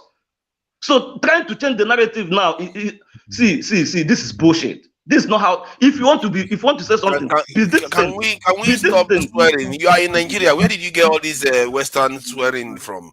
We are all here. We are not using this language. Take it easy, eh? And, no, Papa, it's in London now. It's in London now. It's in London now. Eh? Yeah. It didn't take you long. You already swearing like a Simba. Take it easy with all this swearing. It's all right. Thank you. That's just what I want to say. Yeah. All right. I think I get his point on that one. I don't know why he ran away. I just posted. I wanted to bring more. Yeah, because it's a serious allegation, though. It's not an allegation. I said, and I'll provide more context to it, because he said he came in because of that statement. You know, we the Igbos don't like to hear the truth. It doesn't sound weird to us. We get too emotional. Can you stop saying we the Igbos? We the Igbos. It doesn't. You can say whatever you want to say without making such reference. Just say what you want to say. Shut up, Steph. You can't tell me what to say. I won't even respond to you. Just stop saying you Igbos. Where do you come from in Igbo land? Just shut up. Where do you come from? Tell me this guy. Where do you come from? Who are you? Why are you not proud of yourself? To be proud of yourself. Hold on. I did say earlier on, Emeka, that if we insult each other like this, we are going to have to apologize. You may want to apologize. No, bro. Can I just ask everybody on the panel? Let me land my topic on what you said. Why is it? Hold on. I will hold on. I'm going to be very quick. Let me land. I'm going to be very quick. I don't want to lose my line of thought. No. Emeka, please retract what you said to this in Steph. And I apologize for it. We can't be having this type of cussing. Shut up. Wasted the whole day dealing with Emeka. Ferrari, leave it. They can do it to you. They can do it to you. They can't do it to me. No, that's a different thing. Then we are not saying, Emeka, we are not going to be able to carry on because if they were the one that did it to you, I would require them to apologize. I would require them to apologize. He has to apologize first. He didn't do anything. He just said he didn't apology. Please, let's move on. We don't need he didn't do anything. You don't need his apology, but he has wasted the whole day instead of talking solution. So what I want to do is to provide. There has to be rules. Me, I've just made a rule, and I can't. Hold on. See. If we have if you have to leave, you have to leave. It's very simple. If I've made a rule, it has to be followed. That's. I'm not going to walk back on my own rule. I'm not in that mood. Mazi has said I'm a likable person, and trust me, within the course of time, you guys will see I'm a likable. Then retract it now. Let's move on. If I want to apologize, I do it genuinely from my heart. Right? I don't care what I did from the top of your heart or at the bottom. What did I say? I said he should shut up. I didn't insult him. I just said shut up. Yeah, but I say we can't have such languages anymore. Enough. That's not an We've insult. had enough of it. An insult. It's an insult. An insult. No, shut up is not an insult. Shut up is just shut up. It's an insult. You're telling him shut up. You are telling a grown man shut up. Do you know their children is watching? No, hold on. Hold on. Let's see. I want to bring this back to a bit of decorum. There are people, family members watching this. If they hear grown men telling grown men shut up, that is not very edifying, and we have to pull ourselves back a little bit, and that's why I'm requesting you to take it back, or you step out. I'm not gonna, or you are not gonna talk again. Let me explain. Hold on first. You're not gonna talk again. I'll get to that topic. The only person that's been able to rattle me a bit is Alaba when he was Yosha and didn't want me to talk. And you know, Alaba is a bit, I don't want to use the word. Can we leave that? Yeah, enough of that. Alaba is a bit, Save times. Let's just save time and retract what you said. I will retract my statement. All right, that's fine. Now, to provide more context, right? I said the headquarters of organ trafficking in Nigeria is in the Southeast. And I've provided evidence, and I'll provide more evidence, right? There was an police officer in Anambra State that was coordinating a certain ring with organ trafficking, and it was in the news. A dumpster of human beings. When in the news? When? It was last 2 years, I think so. Last 2 years. Why are you bringing news from 2019 here? It is a crime. We are talking about things going on. It is a crime that happened yesterday. That happened day before yesterday. That needs to be stopped. If it was some other person, I would take him out. But that is light. I like his background light, so I'm leaving him there. Olumide, you need to stop it. Come on, man. Olumide, I have provided context on the insecurity. I have categorized them in 3. Forefathers, you are in cahoots with this guy. You're deflecting. Of course, I'm in cahoots with him. I have provided evidence. I am not the one that said it. The evidence is on publications, newspaper reporters, mainstream media who are saying it. Not me. Don't take my word. Go and do the research. You may not like what I'm saying, but that's what they are saying. That's what they are reporting. From 2019. That's what they are reporting. Mr. Man. It is a crime that is ongoing. Mr. Man, ongoing as I speak to you. Yesterday, the Emir of Kano came out. For an Emir to come out to say the Southeasterners are stealing our children and taking them and selling them off in the South. The Emir of Kano said it yesterday. He said it? Me. Yes. When did he say it? On TV? Yesterday, on TV. Let me bring the news. Please send the link, please. That is very important that we gather. That is very alarming. That's a very alarming thing for an Emir to say. Can we? He's trying to provide. Oh my God. Nothing but. Let Ferrari please go ahead. I can't believe it. I'm looking forward to Ferrari. See, Olumide, you are going to get your chance after Ferrari. Please go ahead, Ferrari. Why in the world would you bring a 2019 article for what happened last week or last month? You call that evidence? That is propaganda. You see how you're screwing information You see how you're trying to deceive Nigeria, and you think all of us here, you think we are dumb, huh? We think we don't know what's going on. You're trying to change the narrative. Why in the world would you go for 2019? I am providing Are you serious? Hold on, Ferrari. See, but that evidence you provided is based on the newspaper. I was hoping that we were going to have a video where the MI is actually saying this thing. Let me try to see if there's a YouTube. Yeah, if you can find a video, please, Ferrari, go ahead. The one thing I noticed with people who try to shout evidence, propagandists who try to shout evidence is that in order to push their propaganda, they always like to pretend as if they have some kind of backup evidence for the trash they're trying to push. And this is not going to work. We are wiser than that, and the world is too interconnected for all this game. You can't run a government on propaganda. Understand this and know peace. It's not going to work. You cannot run a government on propaganda. You got to do stuff for the people. You got to stop the killing. You can't lies.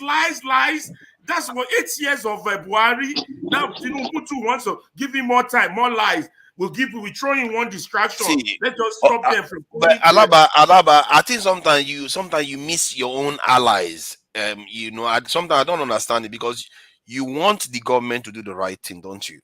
If you want to do the right thing, my ally. He's in support of status quo.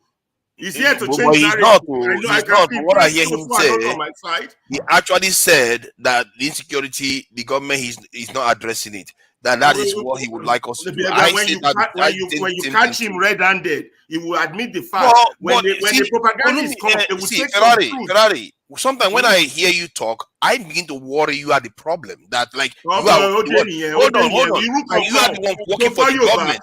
Hold on. Do you know what you ask yourself now? It makes it look like you are the one working for the government, because we are saying you should go after the government, pressure the government, but you say pressure other people. What is that? He's confused, That's why I say he's like, You should go after the government, the people that are responsible. I worry that you are the one going after. But when the government is trying to change our narrative, we push back. We be going for the government. So fathers, we have been criticizing the government, and this guy is putting up a defense for the government. No, he's not actually. He's not. He says he loves Tinubu, but he doesn't like what he's seeing. No, they can't. What you are saying, this guy is saying in essence that we should wait till June before we start judging. No, did he say to wait? So no. I don't think he said they should keep dying every day. Okay, till June. Okay, Eze, did you say they should wait till June? Yes or no? So what I said is I did mention something like that. You should have said. Why would you say something like that? Why would they wait? Hold That's on. over a year. I said this man is driving. When you get a new job, you are being given at least. When you get a new job, you are being given a time to judge your performance. Right? He's been there for 6 months. And the best time, 6 months, what the government told us. So how many more people have to die before the government, we judge him in June? They calm down. Exactly. The government said, oh, he just joined. 6 months. 6 months has gone. The government said, oh, it's new. Now let's give him 1 year. Why you keep asking for more time? The guy, they've been there for 6 months and we've not seen any positive thing that they are actually doing. With 1 year, at least the captain of the ship should be on his part on the journey. With 1 year. No, you see, hold on. 1 year is just the government wants to make a change, you will see it almost in the very first week. 1 year is around the corner. With 1 year. No, it's already 1 year since the election. It's almost, is it not February they did the election? Definitely. It's almost February. But he was sworn in May. Right? That's why yes. I said with he planned it for 20 years. In one year, you would tell clearly.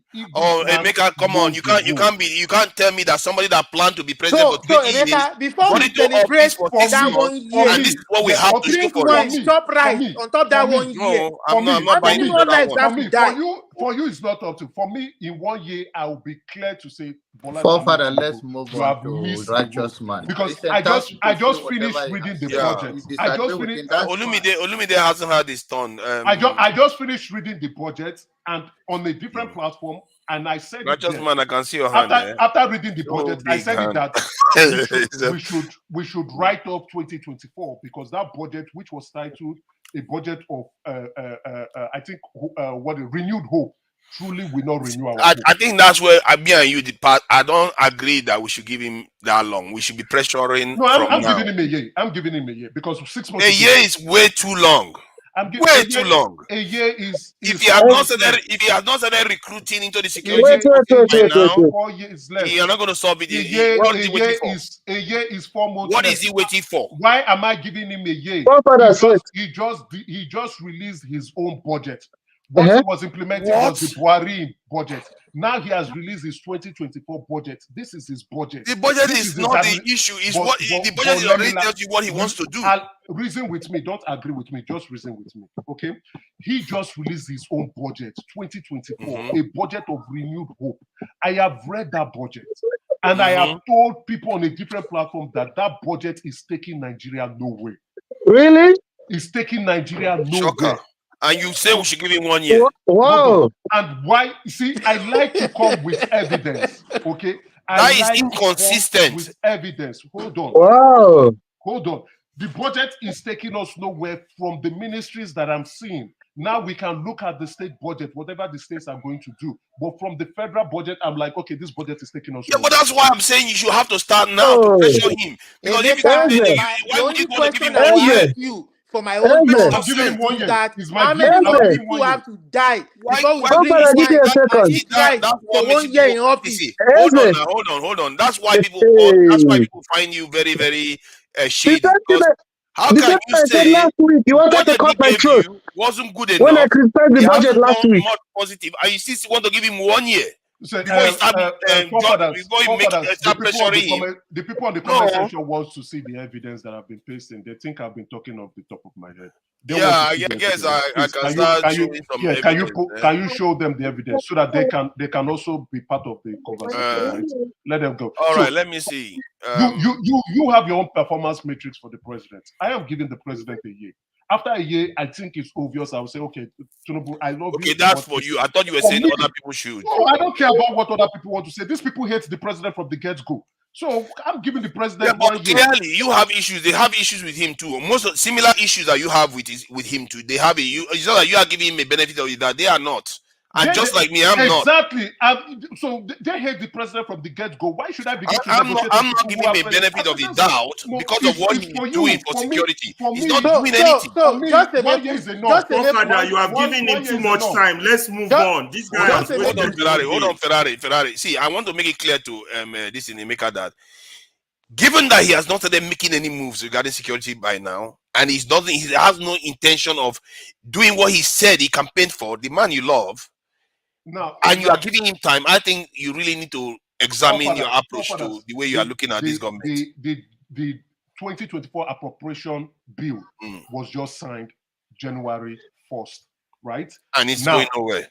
Hold on. Now it's implementation. Now it's going to be the release of funds. I don't know if you have read the budget. So at least I've been able to. Can I ask you this question? Please. Can I ask you this? Please, now let me land on something very important. The budget has just been signed into law. Okay, now is the implementation phase. I have taken my time now to go read. As we were discussing, the budget is 2,024 pages, right? That's a lot of. I've read Ministry of Petrol. That was how I was able to establish that there's no fuel subsidy anymore. NNPC is now a corporation on its own, raising its own funds and generating its own revenue. Now, I don't know if you guys are aware that NNPC is going to lend the government 3.5 million in conjunction with 4 other states, Sahara Energy, which is being prepared, not organized by Africa Export-Import Bank and UBA. So NNPC is lending the government 3.5 billion. They've just released 2.5 last week. Can I have my turn? Hold on. You got your turn. You have your turn. This guy just hold on. There's something. I'm getting some idea. Hold on. Can we stop? This is not useful. We don't find this information useful. See, what you people do is that you don't understand that if you want to get somewhere, you need an overview. You need to have a bigger overview of what? I don't understand what it's telling. One, you need to understand I have my issue properly. They don't listen. That's right. So that you can be able to reach out to other people and gain more support. If you want to win this struggle, what you need support? to listen to support people. From where? You can't just be shouting and expect yourself to win. You have to listen to other people. Can I have my turn? Can you hold on? Forefathers, are you moderating or you are part of the panelists? If you don't want to stay, you go. I'm tired of all this attitude. I'm not in a good mood today. I'm not. So the FX issue. What is wrong with you, man? Are you an Akbar or something? So with the FX issue, with the FX issue, right? Yeah. The FX issue. to address the FX issue, NNPC in conjunction with other what is that one now? They are going to lend the government. Right? They are going to let guys. Thank you very much for this. Don't talk to Lagos boy. Forefather, you're a character. You're a character. I'm not the one that started it. He started it. See, I'm thinking, Emeka, since you are saying you are reading the government documents, is it possible to bring them in? Okay. We go through them line by line. You highlight them. I have the budget here, right? We can be doing it 1 hour every weekend, every day, every weekend, so that people can start getting what is going. So that people can also know what the government is up to. I can send a breakdown being done by Forefathers, you can access the budget by yourself. I can send this. I want everybody to see it so when they know and it's not what our time. Emeka, I still think that your judgment on the government is off. That is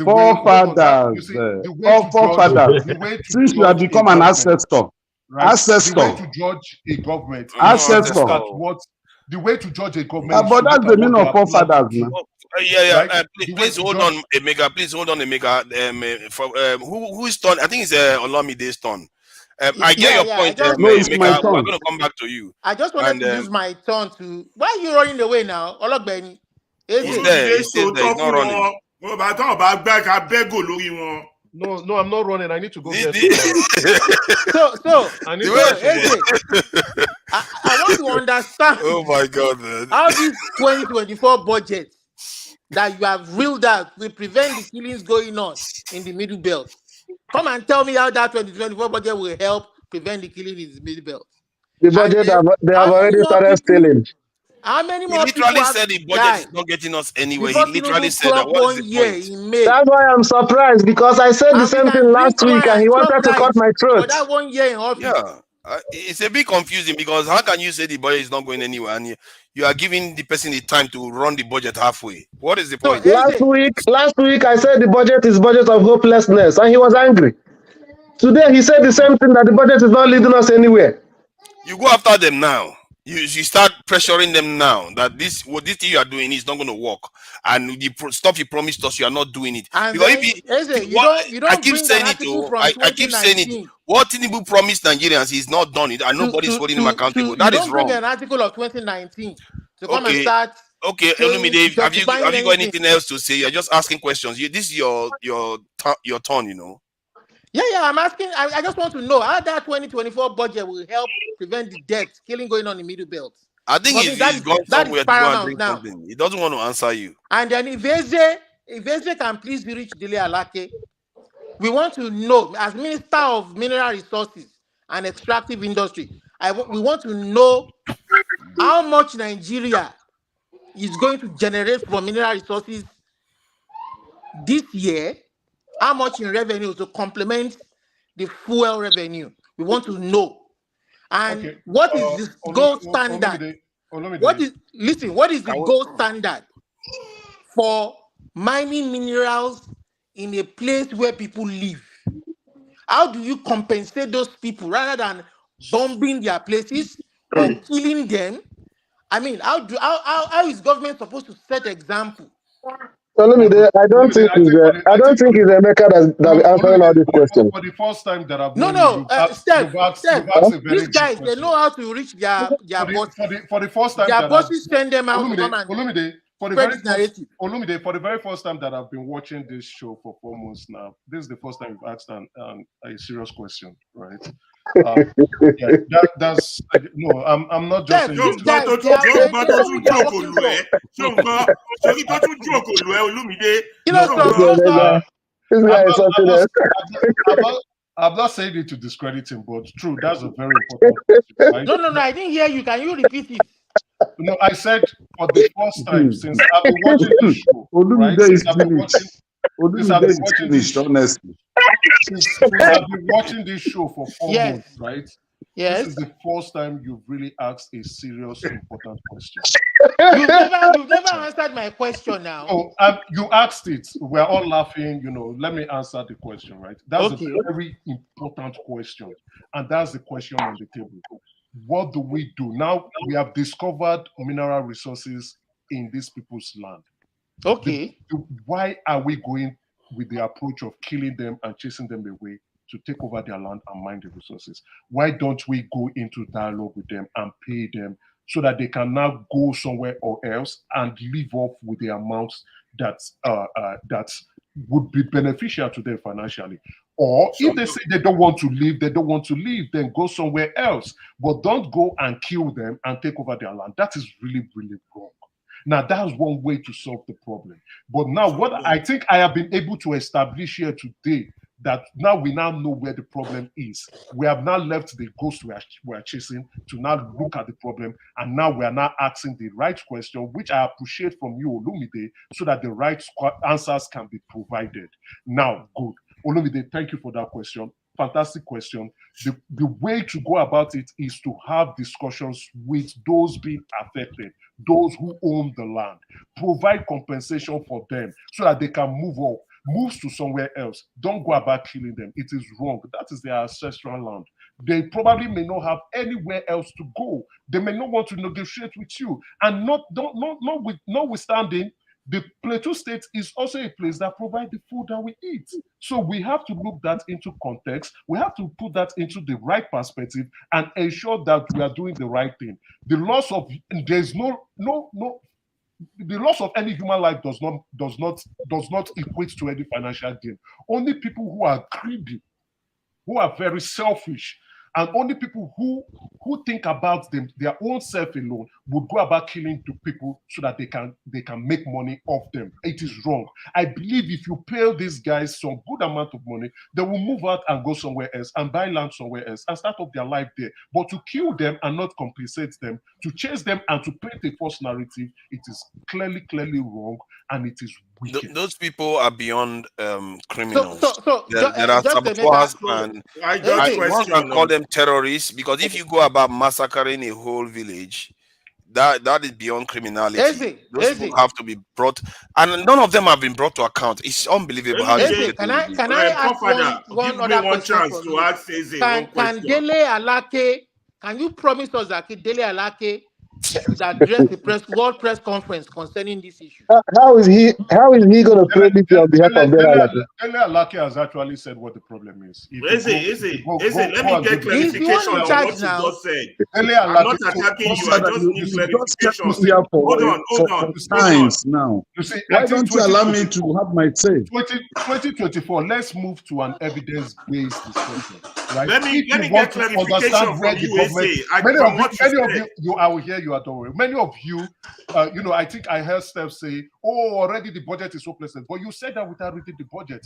I said it with. Did I tell you I didn't read the budget? I read the budget. You didn't read the budget. I have not finished. I gave you a particular specific. I asked you, do you know the exchange rate that the budget was based on? And on that day, I asked you, do you know the official exchange rate today, as of the day we are talking? That the budget have already failed before we're even implemented. Please, I have to ask him this question. Wait, hold on. Do you know who I am? How can you tell me I didn't read the budget? Hold on, let me come in now. On the premise of them using $7.50 per dollar to weigh the revenue they are going to take in, right? Yes, it's a budget. A budget sets out a plan. It is not the actualization. It is a plan. There will be variance, definitely. But what I'm looking at here is that, which I have said that you have not read, for me to read, I have not even finished reading the budget itself.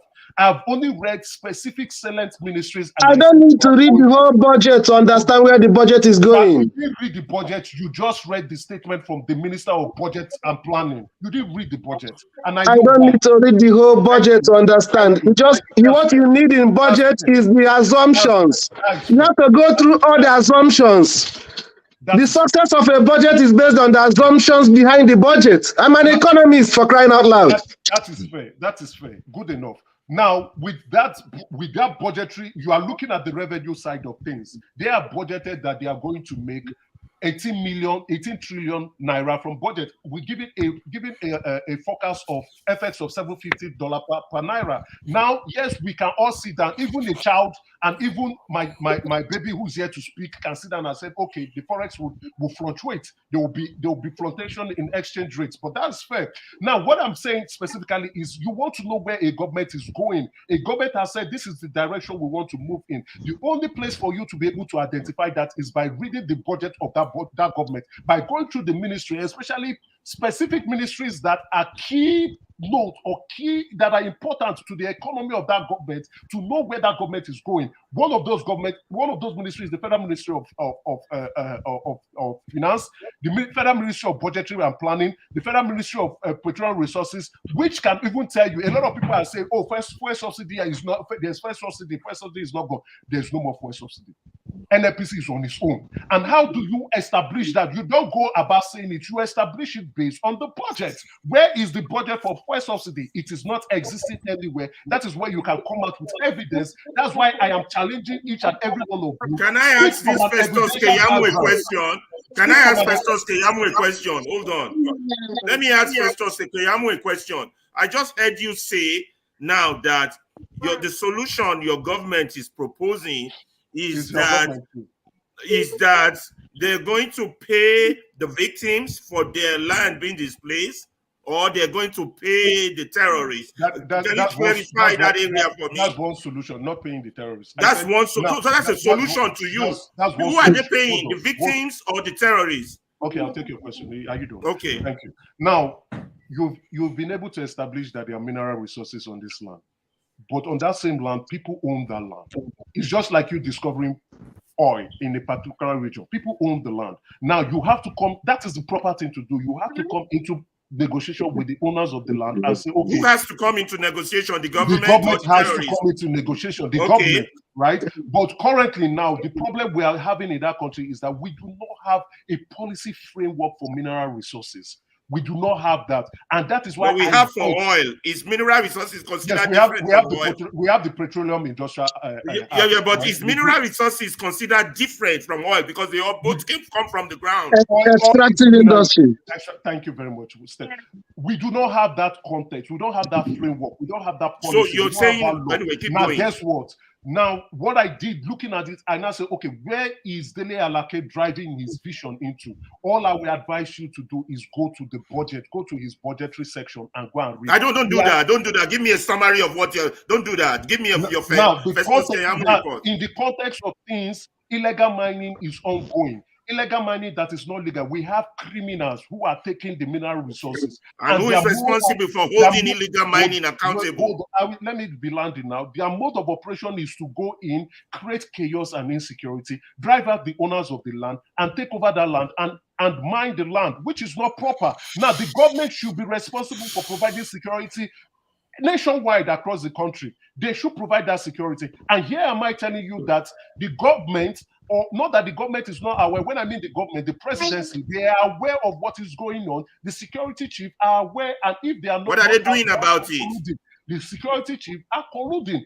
The traditional rulers are colluding. So what we need to do now, the president has said as of 2 days. Who are the we? Who are the we? We need to hold the government responsible. Who are the we?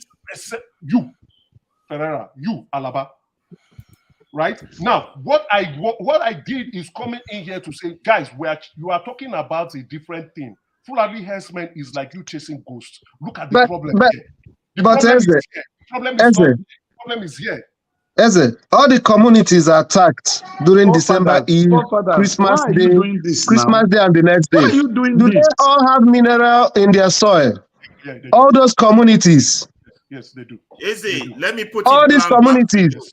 From what you Are you just aware told me that? now, Are you aware that there have been a problem in that plateau belt for more than 20 years? That is what I have been telling you They guys. don't have a have plan. created, These people don't have a plan. They have done a Okay, diversionary hold on, tactic. Emeka. Let me just check something. You see, let's start going deeper into details because I think clearly in terms of the overview, I tend to take the side of people that don't want to give the government benefit of the doubt at this moment because they've had some time to actually show signs, but they are not. Let me just read this because this is some of the things I'm talking about. The state is set up to fail, and in a way, it's confirming some of the stuff Emeka said that the budget is going nowhere. Look at what the minister is saying. In fact, the figure we are given cannot even engage in one single item on our agenda. The entire budget is about 24 billion naira.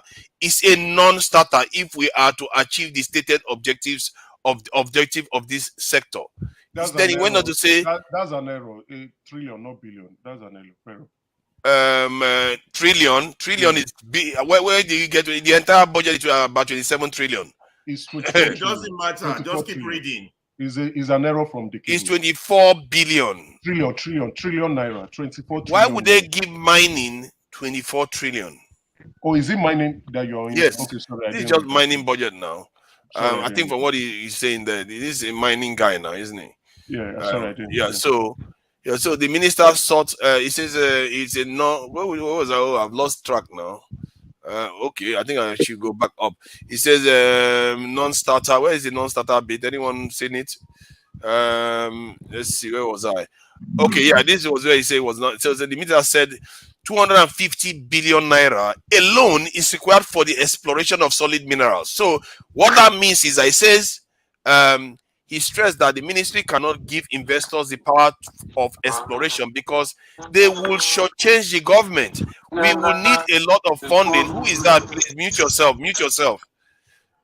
He says we will need we need a lot of funding in the otherwise they will be cheated by the private sector. What he was basically saying is that if we don't explore what is in the ground, we go and tell people to start mining, they will cheat us. Just like in petroleum, where a lot of us are complaining that there's no metering of the crude oil that is being explored by some of all these companies. So that's what he's saying, and it shows you that this government, even the government that is pretending that they are doing something, they are not doing anything. Okay. Okay, forefathers. Even if there was more money given, what is the profile of this person that is minister for the mining? At least you can now hold him accountable. If they didn't give you enough money. In the first instance, he was a square peg in a round hole to start with. Look at Keyamo, heading the aviation industry. I mean, we should be serious from the basics. See, but that's not the point he's making. For me, what is the point? The point is that they are giving him about 10% of what he requires. That's minimum. 10% of what is required. Look, if it is 25 billion to do 250 billion to do exploration, and his budget is 24 billion, that is crazy. The budget of the 2024 appropriation bill is already a deficit budget. I know many of us are aware, right? It's a deficit of it's not even enough. 9.7 trillion, right? Then he can raise a supplementary budget for the ministry. ministry. I don't love to interject. Hold on. That's not how you. Let's allow Janaba an opportunity to say something. Is in Nigeria, please. He's been raising his hand for a long time, actually. Yeah, righteous man, please go ahead. Are you frozen? Oh, it's not frozen.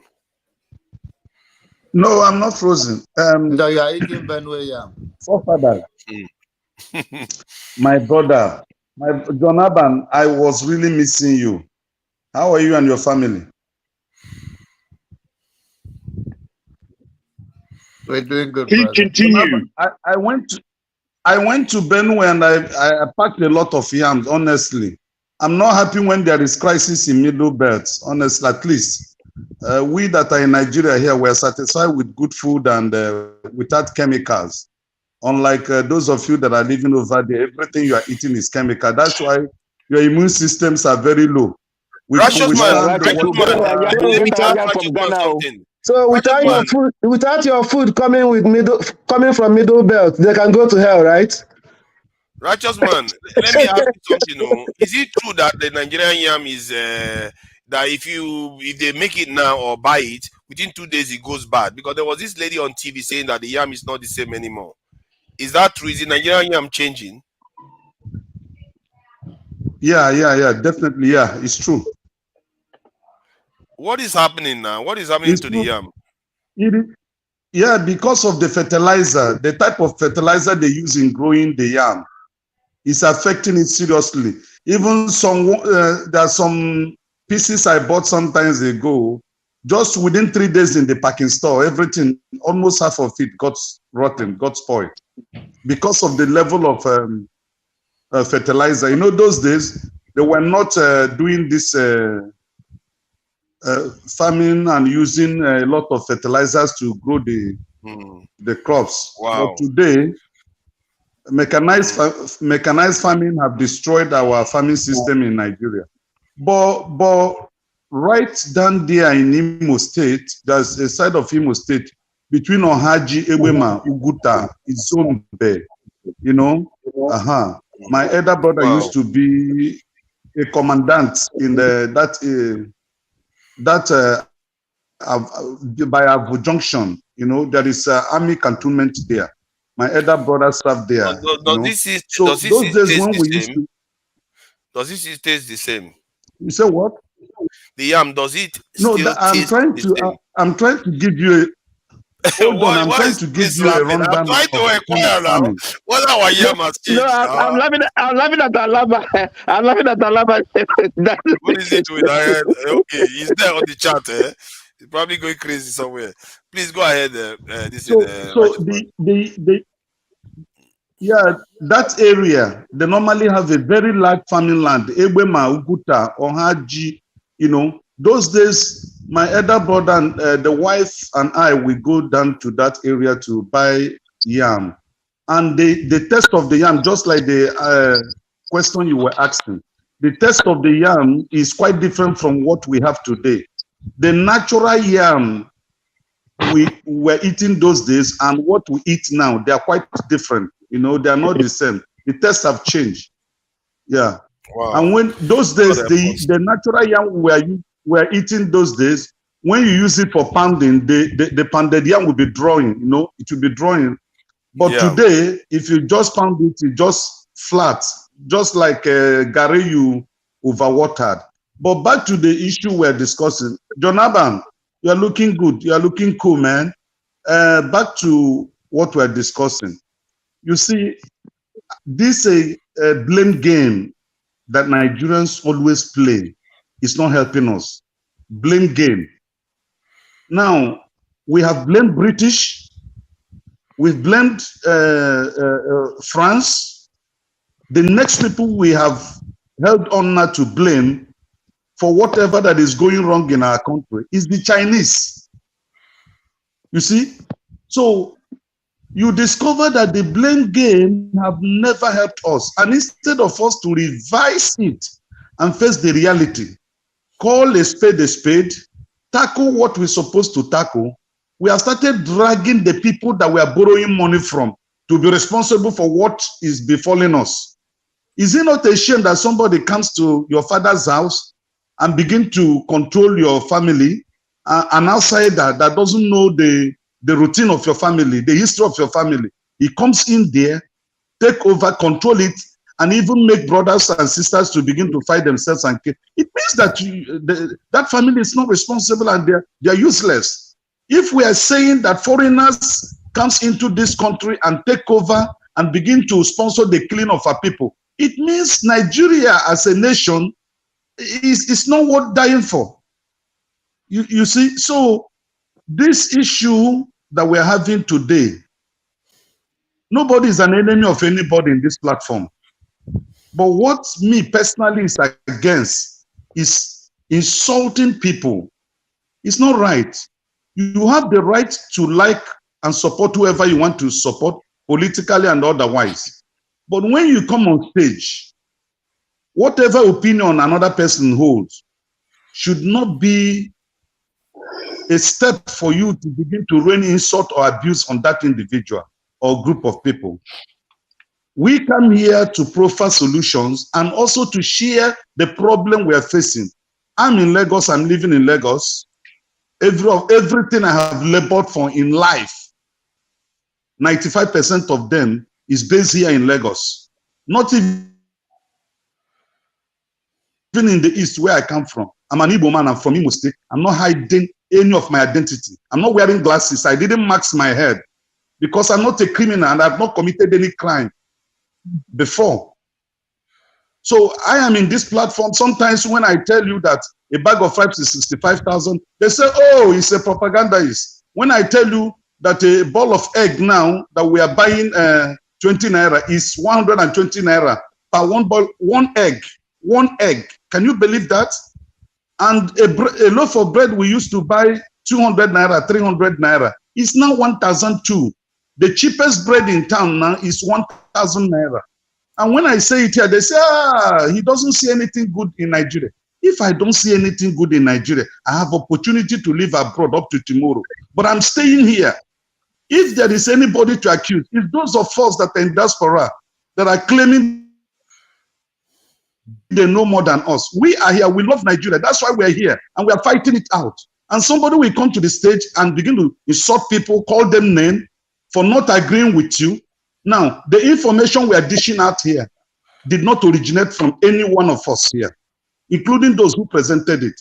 The information they gathered from third party, which means it can be false, it can be real. And whatever we have shared in this platform, either accusing Fulanis or accusing any tribe, is based on the information we have also gathered from third party, either from television or those who have been interviewed or those who have written some commentary on newspapers. Then why will you use that basis to insult individuals? Is it right? It's not right. We have to respect one another. We have to allow people hold their opinion, express it. If we disagree, we can respectfully disagree and agree. All what we are looking for is solution to Nigerian problem. It's not getting better. And if anybody says it's getting better, it's a lie. I am here. For weeks now, we have no electricity here. I've been burning fuel. You know what it costs to buy a liter of fuel now in Nigeria? 630 naira. And the thing evaporates. Just like you blow it off, it goes immediately.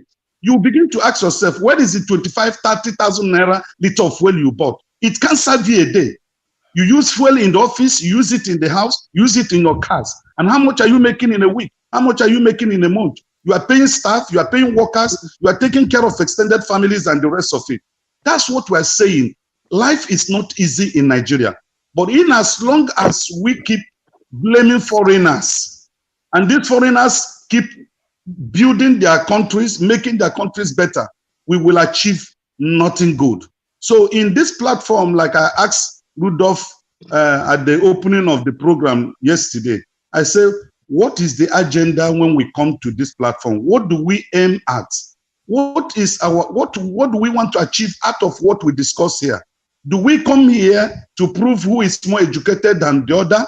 Do we come here to prove who is wrong or right? Or we come here to table our problem and look at it, x-ray it, and then say, okay, this is the solution.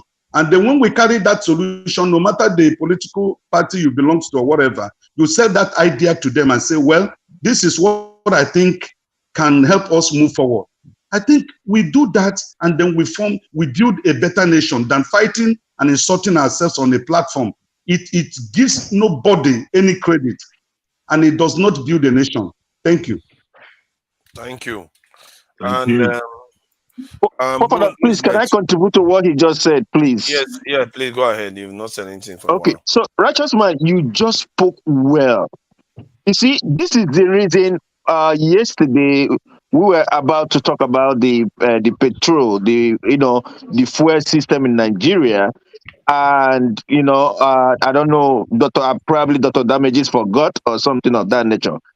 Now, you see, here in California, where I am, fuel, which we call gas, goes in some places, you get it at $4.89. In some places, you get it at $5.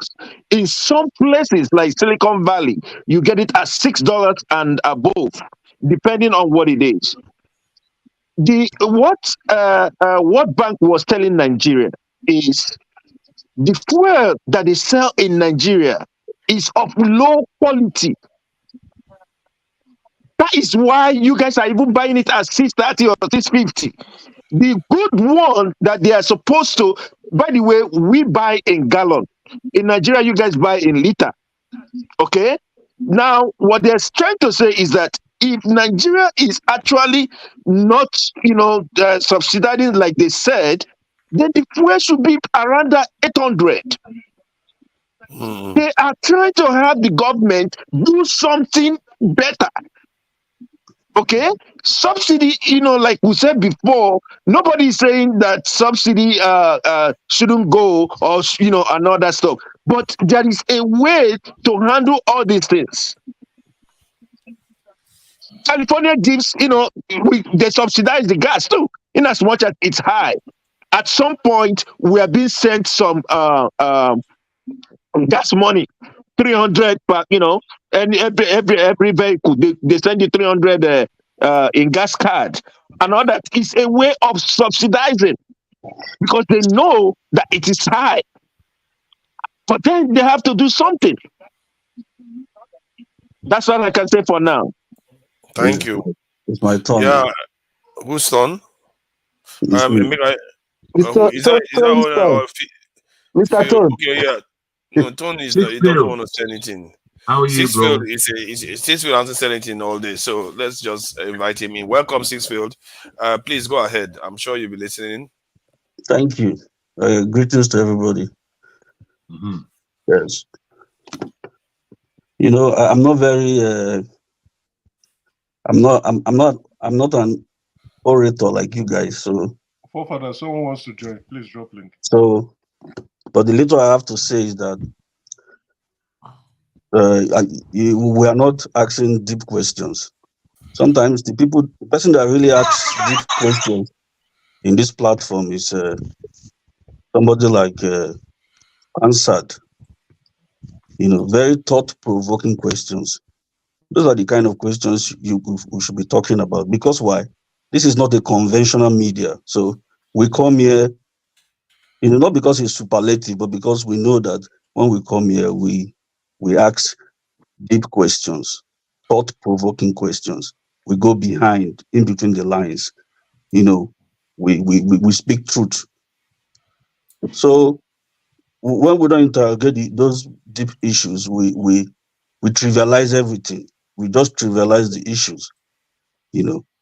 Because if you say that there's insecurity in Nigeria, people are dying, and I mean the most simple solution would be, okay, get the security forces there, and okay, recruit more security. I mean that is very fundamental. I mean that is basic. Okay, now, but the government is not doing that. That very basic elementary solution is not. They are not doing it. So the question for you to interrogate is that why are they not doing these things?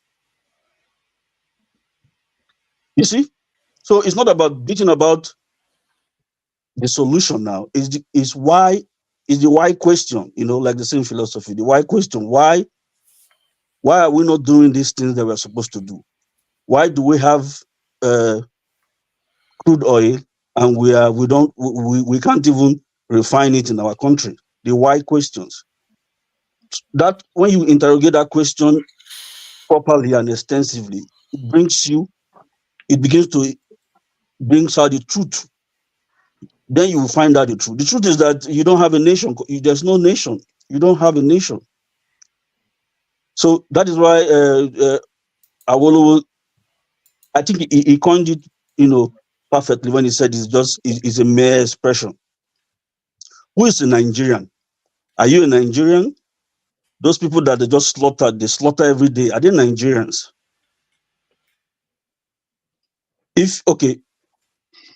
Can some there are some Yorubas that are in Western Africa, in other countries. Have you ever imagined them talking about moving over to Nigeria and joining the Yorubas in the Southwest? That conversation never comes up, you know. But a pertinent conversation that comes up is that a lot of Fulanis just come to Nigeria and claim citizenship. And that is the truth. Does that bother you? That people just cross the border and just assume citizenship? A lot of people. You know the one that bothers me. Yes. There's a lot of Yoruba people in Benin Republic, and there's a lot of dodgy Ibibio people in Cameroon. And from what I gather, we have about how many million Nigerians in these countries. They are just hopping in from everywhere. It's not only from the top. They are all very, very concerning. Okay, fine. Let me even concede, even if I do not agree with you. That speaks volume. Okay, imagine your house. You know, the first thing you want to secure your house. If you're as a reasonable father, as a responsible human being, you don't want to talk about the first basic thing is secure your house, like make sure your doors are set up, your windows and all that. Your children. What is that? What is that? Colata, are you trying to troll us? That is not the normal colata. That's not colata. You're just claiming to be colata. Let me finish, please. Emeka, you are doing the Lord. You are doing the Lord. Let me finish, please. Thank you, Colata. You look like an alien, man. What is that? As I was saying, those are the basic things it's not easy coming to enemy territory, right? We are not doing. I see what they do to other people. They can't do it to me, so I come in with the heat. That's why they're all. Where is it coming on with shades and all that? What is all that cover you're wearing? Prince, let me greet my friends now. Prince, our body. Ade, Kulata, my brother. Ade. So don't smile, friends. Why are you covering yourself like that? Why are you covering yourself? Nobody's eating you up. What all these bad boys on the comment section are just making a joke of this panel. They have totally taken over, making a joke of all of us. Let me finish now.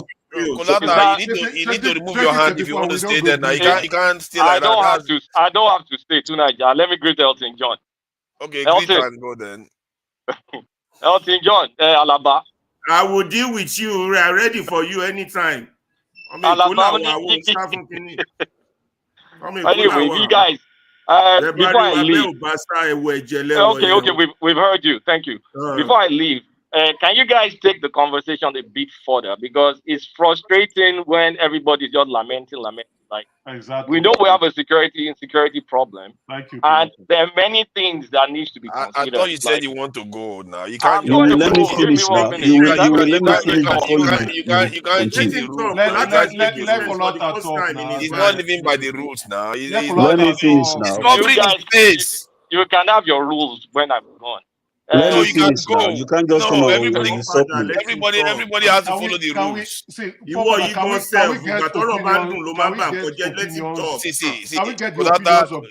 Let him go. If he doesn't want to stay, he can get opinions. Allow me. Let me land now. This is so frustrating. Allow people to talk. Let Kulata provide the opinion that is. One man to more try. His boys have hijacked this platform. My guy, just calm down. So let me finish now. You got to hear me out. I don't come off. Go ahead. I don't come. Yeah, you don't come off when you can go back again. See, if you have to get that off your face. Yeah, but what I want you guys to do is don't tell a very simple thing. Take this security thing and personalize it to Nigeria. Don't talk about it at the. Let's see then. He doesn't want to remove his face. That's cheating. It's not right. Because we have to be fair to everybody. It's not. Why would he not come in without removing his face?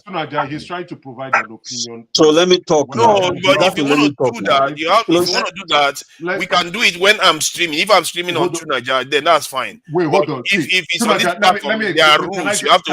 Everybody has to follow equal rules. It's not easy. It's really not easy when you will have a different. Hello, this Mr. Emeka is not a host now. And you can tell that you can't just let me talk. As someone Let me talk What so do that you think? you are finished so that What do you think he has said to them that I have not said here openly with my face? No, you are a Why you moderator, don't put right? a maker behind closed doors It's where not he easy. belongs? Let It's Mr. not Phil easy. just talk. It's not easy. Someone with a different opinion coming here to sit with you guys, right? so It's because I have studied I do you that guys. all the time. I do that I all have the time. studied you guys for guys are 4 crazy. months. I have studied you people for 4 months. I can come in here, and that's why I came in aggressively.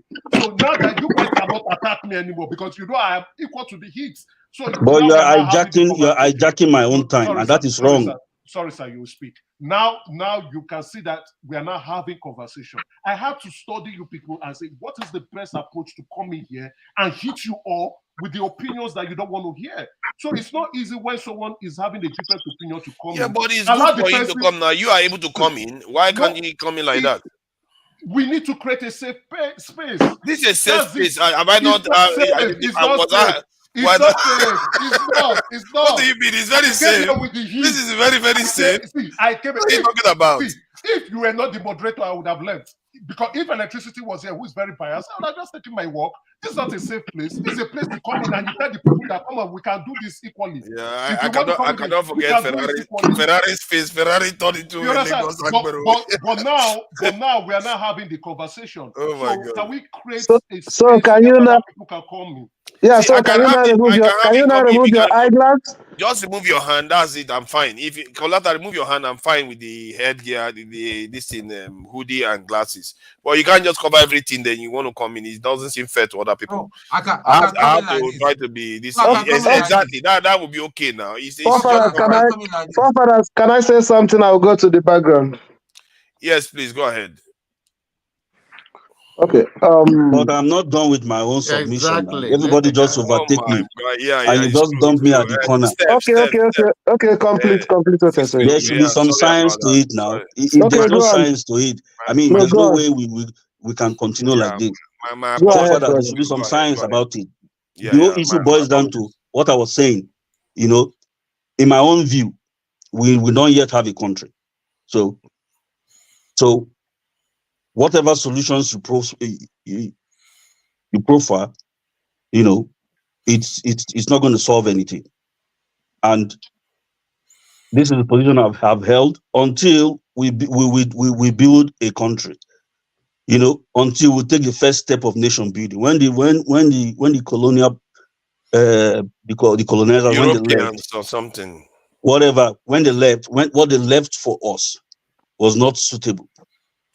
You know, and we didn't just think to see how we could put it together properly. It's just putting the house in shape. We don't have a country. The politicians are benefiting from, of course, all the challenges. And as human beings that are selfish, they will continue to perpetrate this order so that they will continue to benefit. But the mass of the people will not benefit. So going forward, let's just try to see how we can build. If we really want to live together as a people, let's build a country, let's build a nation, you know, so that we know who are Nigerians. If who is a Nigerian? People just come from the border and claim Nigerian citizens. A lot of people have national number, whatever they call it. They are not Nigerians. I mean, that should bother everybody. But if you're a minority, you can't go and manufacture. Your people cannot, you know, explode their population. They can't cross from it. They don't have any border to cross from, you know. But people that have the privilege, they have this mentality of bringing their, you know, their likes from all of. They even invited them from all over Africa, and that is the truth. No matter how bitter it is, that is the truth. What do you mean they are inviting them from all over Africa? What does that mean? What I mean is that, you know, when you come to the table, people have a lot of clannish. There are people that are clannish. There are people that are, you know, their sympathy is for their kind. You know, and the Fulanis, the Fulanis, they have that trait. So you can't dismiss it. Whatever all the security issues, there's a lot of the issues are there are religious issues and there are ethnic issues. A lot of it. And that is the truth. So okay, now the people that are in Nigeria, can we just say, okay, No more. Just like they're doing in other countries now. Like you have to get a passport, you have to come in. Kind of the place is porous. That suggests that there's no country. You can't just. I lived in the north. I tell you the truth. This is the lived experience.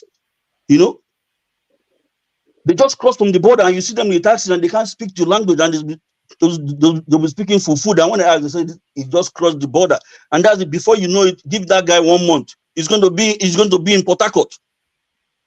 I'm not saying people shouldn't come, but people should get a passport. People should get entry. People should be approved. Those are just. I mean, that is just fundamental. So when you talk of economy, you talk of you speak high English, you make policies. You don't even have a gate around your house. It's okay, Mr. A, I allow you to come in, and you're going to stay 3 months, and you're going to leave.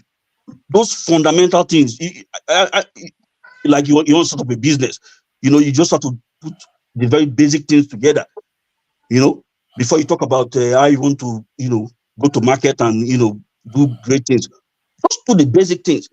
We have refused to do it. So why do somebody like T.Y. Danjuma say that and that man is very exposed and he has his ears to the ground, that the military are even culpable?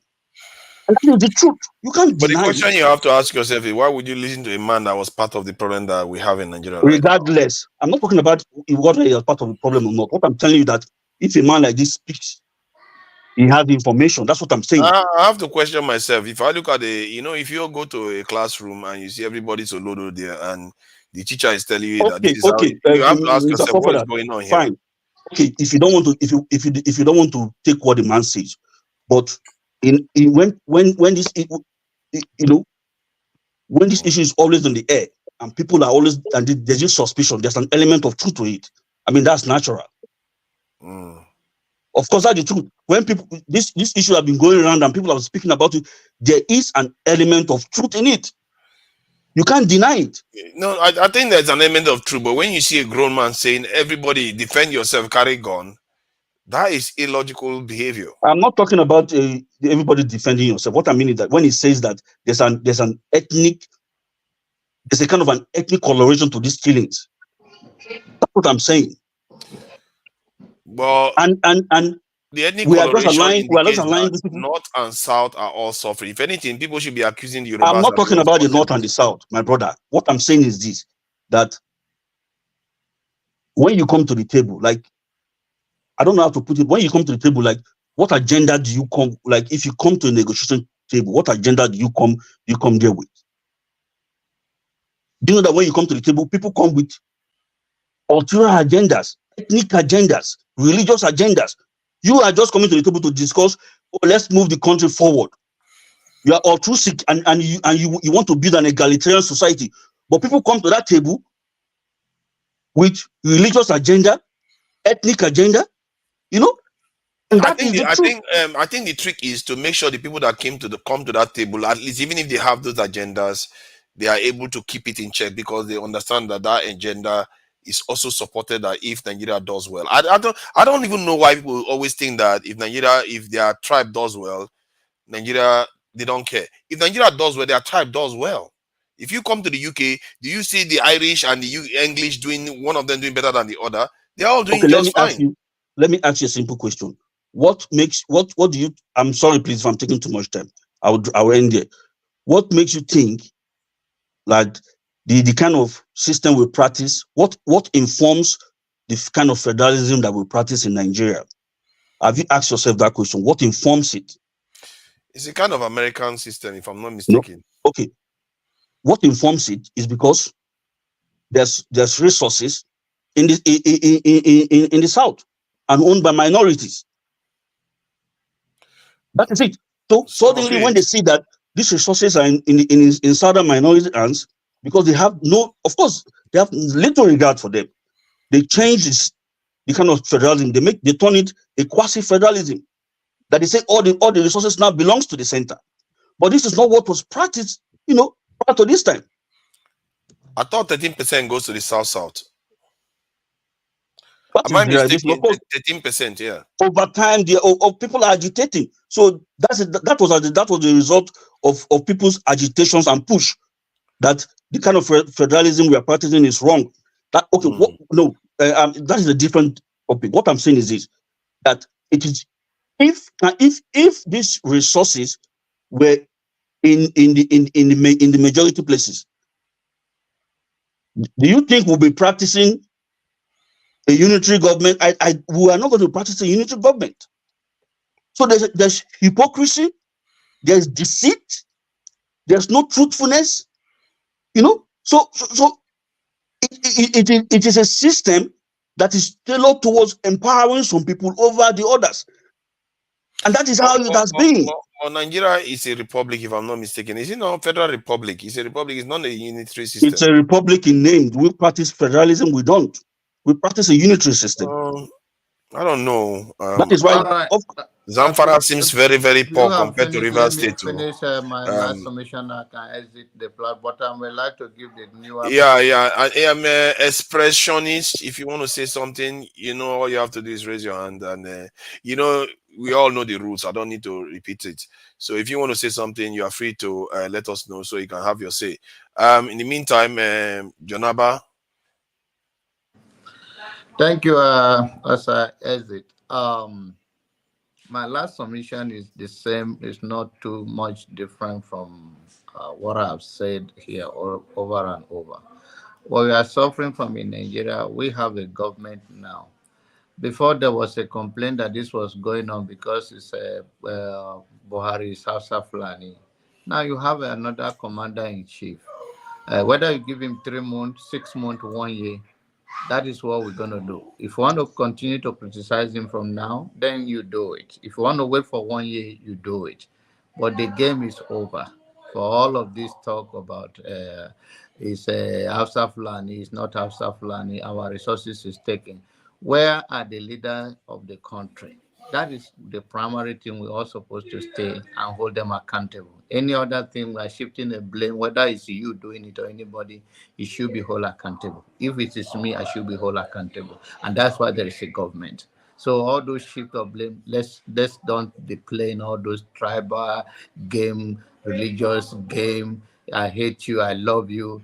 Election is over. It's one Nigerian for now. Like it or not, you can't change anything. So let us keep with that. Thank you. Thank you. Welcome. And who's next? Tone hasn't said anything for a while. I'm next. Tone was here when you came in now. No, I mean people have been yelling. I'm just not in the mood tonight to yell at anybody back and forth. I'm just shocked and surprised that somebody from Plateau region will come and be telling me about one Nigeria and be telling me that we should hold. What does it mean? What does it mean by saying we are holding the government responsible? Speaking, and why are you taking me off the board? Why? What do you mean? I've been quiet here, just listening. Why did you take me off in the first place? I didn't take you and off why the the board fuck are you removing me? You made me sick. Because there are other people on the panel now. I have to rotate it. Yes, but why me? Why me? Is it because I was listening? Is it because I was behaving? Is it only... You were not misbehaving. Ferrari is backstage now. Ferrari did a lot of misbehaving. Kulata was not allowed let me go backstage. The way you behave is just ridiculous, man. I don't understand you, man. I don't know why you are fighting for no reason. Let me go backstage. Okay, yeah, now I'll put you backstage and bring Ferrari, our new. I don't know how to describe Ferrari. I discovered a new side of Ferrari. His name should be sufficient. Can we mind your business, Jacob? Come on. Forefather, you're not asking. Forefather, listen. See, I'm not in the good mood with you today. Oh. Don't do that. Well, why should you be in any mood with me? Wait, what's the matter with you? I didn't do anything with you. I didn't do anything to you. And you just started. Oh, come on, stop it. I'm not in a good mood for this nonsense. I rotated people like normally, and he just started shouting at me. Enough. Come on, stop it. Ferrari, your mic is not on, and you're just going on. Sixfield was making a lot of points. You keep downplaying his fact, and then you keep asking unintelligent questions and downplaying the whole issue. I don't know. I don't like all this censorship and all this. There's no censorship. He was allowed to finish his point. Nobody ended him. Okay, leave it be. Tone, let's if you want to say something. Let me start again. I've been hearing people yelling and all that. I don't just have that strength today. Hearing what John Abba has made his submission twice, and that's all he could say. And yet, in the face of all the atrocity has just happened in his region. See what I mean? I sincerely doubt if it's from there. I apologize.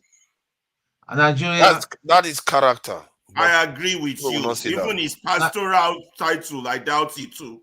Nigeria is just a joke. It's one big joke. Unbelievable. It's just one big joke.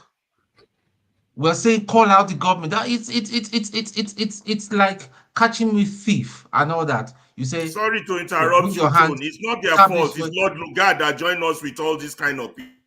Abi, you see, and don't do that again. Don't do that again. Betty Edu does something. People are saying no, she's young. She's young. Yeah, after all, she's transferred. News has just come out. Why should government money, that kind of money in the first place, go to your personal account? That one, if it's a PLC that you're working for, you go automatic suspension. It shouldn't be. Company money should have no business in your private coffers in the first place. And people are coming now to tell me that we should forgive her. She's young and all that, and she's referring to herself as a young minister. Sorry, Tone. I haven't followed up. So who is asking for forgiveness? Is it illegal? Hold on. Who's asking for forgiveness, please? Tone, please. Who's asking for forgiveness? No. People everywhere. I'm not saying specifically. Is it for better Adu? Okay. Anybody on this panel? Yeah. Anybody on this panel? So can you guys allow Tone to talk? I'm just touching on different things. So the thing is, listen, we're not radio. Sorry, Tone. I just wanted to ask you. I want to be clear. Is it illegal that what she did was it illegal to transfer money to a personal account? Yes. You can't. Then why? Can we? Hold on now. I don't know. See, because they you know what they are saying that it's illegal. You don't know. You are too smart for that. Can you stop, please? If you say you don't know, I will slap you. What is? I'm just asking him to clarify. You know, what is wrong with these people? Wait. What is wrong with you? I'm trying to confirm because I have to be sure-footed when I say stuff. I've not told him. Then why are people begging for him? If it's illegal, she has to go. There's no mistake there. If it's illegal, she has to go. They have to set the example with her. The thing is, what I see playing in Nigeria is just double standards. It is illegal to transfer government funds to personal accounts. So there's a law backing that. Financial Regulation Act. So nobody is allowed to take money from government accounts and transfer it into personal. And that's what she did. That's what she did. She has to work for a company. Even if somebody works for a company, yeah. Yep. Even if you work for a company, a corporation, you do that.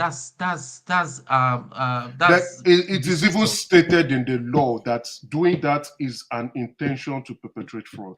So whatever you want to miss it with, that's an intention to perpetrate fraud. If you want to say it's an error, you can go and speak with your God. I think she should. So what happened now? Why is your guy not firing her now? Now there is an investigation going on. The president, a lot. That's what I've been trying to do. But when Nigerians make the right kind of noise, when is the investigation going to end? I don't know. We have to now pressure the government. The president has said, let's investigate. Going forward with what you said, you brought up another thing that the emir says that the Easterners are stealing their children and selling it elsewhere, which is a very serious thing if it is true. Yeah. But again, we await. It is allegedly. Let's just say allegedly, Emeka. Allegedly. Yeah, they've arrested a few people, so fine. Let's see how let's see how that plays out, because if that is I true, find that shocking. I find that shocking. I think that's that the is emir bad. that's saying that here now. Yeah, And the that man is coming on bad. northern children. But knowing Nigeria, some of these news outlets can be mischievous. Devious, no, isn't it? it's not just then again, Tom, please, let's put this into another context, right? You know, the North do not speak often, and when they speak, you know, we have to listen to them when they're speaking. This is, like you have said, an allegation. This is a very strong allegation, right? And they said southern Nigeria, not southeast, so southern. So it could be anywhere. He is trying. Other publications really went to that right. He's trying to just be clever by the half. No, see, we have to be specific. If he didn't say it, he didn't say it. So we can't just put forward words in his mouth. He said southern Nigeria. Or usually southeast, southwest, south, I mean. Yes. I will agree with you on that, right? So but if you not do investigation further, you will find furthermore, I've always said it in this. I've always said in this panel, and even Emeka, you can bear me witness. You must have seen it. I said, let us call our criminals. Yeah. IPOB, the way they approach their stuff, I do not agree. Whether their agitation is right, it is right. I'm an Igbo man. I'm a full-fledged Igbo But do you agree that IPOB now is not a criminal organization? Well, some of the statements I've heard. Wait now, Emeka. Wait, please, sorry, guys. I'm talking, please. Yeah. Wait, you have your time to challenge me. Some of the things I've heard Simon Ekpa say, I don't think is right. Let us call a spade a spade. I don't think is right. Are we being marginalized as Igbo people? Yes. It's very, very clear as the sky.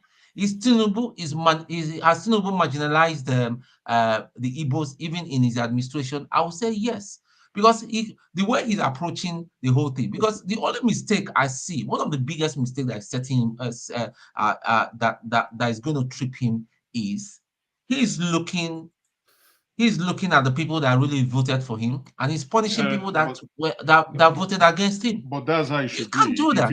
That's how it should be. You don't take appointments. No, Kulata. Sorry, I said Kulata. You don't favor those who did not contribute to your success and ignore those that contributed to your success. That is wrong. When you say the president has marginalized the Igbos, I don't tend to, it's your opinion, but I don't agree with it. Has he given the Igbos what is entitled to them as per the constitution? Yes.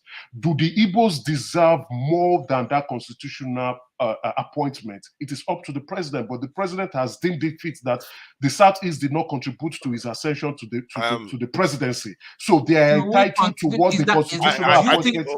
I wanted to show are you saying he's right? Can we allow Ton to finish his thoughts? Let him talk, please. I'm shocked.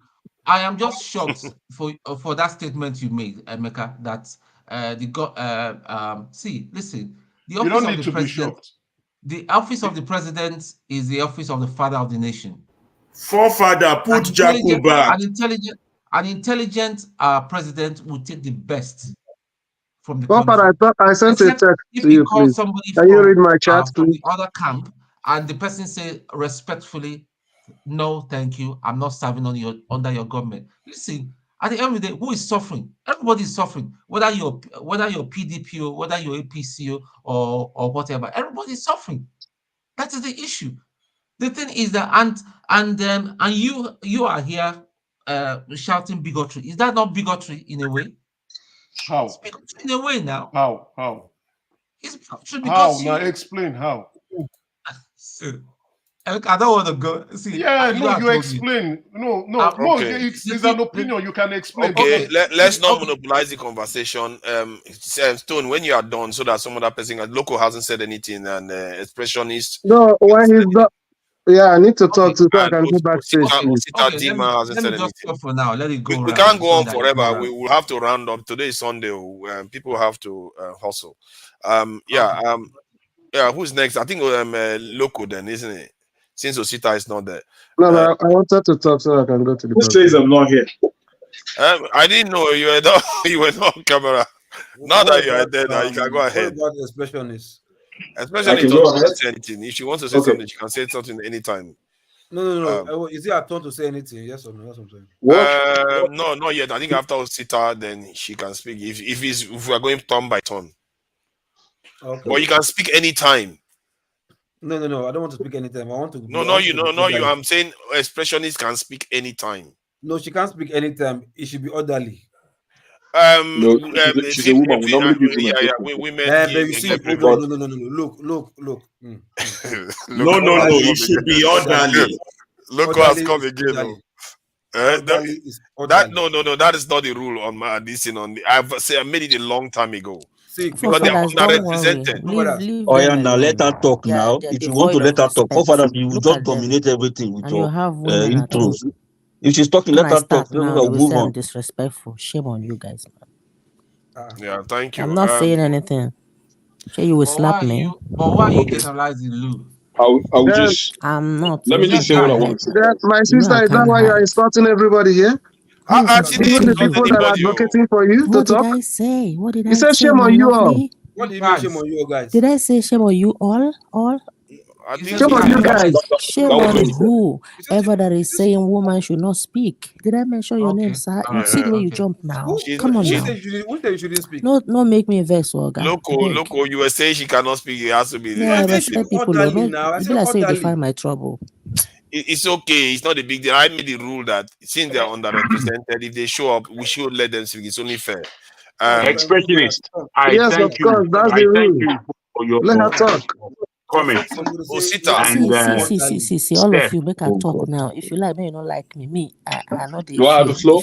If you respect yourself, I go give you respect. But if you say you won't poke your eyes inside my eyes, you could see me finish. I not saying you respect yourself. I know say Nigerian men no get respect for women. Okay? Fucking man. I go give you respect where you like. You see as I the knack broken now. My head they hot. No find my trouble. Thank you. Take it easy. Take it easy. Just air Look your at view. Now Steph is smiling. the broken English has got. Bra Steph, Bacharo Weganya. Anyway, thank you. Echefula nna gị kụ nne biko ewekwana iwe gị dajụọ biko. Oh my God. Simple funny for this channel. Loco, Ewekwana iwe nwanne m nwaanyị I ewena know where you're iwe. coming from, Loco. I know where you're coming from. I know Ị you didn't na-ewena really iwe biko. by it because Who's about the Sunday, sir? Loco, you two say behave yourself. That's not nice. You get my point? It's not nice. no, I think it's because you don't understand the rules. Listen. Mhm. You asked me to speak. What did I do first? I said, as expression spoken. As expressions were actually spoken. Let her speak first before me because I felt she came before me. You understand? You now said, okay, no, like I should speak. I said, no, it should be orderly. I want you to be orderly. Don't worry, I'm not You now upset. said, It's okay. let me finish. Just finish. Let me finish. Okay. Then I also like, oh, everybody should speak orderly.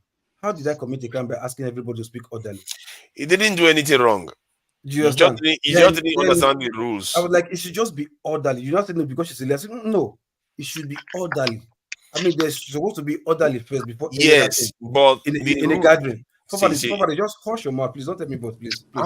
You can't be No telling me to wash wahala my now. mouth. No I have wahala. to. Let's move on, guys. Me, I don't want to speak. I just want In to anything be with has you to be guys. Relax. a gathering. Okay. At least the first thing first should be orderliness when it's a gathering, no matter what. You understand? Because I wanted it to be order. That's why I said she should speak before me because I felt she came before me. Now you say she should speak, and I said no, it should be orderly. Please go ahead, sir. No problem. It's okay.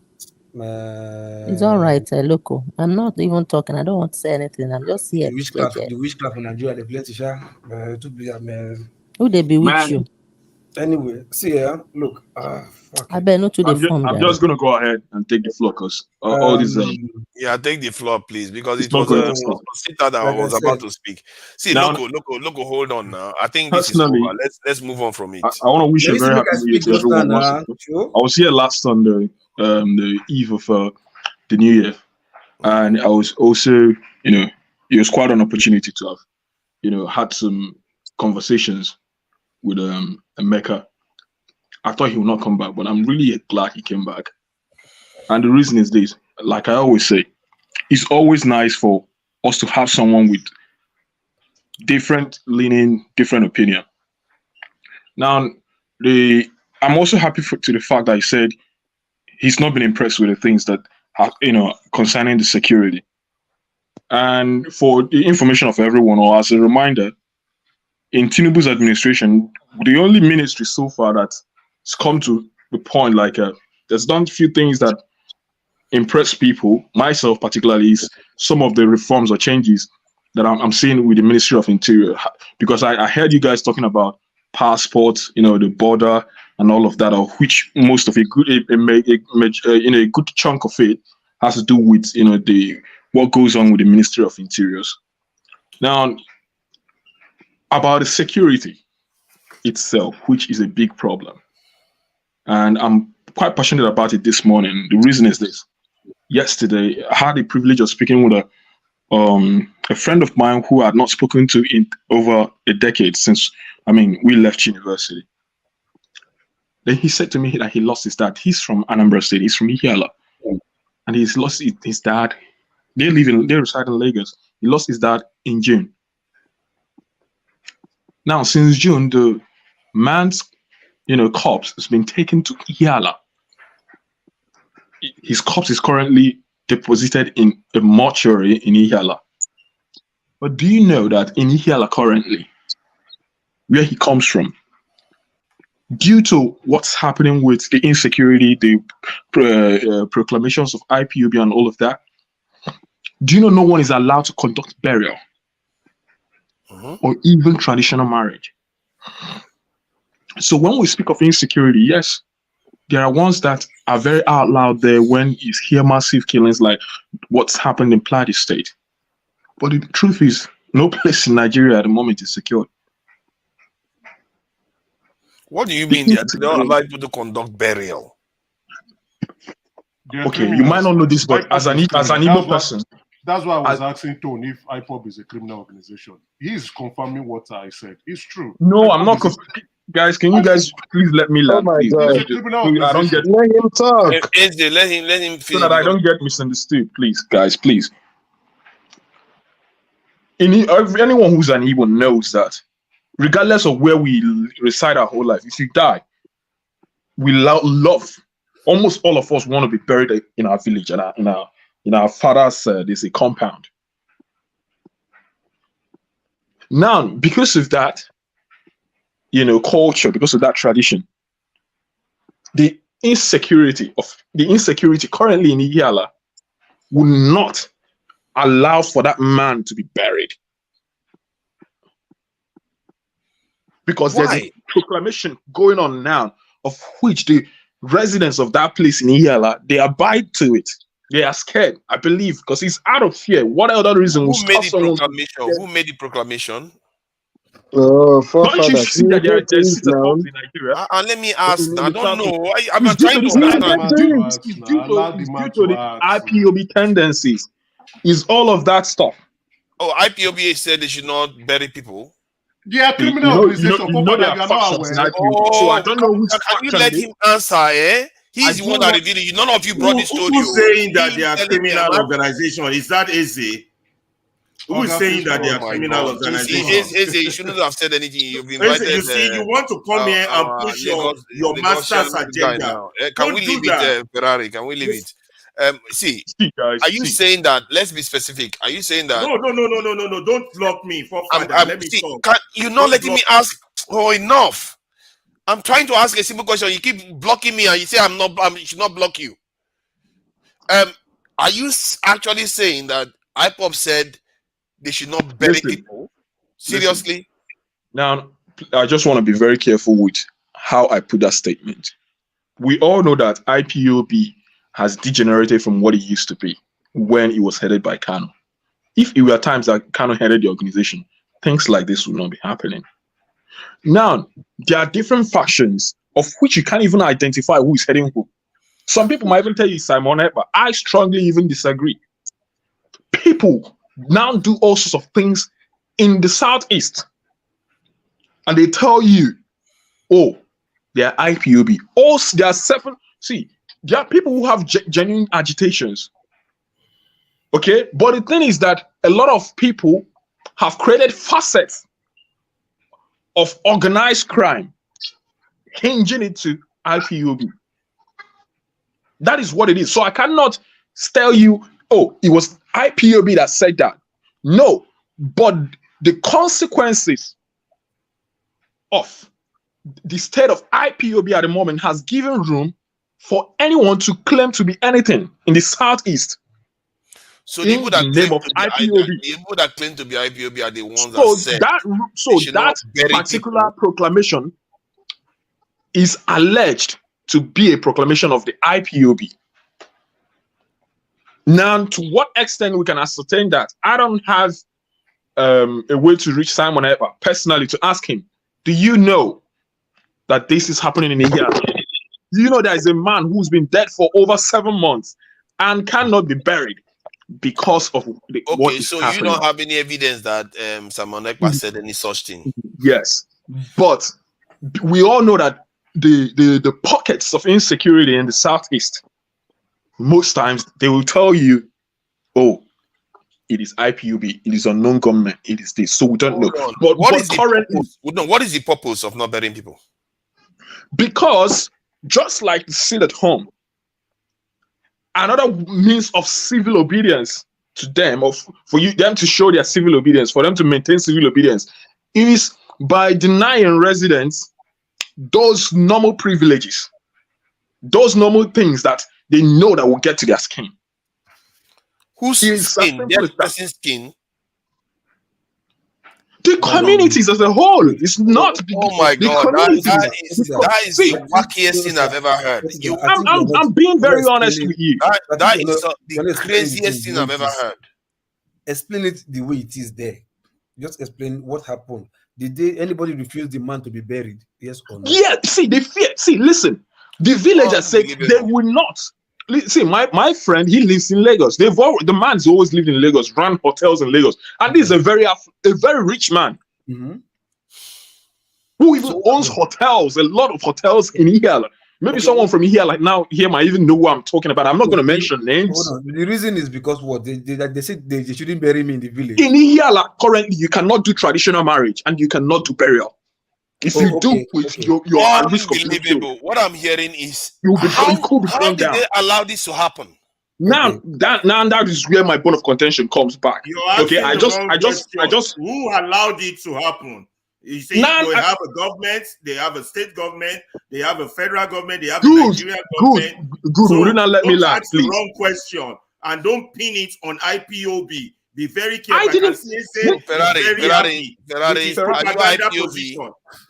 Ferrari, listen, I didn't pin anything on IPOB. If anyone listens to me, I was careful enough to explain to the best of my knowledge how I got the information. I said to you here that I cannot specifically say it's IPOB, but we all know that every criminal. Wait. Can we allow the man speak? Can we allow the man speak? No, someone in the comment section said they just had a wedding in here last week. Well, the person I spoke to yesterday, I was in the university with him. He spent 4 years. I spent 5 years. He graduated before myself. So he cannot be telling me. So this one, nobody says somebody tell me directly from the person who lost his father. We are going to go on. This is only in Ihiala. But if I said from Ihiala forefathers, he said there was a wedding last week in Ihiala. Tell him to come in. I definitely know. Listen, I definitely know. Listen, I definitely know that a person who was affected by this thing, they have all the money in the world to conduct burial. So you can. There's nothing. Whether it is happening everywhere or not, but I'm telling you what the own situation is. Ferrari, you can wait behind the scenes so that this guy can. And if he has not affected someone, no one will know the level of insecurity we have. Sorry, just in Ihiala, right? Just in Ihiala. In Ihiala, this person from Ihiala. Okay. So they can't perform burial for his father.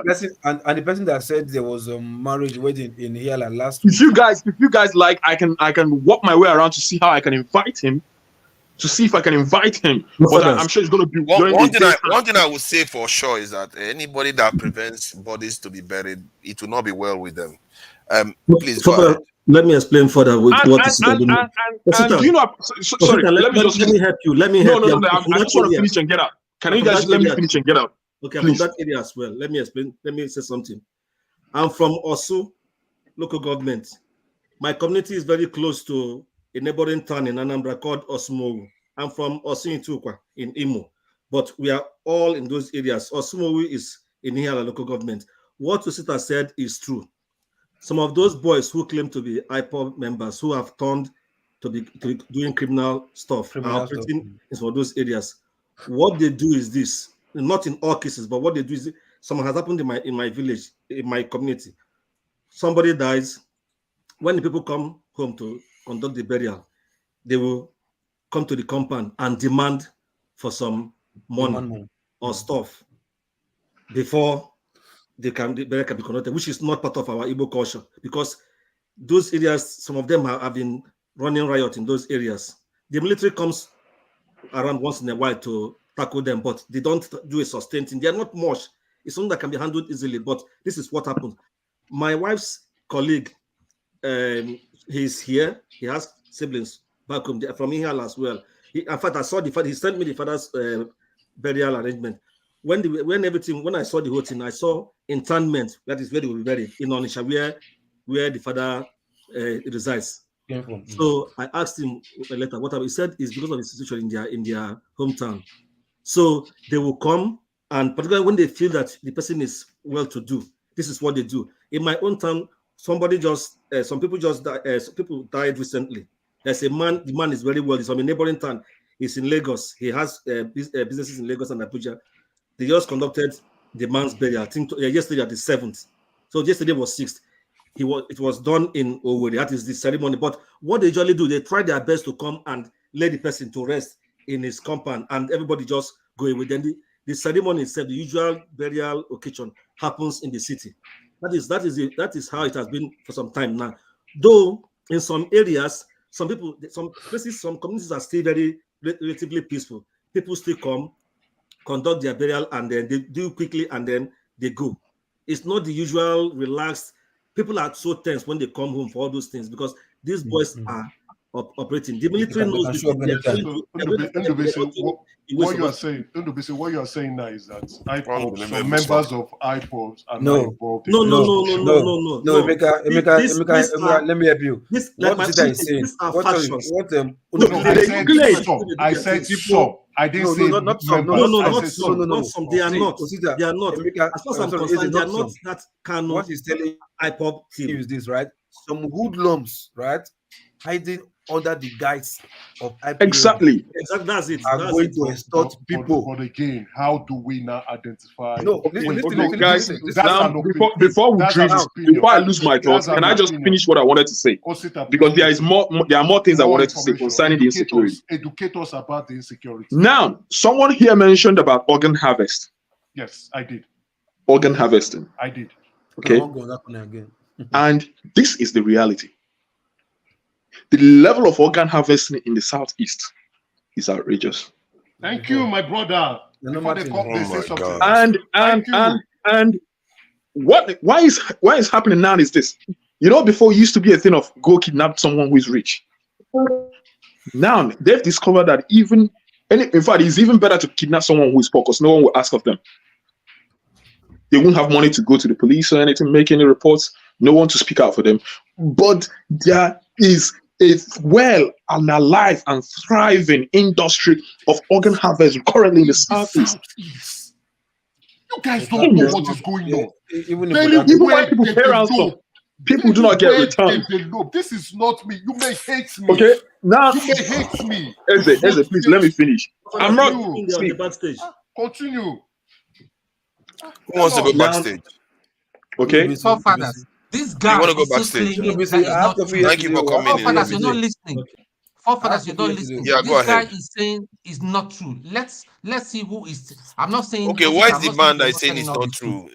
true? Does he want to come Let's in? interrogate this guy. That is, Okay, in fact, he said he's in Nigeria right but now. please let me finish, Sorry, guys. what's his Guys, name? Father, What's why his would you name? put me that is asking critical questions in the back No, when there are people you that are are not literally. talking? See, you saw that we got the information right now. You would have blocked everything. At least he asked you. He just threw me off and then started making bullshit excuses. Okay, and then listen. he put me off again. Guys, But I'm guys, gonna be cool. please, can you guys I'm gonna catch be my? cool. Will you guys just let But me land? forefather, You know, so you get my. you're a You get corrupt where I'm going bastard, to. mate. Straight up, you're.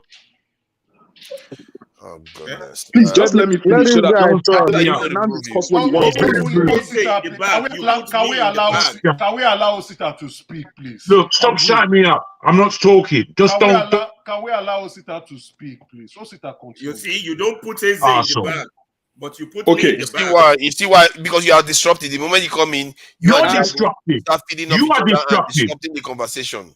Now, I never thought I would agree with Pansat as to ridding you.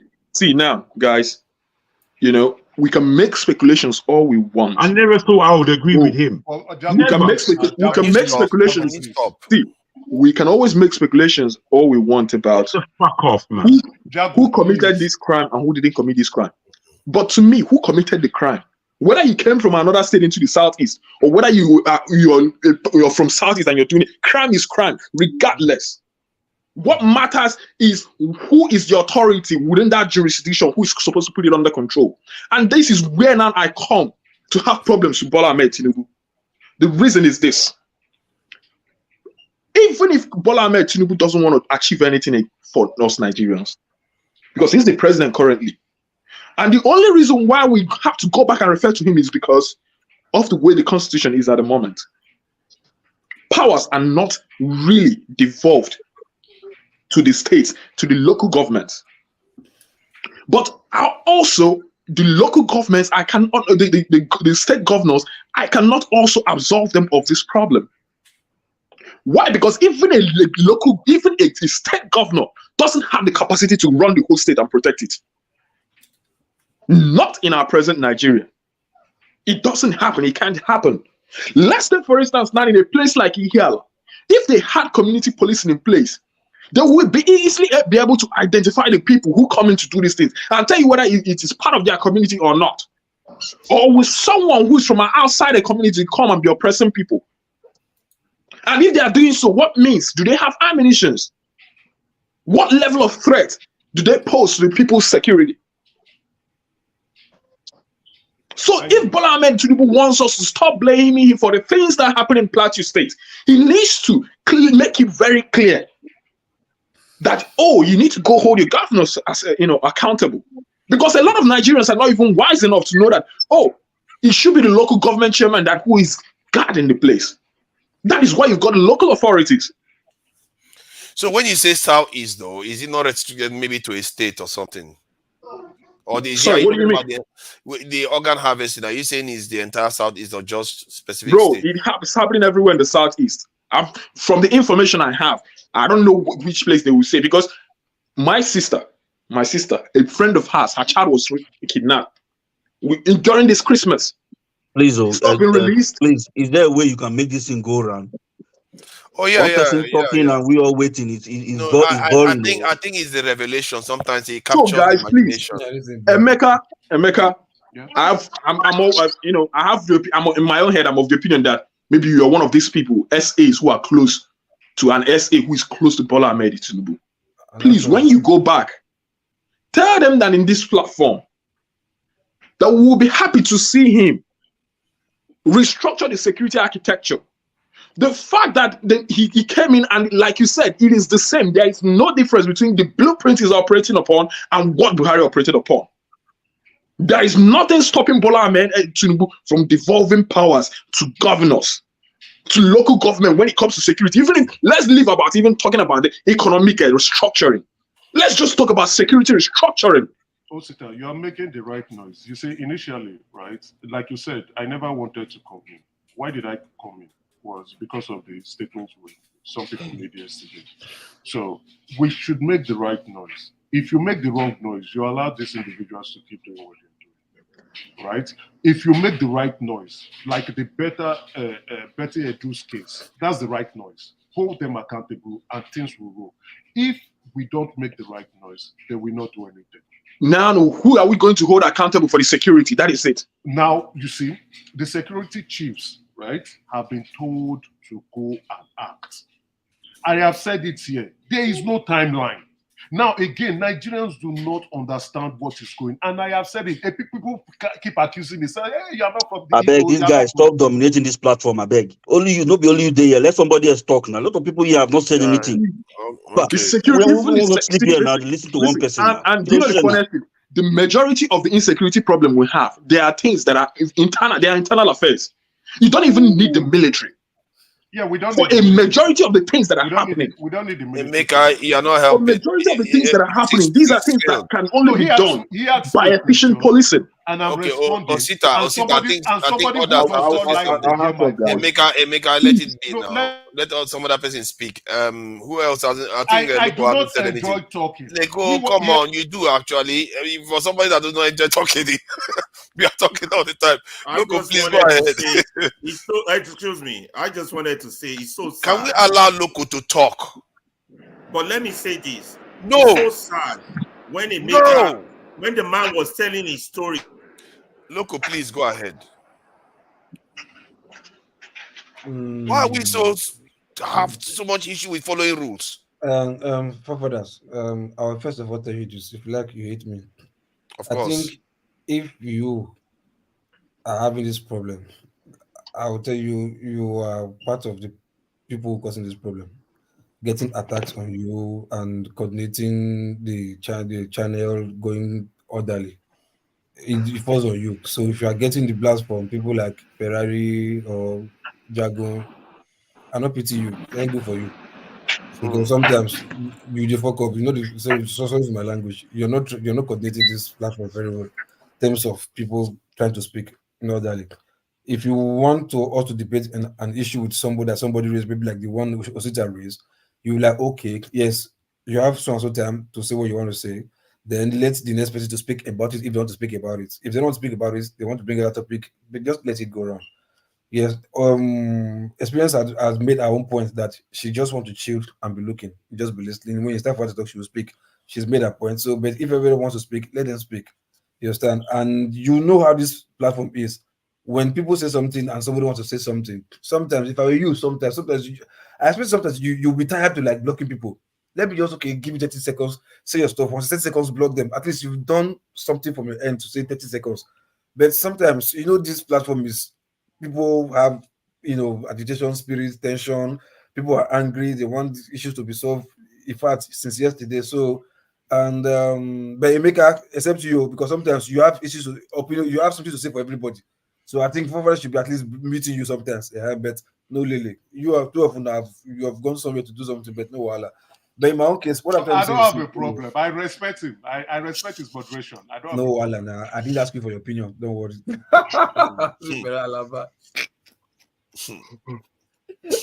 at Alaba's face. He was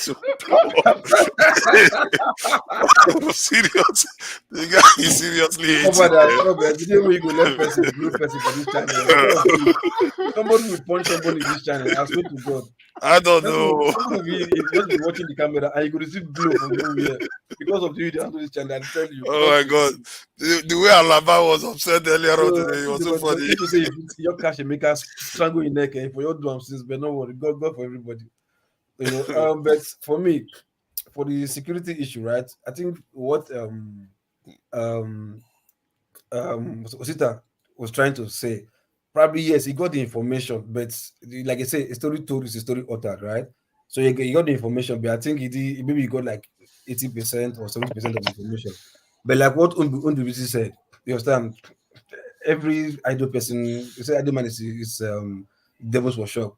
You have too many jobless people in the Southeast, you understand? So criminal gang most plenty, you understand? So, and if there's a name already that successfully have a niche for themselves, which is like maybe the IPOB, and they say that, oh, the government has already given them bad name. So they can like, oh boy, what are we citizens here when we can make money?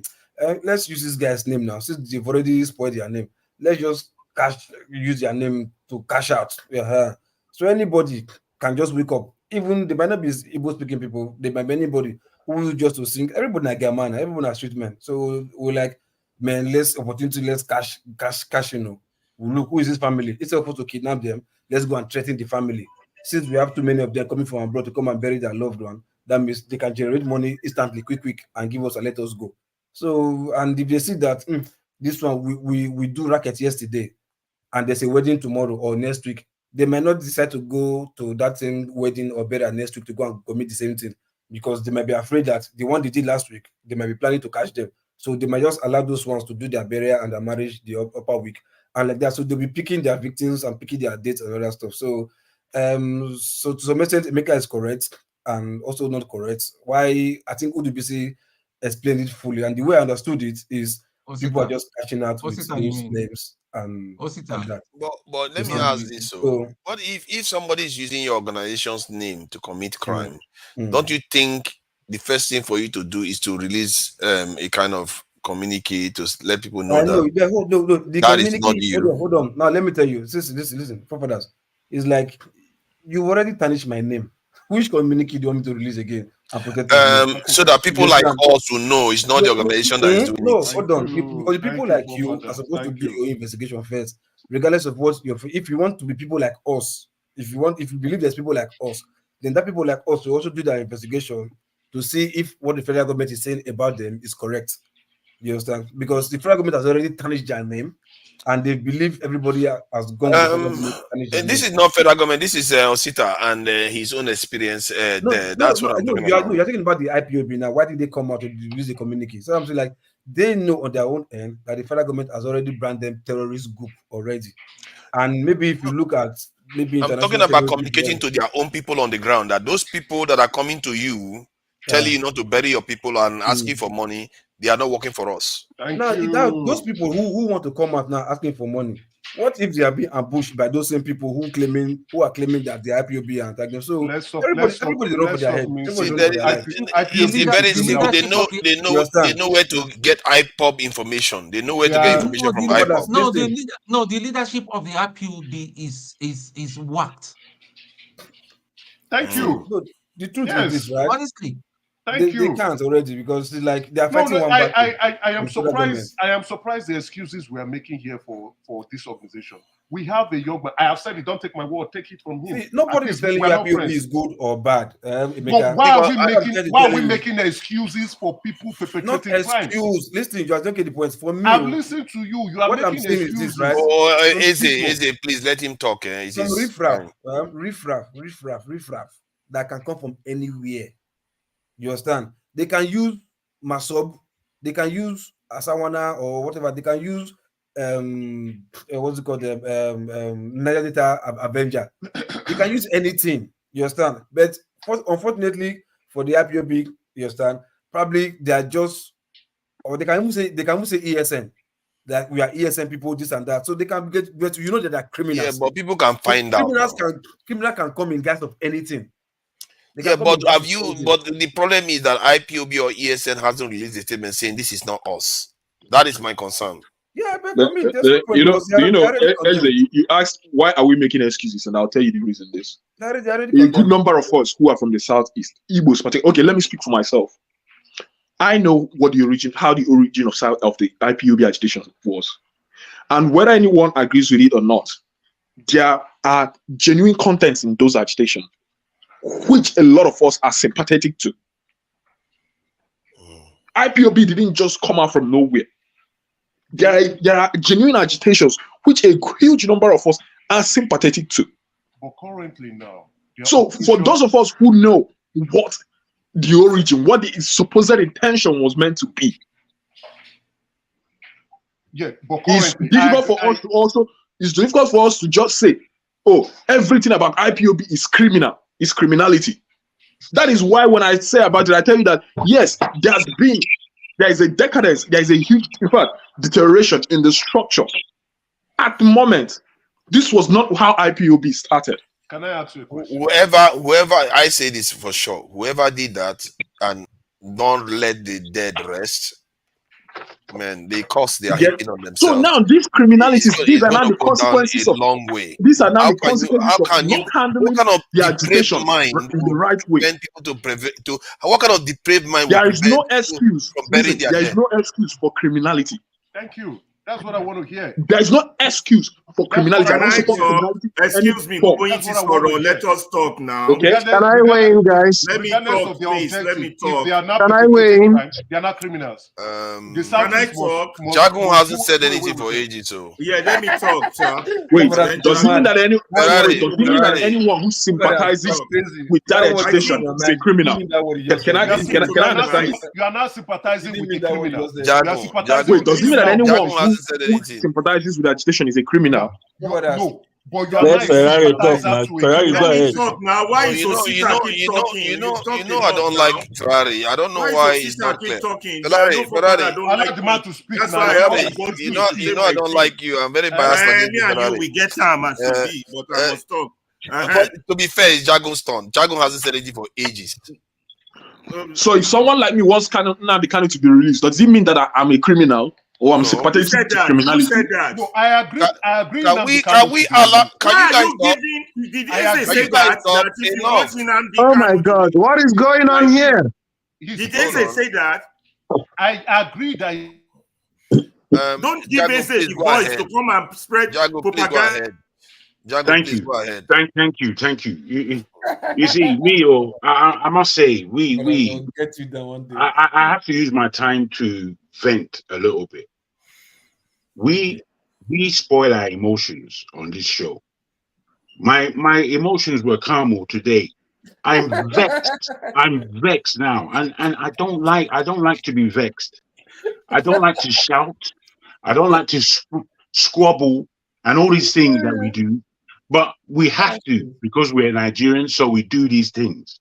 But me, I don't like my spirit spoiled. I really don't. I don't like my spirit spoiled. It brings out a lot of devilish inside me.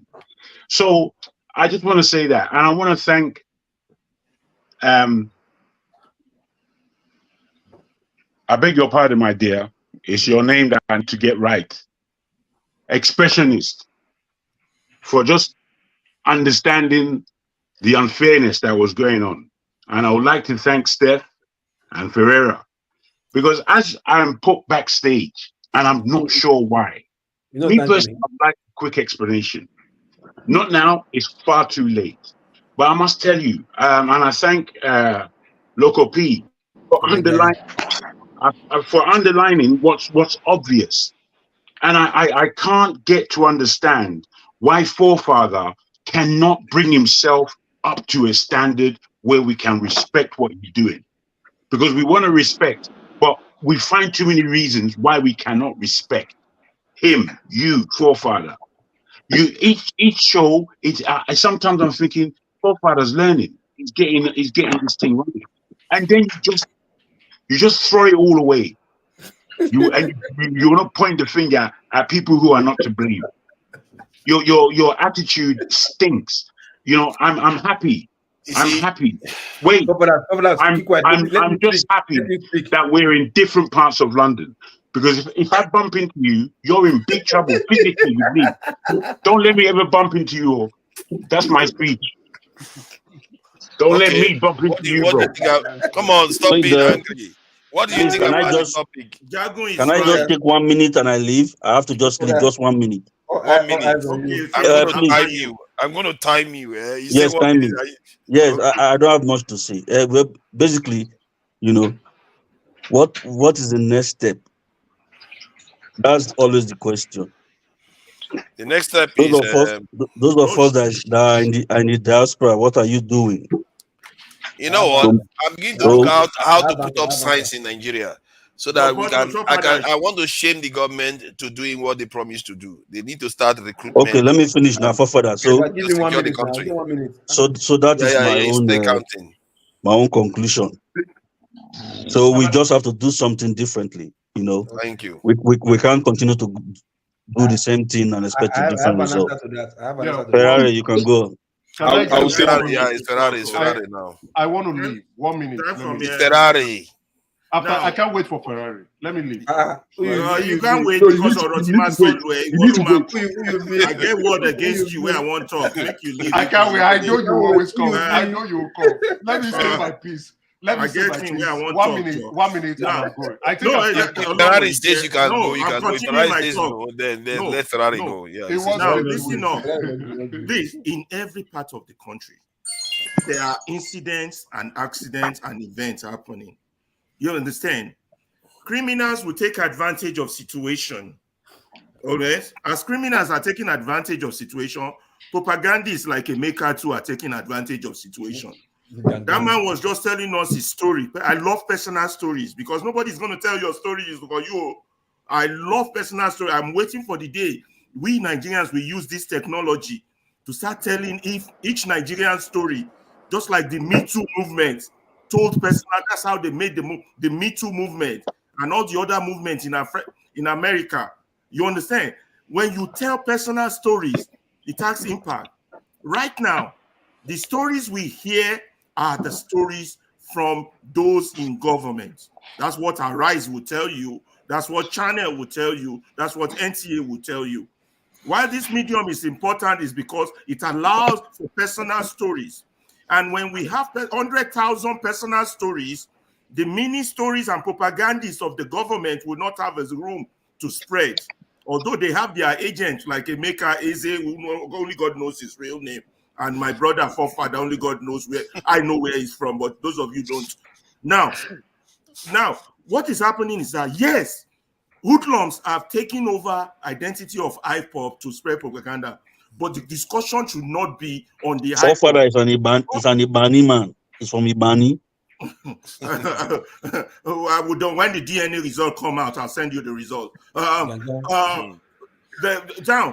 You see, you shouldn't be saying curse those who don't let them bury. When you have a government in place, a chairman, somebody collecting government money, a police commissioner, a this, a that, and in a state or in a village, they can't bury their dead, and you want to point finger at IPOP, you want to curse IPOP, you should curse those in government. You should point finger to those in government. You should point finger to Tinubu.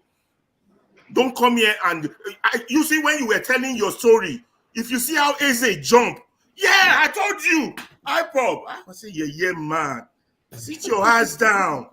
Yeah, man. This forefather can't block me. I say, yeah, man. He jumped because you are just giving him ammunition to push his master story. You understand? So this is the issue. But I hinged. If you hear me when I landed, you know I correlated it, and I put the blame on the government. Oh no, it wasn't you. It wasn't. So now the system, in my people, the system has failed, which we have wasted today because we allowed Emeka to come inside our midst, and so we started attacking each other rather than attacking issues and solutions. They're very good at that. That's always their objective. They will come with one confusion or the other. So ideas and suggestions and solutions, you can't deal with it, but you're busy fighting the rough fight, like Fela said. You know, and once you enter rough, you cannot tell a maker from Alaba because all of them rough don't cover them. All of them looks like Agberu. And I look like I'm still a handsome Agberu, no matter how. Alaba, please, can I use my 1 minute? Listen, when you finish, go. Ferrari. So this is the fact, my brothers. The government is failing. It has failed. Anybody not on that level is the enemy of the state. We have to find a way to say the number one thing is prayer. And they know, forefather knows, Eze knows that if they can hijack the medium where individual stories are coming out, they will have the upper hand. They already have the upper hand because a child not yet born 10 years from now is already on their side. We are climbing a hill. Sorry.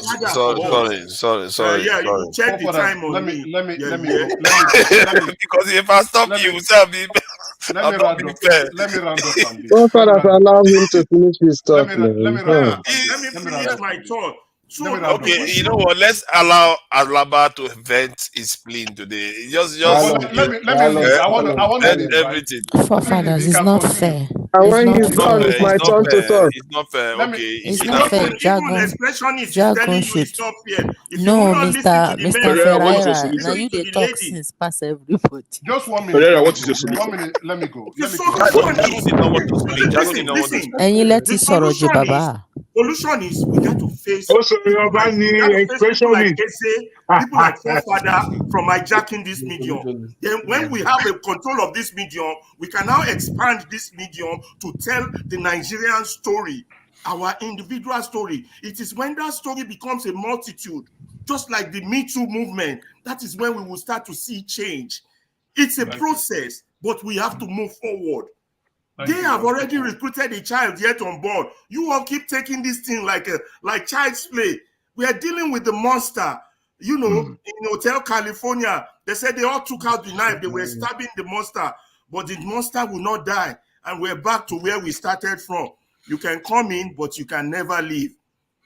That is the Well story. said, bros. Well Hotel said. California. May I have a quick? May I have a Okay, quick go ahead. Yeah, interview? let him. Thank you. Yeah, go ahead. Thank you. I must say, I was vexed. So it's the laughter of Eze that lightened my spirit. I like the fact that no matter what's been said here, between Eze and Osita, I was watching you guys the other day. You were having a great conversation, but it went into a horrible place where you began abusing each other. I thought you guys can never see eye to eye. I vented myself. Each other. Ejo, just let me land. Don't worry too much. Okay. I'm just trying to say that kudos. Because me, I don't point finger and say that this person is that, and I don't do all of that because I don't know. However, kudos to you guys. One, for being able to agree from your past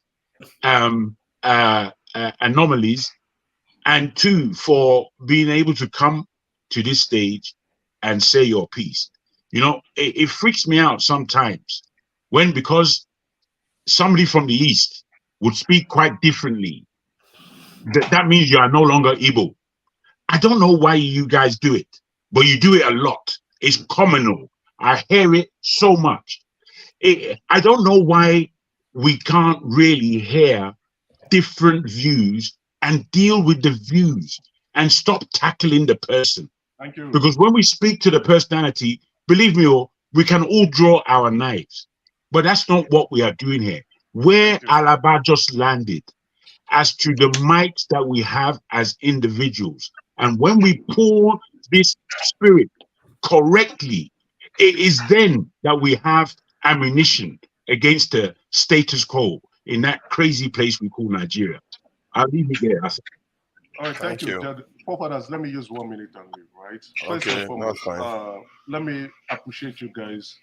You know, this is it's not easy having a different opinion coming to enemy territory to speak. It's difficult. You guys won't understand, right? To be honest, you won't understand. It takes a lot of courage, and you know that's why I said, and you must come with your fact and evidence. And I came prepared. And each time I will be here, I'll always come prepared. So, I would appreciate each and every one of you, including those who I consider to have an opinion that does not run well off with me. I don't want to use the word. I don't want to trigger anybody now. But then again, we are all Nigerians and we love that country so much, and that's why we're expressing our views. What I would want to encourage you guys, because I think I achieved my objective here today. I took that conversation from where you achieved your objective. No. I took the conversation. Hold on, guys. I took the conversation of sentiment and unproven evidence to one of knowledge and packed with evidence that we cannot have a deepened conversation, which we cannot take forward and give it to the government and say, this is what we want you guys to do. I was able to establish that objective today. And next time when I come back again, I hope we would have an evidence-based discussion, not one of ethnic-centric conversation or tribal bias sentiments, but one where we can enrich our deep-seated knowledge base, consciousness, and express opinion or opinion-based or fact-based that can help our country move forward. That was my objective. I succeeded. Thank you very much, guys. See you next time when I come. Have a good day. Thank you for coming in. I would like to have a one-on-one with you, so that we can define what is propaganda. I seriously want to make one quick submission, maybe 1 minute. See, this thing that Ferrari does to say that other people have an objective. Yes, time me. That other people have an objective. When the other people you are talking about that have that objective are saying target the government, target anybody that is against the people. While you will recommend that we go after one ethnic group, the other ethnic group, or say, I remember you saying to solve the problem of Nigeria will take 50 years.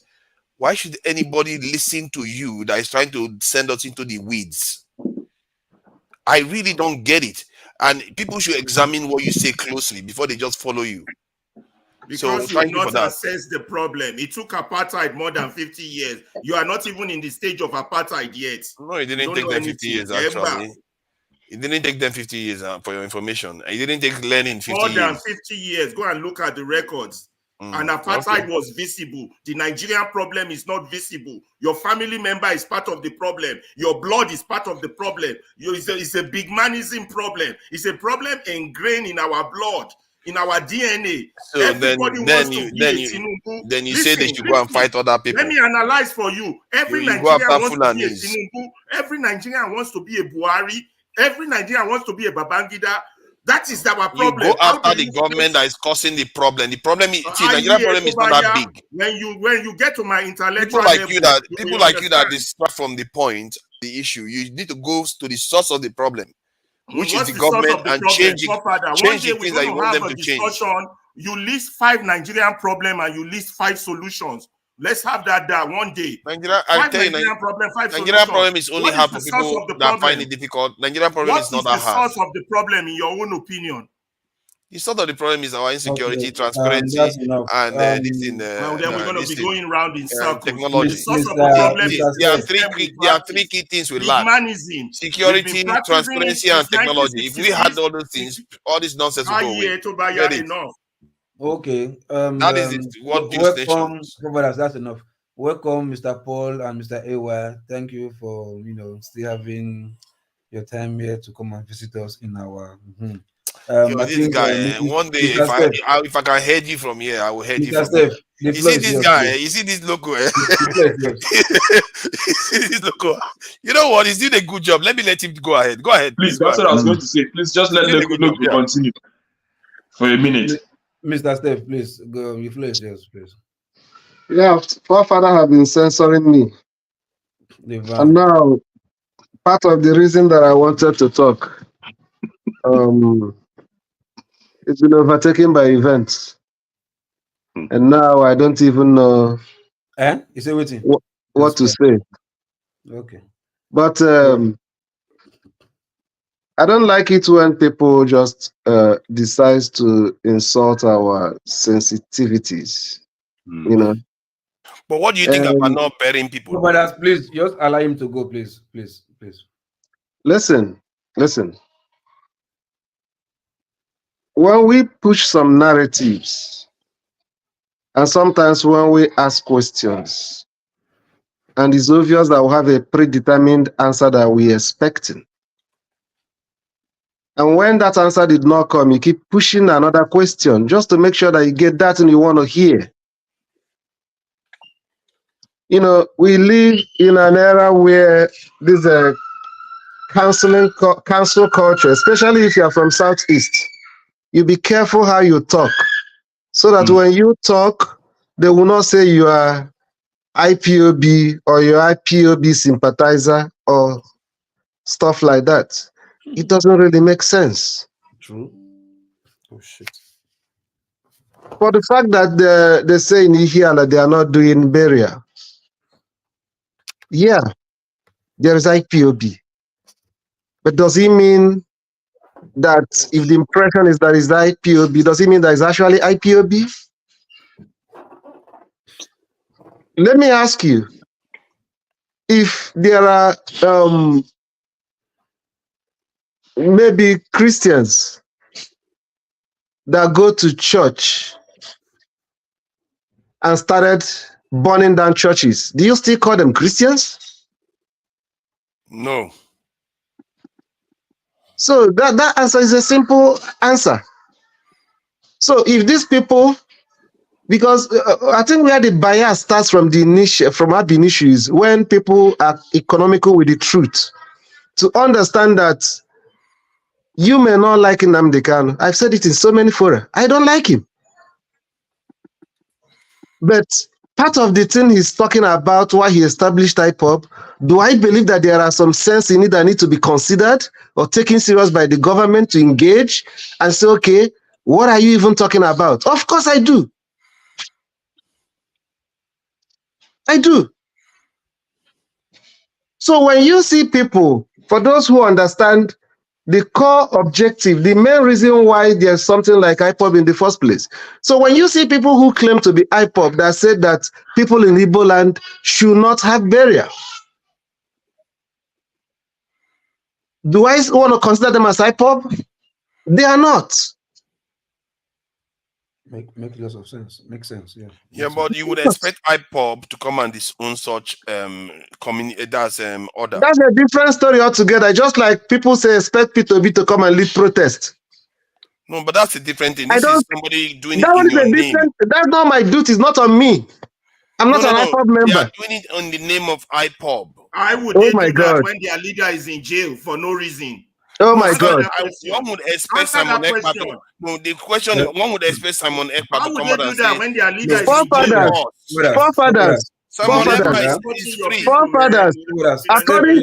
according to the government of Nigeria, is IPOB a recognized organization in Nigeria today? And they recognize them as terrorist organization in Nigeria. Yes. Yes. You say recognized. Why then are you? It's not a terrorist organization. Stop spreading lies on this medium. What is wrong with you? The Nigerian IPOB government is not. Stop spreading lies. Ferrari, no, you don't understand my question. I say according to the government. And Nigerian government consider them, but the I said according to the government. But the court ruled against the Nigerian government. I think sometime. So why are you repeating the Nigerian government position? I just corrected myself on that, and you are still going on like yeah, man. This guy. So okay, let me round up. I said it before. Government is the one that created IPOB. Go ahead. We agree on that. Government created IPOB. So, no, it's government that created IPOB.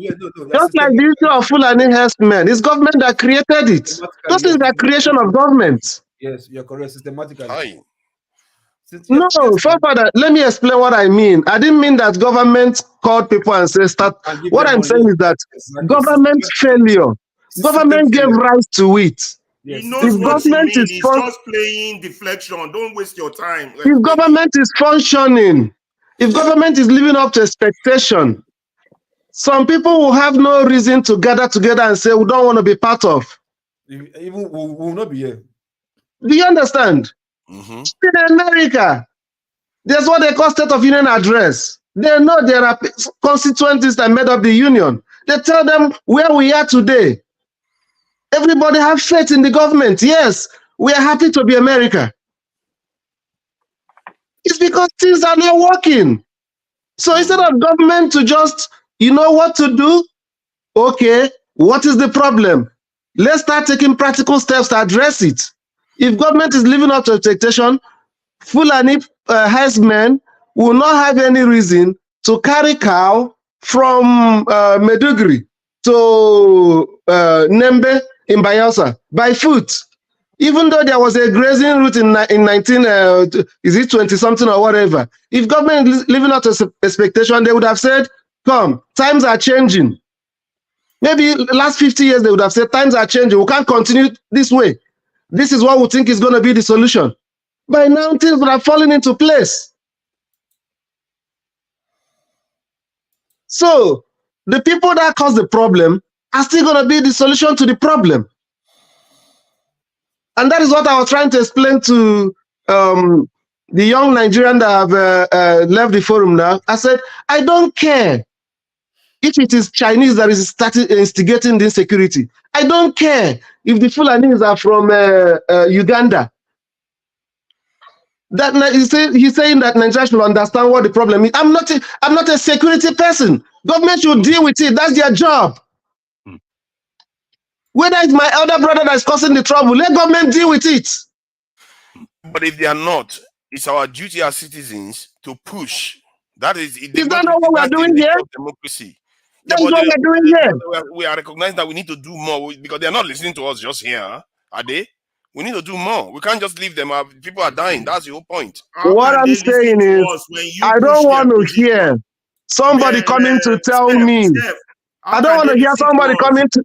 I don't want to hear somebody coming to tell me, yes, the reason why the problem is not being solved because we did not recognize what the problem was. You people are saying that it is Fulani herdsmen. I want to prove to you that it's not Fulani herdsmen. Now we have intelligence that is Chinese that is coming to do it, and they are using traditional rulers, and they are using, and there are some collaborators from the security. Is it important? Yes. To me? Details matter. It's not important to me. It's information for security operatives. Let them deal with it. That's their job. You see what you did just now. You are very, very clever. You remembered everything that he said. Not everybody does that. You are technically an elite. What's the point of your account of that? My point is that his knowledge of the details matter because you can know how to make demands. Did the chief security officer? That have been my position. Let the government, they should start giving us excuses. Buhari, when he came in, he said, give me 3 months. Okay, before he came in, under my watch, it can never happen. He came in, he said, give me 3 months. After 3 months, 6 months. Even before he left, he said, before he finished his tenure, that security will be a thing of the past. Another government came in and said, okay, we are still studying. And somebody is saying, give them 12 months. Because you've not told them to do one specific thing that every single one of them refused to do. Oh my God! They believe, and all of them believe it to the point whereby all of them, every single one of them, use it in their campaign, including P2B. Why are they not doing it? And you are not asking them. We can't talk of somebody. We can't talk of somebody who is not there. Let's talk of somebody who is there now. That's what I'm saying. Don't over people, please. Let the man speak. The ones that are there, we should make them do it because all of them agreed on it already. Let's make them do what they agreed. That's what we are saying. Target the government. If we push, I believe we will succeed. Listen. What I'm saying is that we just waste. What I'm saying is that we just wasted 12 hours, or is it 9 hours? Yeah. Because that had been our position. Somebody came in and said, no, government just came. Let me tell you why there's insecurity. I've identified 3 reasons why there are insecurities. And that kept us busy for 9 hours. No, because it wasn't. Ferrari, don't do that. Because you stop defending. Last year, we were talking about going after Fulanis. No, I'm talking of now. Some people were here advocating ethnic cleansing. So if he came here and the conversation changed to let's go after the government, that is not entirely a wasted time. I refuse to believe that. That has been the conversation before. Forefathers, stop. Stop. He came as if he's bringing. Listen, he came as if he's bringing a different solution. If I may, and just to deflect. The thing is, you keep so that we saying, will concentrate. We wanted to paint a narrative. Let's concentrate on the fact that it's now Chinese. It's because there's a rebuttal from everybody. Steph, let me come in real quick. Okay. The thing is, unfortunately, many things were said about the Fulani. But we, on this platform, decided to take the most egregious one. There were things that were said in nuance that gave particularity to what the problem was. But that's not picked upon because you can't handle that dialogue.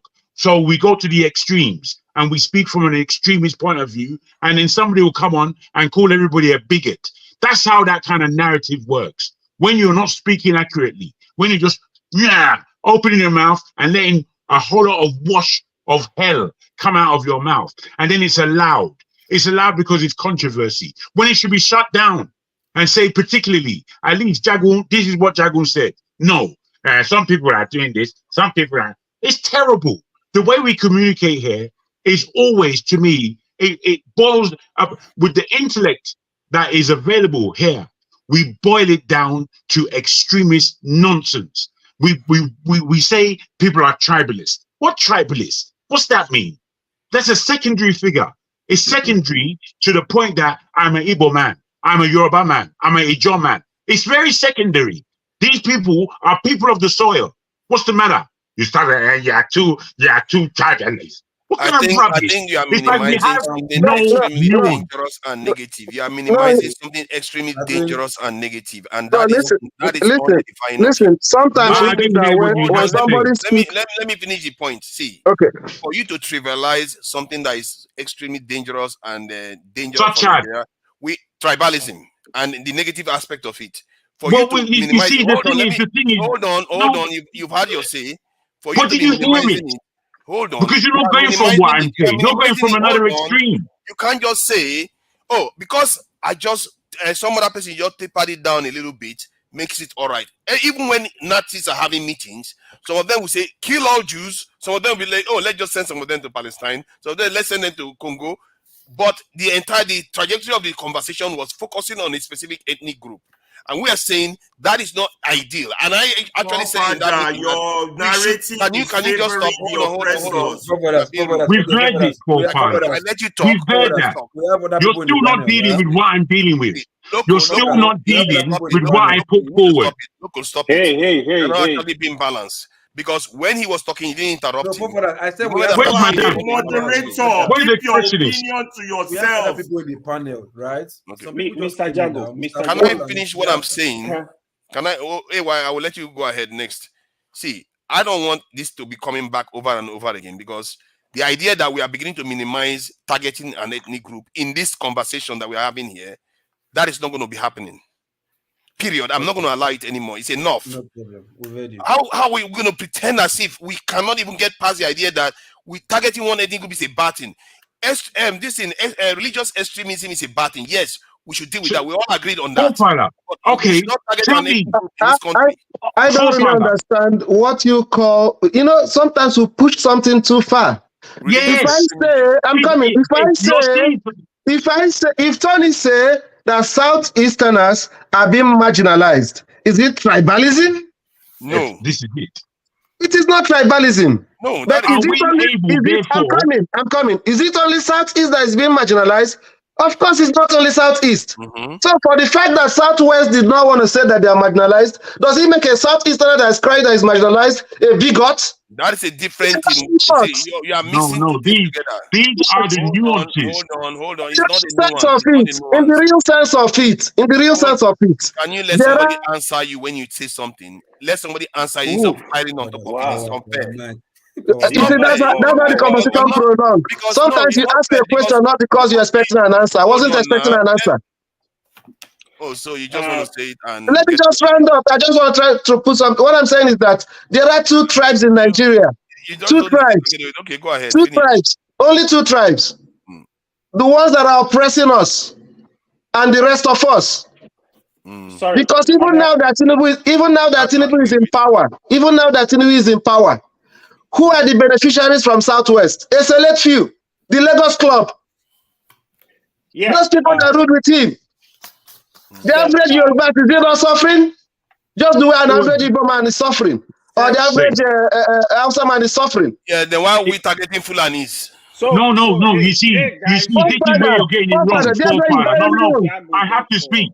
That's why you got it wrong. This is where you're getting it wrong, forefathers. When I didn't say, I've never said all Fulanis. Me neither. I've been a victim. I said it here in the background one day. My own family is a victim of it. So when I talk about Fulani herdsmen, I know what I'm saying. Is it everybody? Is not. But some people don't want to hear that word at all. No, don't even mention it. Don't even say Fulani. Don't even say Hausa. Don't even say Igbo. That is a lie. I don't want you to say Yoruba. That's a lie, but that wasn't the conversation. Yesterday, conversation that some people were talking about. Get rid of them from the country. Who and who?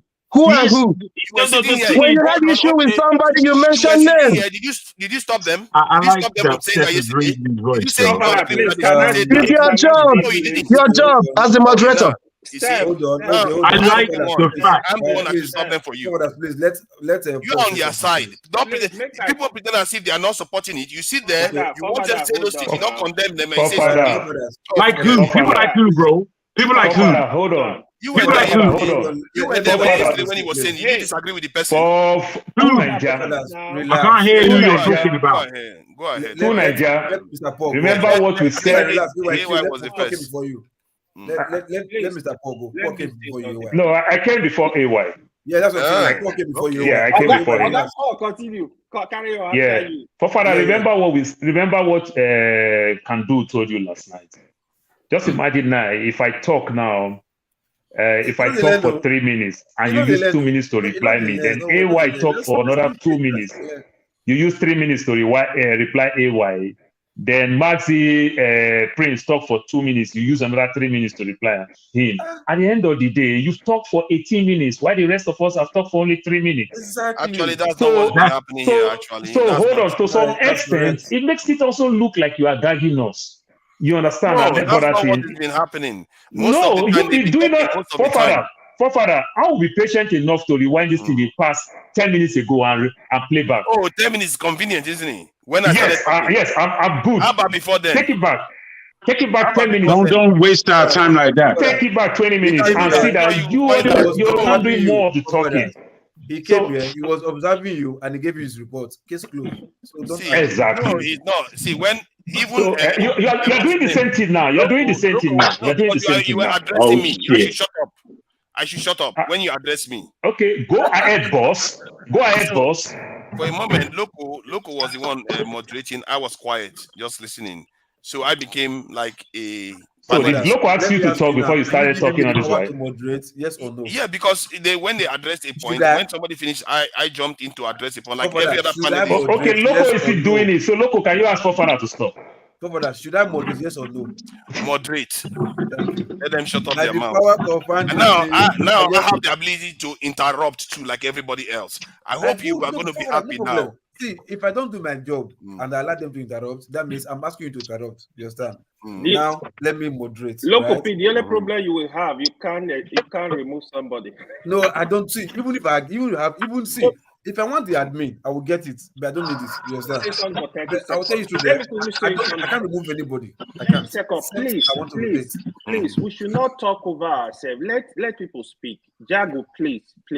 So, Save na gentleman, I don't turn that to another thing here. So, Paul, continue now. I'm the one moderating now. I'm moderating now, please.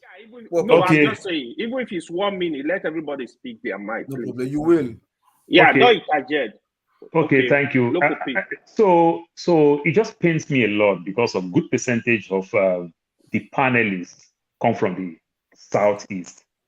So sometimes when people talk about the Southeast, you understand, it kind of affects some of my Southeast brothers who are not in that part of it. You know, people can talk against the narrative where the Southeasterners are going, where the Igbos are going. And I think to some extent it's not so good. I think what balance anywhere we can think of, you understand, is for us to get opposite view. You understand? At the end of the day, it becomes simple thing. It's just called checks and balance. You understand? Then when majority want to do the talking, you become bully. Because the common thing when it comes to politics, they always say it. They said minority will have their say and majority will have their way. If we have too many Igbo brothers here and they are the one that want to do more of the talking, then they become majority that is also having their say. I can tell you anywhere you practice it, it becomes bully. My father does pay all the bills, do all the things. But like they say, women make the home. You understand? My mother will still threaten us to our father. My mother will still play the politics. I lost my father 8 years ago. It looked like my dad is still alive. But my mother that I lost 2 years ago, I keep missing my mother like my dad is alive. I didn't even miss my dad, who contribute a lot to me. You understand? Because that thing of minority, we always whine. You know, my father used to give this parable. He said, when a dog and his puppy is playing, if the puppy is beating the mom, the play gonna last long. But when the mom bites the puppy gonna cry, and that's the end of the play. So I think it's welcome when an Igbo man criticizes some of the things when an Igbo man is doing. I don't see anything wrong in it. You understand? This concept of we saying, oh, you know be Igbo man, you know be Igbo man. No, it's wrong. I criticize so many things where I come from. And if I want to still be that minority again, the biggest problem we are having in Nigeria, it is Hausa, Igbo, and Yoruba. You guys are our problem. You guys are our problem. The people who take all the oil in my state is Igbo, Hausa, and Yoruba. You guys are our problem. I'm telling you, you guys are our problem. Then between you, the majority again, you guys will fight yourself and want to turn it again to be a Nigerian fight. It's not a Nigerian fight. It's an egoistic fight between three of you people. These three major ethnic groups. Between the ethnic group, there are also problems. Everybody know, yeah, that Ondo, every family in Ondo must have minimum of a master degree holder. They are very, very educated. Who run shows when it comes to Southwest? Of course, Ondo is not number one, it's not number two. You understand? With all the natural and mineral resources, and they're also very, very educated. They don't run shows like that. We see the same thing in North. We see the same thing everywhere we go. You understand? In Delta State, how many local governments Shekiri have? Shekiri. They run show, they will become king. They run show, they run the oil place and everything. They are minority. We get all these things. But until the time we put these things behind and let's think of something that will take us to the next level, I think that is where we'll make the country a better place for the rest of us. You understand? And shouting down on everybody because people just get opposing view. Today, if I come here today, I will take side on one side. Tomorrow, I might see something that I think the other side is doing well. I'll take side. I say these things all the time. I live in the US, Democrats, Republican. They are two completely opposite views.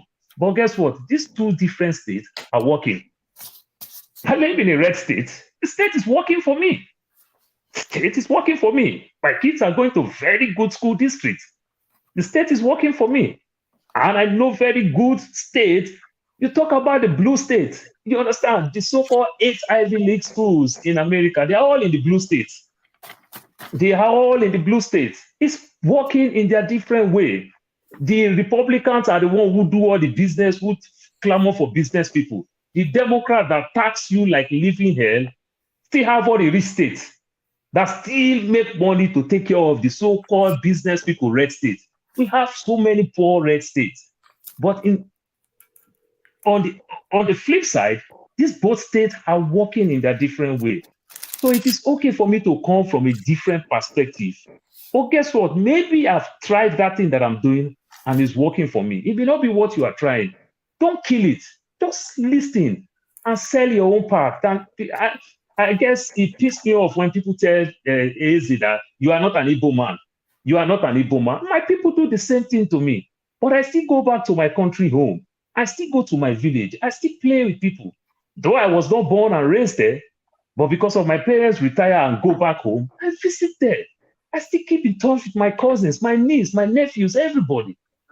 You understand? So please, let's not do that. I don't think it's good when you just see somebody talk and everything. And some of these things this guy said, it is true. And some of these things that you are criticizing him too, some of these things that you guys are saying is also true.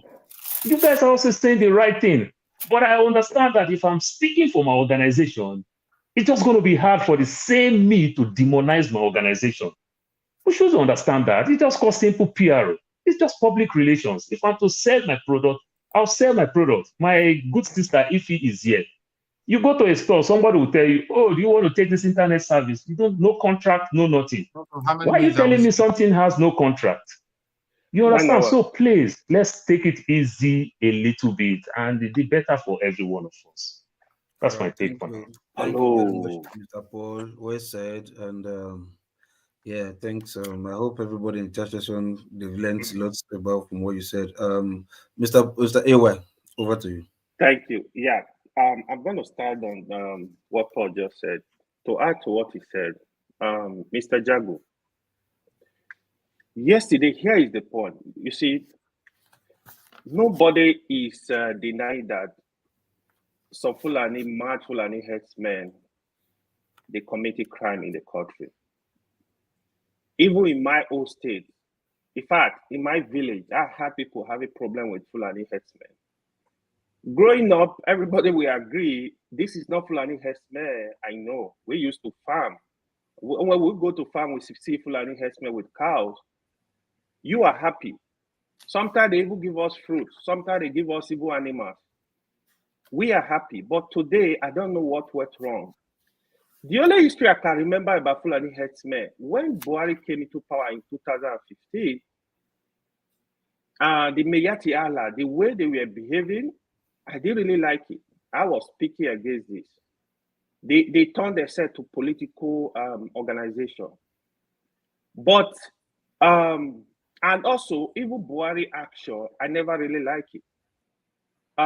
Action like Ruga, to me, that is BS. How do you want to create Ruga just for a few, less than 1% of people of a country? You want to create what we call Ruga across the country. For what? How much are they paying taxes? To me, I never like it. I spoke about this with people on this platform. Because that Ruga to me is I mean, Aniboma would go to Kano, he want to open a shop, he buy a land, build his house, or get a place and open a shop. Nobody give him money. A Yoruba man that is doing business will go to other states, other people that are doing. Why were you paying attention to the Fulani, try to create a path for them to be raise their cows? I'm not in line with that. Again, we have some Fulani herdsmen committing crime. We also want to establish here, it's not only Fulani herdsmen that are kidnapping, that can doing robbery across Nigeria. Let's agree on that first. One other point I want to bring here, what Jago said yesterday, Jago was really calling on Fulani as the problem of Nigeria, let them get away, whatever. He was using this type of steps. Let me define a Fulani man for you. Atiku, hold on, no, don't interject me. Atiku Abubakar is a Fulani man. Former CBN governor is a Fulani man. Umar Musa Yar'Adua is a Fulani man. Are they also committing crime? You want them to us? You want us to drive all of them? You see, this is where I know that. You see, it's terrible for somebody to call somebody's name and then try to quote them, and then you just quote nonsense. Don't interject me. Hold on. Don't interject me. Quote me with rubbish. All these people, you want us to tag them as the Fulani herdsmen that are committing crime in Nigeria. Now, what? Hold on. No, I'm talking to Jago. No eating on life. We don't eat on life, please. So also, we have Yoruba people that are committing crime. We have Igbo that are committing crime. We have Hausa that are committing crime. Now, or if are you telling me that if I now see a Yoruba man, because one Yoruba man or some Yoruba man people committing crime, I will not tag the whole Yoruba, hey, you gotta go? Or because an Igbo man did something, I will not tell you the whole Igbo are evil? No, I'm not gonna do that. For me, because I know Igbo people, I know Yoruba people that stand on the path of the truth, that do a lot of good things. I can't use the same brush. There is no way you gotta bully me for me to use the same brush for a whole tribe. I'm not gonna do that. So to me, it's wrong. What is wrong is wrong. We might have this issue. What you say? Are you saying let's pull some people? Let's eliminate some people out of the country? No. Like what Steph just said now, all this problem, IPOB, Boko Haram, S-Men, is problem of the government. They created them, I agree. I know created them, not like created them directly. Because when you have serious security, you have security across the country. I don't think these people will behave like this.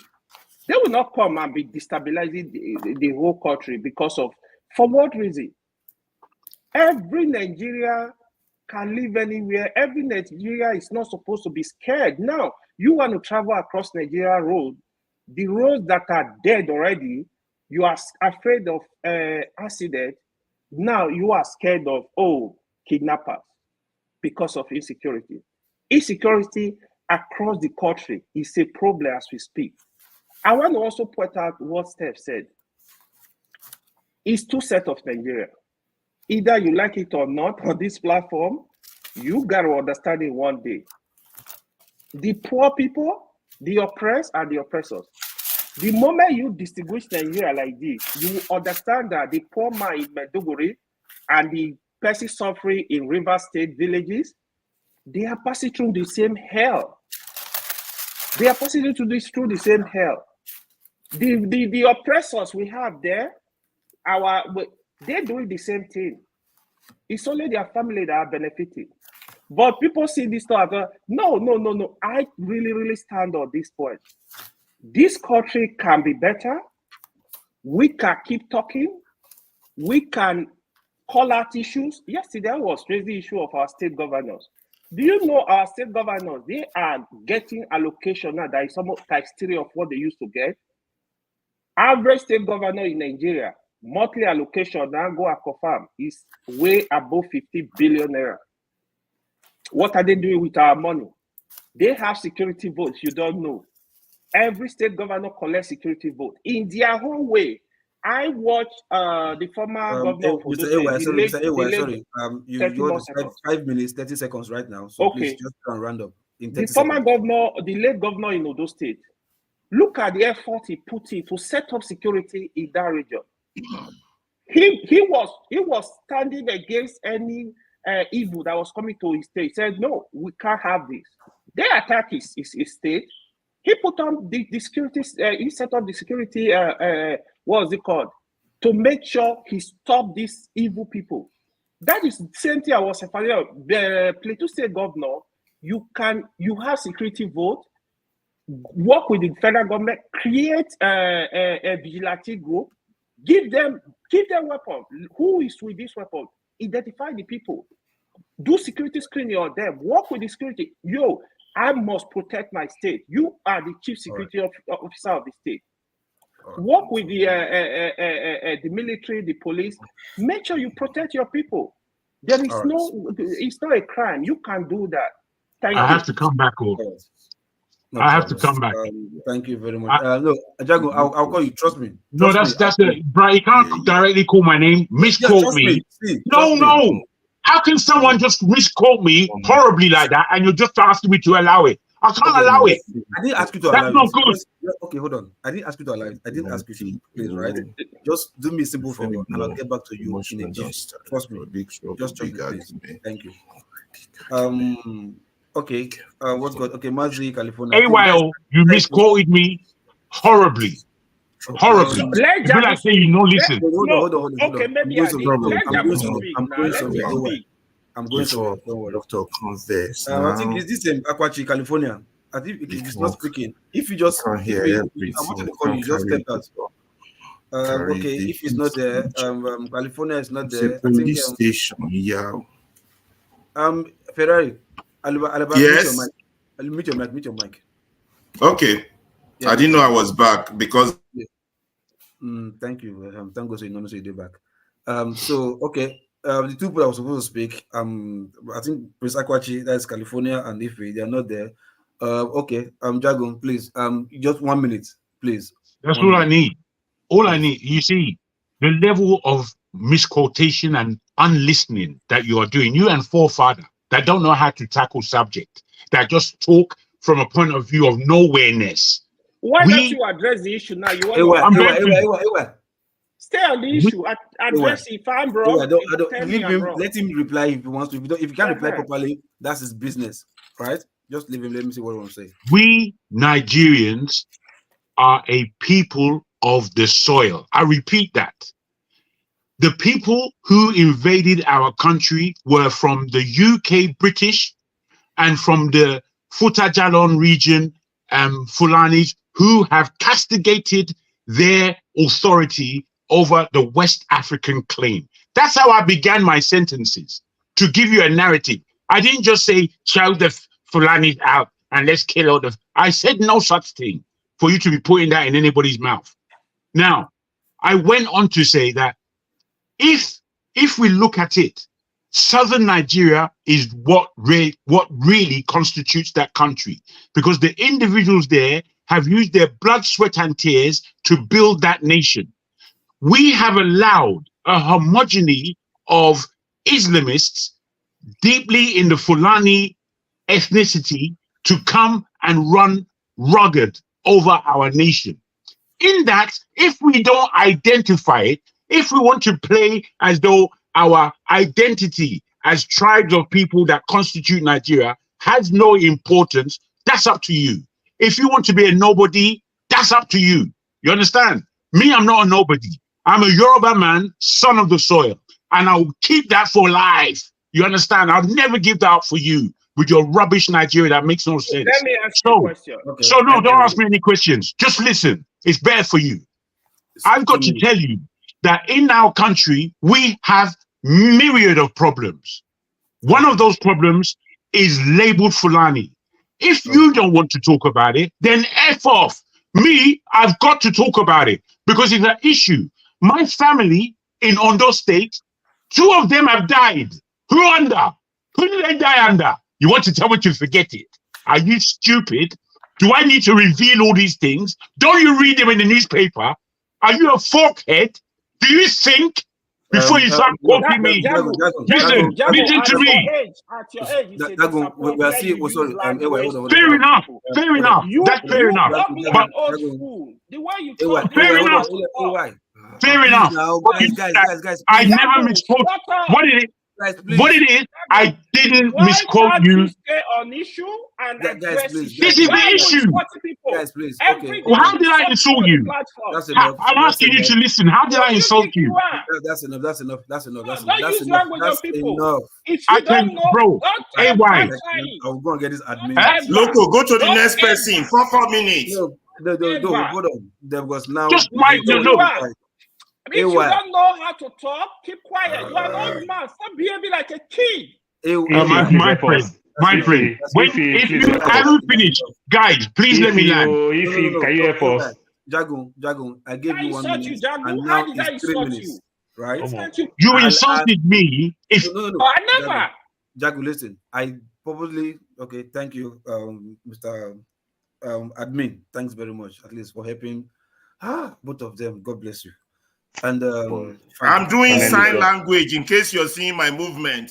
Okay, no problem. Thank you. And Akwachi, it's Prince Akwachi now. I know he's not there. Maybe he should still be taking backstage too. Prince Akwachi and which is Mr. California taking backstage. Ife Fire. Okay. No, righteous man, mosquito they bite you. Pretend as if you are not here. If you like you, Peter, I will call your name. If you like you are not, you don't pretend, no problem.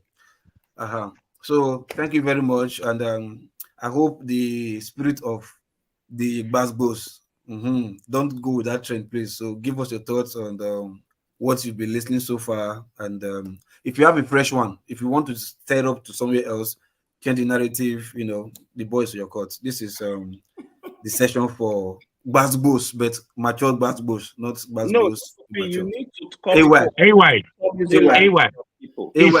listen to me. Wait, sorry. Take them out. Sorry, local P. Sorry, local P. AY. Let me, I will reply. Admin, take them out, please. AY, the former hand. This is not so you be before. You did the former hand. So Madam Ife, Chief Mrs. Ife. Go ahead. Good evening, guys. Paul, I missed you. Happy New Year. Happy New Year. Look at two of them. 2 of them is there. 5 and 6. Come to my defense. So they wanted to kill me last week. Buy me last week. I was busy buying tickets to come to Atlanta to come rescue you from the house. Paul. Come on now. You should have been here and come to my defense. I'm sorry. It was really Wasbos. I mean, Wasbos, the big one. But I had a family from all the way from Singapore. So it was a good I'll one. come back. Ton defended me. Steph was here. Loco P. Osita, my brother. Osita was here. Jagun, Paul, you are the only one that wasn't here. Honestly. I'm sorry. I'm sorry. Anyway, but it's bygone. I don't even know what you guys were talking about, but I listened to Adeola a little bit when I was at work. Of course, I've listened to her, what she went through during her childbirth. Yeah. And let me tell you something. I nearly lost my cousin 3 days ago. She flew from Nigeria to come here to have a baby. Quadruplets. 4 kids. Okay. Are you serious? Yeah. Buy one, get 3 free. That's clearance on sales. When I mean nearly, if she had had those kids back in Nigeria, it would have been a closed chapter. Wow. And when I mean nearly, if her younger sister has stepped out like a second, she would have been, her chapter would have been closed. So a lot of things. But if you excuse me, in Nigeria, my friend's wife, October last year, delivered 5 in Lagos here. Righteous man, don't worry, righteous man. Yes, let me tell you, everybody's case is different. Yeah. Okay. This is a woman who delivered. Fine. No, I don't want you to paint it as if Nigeria will lead to nation's I'm death. not gonna deal with this tonight. Honestly speaking, I'm not gonna deal with this. Let her finish. I'm not gonna deal tonight. I've dealt with this foolishness the last 2 weeks, and I'm not gonna deal with it tonight. And I say goodbye to you guys. I'm not gonna deal with this tonight. Bye. I'm not gonna deal with this. So this foolishness tonight. No, this is 2024. Go on. I'm not gonna deal with this foolishness. If you don't go, I will take a person now. If you don't go. Who said something to her? Now people, shadow men. Righteous man, though. Righteous man, the mosquito go wake you up from sleep. I don't let it go. Okay, this if I don't verse, I they go. Bye. Right, no problem. Oh my God. AY, please read the comments. Please read it and understand me. I'll be with them. Thank you. Jabu, I have so much respect for you, but when you disrespect I don't know you do, and vice versa. See, I have never disrespected you on this platform. For one second. Thank you. Please, guys. No, you haven't. For 1 second. I won't say that you have. You know, guys, read the comments and understand me. You see me? Maybe I was wrong. Yeah. Maybe I was wrong. You correct me, I will appreciate it. Thank you. That's enough. Papa is just happy backstage. Papa is so happy backstage. That's enough, please. Okay. I'm glad we still have Tone haven't said anything since anyway. And just in case you want to, please, you can just signal your hand. And if I see, I will Alaba, no, you'll be dancing. Just be dancing. Just keep on. Just be in the glory. Be in your glory first. I'll come back to you. Righteous man, I'm seeing you. I'll come to you, but Mr. Tone. Over to you. So I'm just going to be very brief. Let's calm down. I believe nobody is a baby here, and don't get your BP high and all that. You know, we can agree and disagree. I mean, like from what I see from Emeka today, I mean, he knew we were telling him the truth. I mean, we fed him the truth. Ferrari gave him the facts, Jaguar and everybody, but he kind of, because I say he's an arrogant person. He didn't want to admit that he was wrong. But there's one thing I saw in all these things, and this is what we've identified for a very long time and all that. Nigeria get problem. All the people, I mean, for Kolata to even attempt to come and want to use shade cover, it tells you something that even the people in the Agbado camp sort of are agreeing that this thing is not working, but they are just trying to save face. So Jago and AY beg now will be all brothers and pals. Yeah, they shouldn't be. There's nobody is happy. Nobody is happy with what is happening and all that. I don't want to. I mean, Osita was talking about his plans last week. Wonderful plans, and the same concern he's talking about security. He's telling his first-hand story of what happened to his friend, and yet somebody in the comment section came and is saying something opposite. We told him to come on the panel to substantiate his story with his face and his voice. He's not backing it up. So that means I think he's just lying, you know. So that is where our country is. We just need to just find a way of putting pressure on the people. Tinubu is already ruined the country. I don't have anything personal against him as a person, but as an administrator, I don't think he's got it, and he has surrounded himself with thieves and criminals. So on this note, I'm just going to say good night, and you guys have a lovely week ahead. Wonderful. Thank you, Paul. My turn. All right. Don't give Jagun the chance, though, because Jagun will start. No, That's my Jagun, turn. no, I was heading to My turn. Someone else should take over the sign language. Well, I was heading to towards I wanted to say sign language. Welcome, someone else should take righteous man take over the sign language. It's my turn. Ferrari, please just go. Let righteous man go first, please. Can you? Let us. Yeah. Righteous man. Can you? Okay, let righteous man go this first. Is good morning. Good morning. This is 4 a.m. or after 4 in Nigeria. Okay, you are a good host. You know? You're a good moderator. We should keep you and kick through Nigeria out. Please, Mrs. Ife, Chief Mrs. Ife, wherever she is, I hope she should understood what I was pointing at, and I don't know why she picked offense. You know, I came to realize lately that this platform, we should use it to launder the image of Nigeria to the world in a positive direction instead of negativity all the time. Sorry, hold on, sorry, please. Let me come in there. You continue, just few thoughts. If he is not saying Nigeria has a bad medical situation 100%, she was just giving a story of what happened. You understand? Like what happened in America, not in Nigeria. Local, America, not in Nigeria. So I don't mean to interrupt you. Local, righteous man did the same with me today. I was telling him a personal story of what happened to my sister's brother's son, and righteous man used that opportunity to say because he wants to put the image. Yeah. She's my sister, but she has a brother. Continue, leave Jagun. Continue. So the fact that we want to put Nigerians' image in good terms doesn't mean we should suppress individual stories. It did the same thing to me.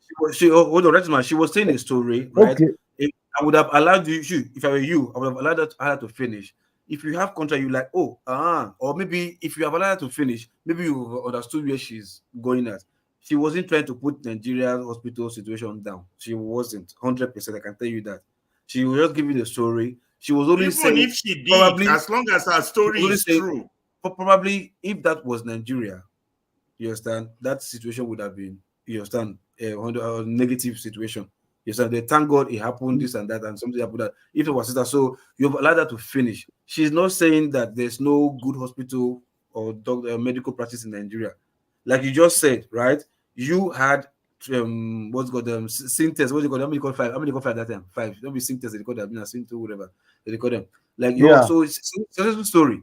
You get my point, but that doesn't mean we also do not have bad situation. It doesn't mean we don't have bad situation in America. You understand? So, my statement is just to let her know that I was not arguing with her, or I'm not saying that statement she made was not true. The way you came in when she said, hold on. No, when she said something like if that, it was in Nigeria. Let him speak. Let him speak. Yeah. I think there's a delay in something. Continue. Yeah, can you hear me now? You heard me, right? Yeah. Hello? Yeah, I can hear you. Yeah, I can hear you. So I think there's a delay. Yeah. I hope she's listening. Yeah, I hope she's listening, and she should not get angry with it. She shouldn't feel offended. I'm not trying to contradict her story. Neither was I saying that she was lying. No, she's right. She was right in the story she was telling. I only interjected by saying my own friend October last year had 5 kids, 5 delivering, and trying to say if it was in Nigeria, she would have died. We're not. Our lives are not in the hand of doctors; it's in the hand of God. You know. Sometimes when we project that things wouldn't have happened if it was in Nigeria, I don't agree to that. You know, I've lived in the Western world. I have lost a lot of friends in the Western world, and their life was not safe because they were in Western world. Sometimes these things happen because of natural causes. You know. So when we are telling our stories, we tell it to glorify God, not to make it look as if the best of life or the best of things only happened in the Western world there. You know, my friend AY, I have tried to reach out to you. I've called you, I've written to you, chatted you. You never responded. And I want to ask you whether I also offended you, you know. And I sometimes people seems not to understand one another. I believe this platform is created for us to share ideas, opinions, and then proffer solutions. We shouldn't use it as a means of creating enemies or seeing one as somebody that is bad and another person is good. There's no way all of us will have the same opinion, the same thought. Then the platform will not work. Let us welcome the ideas of everybody, and then without insult. I was brought up under a military home, well disciplined. It is very hard for me to open my mouth to tell my children shut up. I mean my own kids, to tell them shut up. So that kind of background culture where I come from, it is difficult for me to insult anybody. I find it a strange thing. I lived in Europe. I worked there. But I've never opened my mouth and tell somebody you are stupid. You just shut up your mouth. Those things, it looks strange to me when I come to the platform, seeing adults saying that to themselves. You know, I don't need to behave like you. I don't need to speak the way you speak. I don't need to reason like you. No matter how stupid my reasoning may be, allow me to finish it. Then you can correct me in love. We're all one. We're Nigerians. Whether you are Igbo, whether you are Fulani, whether you are Yoruba, Efik, Ibibio, we are one people. We are blacks. We're one family. Okay, yeah. Can I? So, let me quickly. Righteous man, please. Now we had communication that I'm sorry. No, don't allow that. One love, man. It's not sound. One love. Okay. It's my turn. I think you're back now. Okay, thank you. Now, yeah, what I wanted to say is that, first of all, to Righteous Man, I understand you want to polish Nigerians' image in the good light. If Nigerian image is not in the good light to people, let them have their story. It is not our job to polish Nigeria's image. It is for Nigeria to polish its image. We cannot be pushing out false narratives or exaggerated narratives because we want to push Nigeria's good image. It's like let's rebrand Nigeria of those days that they used to do while the country is slowly decaying. I disagree with that. I just think let the people say how it is so we can find a solution to what it is. Let the people say how it is so we can find solution to what it is. So not just this sugarcoating, we're slowly dying and we're saying we're doing fine. Somebody said if it were 4 children in Nigeria, yeah, because people who have 1 children have died. So don't counteract it by, but somebody had 5 children. You know, these counter narrative that is killing us. and this is the advantage our so-called government is taking. They always come up with counter narrative. Now, I want to talk about this panel. This panel is a serious microcosm of Nigeria and how difficult the fight to change Nigeria is going to be. Let me first of all start by the moderator, not you, Loco, not you. I'm not going to speak. This is important, Loco. I'm not going to speak far. You see, we have a situation whereby we will have people who speak. Our moderator will paraphrase it and restate, rightly might restate what the person said wrongly. But rather than move on, the moderator will keep emphasizing what the person said wrongly or exaggerate what the person said wrongly and thereby prolong an unnecessary discussion for 9 hours that we shouldn't have. We have intelligent people on this panel. Our brain should be focused on solution, not controversy. We should be discussing ideas, not individuals. You understand? But when the moderator takes that tone, I know that moderator has his own agenda, I know. A government agenda, a deflecting agenda, it's a confusing agenda, I know. And I don't know what magic pill they gave Dr. Damages for him to allow. Mr. Ferrari, hold on. That's character assassination, so you know. So well, call it what you are. It's my say. You put it as Ferreira's opinion. I have my fact. Yeah, okay. I don't know what pill that moderator gave Damages. He has been warned. He has been warned about the dangers of the cuckoo board. He has been warned. This is how they took over Nigeria, and this is why we are in this situation. They have their agenda, they are pushing it, and they are using its medium to do it. I'm not saying they shouldn't, they should go set up their own media and do that on their own, not on that innocent man media. And then for some of us on the panelists, and there are some times, and that goes for Jagun and Ayo. Please don't respond to me, but I want to just touch on you guys. Please don't respond. On Jagun and Ayo, sometimes we hear each other wrong. I don't know why or how. Maybe it's the way we talk. And then when we requote each other wrongly, it brings out the response, the emotion. And then we are focused on trying to fix that rather than trying to fix the problem. You understand? I know you strongly said he said all Fulanis. I don't see Jagun as the type of man that will say all Fulanis should be kicked out of Nigeria. I think, honestly, slightly he was quoted wrong on that one. You know, now that's different from where the moderator's views stand, which is, you know, don't even mention Fulani. Don't mention, those ones are just trying to protect government interests. There we have a problem. We have to talk about our problem.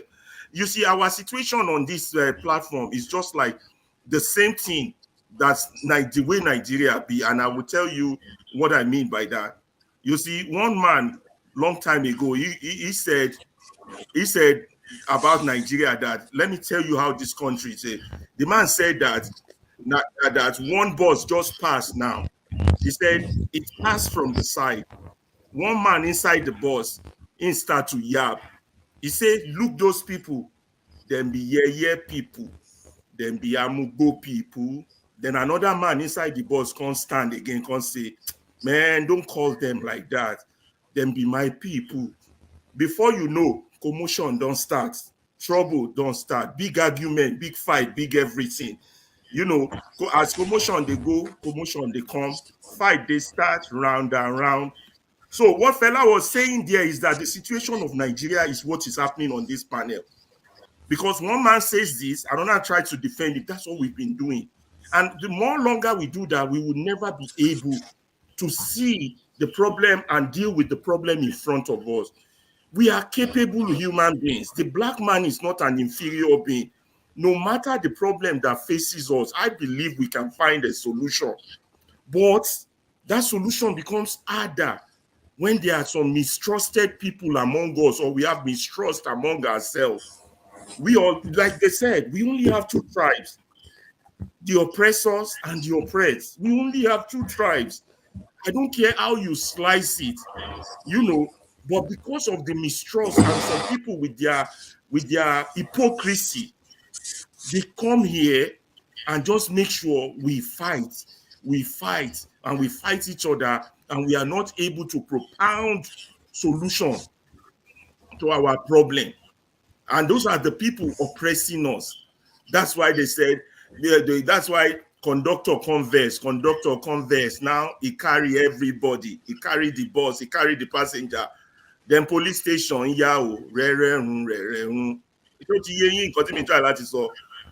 Nigeria, it be like that. So said, bring me those fella people, make I lock their big man for her, make I charge her, make I shot him big man for her, make I hand them to mosquito. That is how this country be. That is how this panel be. That is why everything they scatter. That is why everything they scatter. No wonder.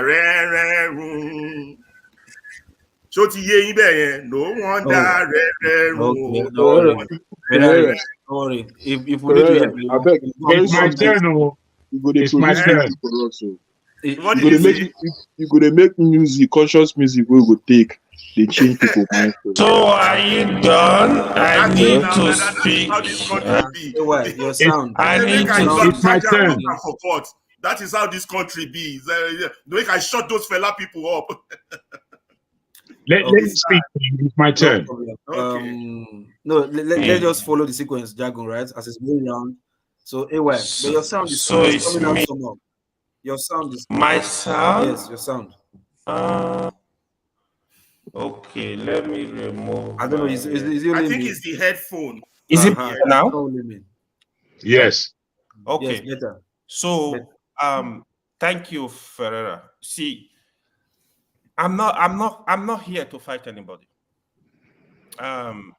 Yesterday, that was the way I understood what Jago said. Maybe I was wrong, but Jago, I don't think that's not enough to insult people. You actually come platform, people disagree with you, you throw a lot of demeaning languages. I don't think you should be doing that. I don't think anybody should be doing that. Nobody on this platform would say, oh, me, I open my mouth and use dirty language on them. People have right to reply. But if you push me, I will reply with the same energy. I'm not going to run away. I don't hate anybody. Jago especially, like, why I feel really disappointed when he was doing that. He's one person I have so much, he knows. I have massive respect for Jago. So if maybe I misquoted what you said, I apologize, but that's not me. It's not deliberate. Maybe I didn't really get it. Thank you. My worry. Thank you for what you said. I think what Pereira said needs to be listened to, because we are only human beings.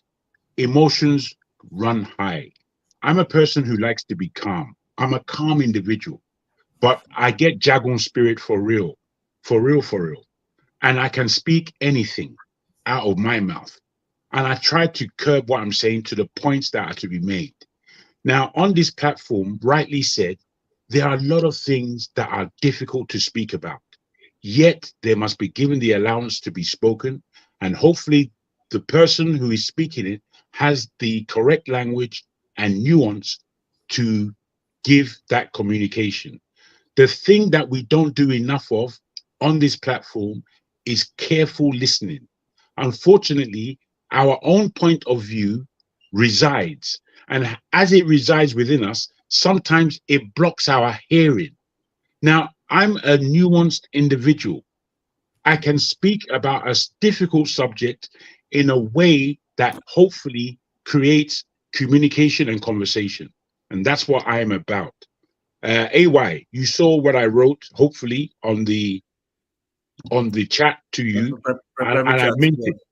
I don't, when one's voice begins to raise, and then we are getting disturbances from other voices, it elevates the voice and it pushes out insultive language, if you like. Me, I'm one that can insult. I don't know where it comes from, but I learned it at a young age. I don't like to use insults to communicate, but I do, as you said, and I will tomorrow again. This is the thing. It's unfortunate because even if we listen to Steph, if we remember Steph, at the beginning, the guy was quiet, reasonable, well listened, well spoken. But of the last couple of weeks or so, it don't turn into almost Jaguda, whereby he now raises his voice and he has to push his level. I saw it now. You've seen it. I said that to him. Like, yeah. And like, now this is something that this platform creates. This platform can change the character of an individual based on the fact that have your say is a serious thing. People want to have their say and people want to be listened to and regarded. So hopefully, you know, AYO, my brother, you know, there's a lot of things you say I don't agree with, but one thing I do is I like your personality, the kind of personality that you have. What I ask everyone to understand is that we are all different, all of us. I don't take this one Nigeria thing on board easily. We are, what Righteous Man said is that we are all brothers. I believe that. However, is there something called Nigeria? I don't know. We know the name, we know the geography, but is it constituted within us? I don't know. I really, really don't. Apart from bad behavior that Nigeria may constitute, it's difficult to see what else it constitutes. So when we are trying to tackle difficult subjects and we are almost not allowed to, as Ferrari rightly said, how can you say we are not going to talk about any specification of Nigeria? There was a time when I used to speak on Nigeria issues when the Igbo man would tell me, don't you dare speak about Igbo issues. You keep your issue to yourself. And I'm thinking, what? Who do you think you're talking to? Are you crazy? If I want to speak about any subject containing that geographical space, I will speak about it. Because nobody's going to shift my point of view unless they come in with a superior point of view. I'm a man that listens. So given, you know, it's almost that we're doing a cathartic exercise on how we conduct ourselves. What Righteous Man said as to us being able to project ourselves in an intellectual light, even though we may be emotional.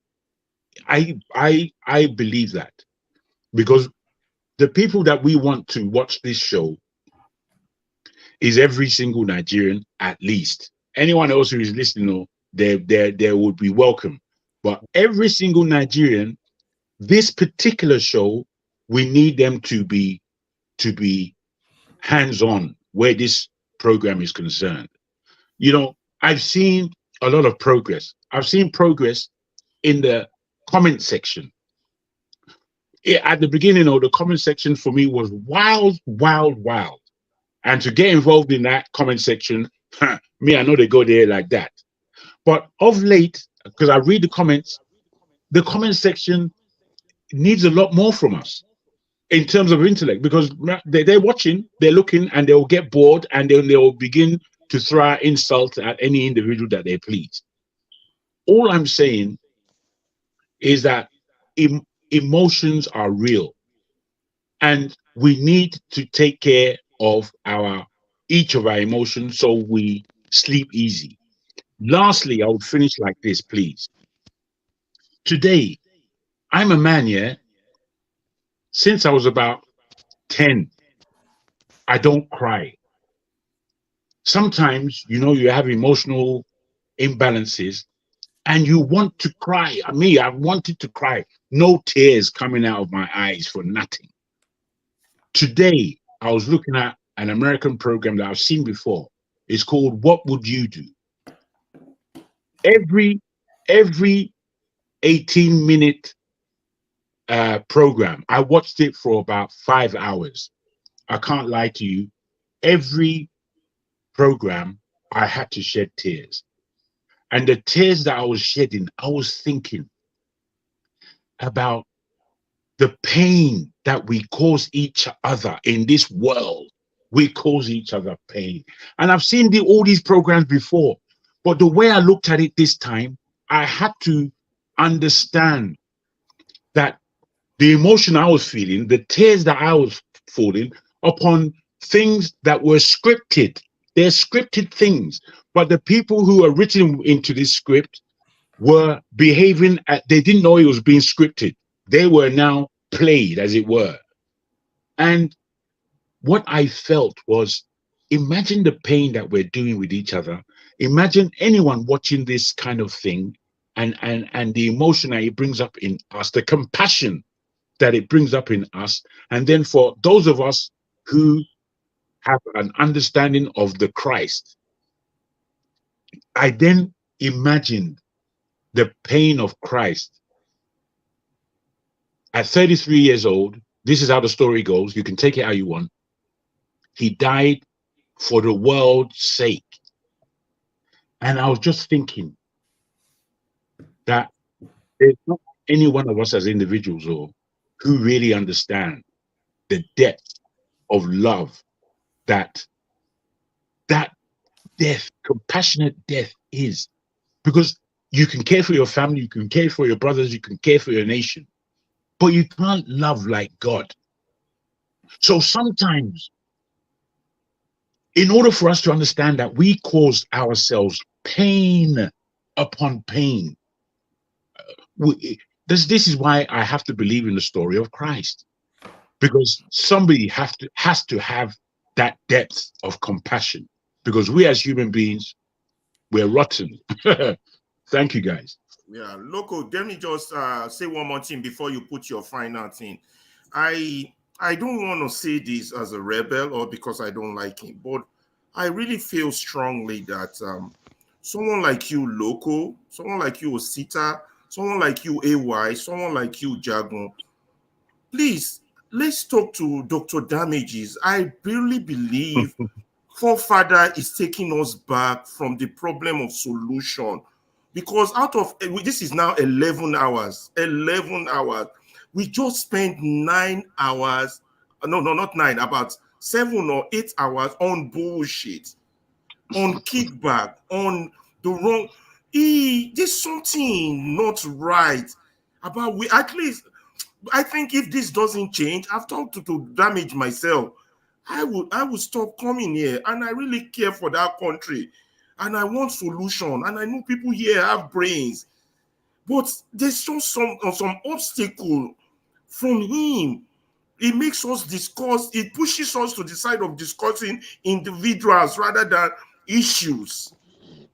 It's still, we want a solution, and I don't hate him. I don't. Let me say this. Yeah. Let me say this in agreement with what you're So maybe saying. if you all can volunteer time to substitute for, if he has to, he shouldn't moderate. If he does moderation at all, it should be a second chair. Second chair. I'm there. I meant this from. I don't hate him, but I'm Let me telling you just from say the sincerity of my heart. Let me just say this. You see, AY, you would attest to what I'm about to say. There was a meeting that we all had, me, you, and Forefather. And at that meeting, I was doing a lot of observing, because that's what I do. And at the time we were just talking. Me, I had my pen and pad ready because we're having a meeting. And in having a meeting, I think you should organize yourself to be ready. When I understood that no one else apart from me had a pen and pad ready, I understand that it's almost like you people have never been professional and you don't know how to come to a meeting. 1, 2. Then I read down what I had written from the last meeting I had. AY listened and he said, but that seems very succinct. He didn't necessarily use that word, but he used the word similar. That was very straightforward, clear, and succinct. Why don't we go upon that? Then it just turned into a thing where it was never looked upon again because of the things that Mr. Ferreira is saying on this platform right now, where the thing just becomes conjunctified with a lot of rhetoric and bullfucked. It didn't even constitute bullshit. It was only the essence of a bad air. Me, from then, I understood I can't work with this brother. I can't. And it made me withdraw from coming to the platform for a while and just listening and seeing. This platform would never breed solutions. Never. For us to think about that, we're going to frustrate ourselves. The only way that solutions can be built is off stage, as it were, with a group of people that are dedicated to the practice of solution building. If you're not doing that, you are wasting life and time. Me, I offer that to you as somebody. From the first day I came to this platform, I was speaking, where are the solutions? Where are they? So I'm asking each of us to understand the energies that we are expending here. They're our life force. For what? For our people as Nigerians. I'm saying this platform is simply for somebody. Entertainment. Well, in a way, but more.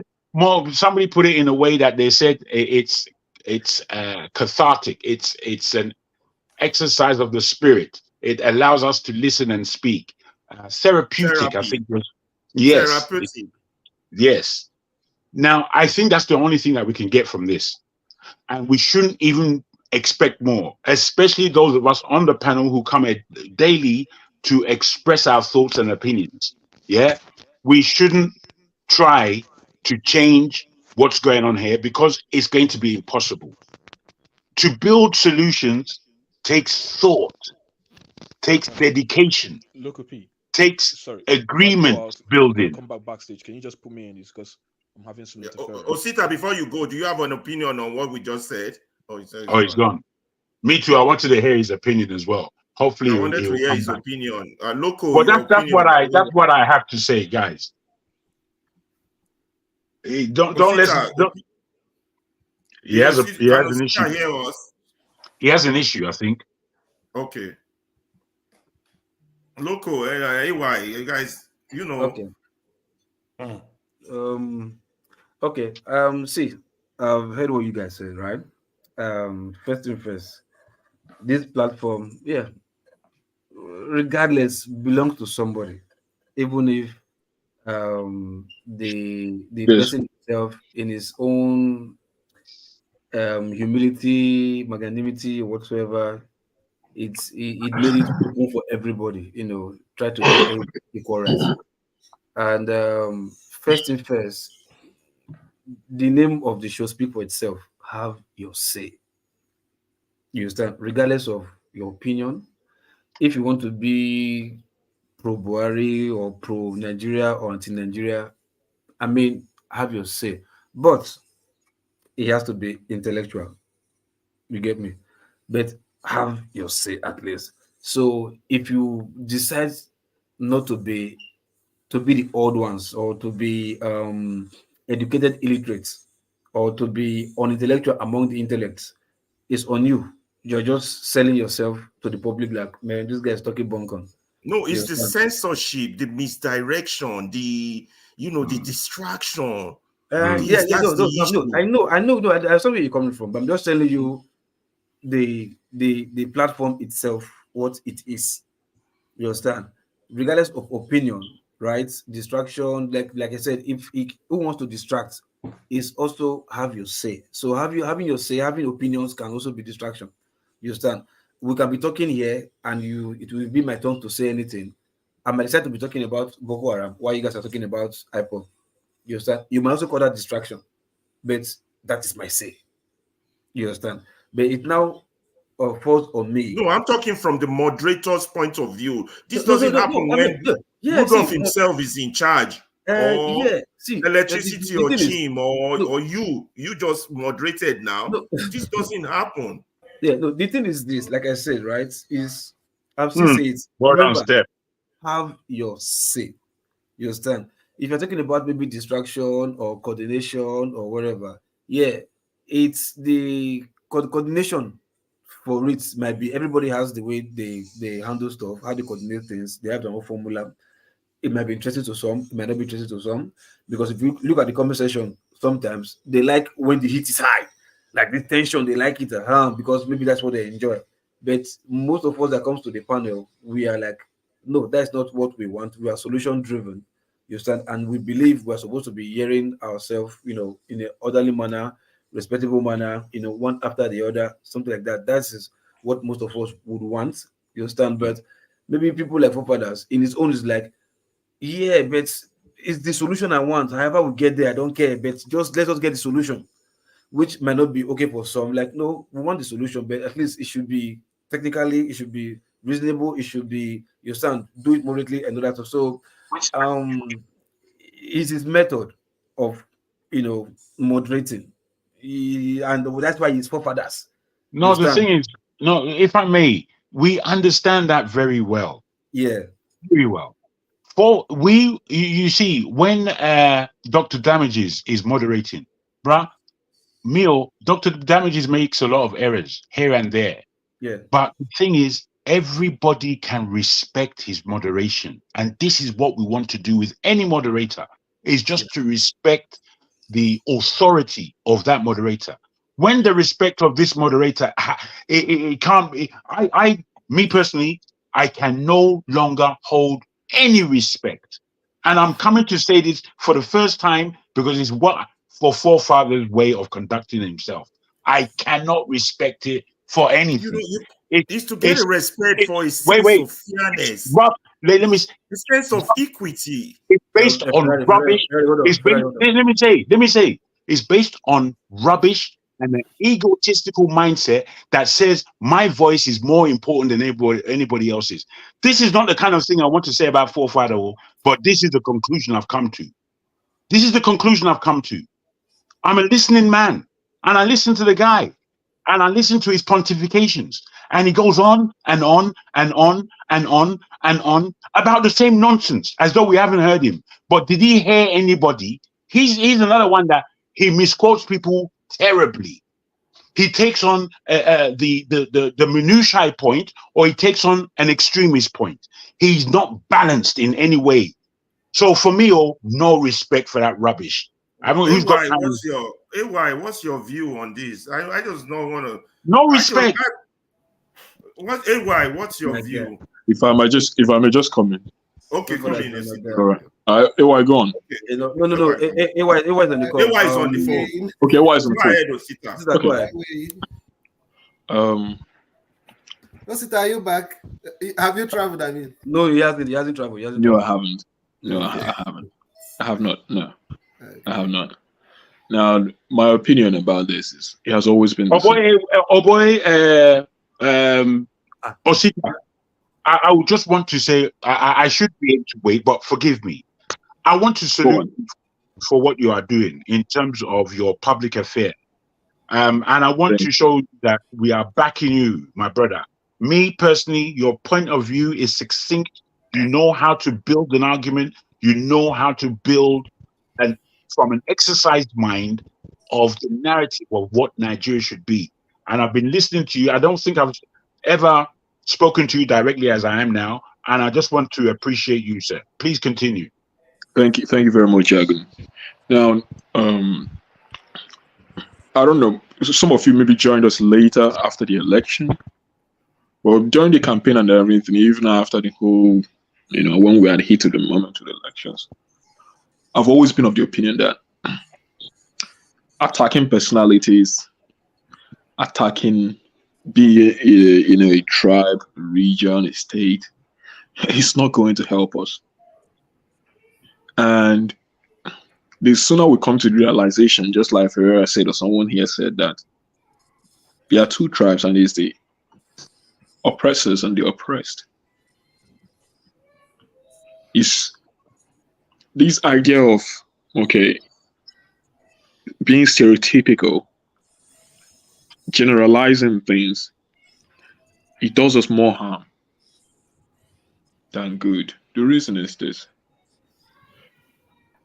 Can we now say let's just say because people are kidnapping in the southeast, let me say in Enugu, for instance, and I'm from Enugu State. Hold on, Osita, I don't mean to cut you off. The way I was looking at it is that, okay, fine. Sometimes panelists come, state their opinion, and they go to the extreme level. But when the moderator repeats, I'm coming to that. I'm coming to that. Allow him. I'll come to that. If you don't mind. So because now people are engaged in kidnapping in Enugu State. Can we now say that everybody from Enugu is a kidnapper? I don't think it's fair. No, sir. And I've also always been of the opinion that if we do not democratize our submissions and our ideas expansively, then the journey that we're embarking on, the changes we want, it will only be farther from us. Why? If you take a look here, you will find that obviously there are more Southerners on this platform compared to the people who are from the North. How many times do we have the privilege of getting people who are from the North to come here? Also, let's take, for instance, someone like Emeka. Eze. The first time I met him on the platform and he came with a leaning towards Tinubu, I was so happy. And the reason is this, because now Tinubu is the president. The people who actually who are in the position of making things happen currently in the Nigerian government are people in his administration. So whereas we criticize, we also don't want to shut them out from coming in, because it is only through that cross-fertilization, cross-pollination of ideas that we get to change. We get to start seeing things from different view. Without sounding religious, it will tell you that faith comes through hearing. He didn't say from having heard. Hearing is a constant, is a present continuous tense. Yeah. We need to keep speaking. We need to keep having those conversations. We need to build our tolerance to a point where it becomes a much more friendly platform, like what they said, have your say, without anyone feeling intimidated, without anyone feeling insecure.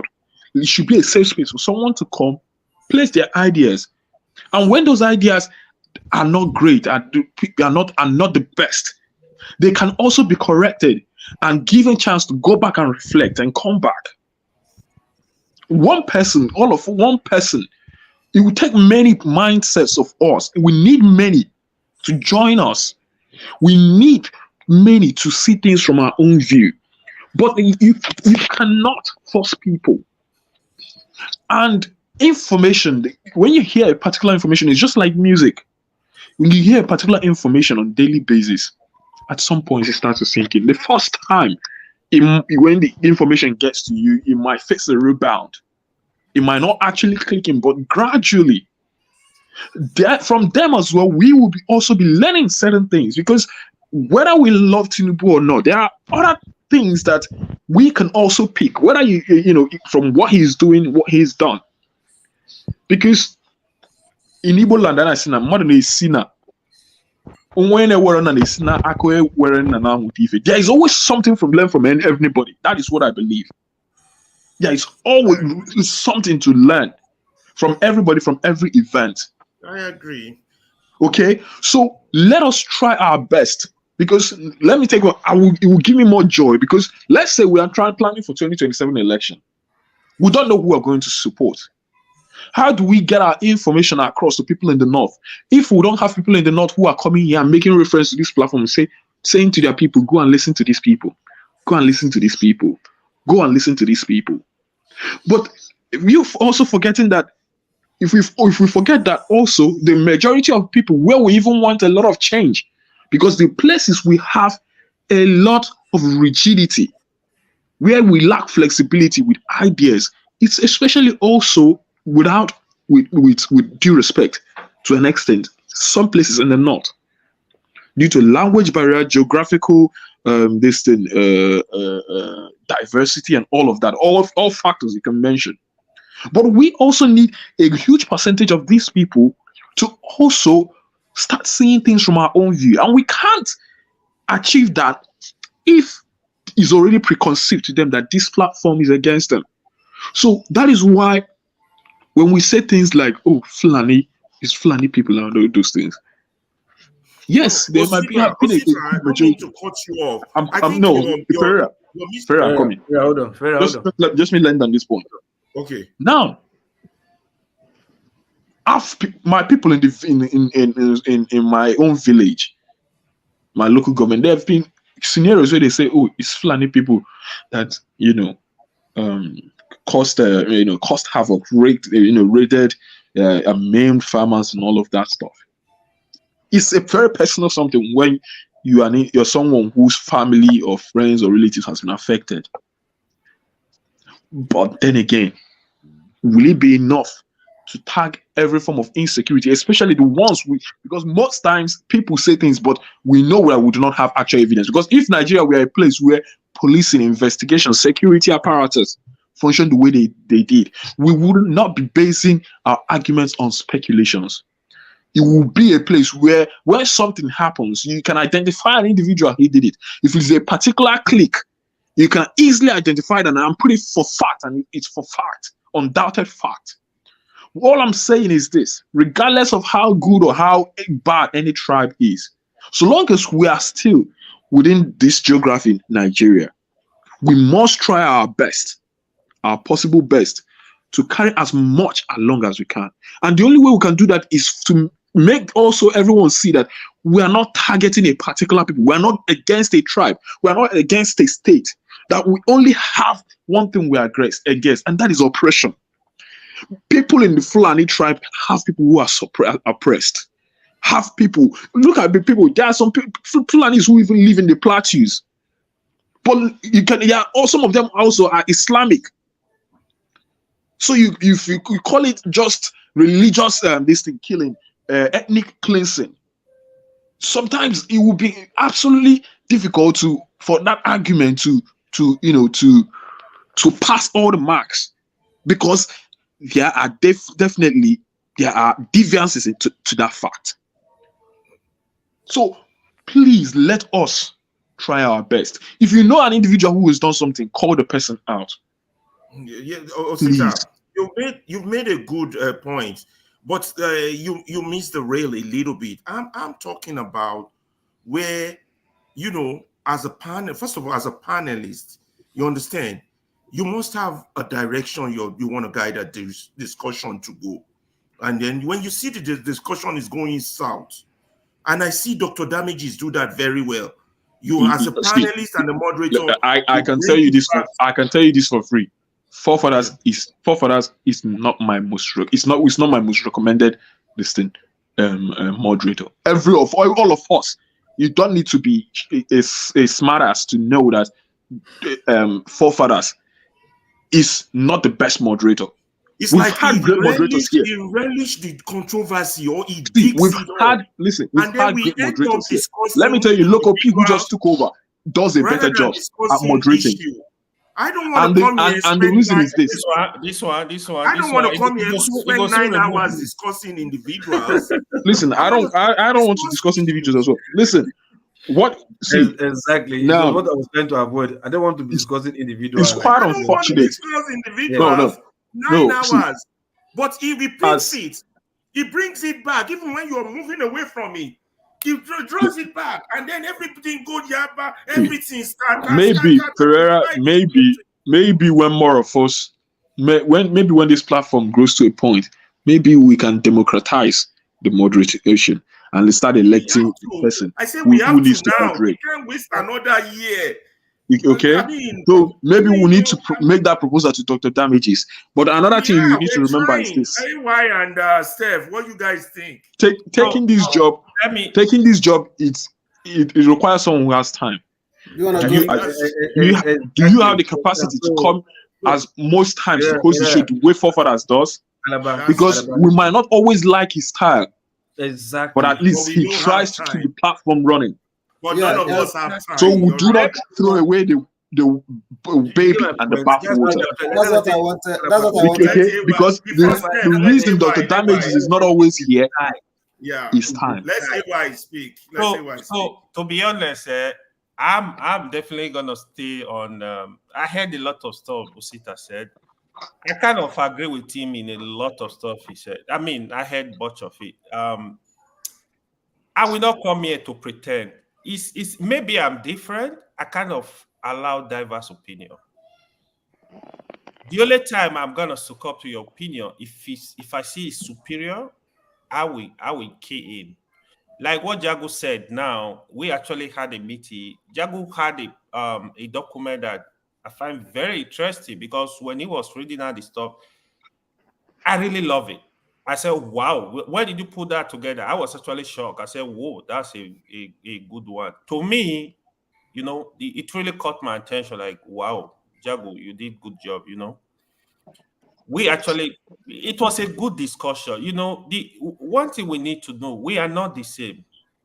Anyhow, I have make friends here that are like brother today. I make a friend here that is like sister on this platform.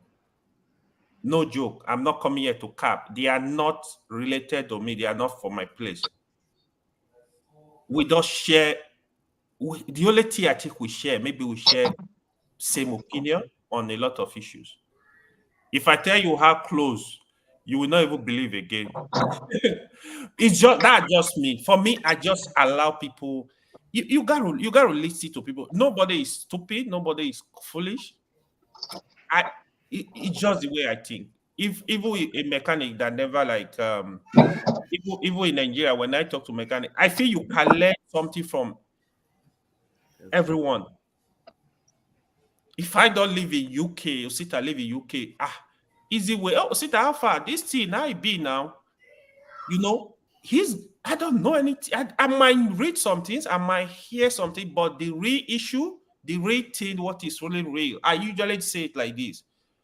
What it is different from what you think it is. If you've never been there, you not get it. You will not get it. But it's easy for me to call Jago. Afar now, this thing, I want to do it in UK. What? Because of his experience, his years there, I might have different opinion. Oh, no, it's not like, oh, yeah, I grab it. That's knowledge. So everybody is useful. Like the other thing Sita said now, look at Masker. Masker will come here. He will pick some, because one thing I see in Nigeria, if you never travel across Nigeria, sometimes there is this level of ignorance we throw out there. I've seen even with the Northerner, they never been to the South. If the person has never been to the South, you see people in the South different, like, oh, like how do they? Some Southerners, you hear them speak, they never been to the North. They have different, what it is different. It's different opinion about the North. Relating with people too, when you allow this platform to move, you talk to different people. Oh yeah, it's like that. For me, I want to learn everybody. I see big houses in Southeast villages. I'm like, Harry, I have a friend from Anambra, very close in Canada. I'm like, yo, what's the reason for doing this? I try to learn this stuff, and I learn a lot. Let me tell you about the Igbo discussion here.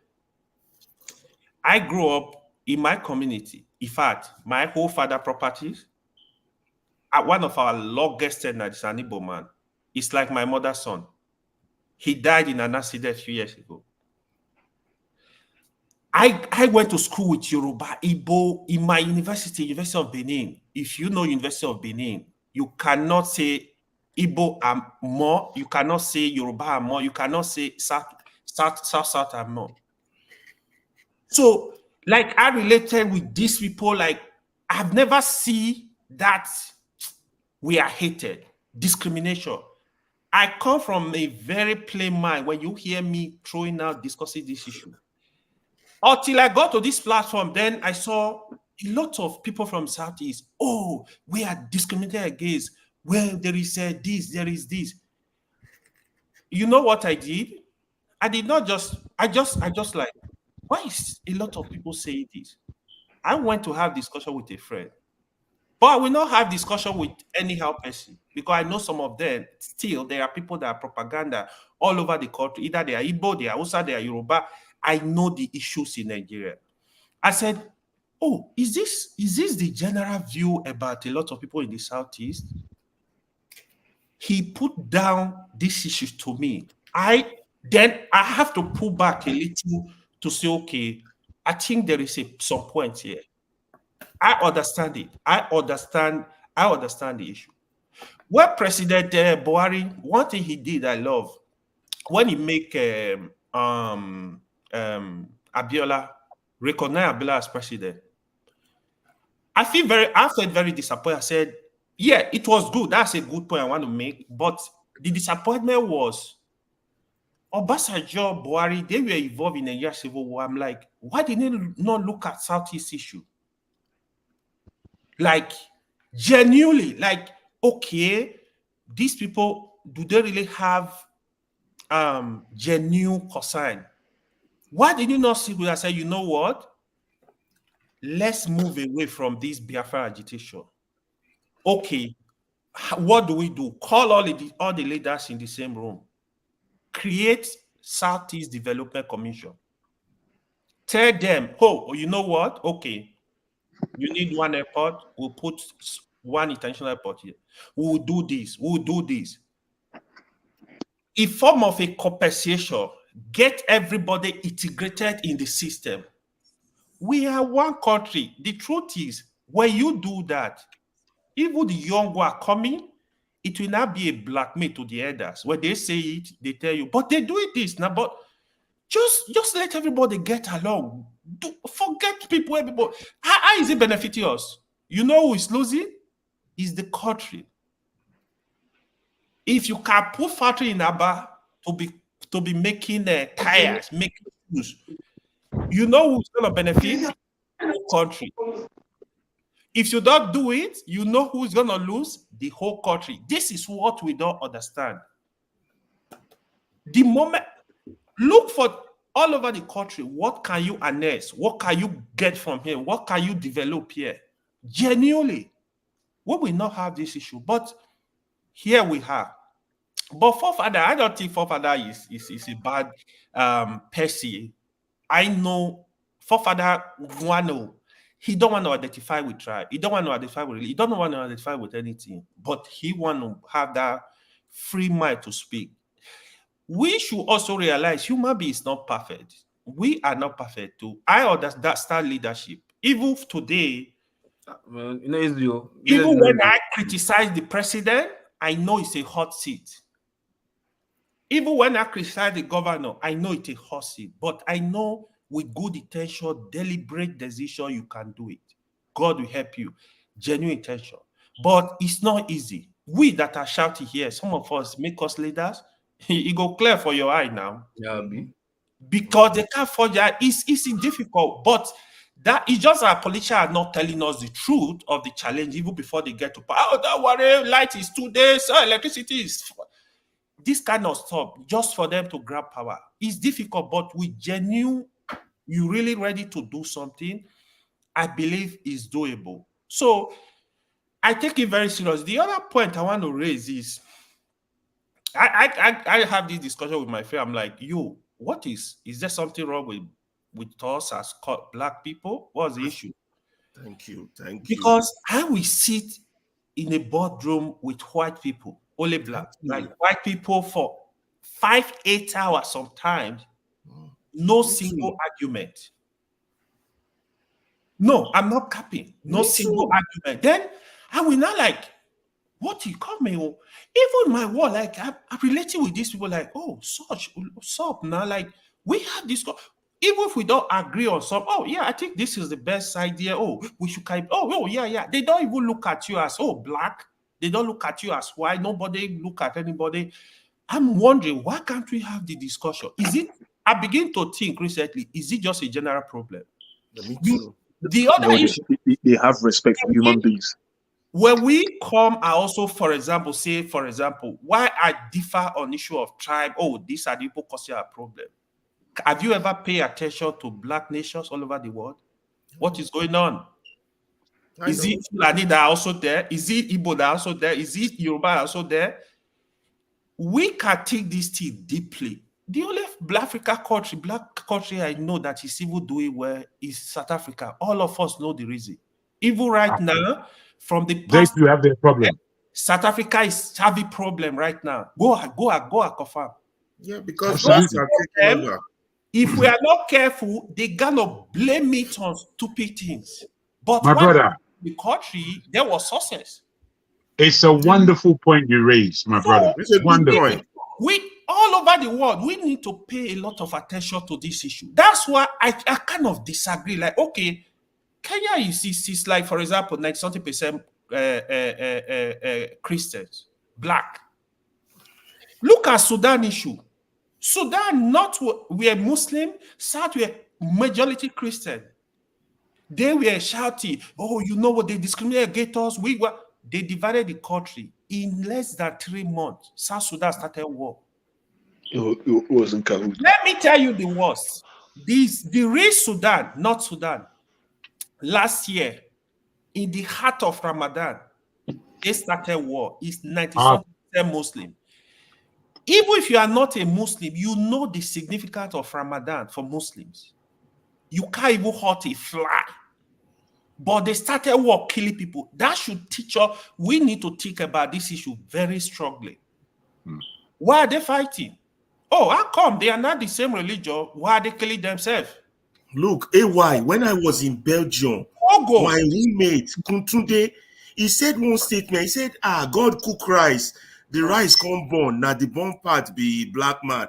Me and I nearly fight. But when I can't leave Belgium, go America, go around the world, see the behavior, I weak. I say, man, that thing we are fighting there for that day. People like say that thing true. I don't, I don't want to admit it, but the thing where your eyes will see, like you're saying, which black nation? Oh boy, Jamaica, where we they think say they carry for.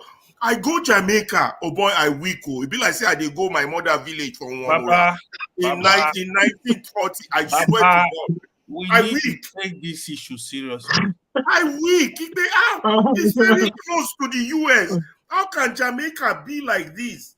It looks like I was traveling back to Nwamura. In 1940, 30 years when we were teenagers. Yes, sir. That's how Jamaica. I'm not making this thing up. Oh boy, I'm weak. How can you be this close to a developed country and you look like this? Wait, and you are going to airports. Ferreira. They are airports. If you see Ferreira, tourists Ferreira, you're going too far. Hey, go at table America state. Look for state black people dominate. I know. My first exposure in abroad, I was in Canada, but at the border between Detroit and US. Wow. You drive into Detroit, 7 p.m. If your car spoil, just the run. See, Detroit, it's like there are some part my village, I would prefer to be in my village than be in those parts. Roads are damaged. That city went bankrupt. See, we need to tackle this issue and look into ourselves. I was in Saudi last year. Saudi, they build roads, they drop mountains and build roads. I almost would cry. I'm like, what is wrong with us? What is wrong? You got to ask that question. What does it take to build a road in Nigeria? That I don't know. I don't know. I've told you guys now. We are the target. Did you see our weather? It's a target on our back. Beautiful weather. Do you know funny? Do you know the only place they are we flourish most of the time? Where? In entertainment. And these are trivial things that will not develop a nation. Yeah. Entertainment and sport. Exactly. That is why Jamaican music is heard all over the world. Yeah, sports. You know what they tell you. That is why a lot of millionaires come from Black Americans through entertainment rappers. Like say they drive go village for 1980. And these things, no content. These things that bring individual success. Yeah. That elevate just one individual. Those are the areas to conclude, because of this issue, I begin to think even the Nigeria people That's right. Can I just say, guys, Yoruba nation, even if you divide these people, Baba, now the same struggle, it will shock you. Not the same struggle. Okay, guys. Okay, I don't know if you guys saw what happened in Ghana recently. They were having a convention, Pan-African convention, and there were speakers from 4 countries, renowned African speakers, renowned African Pan-Africanists. And I didn't know. If I knew, I would have even gone to the conference in Ghana. It's called forgotten the name we call it. The speaker there is Dr. Ritika, this woman from Zimbabwe, one black woman, female activist. I think popular woman anyway. Then the second speaker is who's got Julius Malema. Yes. The third speaker is Patrice Mulumba, and the fourth speaker is Peter Obi. 4 of them. I'm telling Which you. platform? Sorry, come again. As if You have to send that link. Oh, I'm going to look for that. They don't cancel the conference. They say power from above. Power from above. Now they cancel conference. In Ghana.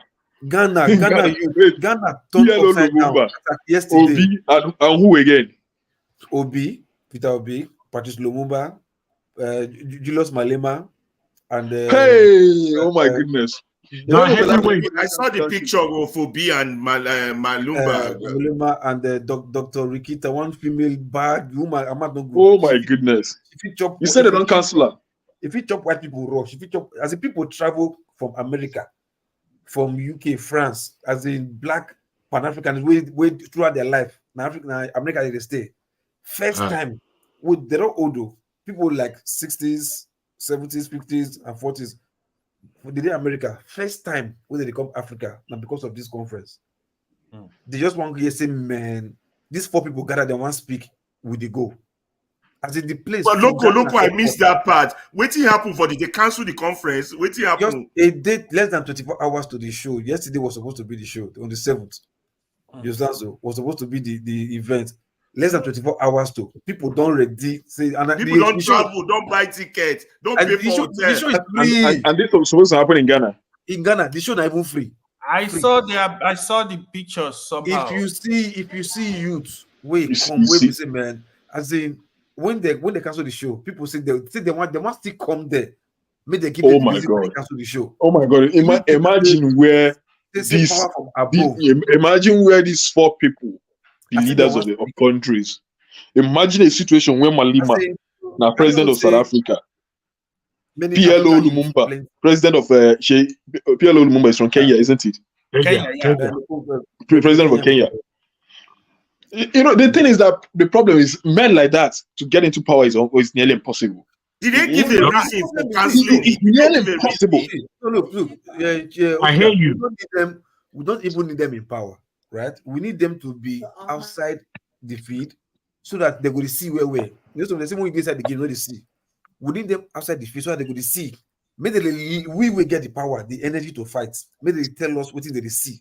Then we go to blow the government, we go to blow them, we go to blow their eye. It gets a fuck up a hand because those they can articulate things very well. Imagine a country where 4 of those people, let's assume 4 of those people, they each African country, just 4, like 4 like that. Say, man, they each African country. I see the youth way for that place. Youth come up as I don't believe my eye. Did they give reason why they cancel them? Did they give reason? They say power from above when they cancel them. Less than 24 hours to the event. And people don't buy hotel, don't travel, come buy tickets. People don't book hotel, they don't buy tickets, they don't fly. For canceling. No, they don't come say we are sorry, power from above for just no reason. They just say, man, president say they cancel. Can you hear that? As the Ghana turn upside down, see Ghana use they provoke. They say they go there here till they tell you the reason. They're not come for this place. Till they tell you the reason why. And they know say take time, they'll see because they want make even if they postpone the show, they say they go pay for hotel, they'll delay that ticket. They will still do that show, but maybe not in Ghana. But because the thing is, people expect say at least Kwame Nkrumah. See you use the provoke. Nobody Nigeria they crash. Now you say our problem we get which for our my brother Kwame is even one of the best we have in Africa. Is it? Absolutely. Yes. Steph, what do you get to say about waiting with the talk? Oh, Steph, no. Steph now. I don't know Steph to something there for this platform. I saw Steph just So, on me today. I'm like, wow, this platform. Yeah, man.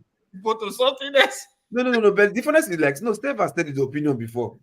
No, but this thing you just said now, that is to show you how far the people who love the status quo will go to shut out people. Exactly. Because That's they why know that information is power. See, when I think AY say which African country is progressing apart from, I say, look, not African. Let me tell you, left for PLO Lumumba alone. PLO Lumumba. Just PLO Lumumba alone. If only people listen. No, the guy has a lot of widespread, maybe apart from the diasporas who have internet to watch it. PLO, see, when I started following PLO Lumumba, very good. Oh my God. See, you will see an adornment of wisdom. The guy is very wise, very wise. He is almost, I used to worship the guy literally before. No, don't do that. No, see, when, I love people who are knowledgeable. I hate you. I love knowledgeable people. I love people who are wise. I don't even know any human being who is more Pan-African than him. He's Pan-African. Real one. Yeah, you cannot get to today. I don't know any man alive who is more Pan-African than PLO Lumumba. When he holds the stage, when he climbs the stage, regardless of whether you are the one who invited him or not, be ready to hear the truth. He speaks truth to power. There was a conference where Nigerian elites invited him. I saw that. My brother, they had wished they didn't invite him. So are we inferior? I can't say that, but are we inferior? Why can't we get it right? The thing my uncle told me when I was very young, if I can, guys. Right. The thing that my uncle told me, he said, if you bring one African, one black man against any one other in the world, white, Chinese, whoever they are, he said the black man will beat them at any indice you want. Anything. Give them the subject, the black man will come out on top. He said the moment you bring a group of black people and a group of anyone else, he said that we have lost. He said those groups, they know how to function. Which, I've never heard it put better, actually, than what AY said. He said, when he goes into the boardroom, this is my experience as well. I've been in many boardrooms. Me too. With my white people I work with. Into the boardroom where Oyinbo plenty finished. Those guys, they don't argue. They get to the point. They speak on the subject. And they get things done. Get it done, man. They get it done. But I've been in numerous black boardrooms. Everyone, they come with their knife, maybe they shook each other. I don't know what's going on, man. It's a deep thing that we are suffering from. It really is. Sometimes, however, I don't know, because again, we have to bring these things sometimes under spiritual climates. Sometimes I wonder if this is some level of protection for us, because the world is extremely wicked.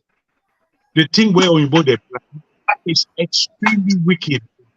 When you get into what they are planning, the whole thing becomes unbelievable, what they're doing.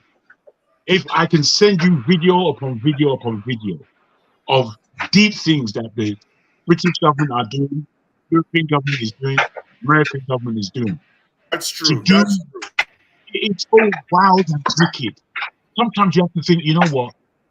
I'm fortunate that we are not at this wicked level. Our own wickedness is a level, but their own wickedness, it's higher level. Higher level. Refined level, well thought out, well planned, It's not easy.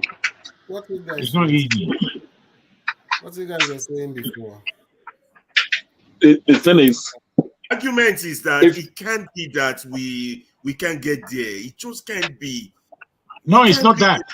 We can't just be that burnt rice that God Bros, cooked. this is it. The way I see it, with all the level of materialism that there is available to us, I don't think, as much as we practice all kinds of spiritual levels, I don't think we're anywhere near happening God's mainframe for us. Because the way I see this world, though, I strongly believe we are God's children. I want black people. I want West Africans particularly. I strongly believe, but I believe that we are the most wayward of his children because we are just not tapping into the power that we have. We're not. We are just not. We're nowhere near it. We know it's there. We know it's around, but we never enter that zone. We haven't entered that zone.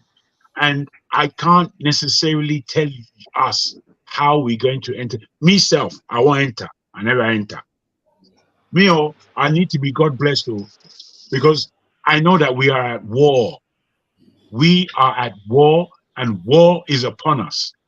And how we save ourselves in this fight, bros, I don't know, because we're not unified. As Ferreira said, on this platform itself, it's a microcosm of the Nigeria that we have.